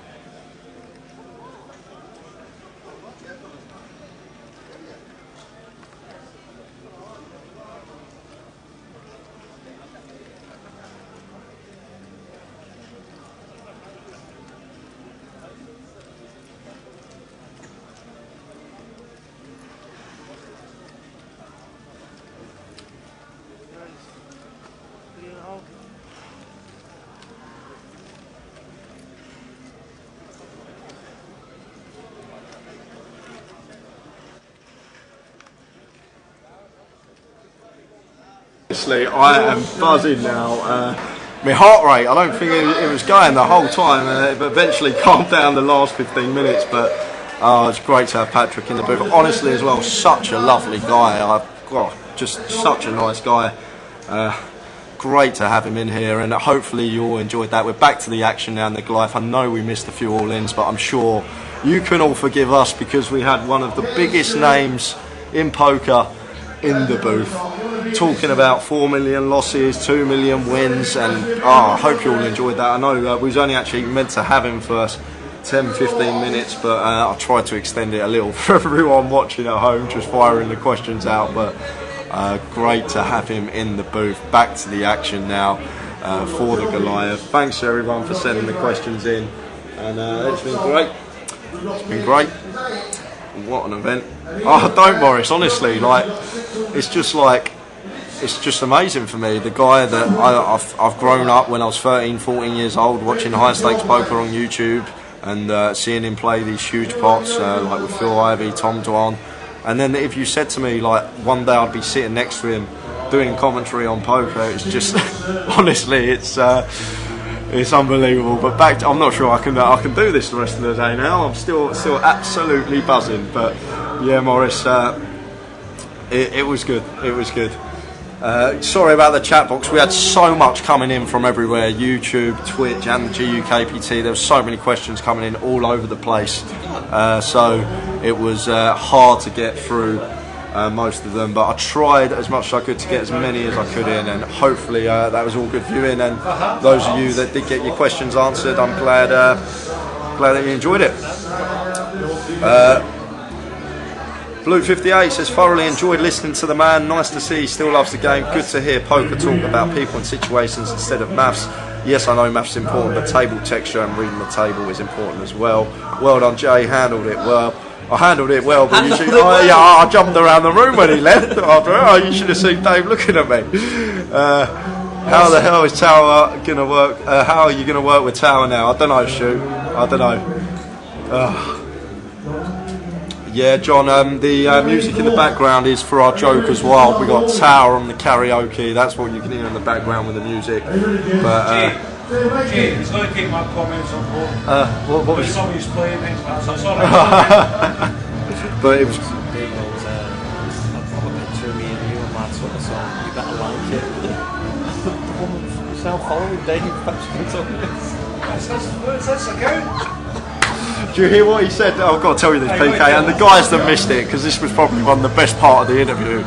Someone asked who, Tony G or Helmuth, and he goes, well, I put them in the same sort of category, and I said, do you mind me asking what category that is? And he just went, clowns. He just called them clowns. Brilliant. What a guy, and honestly, my week's made. My week is made. And back to the action now. We've got an open on the button from David. James defending the big blind with Queen 10, and we're going to go to the flop, Ace 10 6. So I don't mind David coming in for a check behind here with the Ace 5 versus big blind range, but it looks like he's going to get fire. James will call once here with a pair of 10s.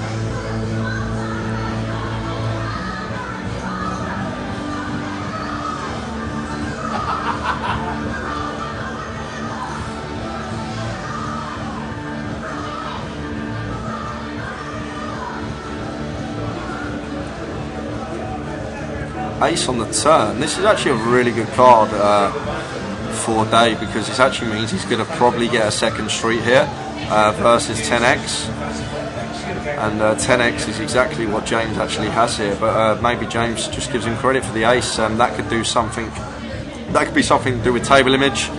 He's obviously been playing with David all day. If he understands that David's just never got a double barrel bluff in him, we can make an exploitative fold there on the turn, and does.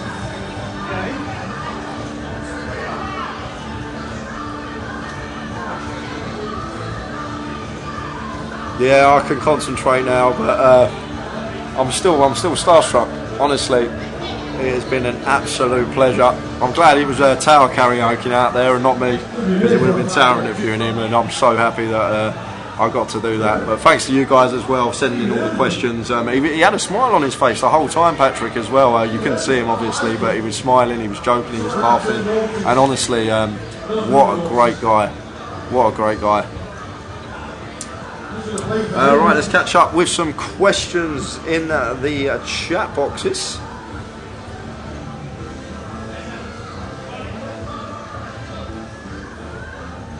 Guys, what percentage will Grosvenor pay for those returning for the main event day 2? It will be around 10%, probably just over 10%. So if we get 9,000 runners, it will be around the 900 mark. Tommy G, did you know he was coming? Well, basically, I'll tell you the story, Tommy. I'm on my dinner break. I'm just having a little drink, and I get a text saying we're back in 15 minutes. By the way, Patrick Antonius is coming in with you, and you should have seen me. I sprinted to the comms room.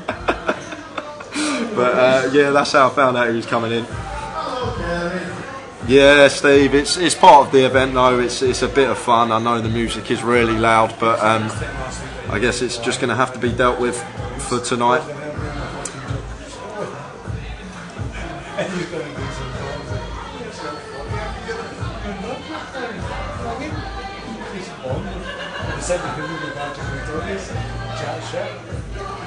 Aidan Sykes says, Jay, how did you and Tower do in the tag team? We came 23rd, 20 were paid. It was me that busted. We were top 5 in chips, and we busted in 2 hands. We had jacks in against deuces, lost that, and then very next hand got it in 10s versus ace queen, and lost that. Nothing we could really do more. I think Tower played really well. I don't think I made too many mistakes. It's just the way poker goes sometimes. It's part of the game. You can get the money in good, but always that element of your opponent getting there. But we enjoyed it. The atmosphere in that event was really fun. Me and Tower had a great laugh in that.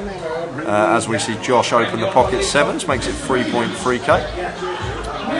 He's all in, and he's got 9 callers because he's all in for 200.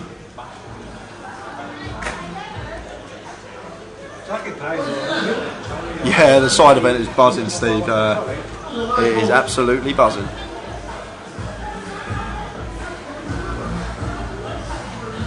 No, Stuart, honestly, no one knew he was coming. He just turned up, and everyone was like, Patrick Antonius is here. We were like, He had a meeting with somebody in Grosvenor. yeah, he had a meeting or something, but none of us knew he was coming, and people were going, Those people with photographs. yeah.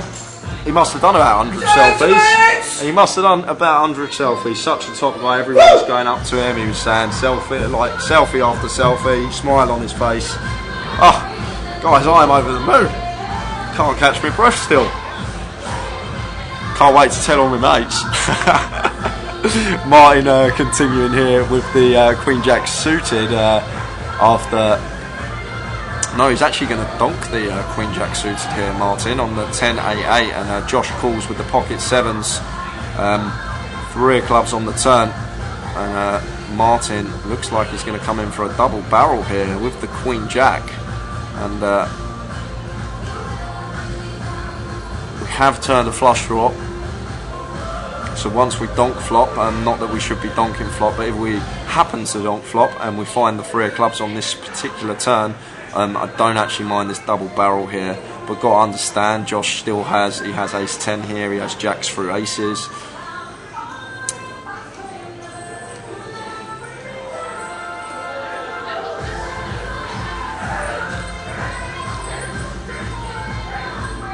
And Josh gets out the way.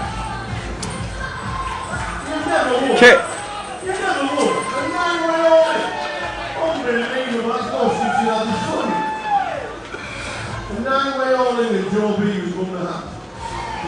I don't know if you heard that in the background in the Joker's 9-way all in, because Joe Beaver's bounty was on the line and Joe Beaver's happened to win it.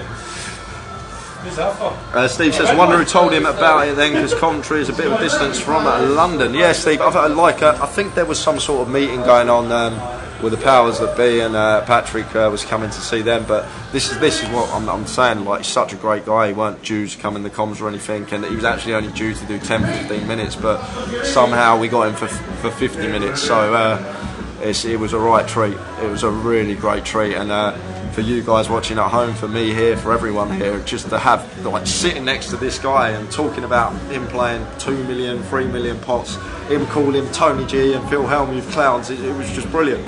It was just absolute brilliant. What a guy. And David with pocket fours going to raise it up, makes it 3.5.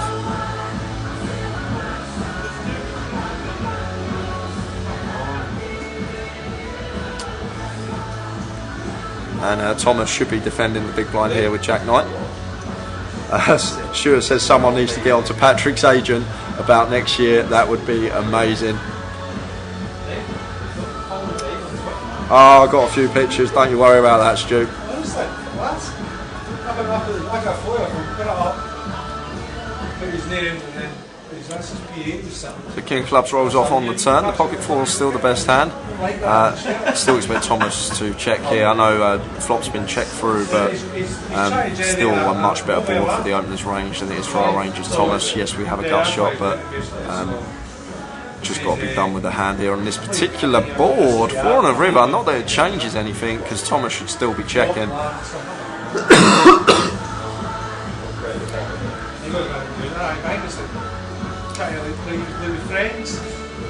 John says, booked next year for the whole festival. Hope I have guessed the dates right. Dates aren't out yet, John, so it's a bit of a risky one for you. Hopefully you've run good and the dates are right, but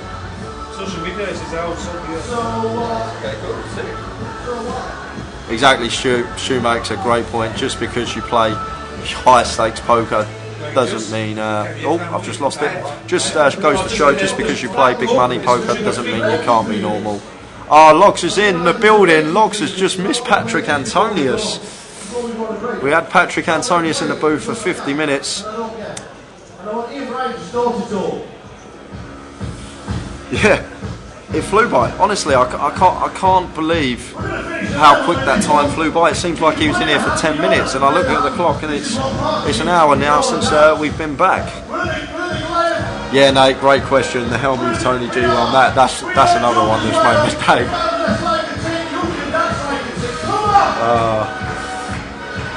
Tower in the background with the old YMCA.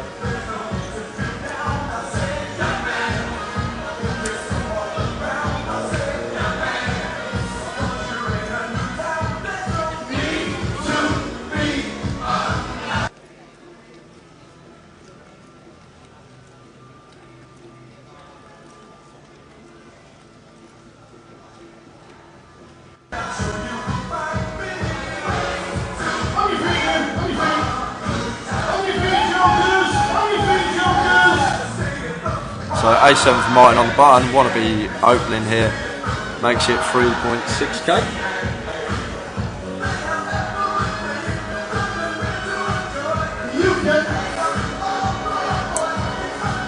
And Thomas, potential 3-bet candidate here out of the small. A7 suited, but he's just going to flat. Much prefer a 3-bet here want to get the betting lead, it's against the button open, doesn't have to have a hand opening on the button, so would much prefer Thomas to come in for the free bet there. However, we have flopped the nut flush draw here.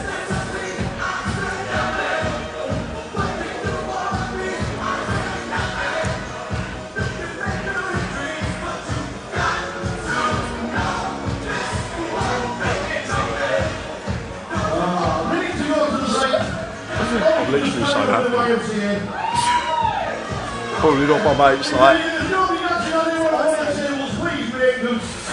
So Martin going to continue. Thomas just going to call here with the nut flush draw, and we'll take a turn.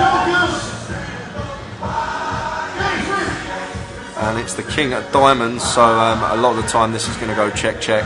Not the best of cards here for Martin to double barrel. We're only really targeting to fold out flush draws and sort of pocket pairs here. Maybe some Jack Queen as well that he can have here, but like the decision not to go for the double barrel here. And river rolls off a king of clubs, so this probably will just go check check here. Stuart says, and you know something, Jay, you probably didn't hear him say, but he had so much respect for you and how you commentate. Not that you need your head getting any bigger. To be honest, Stu, I was taking everything he had to say. Like every question that everyone asked, I was trying to take everything in from such a great player, and what a guy as well. What a nice guy. And we'll see you back for more Jokers Wild. Oh, rain.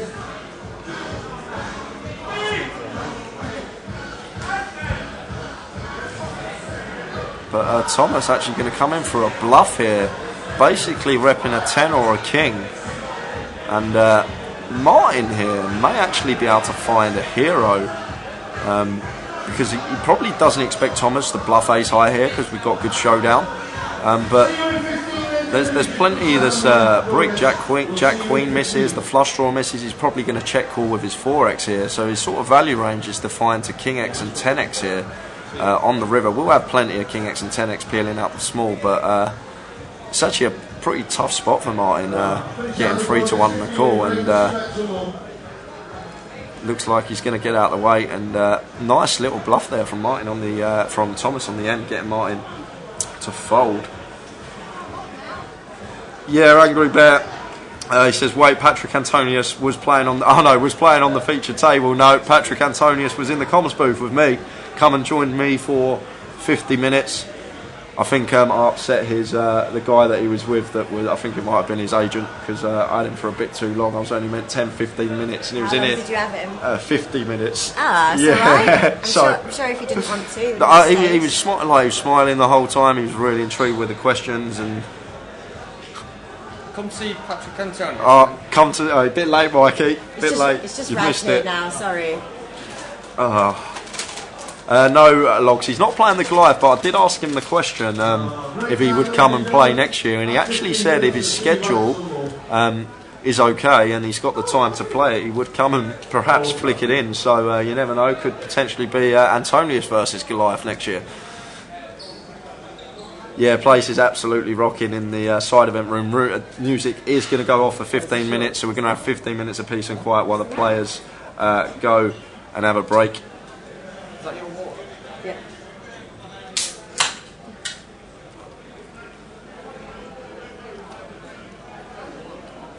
How's your week going, Raji? Just getting insight from one of the floor staff. Yeah, great. Great? Yeah. It's been marvellous. Marvellous. One of the floor staff.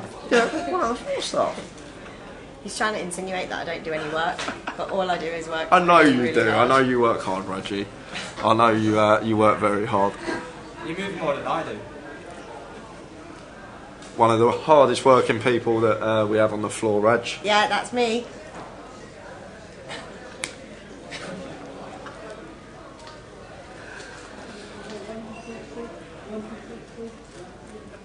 State puts 2019 Celeb versus Goliath, 2020 Pro versus Goliath, and then 2021 Amateur versus Goliath.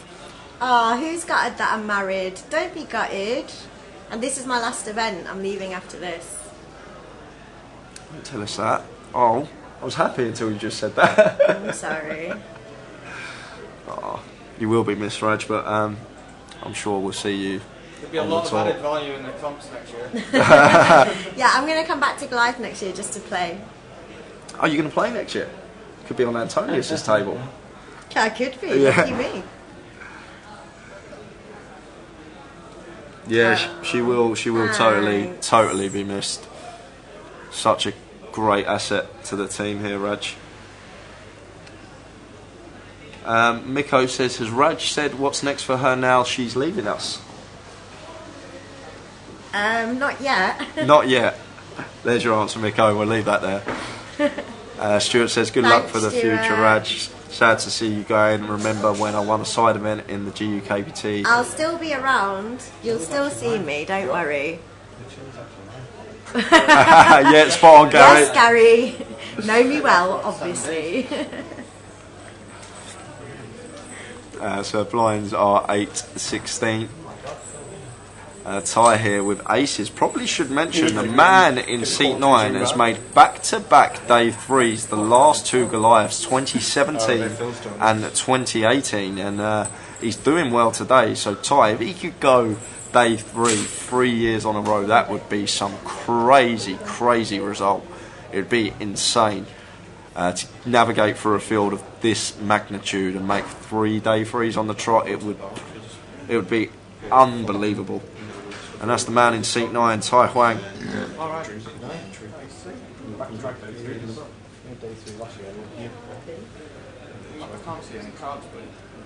Flop of ace, jack, queen, 2 clubs. So Tai flopping a top set. We've got Andrew here with bottom pair, Broadway draw, and David in the big blind unaware of his holding.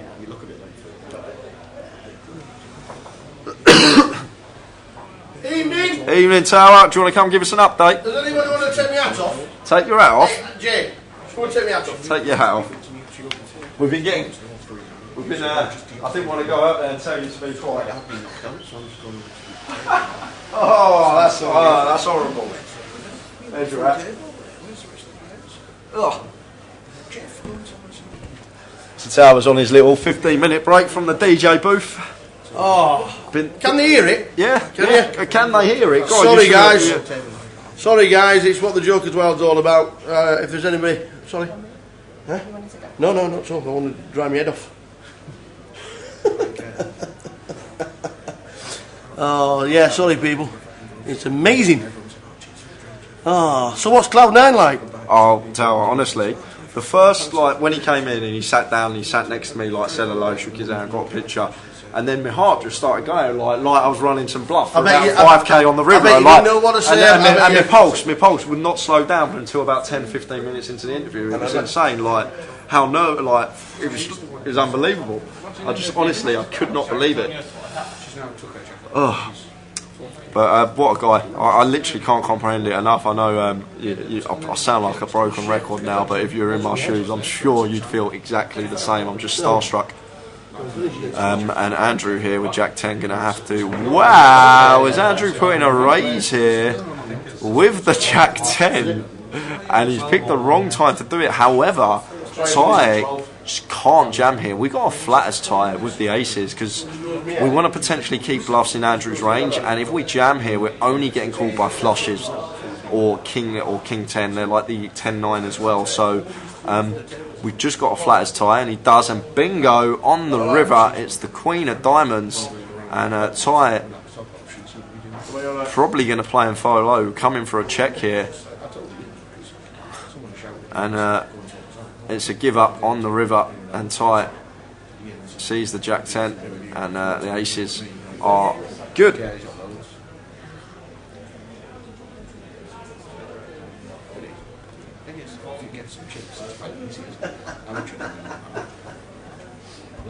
It's going to be massive.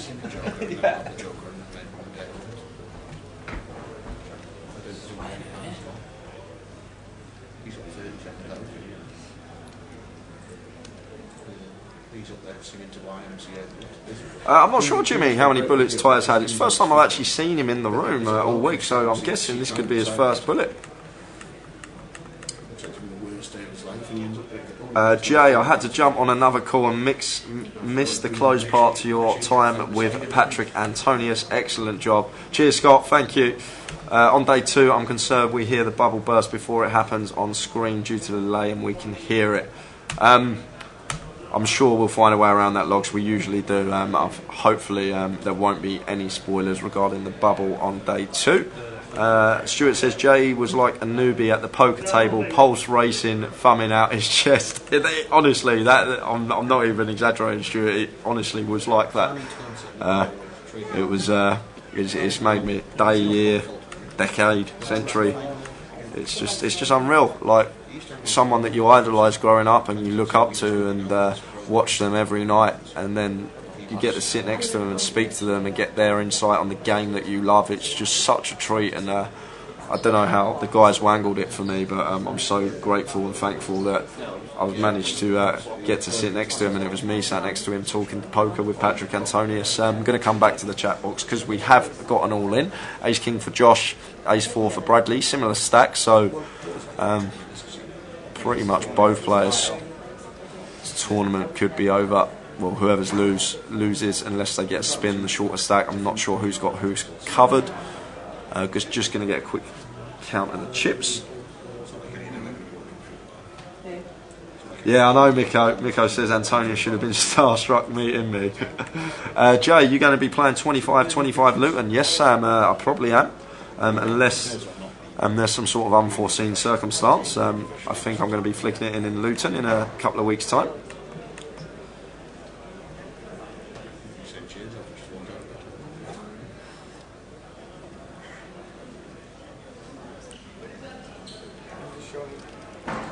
Come to speak to the Patrick Antonius impersonator. He's pretty good, that Patrick Antonius impersonator, isn't he? Jay was in heaven. I was, honestly. Jay was in actual heaven, bless him. Like you don't understand. Like when I was 13, 14, just watching higher stakes poker every night on YouTube reruns and whatnot. I can't even get my words. It's just like madness. And the 4 on the flop for the Ace 4 and the Ace King looks like you're gonna get unlucky. Ace is up for Ace 4 and Ace King very unlucky there. Couldn't fade the free outer. Evening Carpet Catcher. Evening Miko. Shu says I was like that when I met Tower, and then I realised I was the Tower and he's just a normal bloke. Yeah, exactly, Stoneface. It's like someone that loves boxing, like sitting down and having a chat with Anthony Joshua, or someone who loves football so much and having a chat with Ronaldo or Messi. That's honestly what it felt like to me, and I'm just over the moon.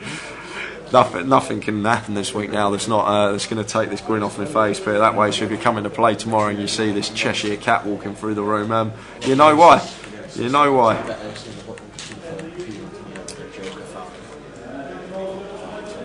Stuart says we have a Jeff Kimber impersonator in the booth now. I got put on the table with someone and she said, "Are you definitely Jeff Kimber?" And I was like, "Definitely." And she went, "There's another fellow who looks like you called Jeff who I thought was you." So I've been chatting to him, like, talking about hands and stuff. I was like, "Oh, brilliant, I hope you're talking about." Hi Reality, bear with me. I'll just get the total number for today for you. It shouldn't take no longer than 10 seconds. I didn't have time to buy anyone. Got an all in here from Josh from his last 900. Just saw him get very unlucky with the Ace King. He's now all in with the King 3. And Martin with pocket 10s. Made it 3.6. And Bradley here with a pocket 8s here. Going to make the call as well in the small. And James going to have an easy defend in the big blind as well. So we're going to go 4-way to the flop here with a player all in.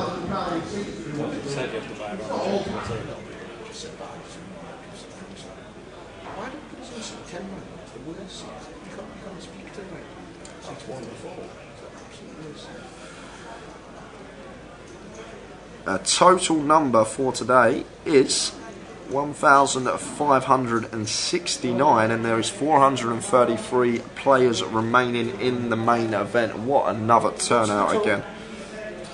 What total runners so far, Jeff? Total runners so far, including the pre-reg for tomorrow, is, bear with me, it is 8,546. But that includes a certain amount, we don't know how many already registered tomorrow. Exactly, Yeah. So we need 1,500 to make Yeah. 10,000. Yeah, around Maybe a that. prize. Roll up, coming through. So a flop of 7, 6 deuce here, and Bradley could get himself in a whole heap of trouble here with a pocket 8s. It's a bit of a cooler flop here with a player all in. Martin betting 11k with 10s. The only good thing about this for Bradley is Martin's not going to be betting 11k here without a hand. There's a player all in. So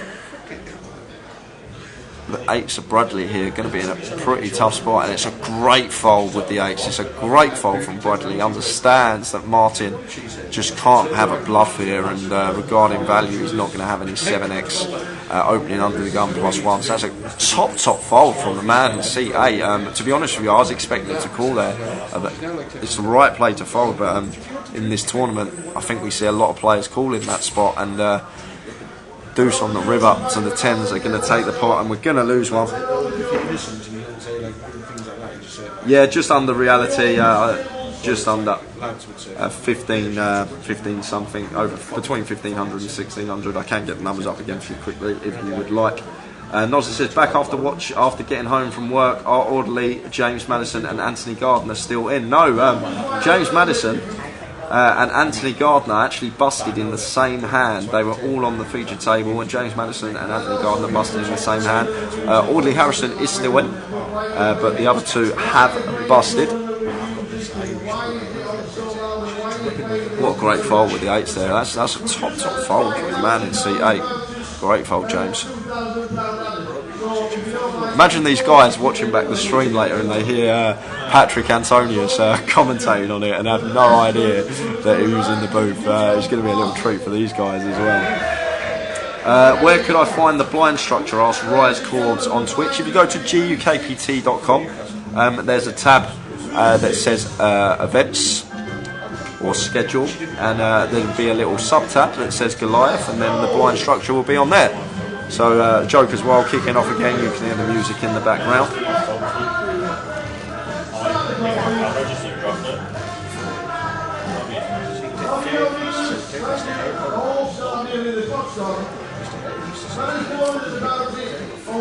David, if we want to continue with this hand, well, we can't 3-bet off the stack, so 8-6 suited's just got to go into the muck here versus David's open. He's got to understand that he's opening here off of the 18 big blinds. Like, we're not deep enough to peel the 8-6 suited, and we're not deep enough to 3-bet it. Oh, sorry, my mistake, David. I'll take everything I just said back. It's actually David that opened in the hijack with the 8-6 suited, which is fine, which is much better than just flattening the open from the ace-10. And David W with the ace-10. That's why I got confused. 2 Davids in the hand. And we've got continue coming in on the ace-high board. David Wise in seat 6 will make the call after flopping top pair. And the small blind's going to get out of the way.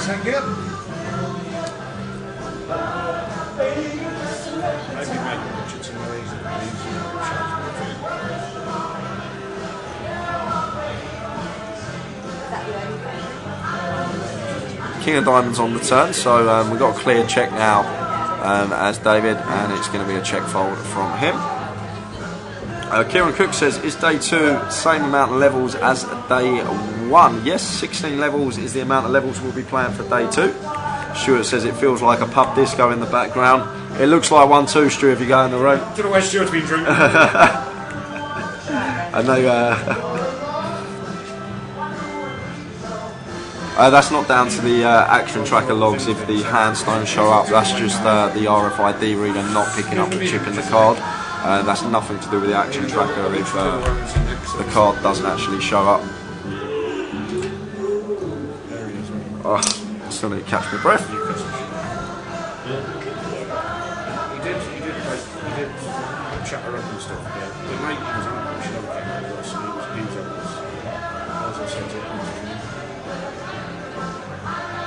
Stuart says he used to go to some dodgy pubs as a teenager. I can tell. In reply to that, Jeff. Then this will sound like that pub disco.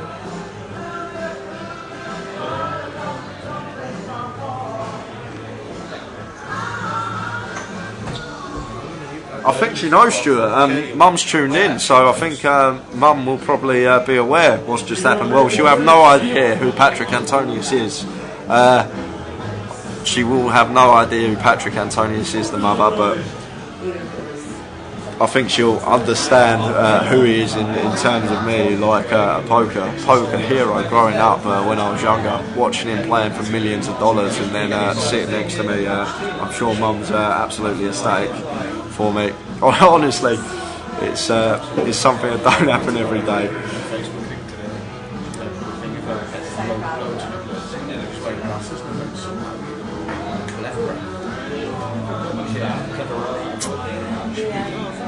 It would be like my mum having a conversation in terms if you are listening, Mum, still, it'd be like you getting to sit down next to Sir Alex and having a chat with him. That's exactly what it just felt like. It's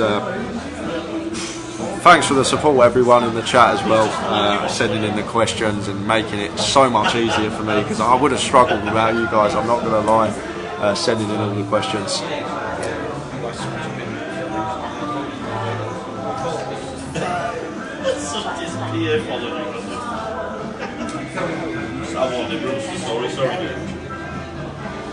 Mark on YouTube regarding the not seeing the flop and just seeing the back view overview. It's just that the card sometimes takes time to register. Sometimes you get to see the flop straight away as soon as it hits the first box, but sometimes it does take a bit of time to register. There's not much we can really do on our front from the comps booth, unfortunately, if you mark on YouTube.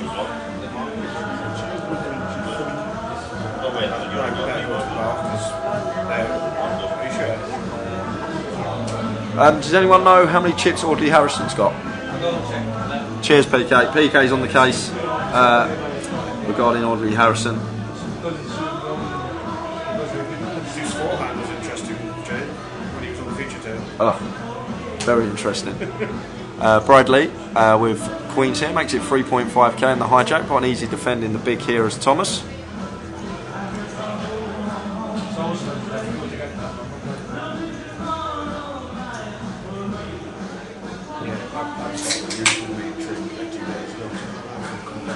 Yeah, sorry, Mark. Like we want to try and provide the best coverage possible. Honestly, we do, but there's some things that sometimes we just can't help. It's different with different dealers. Sometimes dealer flop left to right, right to left, and depending if they're left or right-handed. And obviously, if we could fix it, we'd fix it straight away, and we get it sorted for you, because we want to try and make this as good viewing as possible for everyone at home.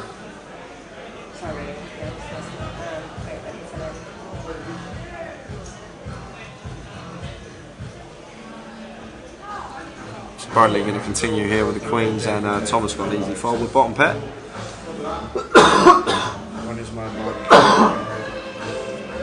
You noticed my cough went as well, everyone, when Patrick was in it. Didn't cough once. Found me medicine.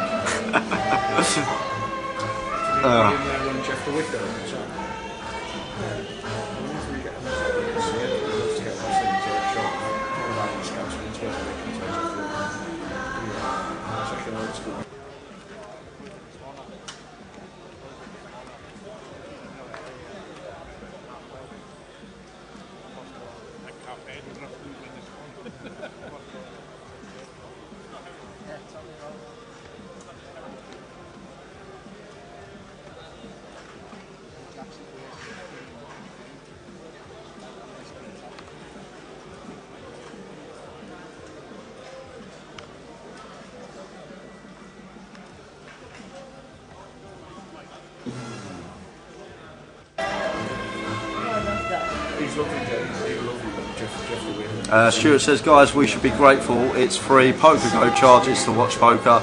So if we miss a few hands, it's never mind.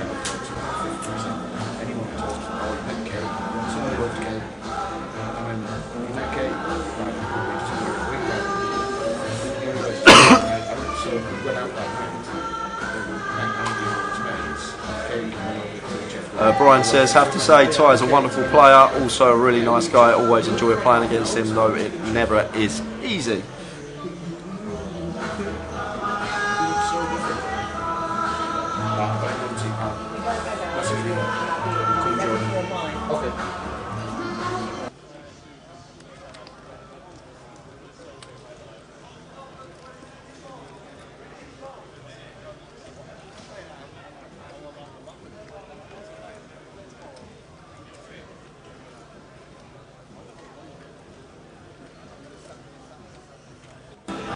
Jimmy Jones agrees with Brian, says he's a great pleasure to play with. 619 Piker, hi from San Diego. Tuning in for the Goliath. This is day 1F. This is the penultimate day 1. The last chance to play is tomorrow, Friday.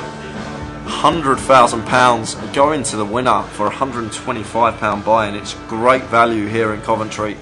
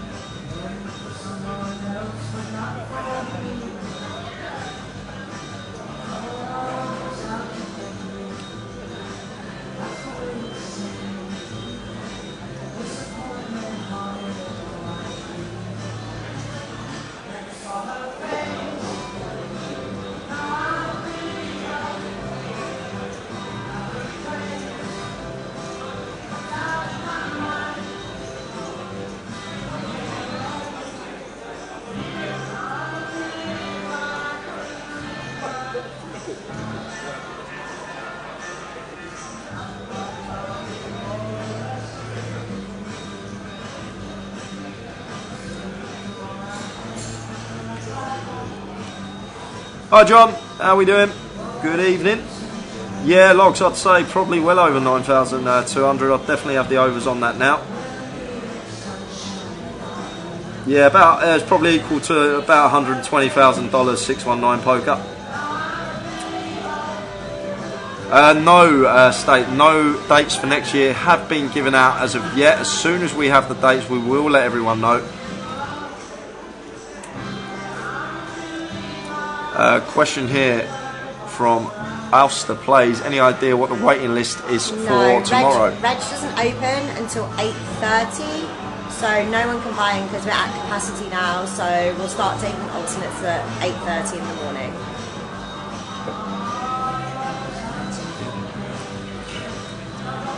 I've actually just got a text. There's actually another player in the field that has made back-to-back day 3s the last 2 years, and he's still in today. Danny Pike is actually another player going for 3 day 3s on the trot. He's in the field today. Had a deep run last year, 20 something. The year before, I think it was around the same.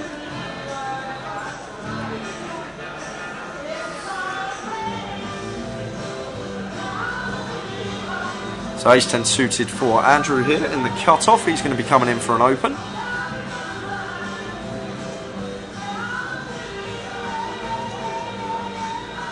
Yeah, Logs, you're spot on with that one. The one that was playing in Luton, and you're right. You remember what happened on stream. You're exactly right. It's the same guy. Yeah, Nate, blind structure for Saturday. It's on the Grosvenor app. You can find it on the GUKPT website as well under the Goliath tab. But you'll be coming back at 3K, 6K. That is a level that you will be coming back at. John said we had a great couple of days. Angie got so close to day 2, so we'll have to wait until next year. Keep up the good work. Cheers, John. Apologise to Angela for me as well. I honestly had no idea that she had busted, and she was playing really well on the final table, and the stream went down, and there was 20 minutes to go, and I just assumed she made day 2, and my apologies for that, but she played really well on the featured table, and it was just unfortunate that the stream went down.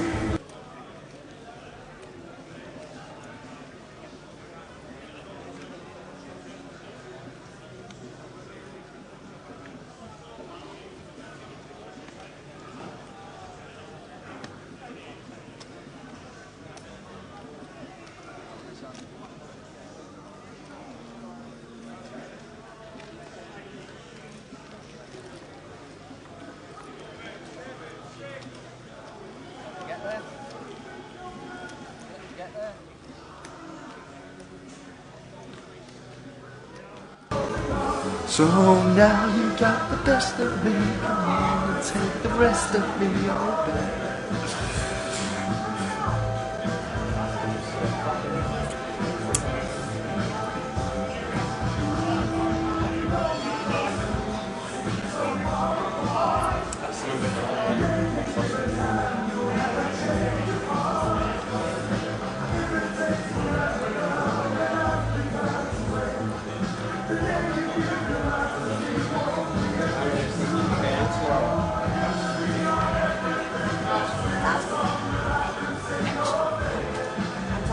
Anthony Clarkson, hi Jay, Warrior only got 135k going into day 2, seeing these big stacks.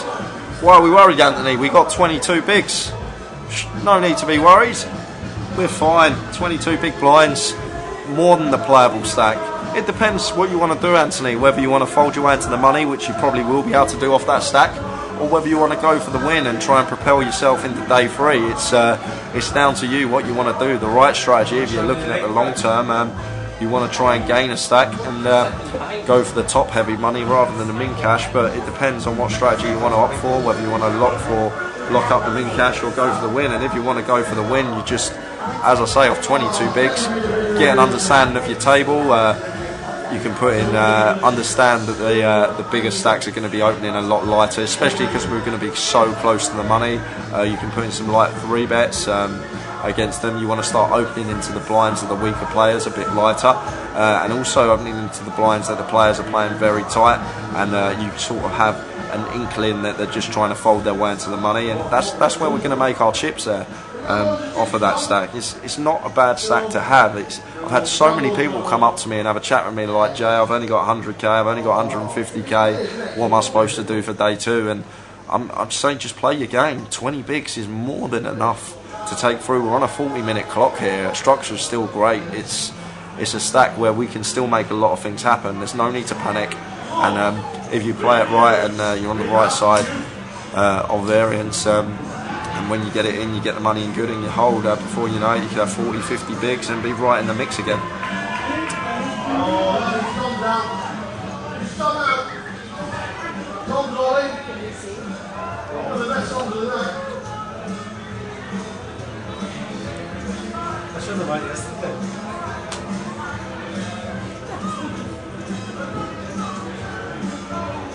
Actually, I wrote it there to tell me to fix it.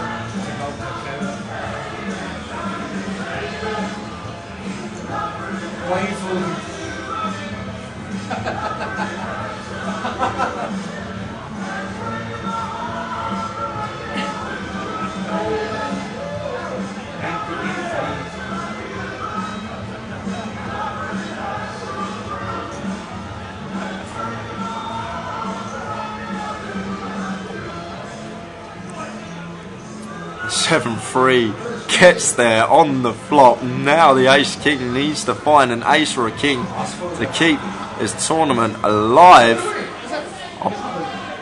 Jack on the river. So ace king is a busto. Blind on blind. 7-3 just rips any 2, and big blind wakes up with ace king. Can't fault the player, the 7-3 there, and we're going to get so many folds out of the big blind. And as I always say in these spots, we can always get there. Our opponent wakes up with a hand. We can always get there when our opponent wakes up with a hand. We're always going to have equity. Pre-flop, we're going to have equities are going to be running fairly close. Ash McGrath, my biggest day 2 result, I came 3rd. My stack at the end of the day was 20 bigs. Jay has it spot on. Cheers, Asa.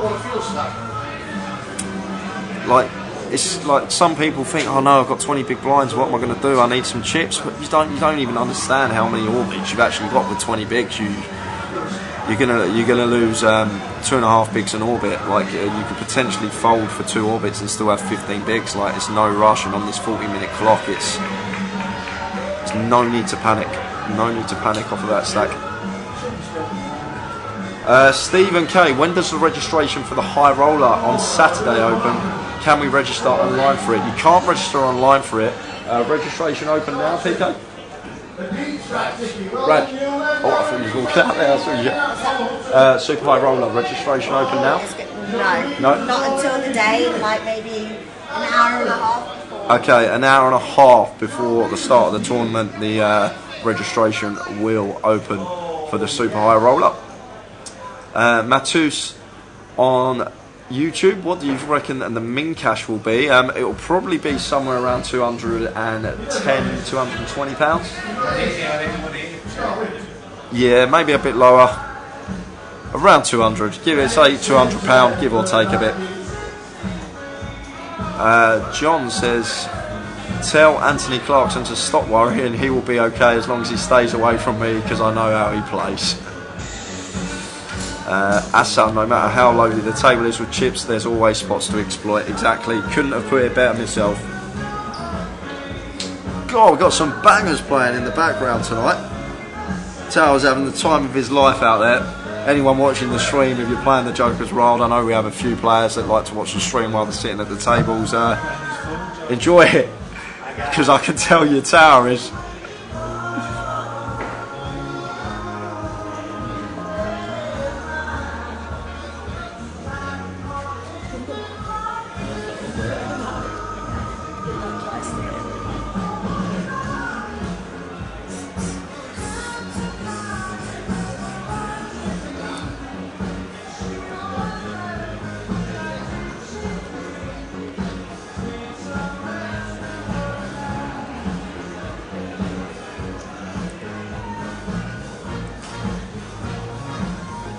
King Queen for David in the hijack. He's going to come in for an open here off of 22 big blinds.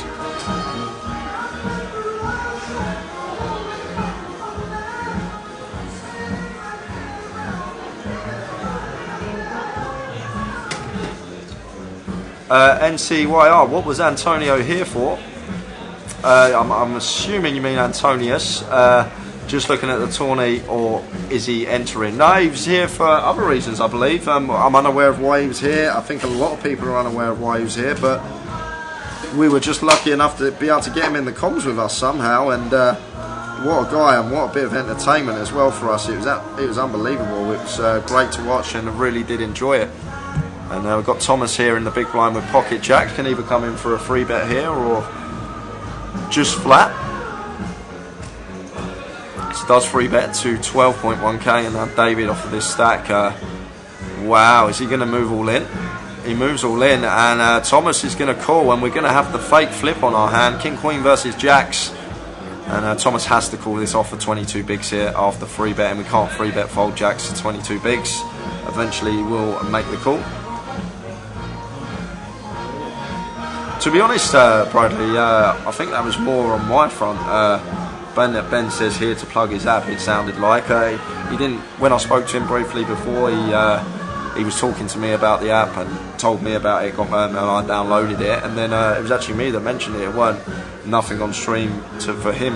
He didn't come on stream to talk about his app. He came on stream to answer questions for all of you. It was actually me that mentioned the app, and then obviously he did go into it then after I mentioned it.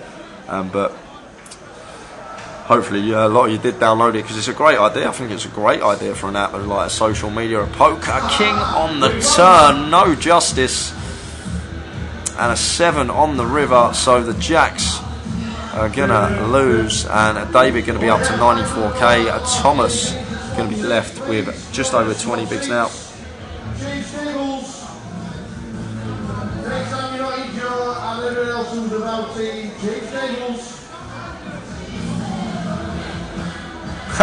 Neil says maybe Coventry City FC were signing him.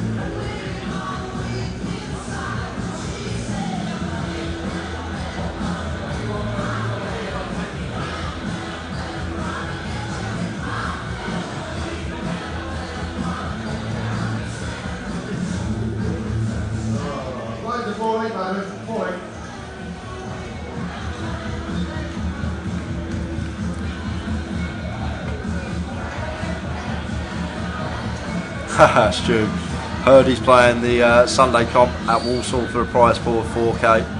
Night Fisher, hi guys, is there football tomorrow? No football on here tomorrow.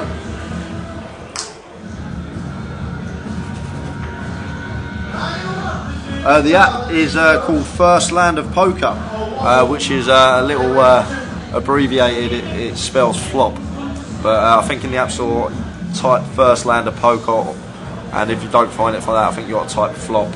But it's called First Land of Poker. And basically what it is, it's basically a Facebook for poker players. It's like a social media app for poker players, the poker community. And it sounded like a really great idea when he went through it.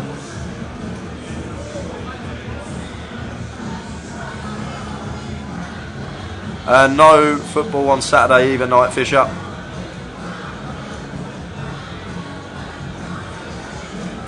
So unfortunately no hole cards this hand, only picked up one, ace-10, 6th flop. Parking is fine, Night Fisher, you'll be absolutely fine, trust me with parking. No one's had problems with parking this week. It was a bit of a fiasco last year when the football was on, but this year everything has ran smoothly in terms of the car park.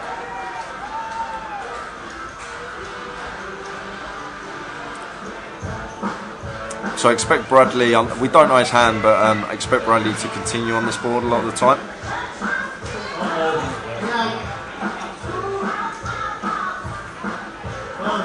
But no, Bradley elects to check behind here, so we can start giving him a range of hands that he's going to open and check behind this flop. So you're going to have a lot of 10x here, like 10 jack, queen 10, king 10, those type of holdings. You'll also have jacks through kings.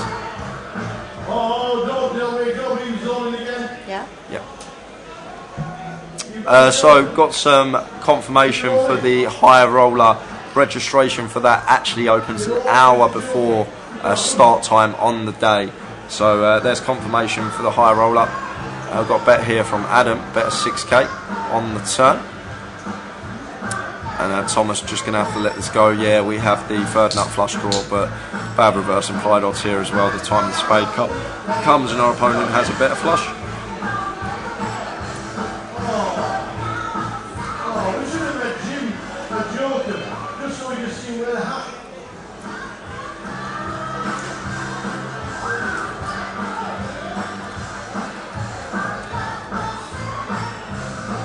Chris Johnson, hi guys, what time can you put your name on the alternate list tomorrow?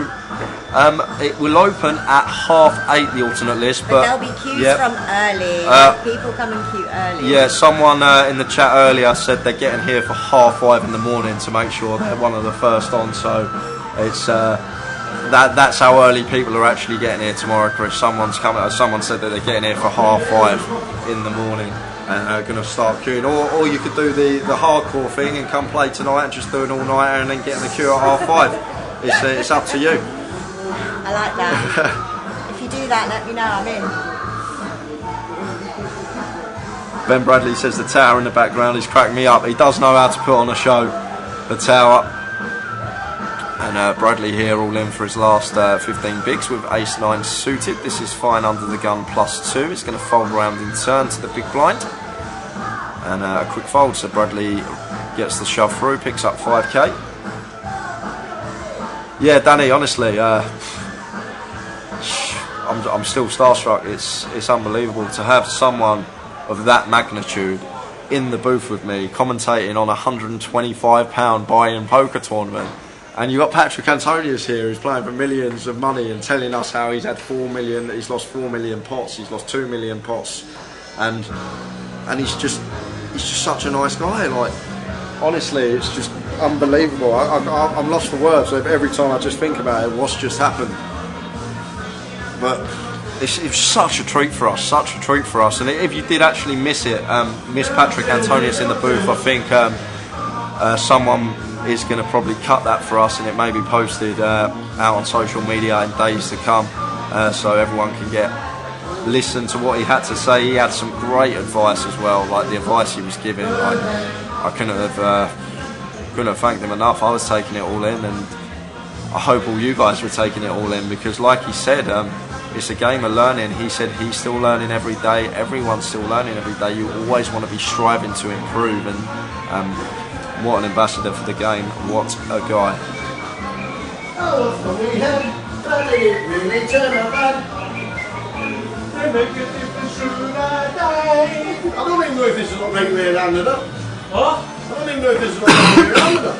I can't remember. State says, how many are you expecting for the high roller? I'm probably going to say around the 200 and 220 mark, that sort of thing. And there was around 60-70k prize pool last year because there was 24k up top. So around that sort of figure. So we're off to the flop here. 8s versus 7s. Money's all gone in for 20 bigs.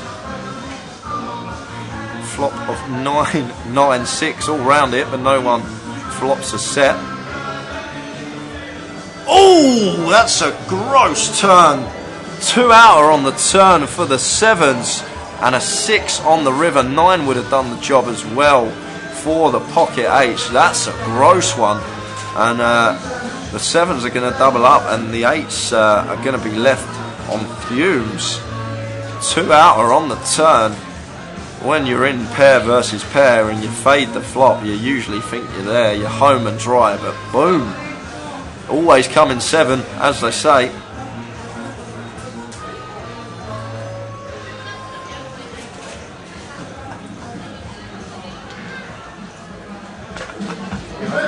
He must have thought, Antonius, when Tower interviewed him as the Joker, he must have thought, what on earth is going on? You said, what the fuck? Yeah, what on earth is going on? There's a video on Facebook and a picture of Tower interviewing Patrick Antonius dressed as the Joker, and I can only imagine what was going through Patrick's head during that interview.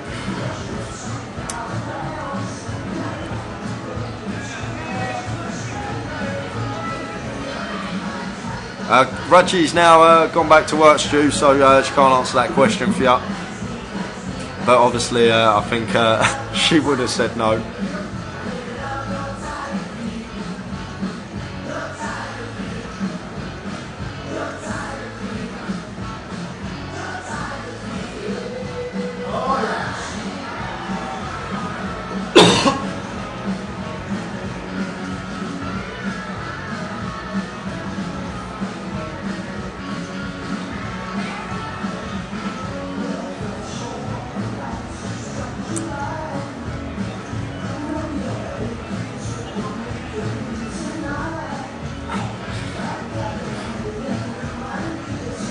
It's got to be a line of the weekend though, that Tony G or Phil Hellmuth, they both fall into the same category, clowns.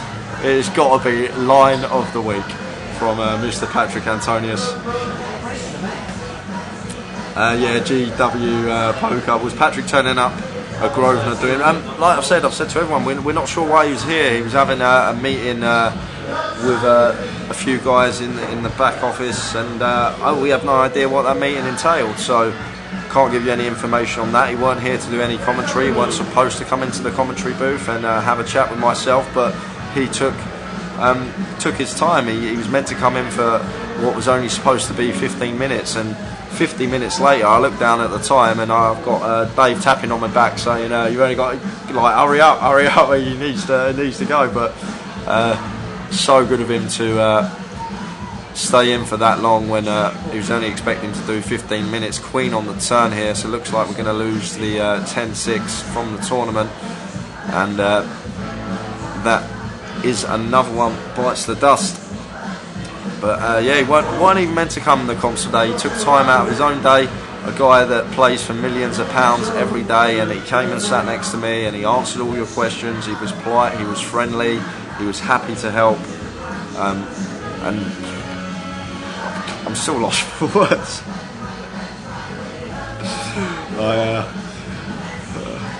I think people will understand, you'll understand how I'm feeling. Those guys that have met the people that they looked up to, like growing up, like when I used to watch poker before I turned 18, and I used to watch high stakes poker, I used to love it, and seeing this guy, him, Phil Ivey, battle it out, Hillary Sahamis, like just watching them games over and over again on repeat, it was just, and then to have that guy sat next to me, to have Patrick Antonius sat next to me and talk poker with him, it was a dream come true. And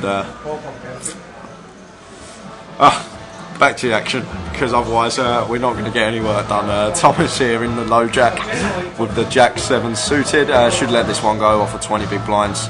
We're in a terrible spot if we get free bet here, so I prefer to just let this go. unless we have some sort of specific read that we're opening into blinds that are going to be folding a high frequency. I think we just got to let the Jack 7 suited go here as Thomas offered this specific stack size. Yeah, Ben Bradley says they say never meet your heroes. Glad you didn't listen to them, Jay. Yep. Yeah, it's a saying. People say that, but honestly, could not be a nicer person, Patrick. So welcoming, so friendly, polite, happy to answer everyone's questions, happy to try and do a hand for us. He tried to go for a hand, and he went for it very well as well. It's good to get his standpoint on a hand, his commentary perspective.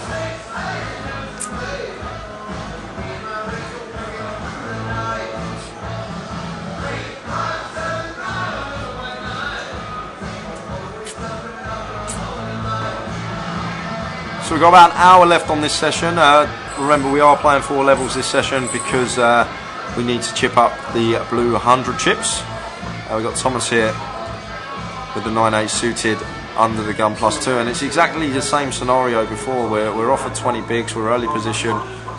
Maybe we can just let this one go because we can't do much against the free bet, and we want to preserve our 20 bigs for a better spot potentially. It's fine, as I said before, we've got some sort of specific read that the blinds are going to be folding light. And pocket 5s of Bradley here, if the big blind stack is sub 20 bigs, I wouldn't have actually mind seeing a shove from Bradley. And it was around 20 something big, so wouldn't mind seeing a shove from Bradley there with a 5s effective stack just over 20 bigs, facing an open from Thomas, who's been opening quite a few pots. And Timothy now got an easy shove for his 23 bigs with the ace king, and this is the problem. We've just bled off 2.5 big blinds off of our stack when we're 20 big deep, and we just want to be preserving them chips for a better spot here as Thomas, and he's going to have to let the 9/8 go here, and Bradley's going to get out of the way with the 5s. Yeah, the guys on the feature table will be able to hear the music as well. Danny has a question. So for the next year's event, is there an option to pre-reg through local casino /online/telephone? Yeah, Danny, throughout the year, if you have been tuned into our GUKPT tour, we spoke about the Goliath on every leg, me and the tower, and we always mention how to register early, register online. As soon as dates are released and schedules released and structures released, the holding tanks for the Goliath then does open, and as soon as they open, you want to get yourself in straight away. You can register very early, so don't wait to the last minute. I understand people that have job commitments or they booked a holiday and they need to move some things around, and that's why they buy in at the last minute. But if you have the opportunity to buy in early, I suggest just buying in as soon as possible online. Can I still buy in for tournament tomorrow morning? Ricardo, yes you can, but you need to turn up tomorrow in the casino tomorrow morning, and you will be going onto the alternates list. You won't get straight in, but you can still turn up tomorrow morning and buy in, and you'll get a seat. You'll get a receipt saying what alternate number you are, and then you're probably going to have a bit of a wait depending how early you are in the queue. But you can still get in for tomorrow. We've got people queuing as early as 5:30. And that's the other thing, if you know you're coming next year, if you're a poker player, why aren't you coming next year? If you're a poker player, you need to come to this event. Honestly, it'll be one of the best weeks, win or lose, that you'll have throughout the year in terms of poker. Like, it's so enjoyable, the atmosphere's great, obviously side events are great, we've got a party going on next door. It's just a great week of poker, and if you play poker and enjoy poker, as soon as the dates are released, get online, book your hotel, get your hotel for cheap. Get in the holding tank, get your seat, start playing some satellites online. So if you're in a holding tank for day 1A, and then win a few satellite seats throughout the year, you've got 5-6 tickets throughout the weeks, and then you're free rolling in the week. You just want to prepare for this event. That's all I'm going to say. Just come prepared. Prepare 6 months before, and then you don't have to worry about it. You can just look forward to it.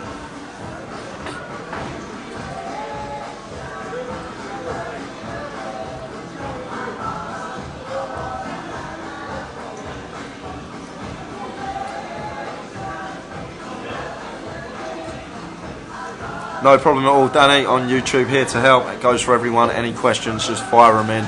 Quickly going to pick up with the action on the turn here. Timothy gets one of them really good turns.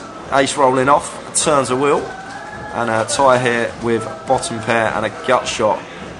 Probably going to have to fold to this double barrel here, but wants to call once more. It's getting an attractive price. We're getting over 3-1 on our money. We do have position, so maybe the thought process behind that, we get to dictate the action on the river if it's checked to us.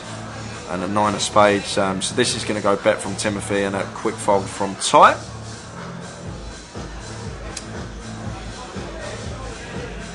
GW with a question here. Jay, with you doing more and more commentating, do you feel you get to play as much as you would like throughout the year?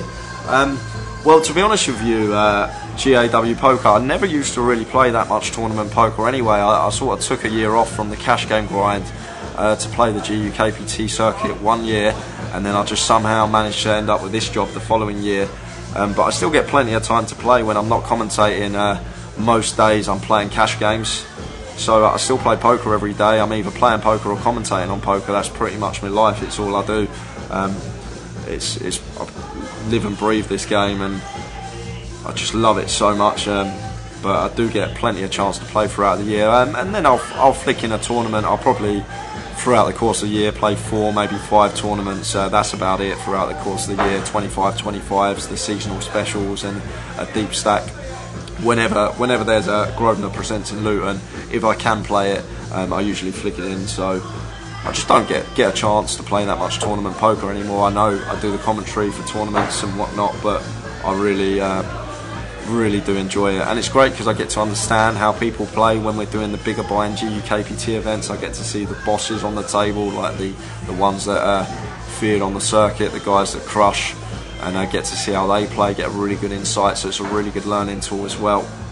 Poker Will says, Jay, what stakes cash do you play? I'll play different stakes, Will. There's different games that I play in. There's a game I play that's 50p, £1 with a 4 Mississippi straddle on the button, so it's basically like a 51-4 game.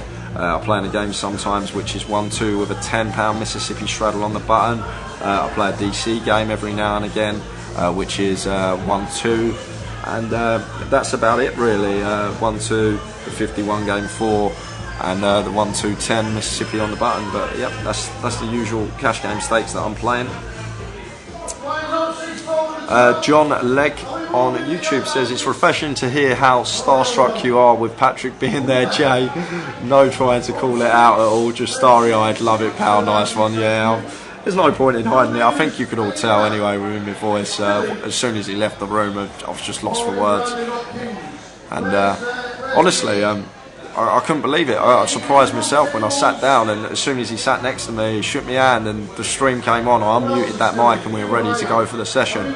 It was like I was in the tank on the river and someone was in the tank for 3 minutes, and I'm running some huge bluff and my pulse just starts going out my neck. Like that's what it felt like, honestly. It was just unreal. It was surreal, so surreal. It was just a surreal moment, and I'm so grateful for Patrick for coming in and making my day and week even. Like, just what a moment, and it's a treat for you guys as well, everyone watching. Like, he's got to probably be the biggest star that we have ever had in the commentary booth in the GUKPT and Goliath and the UKSBC that we do. He's got to be the biggest star we've ever had him. And it's just great how we've managed to wangle Patrick Antonius into the booth and all you guys asking him questions. It's just great for the stream, it's great for Grosvenor Poker, and it's great for you guys watching at home.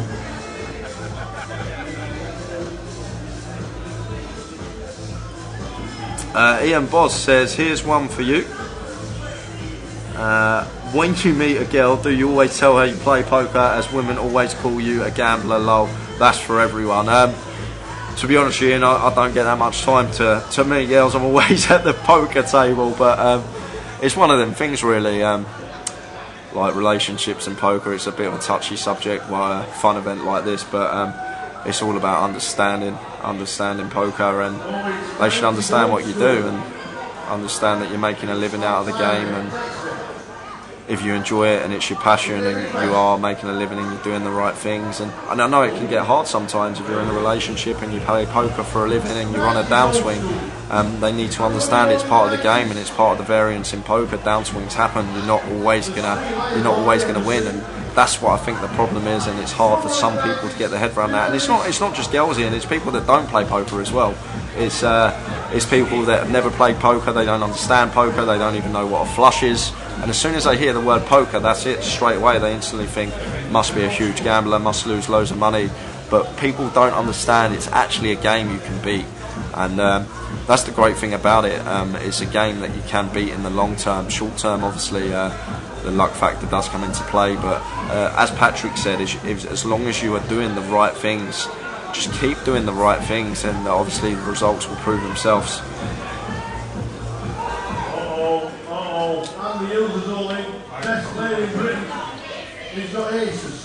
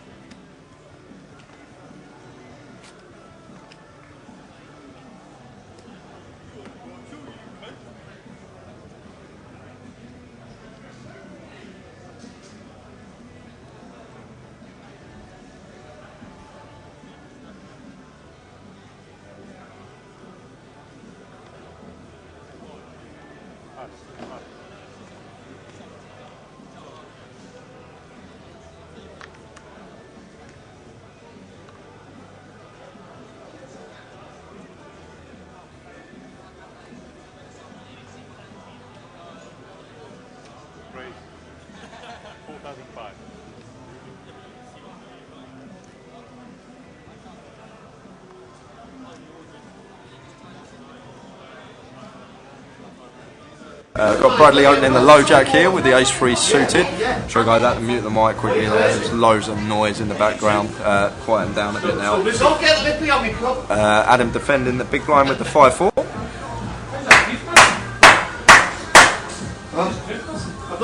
Queen 8-6 rainbow is the flop. So this is going to go check, bet, fold. Queen high rainbow board should be continuing here, Bradley. Stuart says, so true, Jay. I'm an accountant and everyone thinks you are spending the profit. They don't understand. I do it for the social side of the game, and if I make a little money out of it, what I put aside for my stakes, then great. Only gamble with what you can afford, and if there are people around you who don't get that, well then that's their issue. Exactly right, Stu. Exactly right. And that's the thing about this game, like you can be running on the bad side of variance for a long time. Variance is a beast, like especially in tournament poker as well. It can take you years to realise your expectation. You can be doing everything right, and it can take you years to realise that. And you just got to understand that if you're doing the right things, it will turn. You just got to play through it. It's an absolute beast variance, and it can hurt. It can hurt mentally. It can hurt, but you've got to be strong mentally. You just got to keep pushing, play through it, and you'll get there. And believe me, I read something once, and someone says, just imagine the worst you could ever possibly run, and you still can run worse than that. That's how bad variance can be sometimes. And when you're on that right at the bottom end of it, it's horrible. It's horrible to take, and it's just about being mentally strong and coping with it. And partners, friends and family, they need to understand that. They need to understand that it's part of the game. You're going to go on downswings. You can go on sessions where you're just constantly losing and losing and losing, but you're doing everything right. But it turns. It will eventually turn. It has to turn. We've seen who we've had in the chat box. So we've had commentating. Patrick Antonius. I don't know, sorry. I'm like, who? Let me see. Probably one of the biggest high stakes players on the planet. Basically, he was coming in here and talking about 4 million pots that he was playing and stuff like that. It was crazy. Who's that? Patrick Antonius. Oh shit. I don't know who it is. So I was talking to him. Says it.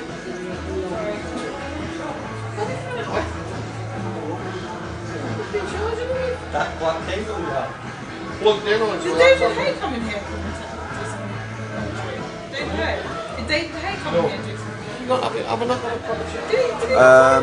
So even if I arrive at 7 AM tomorrow, there still won't be a seat guaranteed. No, Ricardo, there'll be a seat guaranteed, but there won't be a seat guaranteed straight away. Anyone arriving tomorrow is going to go straight onto the alternates list. So it just depends how far down the alternates list you are. You will get in though. I cannot understand why people still say tournament poker is gambling. It's a game to enjoy. Poker is a relief from normal life. You can spend hours at the table and forget about all of life's troubles from me anyway, says Mark on YouTube. Did she just say she didn't know who that is? Yes, Matu, she did, but it's someone came into the booth who is not a poker player, not in the poker industry, so probably wouldn't know who Patrick Antonius was. And Flussig on YouTube, last question, says, are the dates out for 2020? No dates out for 2020 yet. Back to the action here. Martin getting in 30k here with pocket queens. Not sure what the blinds are here. I think we're 12.24, so this is a call for Timothy here if we're 12.24, because this is a 13 big blind shove over our open, so going to have to flick in the call here as Timothy, unfortunately, with ace jack, 13 big shoving over an open here. Martin's going to have all pocket pairs. He's going to have ace 10, some suited aces in there. He'll have king queen, king jack suited, all those type of holdings. So versus range, we don't fare too bad with ace jack here, so going to have to flick in the call as Timothy.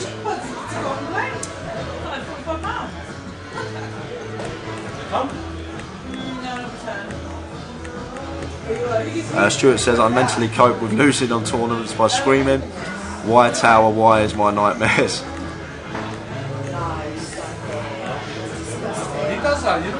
Sam Greenwood in seat 8. I can see the resemblance, but it's a bit far gone if Timothy in seat 8 looks like Sam Greenwood. I can see where you're coming from though. No, I've got...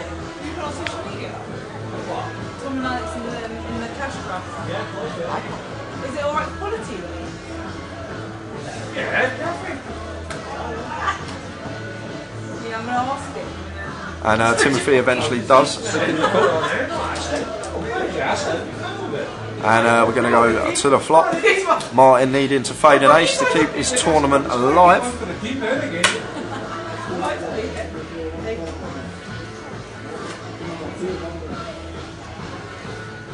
So to the flop we go.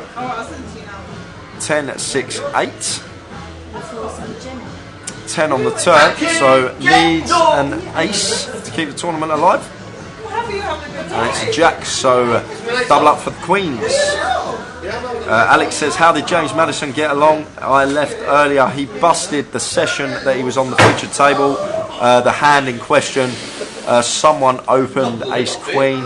He had 13 big blinds. He shoved jack 10 suited, which is fine over the open. And someone woke up with ace king behind. They went all in, and then the ace queen called, and the board ran out ace queen 5, 5. I can't remember the other card. It was like ace queen 5, 5 brick, and the guy that was sitting in seat 5 busted both James Madison and Anthony Gardner in the same hand. So that'll be a story for the grandkids for him, busting 2 professional footballers in one hand at a poker table. One to tell the grandkids that. But James Madison no more. Whether he'll be back tomorrow or not, we are unaware. Yeah, Alistair. Well, someone, whether they're being serious or not, earlier in the chat said they're probably going to get here for a 5:30 just to make sure they're one of the first alternates into the tournament. But people are getting it all sorts of times, any time between 6 AM and 8 AM. We're taking alternates at 8:30, so that will open at 8:30. It's just how long the queue is. I'm not saying if you get here at 8:30, it doesn't mean you're going to be right at the top of the alternates list, because there'll already be a queue formed to get into the tournament when you get there at 8:30. It's just dependent on how long that queue is. Well, I can't open it, and I don't trust you to open it. Right, so I've got Alex and Troy. Jagdish says, agree with you, Mark. I play Friday night at my local Grosvenor Casino in Bolton. It's a night out, play poker, have a pint, fish and chips and poker. Great night out.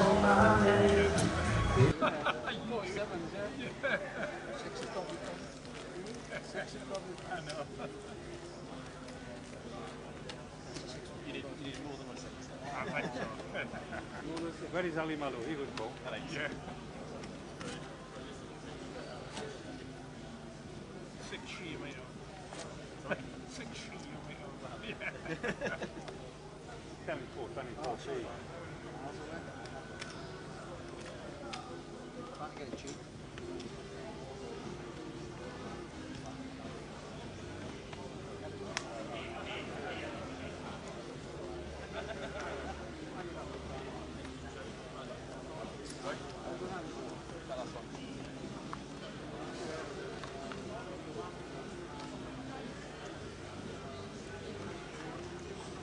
So I'm actually joined by Jadine here. This is the lady that just said who is Patrick Antonius, so she's a bit of a novice when it comes to poker. So I'm going to have her join me here, and if she asks any questions, hopefully we can clear them up for her.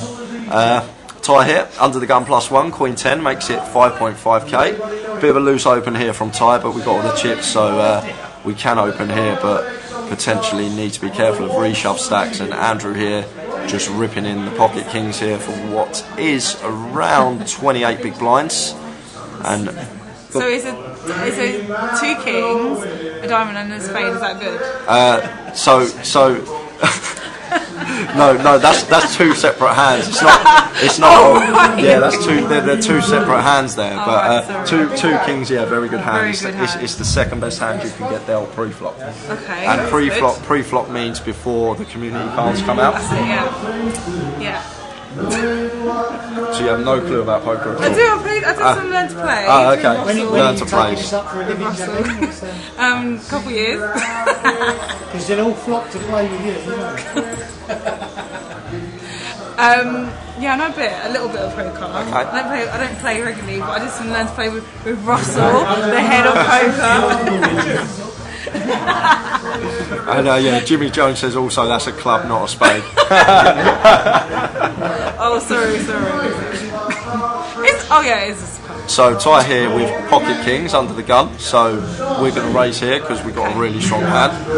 Who has? Ty's. This guy here, he's got kings, so he's going to make it 5.5k.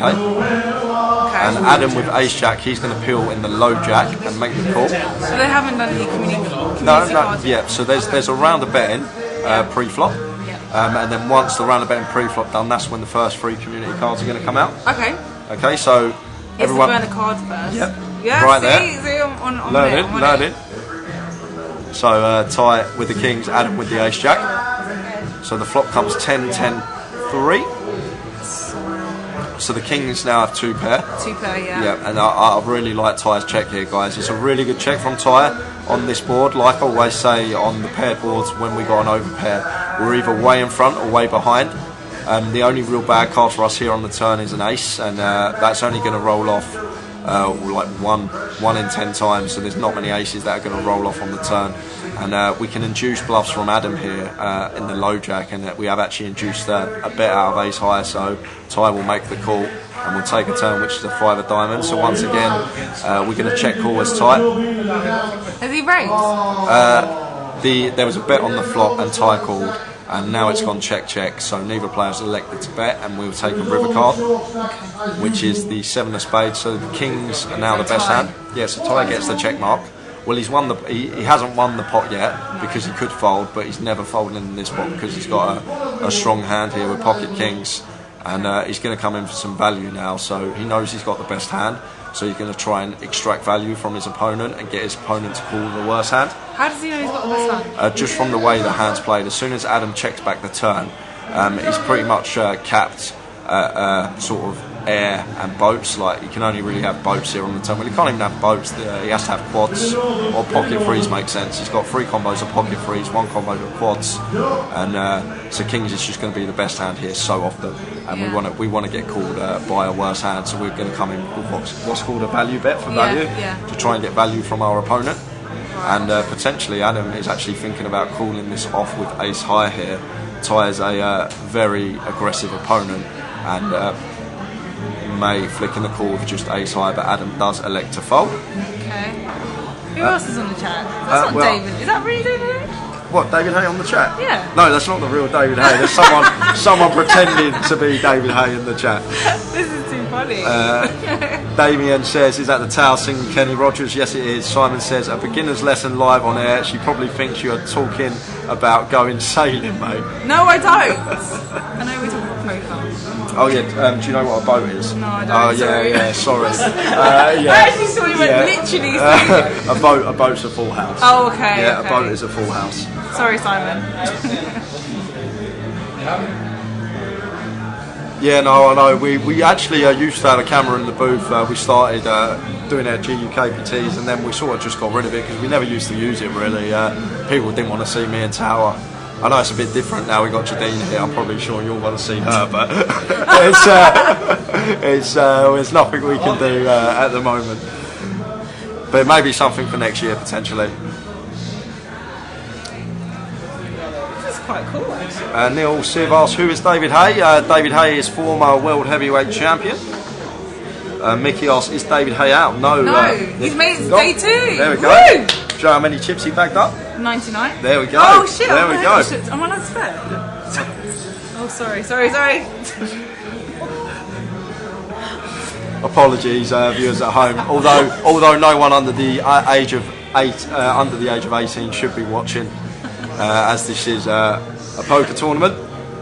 So hopefully no one was offended by that. John Perkins asks, who is the lady with me? I've got Jadine with me. What is it you do for Jadine? Marketing manager. So everything poker, do all the marketing for it. Okay. I don't want any negative comments, thank you. Just in case. We need to get different people in the booth this evening because we've got no tell. Yeah, of course I introduced her. I didn't just like sit her down and start talking poker. It's fine. Patrick Antonio's manager. Jay's manager. Rafia can be your These comments are too much. We've got I think 600 people watching all together on platform. So yeah, you've got a lot of people listening to you. Just don't say anything silly or don't swear. Just make sure you I'm trying not to swear again. Nah, it's fine. We've had a few mishaps in the booth over the years. So last year and a half for me. Miko says we love you, Jadine, and no one knows who you are.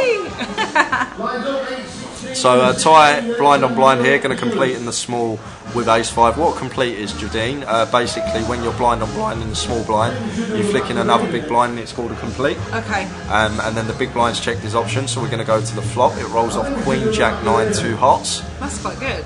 If you get a 10. Yeah, if you have then an 8 or a king. 8 or king. Yeah, you'd have a straight, yeah. Okay, yeah. Cool, that's good. But no one in this hand has king 10 or 10 8, so 9-8 is the best hand here, a pair of 9s. Because then you got a pair. Yeah, you got a pair. Okay. And Martin's probably going to bet now because he's been checked twice, and because Ty has actually shown no aggressive action, Martin's going to come in for a bet because his 9's going to be the best hand here a lot of the time. What type of player is Ty? He's quite aggressive. He likes to be involved in a lot of pots, and he's going to call once here with ace high. Ace high will be the best hand here some of the time, blind on blind, but queen on the river. And now this is going to go check because Martin's not going to come in for another bet for value here because we've got to try and think of a hand we're trying to get called by. Actually thinking about this, we could actually come in for thin value here as Martin because Ty is probably going to lead all his 9x hands on the turn. So Ty's range here a lot of the time is going to be draws, 6x and ace high. Oh, I love this from Martin. So he's actually coming in for value here with just a pair of 9s, which is a very thin value bet. So he's trying to get called specifically by a 6 or ace high. Is he bluffing then? No. He's doing well. He hasn't got a good hand. He's got a mediocre hand, but because of how the hand's played, he knows he's got the best hand, and he's actually came in for thin value with a 9 here to try and target the ace highs and the pair of 6s that Ty can have in his range. Okay. Do you know what a range is? No. Right. So a range is a concept tool that poker players use to define the types of hands that our opponents can have. Okay. And we call it a range because you start to understand players' ranges when you play with them more. You start to see the hands that they have from each position. Yeah. So, for example, if there's a really tight player at the table, if he opens from early position, you can exclude hands like 10-9 in his range. Like he's never going to have that hand. Right. So we can throw that hand out the window if we know he's never got that hand. Okay. And that's all a range is. It's a concept tool to help us define hands of opponents. Right. Okay. Okay. Cool. Get it.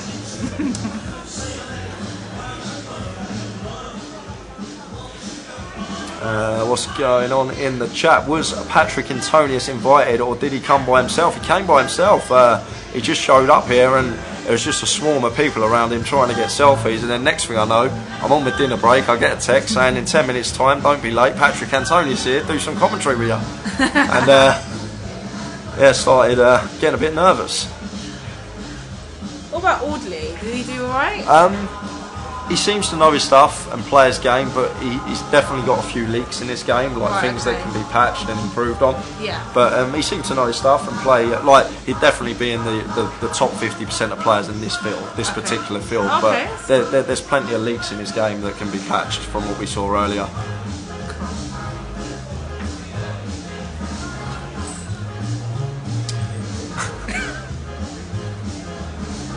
The range DIY. Simon says should get value here next year with David Hay, proper Goliath, that boy, that David Hay beat for the World Heavyweight Champ. Yeah, that was actually 10 years ago as well, Simon, that actual David versus Valuez fight. That was a good fight, I'm sure everyone remembers that. KA 1978, need me to swing by and co-commentate tomorrow. Will be free when I get 2 out. Tower will be back with me tomorrow, so unfortunately no room in the booth tomorrow. It's going to be a busy one tomorrow for the Friday as well, so bear that in mind if you are coming down to play. John Bonady says a leak is what happens to a pipe. Pretty much a leak in poker is something that you're doing wrong that you need to change to make sure you're doing it right. Right, okay. If you've got can you do that though? Pardon? Can you do that quickly? Yeah, well, if, you can just say to someone the mistakes that they make in a hand, and if they're listening to you and take it on board, then hopefully they don't make that mistake again. Okay. I've got a question here from Jagdish. What is meant by jamming in poker? So jamming is a term that we use for all in. Pretty much when someone jams, it just means they're going all in. That's all it is. Jamming. Yeah, like Bob Marley. Yeah, jamming. That's why Bob Marley's very good at poker. Always jamming. So, are there any sharks? Yeah, good one. On this table, there's Ty. Ty's a bit of a shark in this field. He's made day 3 back-to-back the last 2 years. Oh, wow. So he's got through a field of 6,000 and 7,000 players to get down to the last 22 years in a row. Okay. So Ty and C9 definitely a bit of a shark in this field. Okay. Do you know how many times he brought in already? I think this is his first bullet. I think this is his just bullet number 1 today, and he's chipped up well. He's one of the chip leaders at the table. So rocking all over the world. Look, I've got a new commentator. You're fired. You're out, Tower. I didn't even realise that was a tower. Yeah, that's the tower. Yeah. It's me. Is it you? Hey, Jamie boy. Well, son.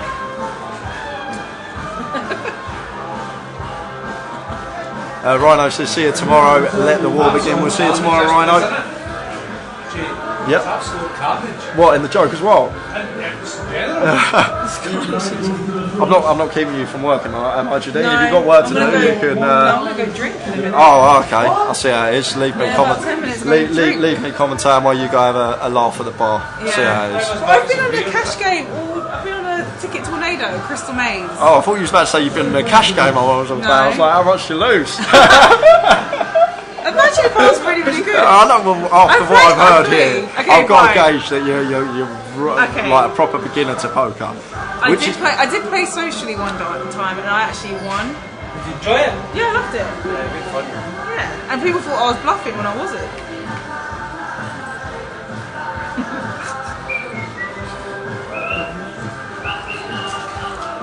John says strawberry jam is the best jam in poker. Much ado about nothing this hand. Does have a 4% free roll here on the turn if he can find a diamond. No, chop it up. So ace queen beat ace queen is going to be a chop. They both got the same hand. Oh, they've got. Oh gosh, so you have to split the. Yeah, so you split the pot. Oh, pot, the pot. Yeah, so it's called a split pot or a chop pot. That's a good thing, right? Well, it's a good thing for both of them because if a flush came, it's pretty bad. Like they just got really unlucky. That pot's going to end in a chop more often than not. Yeah.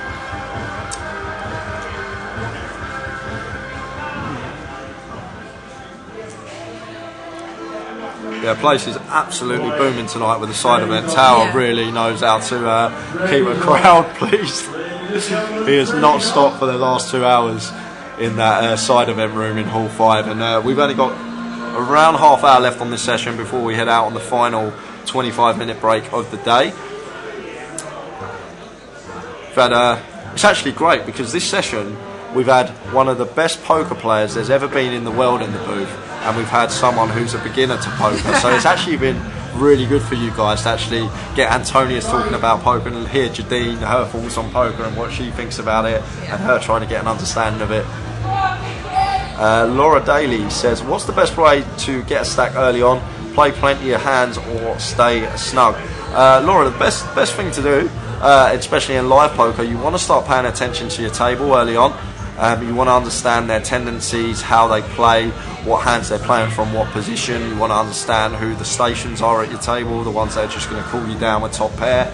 And then once you understand that, you want to start exploiting it. So against the stations, you want to be going for thin value. Against them, you don't really want to have too many bluffs because you're not going to have too much fold equity. But basically, just take note of your table and understand how they play, and then try and exploit how they play. That's probably the best thing to do in live poker. And also play plenty of pots in position when you're deep.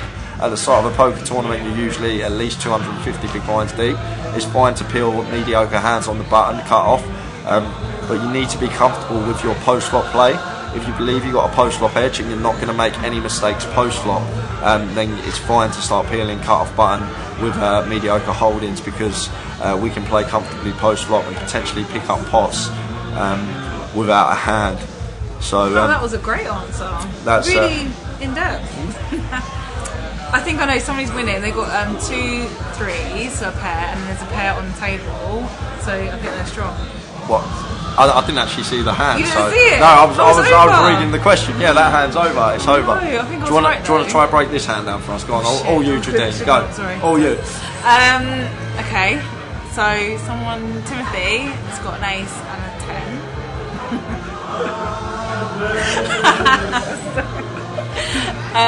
And then Ty has got a queen and a 3. What's the ace 10 done? What does Bon Marley do? Jamming. Yeah, there we go. And then you got a straight-ish thing going on. It's changed. What has it gone? It folded. Oh, he folded. Right, so basically what's happened here, Timothy shoved for 15 big blinds with ace 10 under the gun +1, which is standard, and Martin's reshoved ace king over the top of that, which is standard as well. So this is just always going to happen. Okay. It's always going to end up in the middle, and now it's to the flop. So Timothy needs a 10, otherwise he's out of the tournament. Okay. And then both Timothy and Martin's got strong. Well, Martin's winning because he's got ace king, so he's got ace king high. Okay. Timothy has ace 10 high, so he needs to find a 10, otherwise we're going to lose him from the tournament. Right. So deuce on the turn, so only a 10 now is going to save Timothy's tournament. Oh, that is gross! That's good! Do you know that? That's a good thing, right? Well, no, it's gross for the ace king. That only happens 8% of the time. You know but that? the other guy won then. Yeah, the ace 10 one. The ace 10 one. The Martin's just been sucked out on the river there. He's been free out. He's only going to free out on the river there 8% of the time. So 1 to 12 shot. So the ace king was a big favourite there, and 10 somehow rolled off on the river. Miko says, do 1 tower, Jadine taking over the well. Pete Whitehouse says, sounds like you've scored, Jack. I'm just being held out, Pete, because Tower is doing the karaoke. Jadine's just keeping me company for a couple of minutes. John Bonacy says, stations like King Cross. Yeah, basically a station is someone that doesn't fold, they just keep calling. Oh, really? Yeah. Is that annoying? Calling station. Is that annoying? Well, it's not annoying because it usually means they're a bad player. So basically, it just means when we bet, we have to have a hand against them. That's all it means, and that's what it means by exploiting them, by just betting when we have a hand about them. Simon put, she is good to listen to. Tower being jogged on. Log says, boom. Does Jay have a calculator?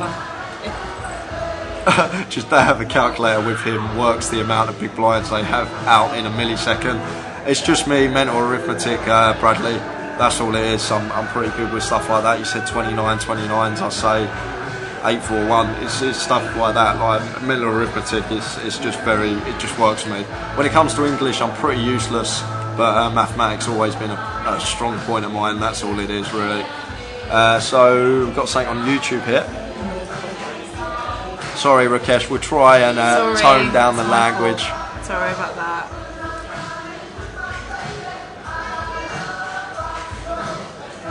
How many women are playing this year, roughly? I've seen a lot. I'd say say good 200-300 perhaps, like good. over the course of the days. I'd say over the course of the days, yeah, I'd say at least 200-300 of the entries would be women. And how was the women's championships? The women's went really well. To be honest, big shout out to Katie Swift, the work she actually put into that event to get all the women to come down, play that event, and we got a great turnout. There was just under 200 runners in that, so we had nearly just under 200 women playing that event. That Katie managed to all get playing an event at one time. Oh really? Like the whole room was just filled with women. Oh, that's good. Yeah, Last year, I think it was 200, yeah, just over 200. It was shorter than last year, but still another fantastic, fantastic turnout. It was. Evening, Pokey Pocket.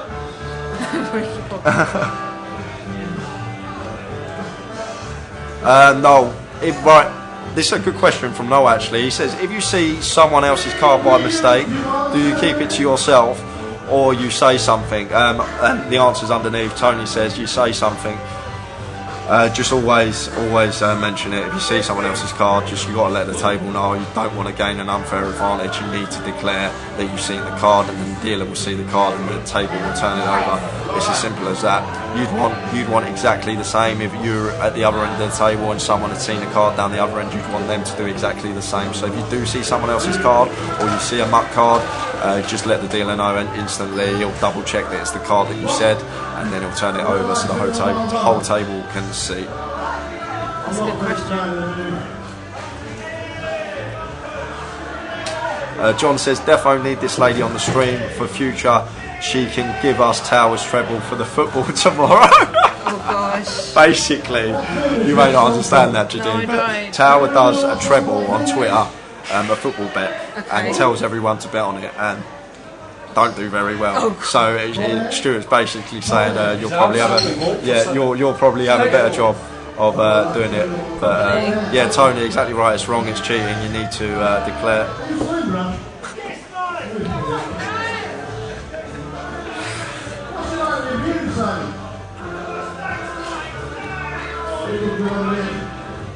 So we've got an all in here from Bradley. All in? Yeah, this is. Oh, because he's got a 3 pair. Yeah, this is. Oh no, he could get a straight. Yeah. If a 5 comes, he'd make a wheel on the turn, and a wheel is a straight ace to 5. So yeah, okay. Have you seen any really big bluffers? Yeah, we've seen some big bluffs around. We always see some big bluffs around. Really big bluffers, like they can have really not good. Yeah. We've most certainly seen that over the course of this week. I can tell you that. This is bad from Bradley though. In seat 7, we shouldn't be shoving here with the ace 3. It's a scenario where we only get called by a better hand right here, so we don't actually achieve anything. Like the king queen of Adam is obviously going to fold in this spot. He's only got king high. What? Has he just called with king high? What does that even mean? What is going on? What on earth has just happened late in the day? Adam just flicks in the call with king queen on a 4-3 deuce versus a big blind range. What on earth is going on here? And this is why the Goliath is so great. You never see anything like this on a GUKPT. Is there going to be any justice in the game? I really hope the ace-3 holds, and it does hold. What on earth is going on there with king queen? So what happened? Basically, Bradley shoved with the ace-3. It's actually a really good shove if we're getting king queen to call, but it's a spot where we shouldn't be shoving, because a lot of the time we're never getting called by a better hand, so we're not going to get value from our hand. Right, okay. And we're going to fold out all the worse hands, so we can't get value from them worse hands if they fold on a later street, like turn or river. Okay. But he made a call with just king high, no pair, no straight, no flush, no draw. He just called with king high, which is basically nothing. So he basically just put all his chips in with nothing. Why did he do that? Well, why do you think I gave the biggest wow in the well? Why maybe he was tired. It's after 10. So we got 13 minutes left on the clock for this session, and then we will head out on that final 25-minute break of the day. Big thank you to Jadine as well for joining me for the last half hour or so. I think you've enjoyed it. Woo, I had a great time. I had a great time. Say again. Craig says, evening Tower and Jay, great commentary as always. Unfortunately Tower's not here tonight. Tower has the night off doing some DJing. I've taken over. Yeah, so we got Jadine here, and the way she's performed this session, I think we're probably going to have Jadine GUKPT leads as well. get better though. Yeah, Alex, I agree. Not bluffing, but that bet was a bad bet. Just lucky someone called with king high. Yeah, not a good call. Very bad call. We're going to lose a lot of money in the long run there. Calling with air. Air basically is nothing. Okay. Like that makes sense. There's some air here. There's nothing here. That makes sense. Yeah. So air is nothing. Yeah. Like, this is air. There you go. That's what it means. Stuart Dawson says heading off as early start, fantastic comms and so chuffed for you, Jay. Re Patrick, yeah. I was like a little kid on Christmas, honestly, having the guy that 13 just grew up watching poker and seeing him play for millions of dollars every night, and the fact that I had him sat next to me, I know I keep saying it, it's just it's a dream. It's an absolute dream meeting one of your poker heroes, not just meeting him, commentating with him. It's I'm honestly so grateful for it, and. My nickname's Jay, so every time I see Jay, I keep getting really confused. I'm like, what's going on? Alright, bye everybody. Bye. Right, Jadine's off. She's going to the bar. Lucky girl. Thanks for her for joining us, and we got 12 minutes, just me, by myself here for the remainder of the session. Might put some Akon on, a bit of Lonely. John Perkins says, Jay, when I'm at the table I talk so much to get the table involved because it's a festival and find so many people taking life too serious. Do know there is money at stake, but I get information from that as well. Well, if you get information from it, John, should be doing it more. Alex Ashton asks, what's the average stack at the Mo? Any idea on the average stack, Dave? Don't even. Oh, Reggie's here. What's the average stack at the moment? 121k. 121k. Reggie's off duty. Oh, there's a surprise. Reggie's off duty since Sunday.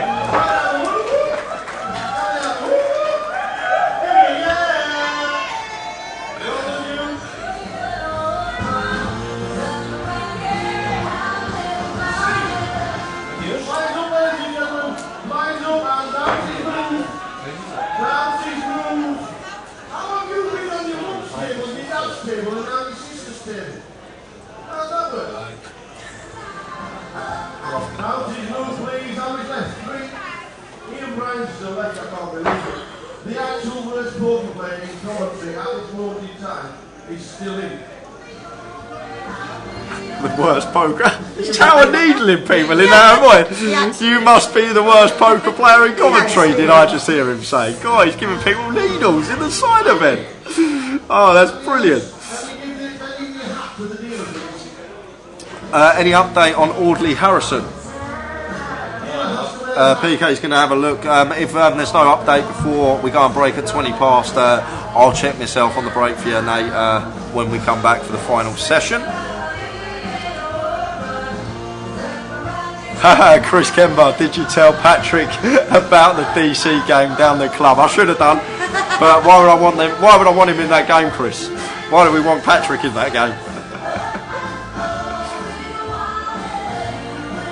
Yeah, table's been a great table. It's been really fun table actually this session. Lots of strange plays. Ty River and straight here with a 10-4.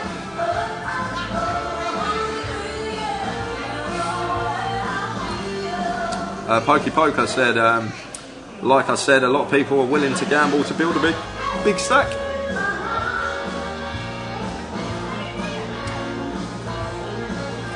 Craig says, what was the lady's name again who's taking Tower's place tonight? She was doing a good job too. That was Jadine.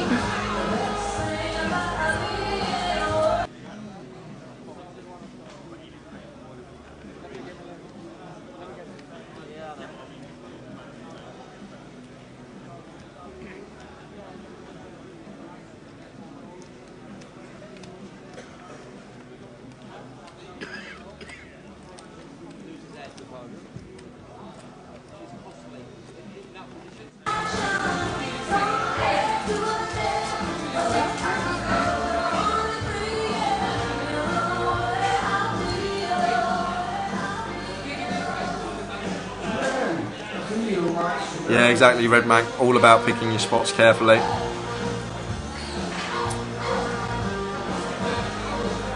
Rakesh, someone said I had the nuts. What does that mean? So the nuts is the. I was about to. I was just about to say the nuts is the nuts. The nuts is the best possible hand. So if you've got the nuts, you can't be beaten. That's basically what the nuts is. The reason it's called the nuts as well, a bit of poker trivia for you here, is because in the olden days they used to bet the nuts and bolts off of their cards when they had a strong hand, and that's the reason it's called the nuts. But the nuts is basically a hand that can't be beaten.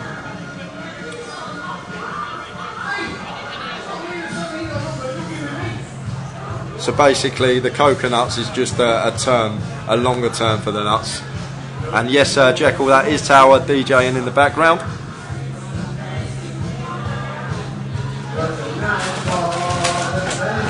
I'm so used to saying the nuts every day that I nearly just explain the nuts as the nuts. It's how much poker I actually play.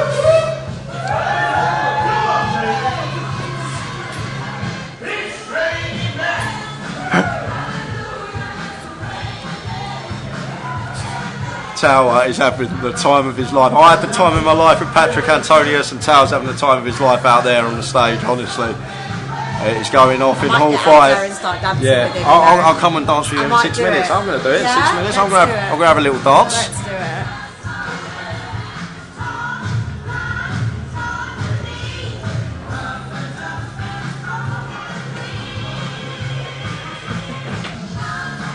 Cheers, Chris. Tuned in from Ibiza. Have a great holiday, mate.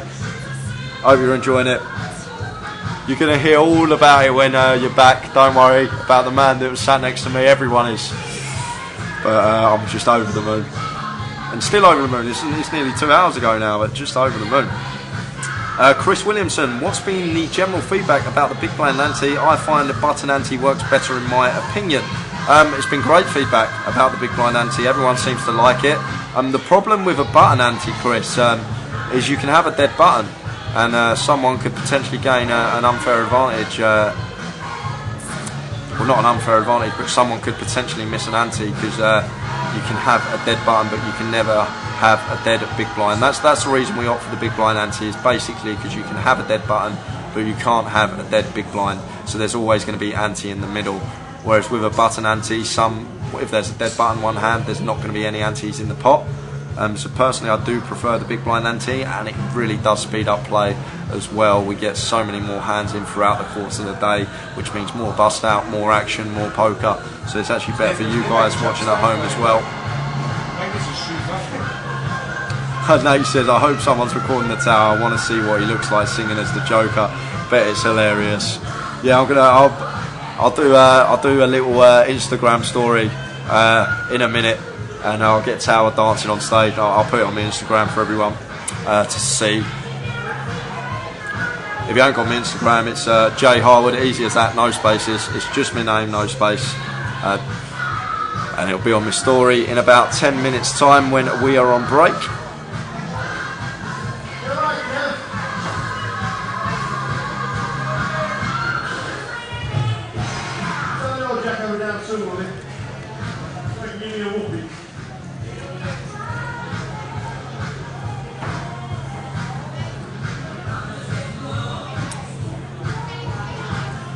Get the aircon on, the tyre running way too hot, says Logs.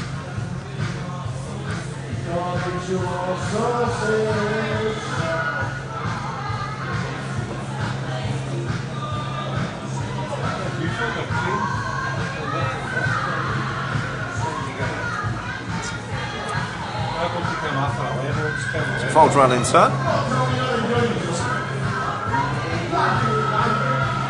Put a couple of hands up if you got a chance, And blind on blind here should be completing as Thomas. But just gives him a walk. How have we not completed Queen 9 there in the small blind? That's a bit on the tight side. Craig says, Jadine, nice unique name that. She's been gone 10 minutes and the chat is still talking about her. Nicely unique name that. It is actually, you're right, Craig. Oh, that's it. We're on break, guys. I'm going to get a quick video of the Tower for everyone. If you want to see that, get on the Instagram, and I'm going to post it now. So that should be up in about 5 minutes' time. We are back at 25 to 11. I'll see you then. Thanks, everyone.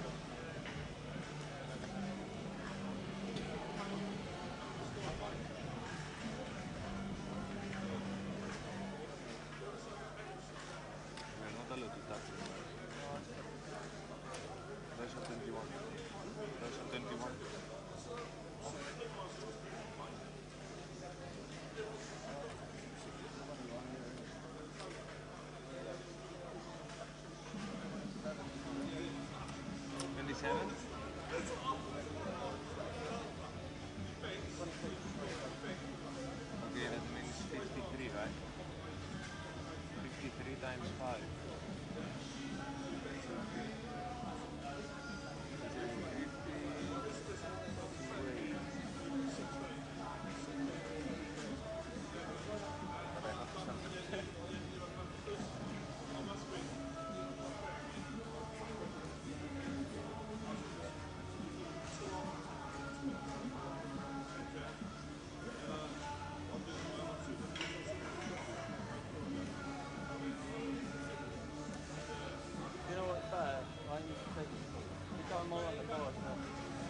It's on your screen now.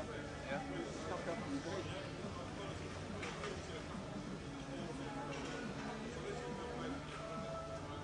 We're on the screen now. This screen? Yeah, the small one? Yeah.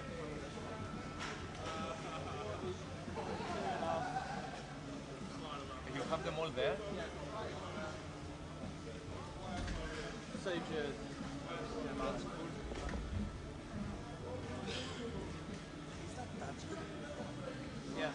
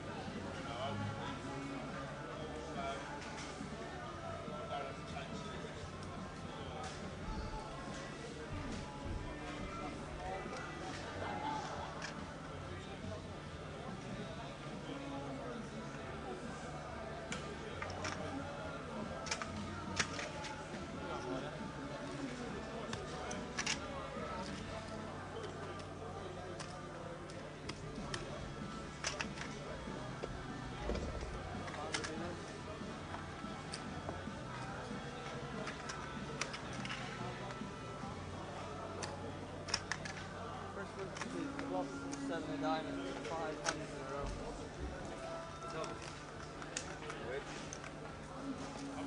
That's the most work I think you can do. You don't see me working.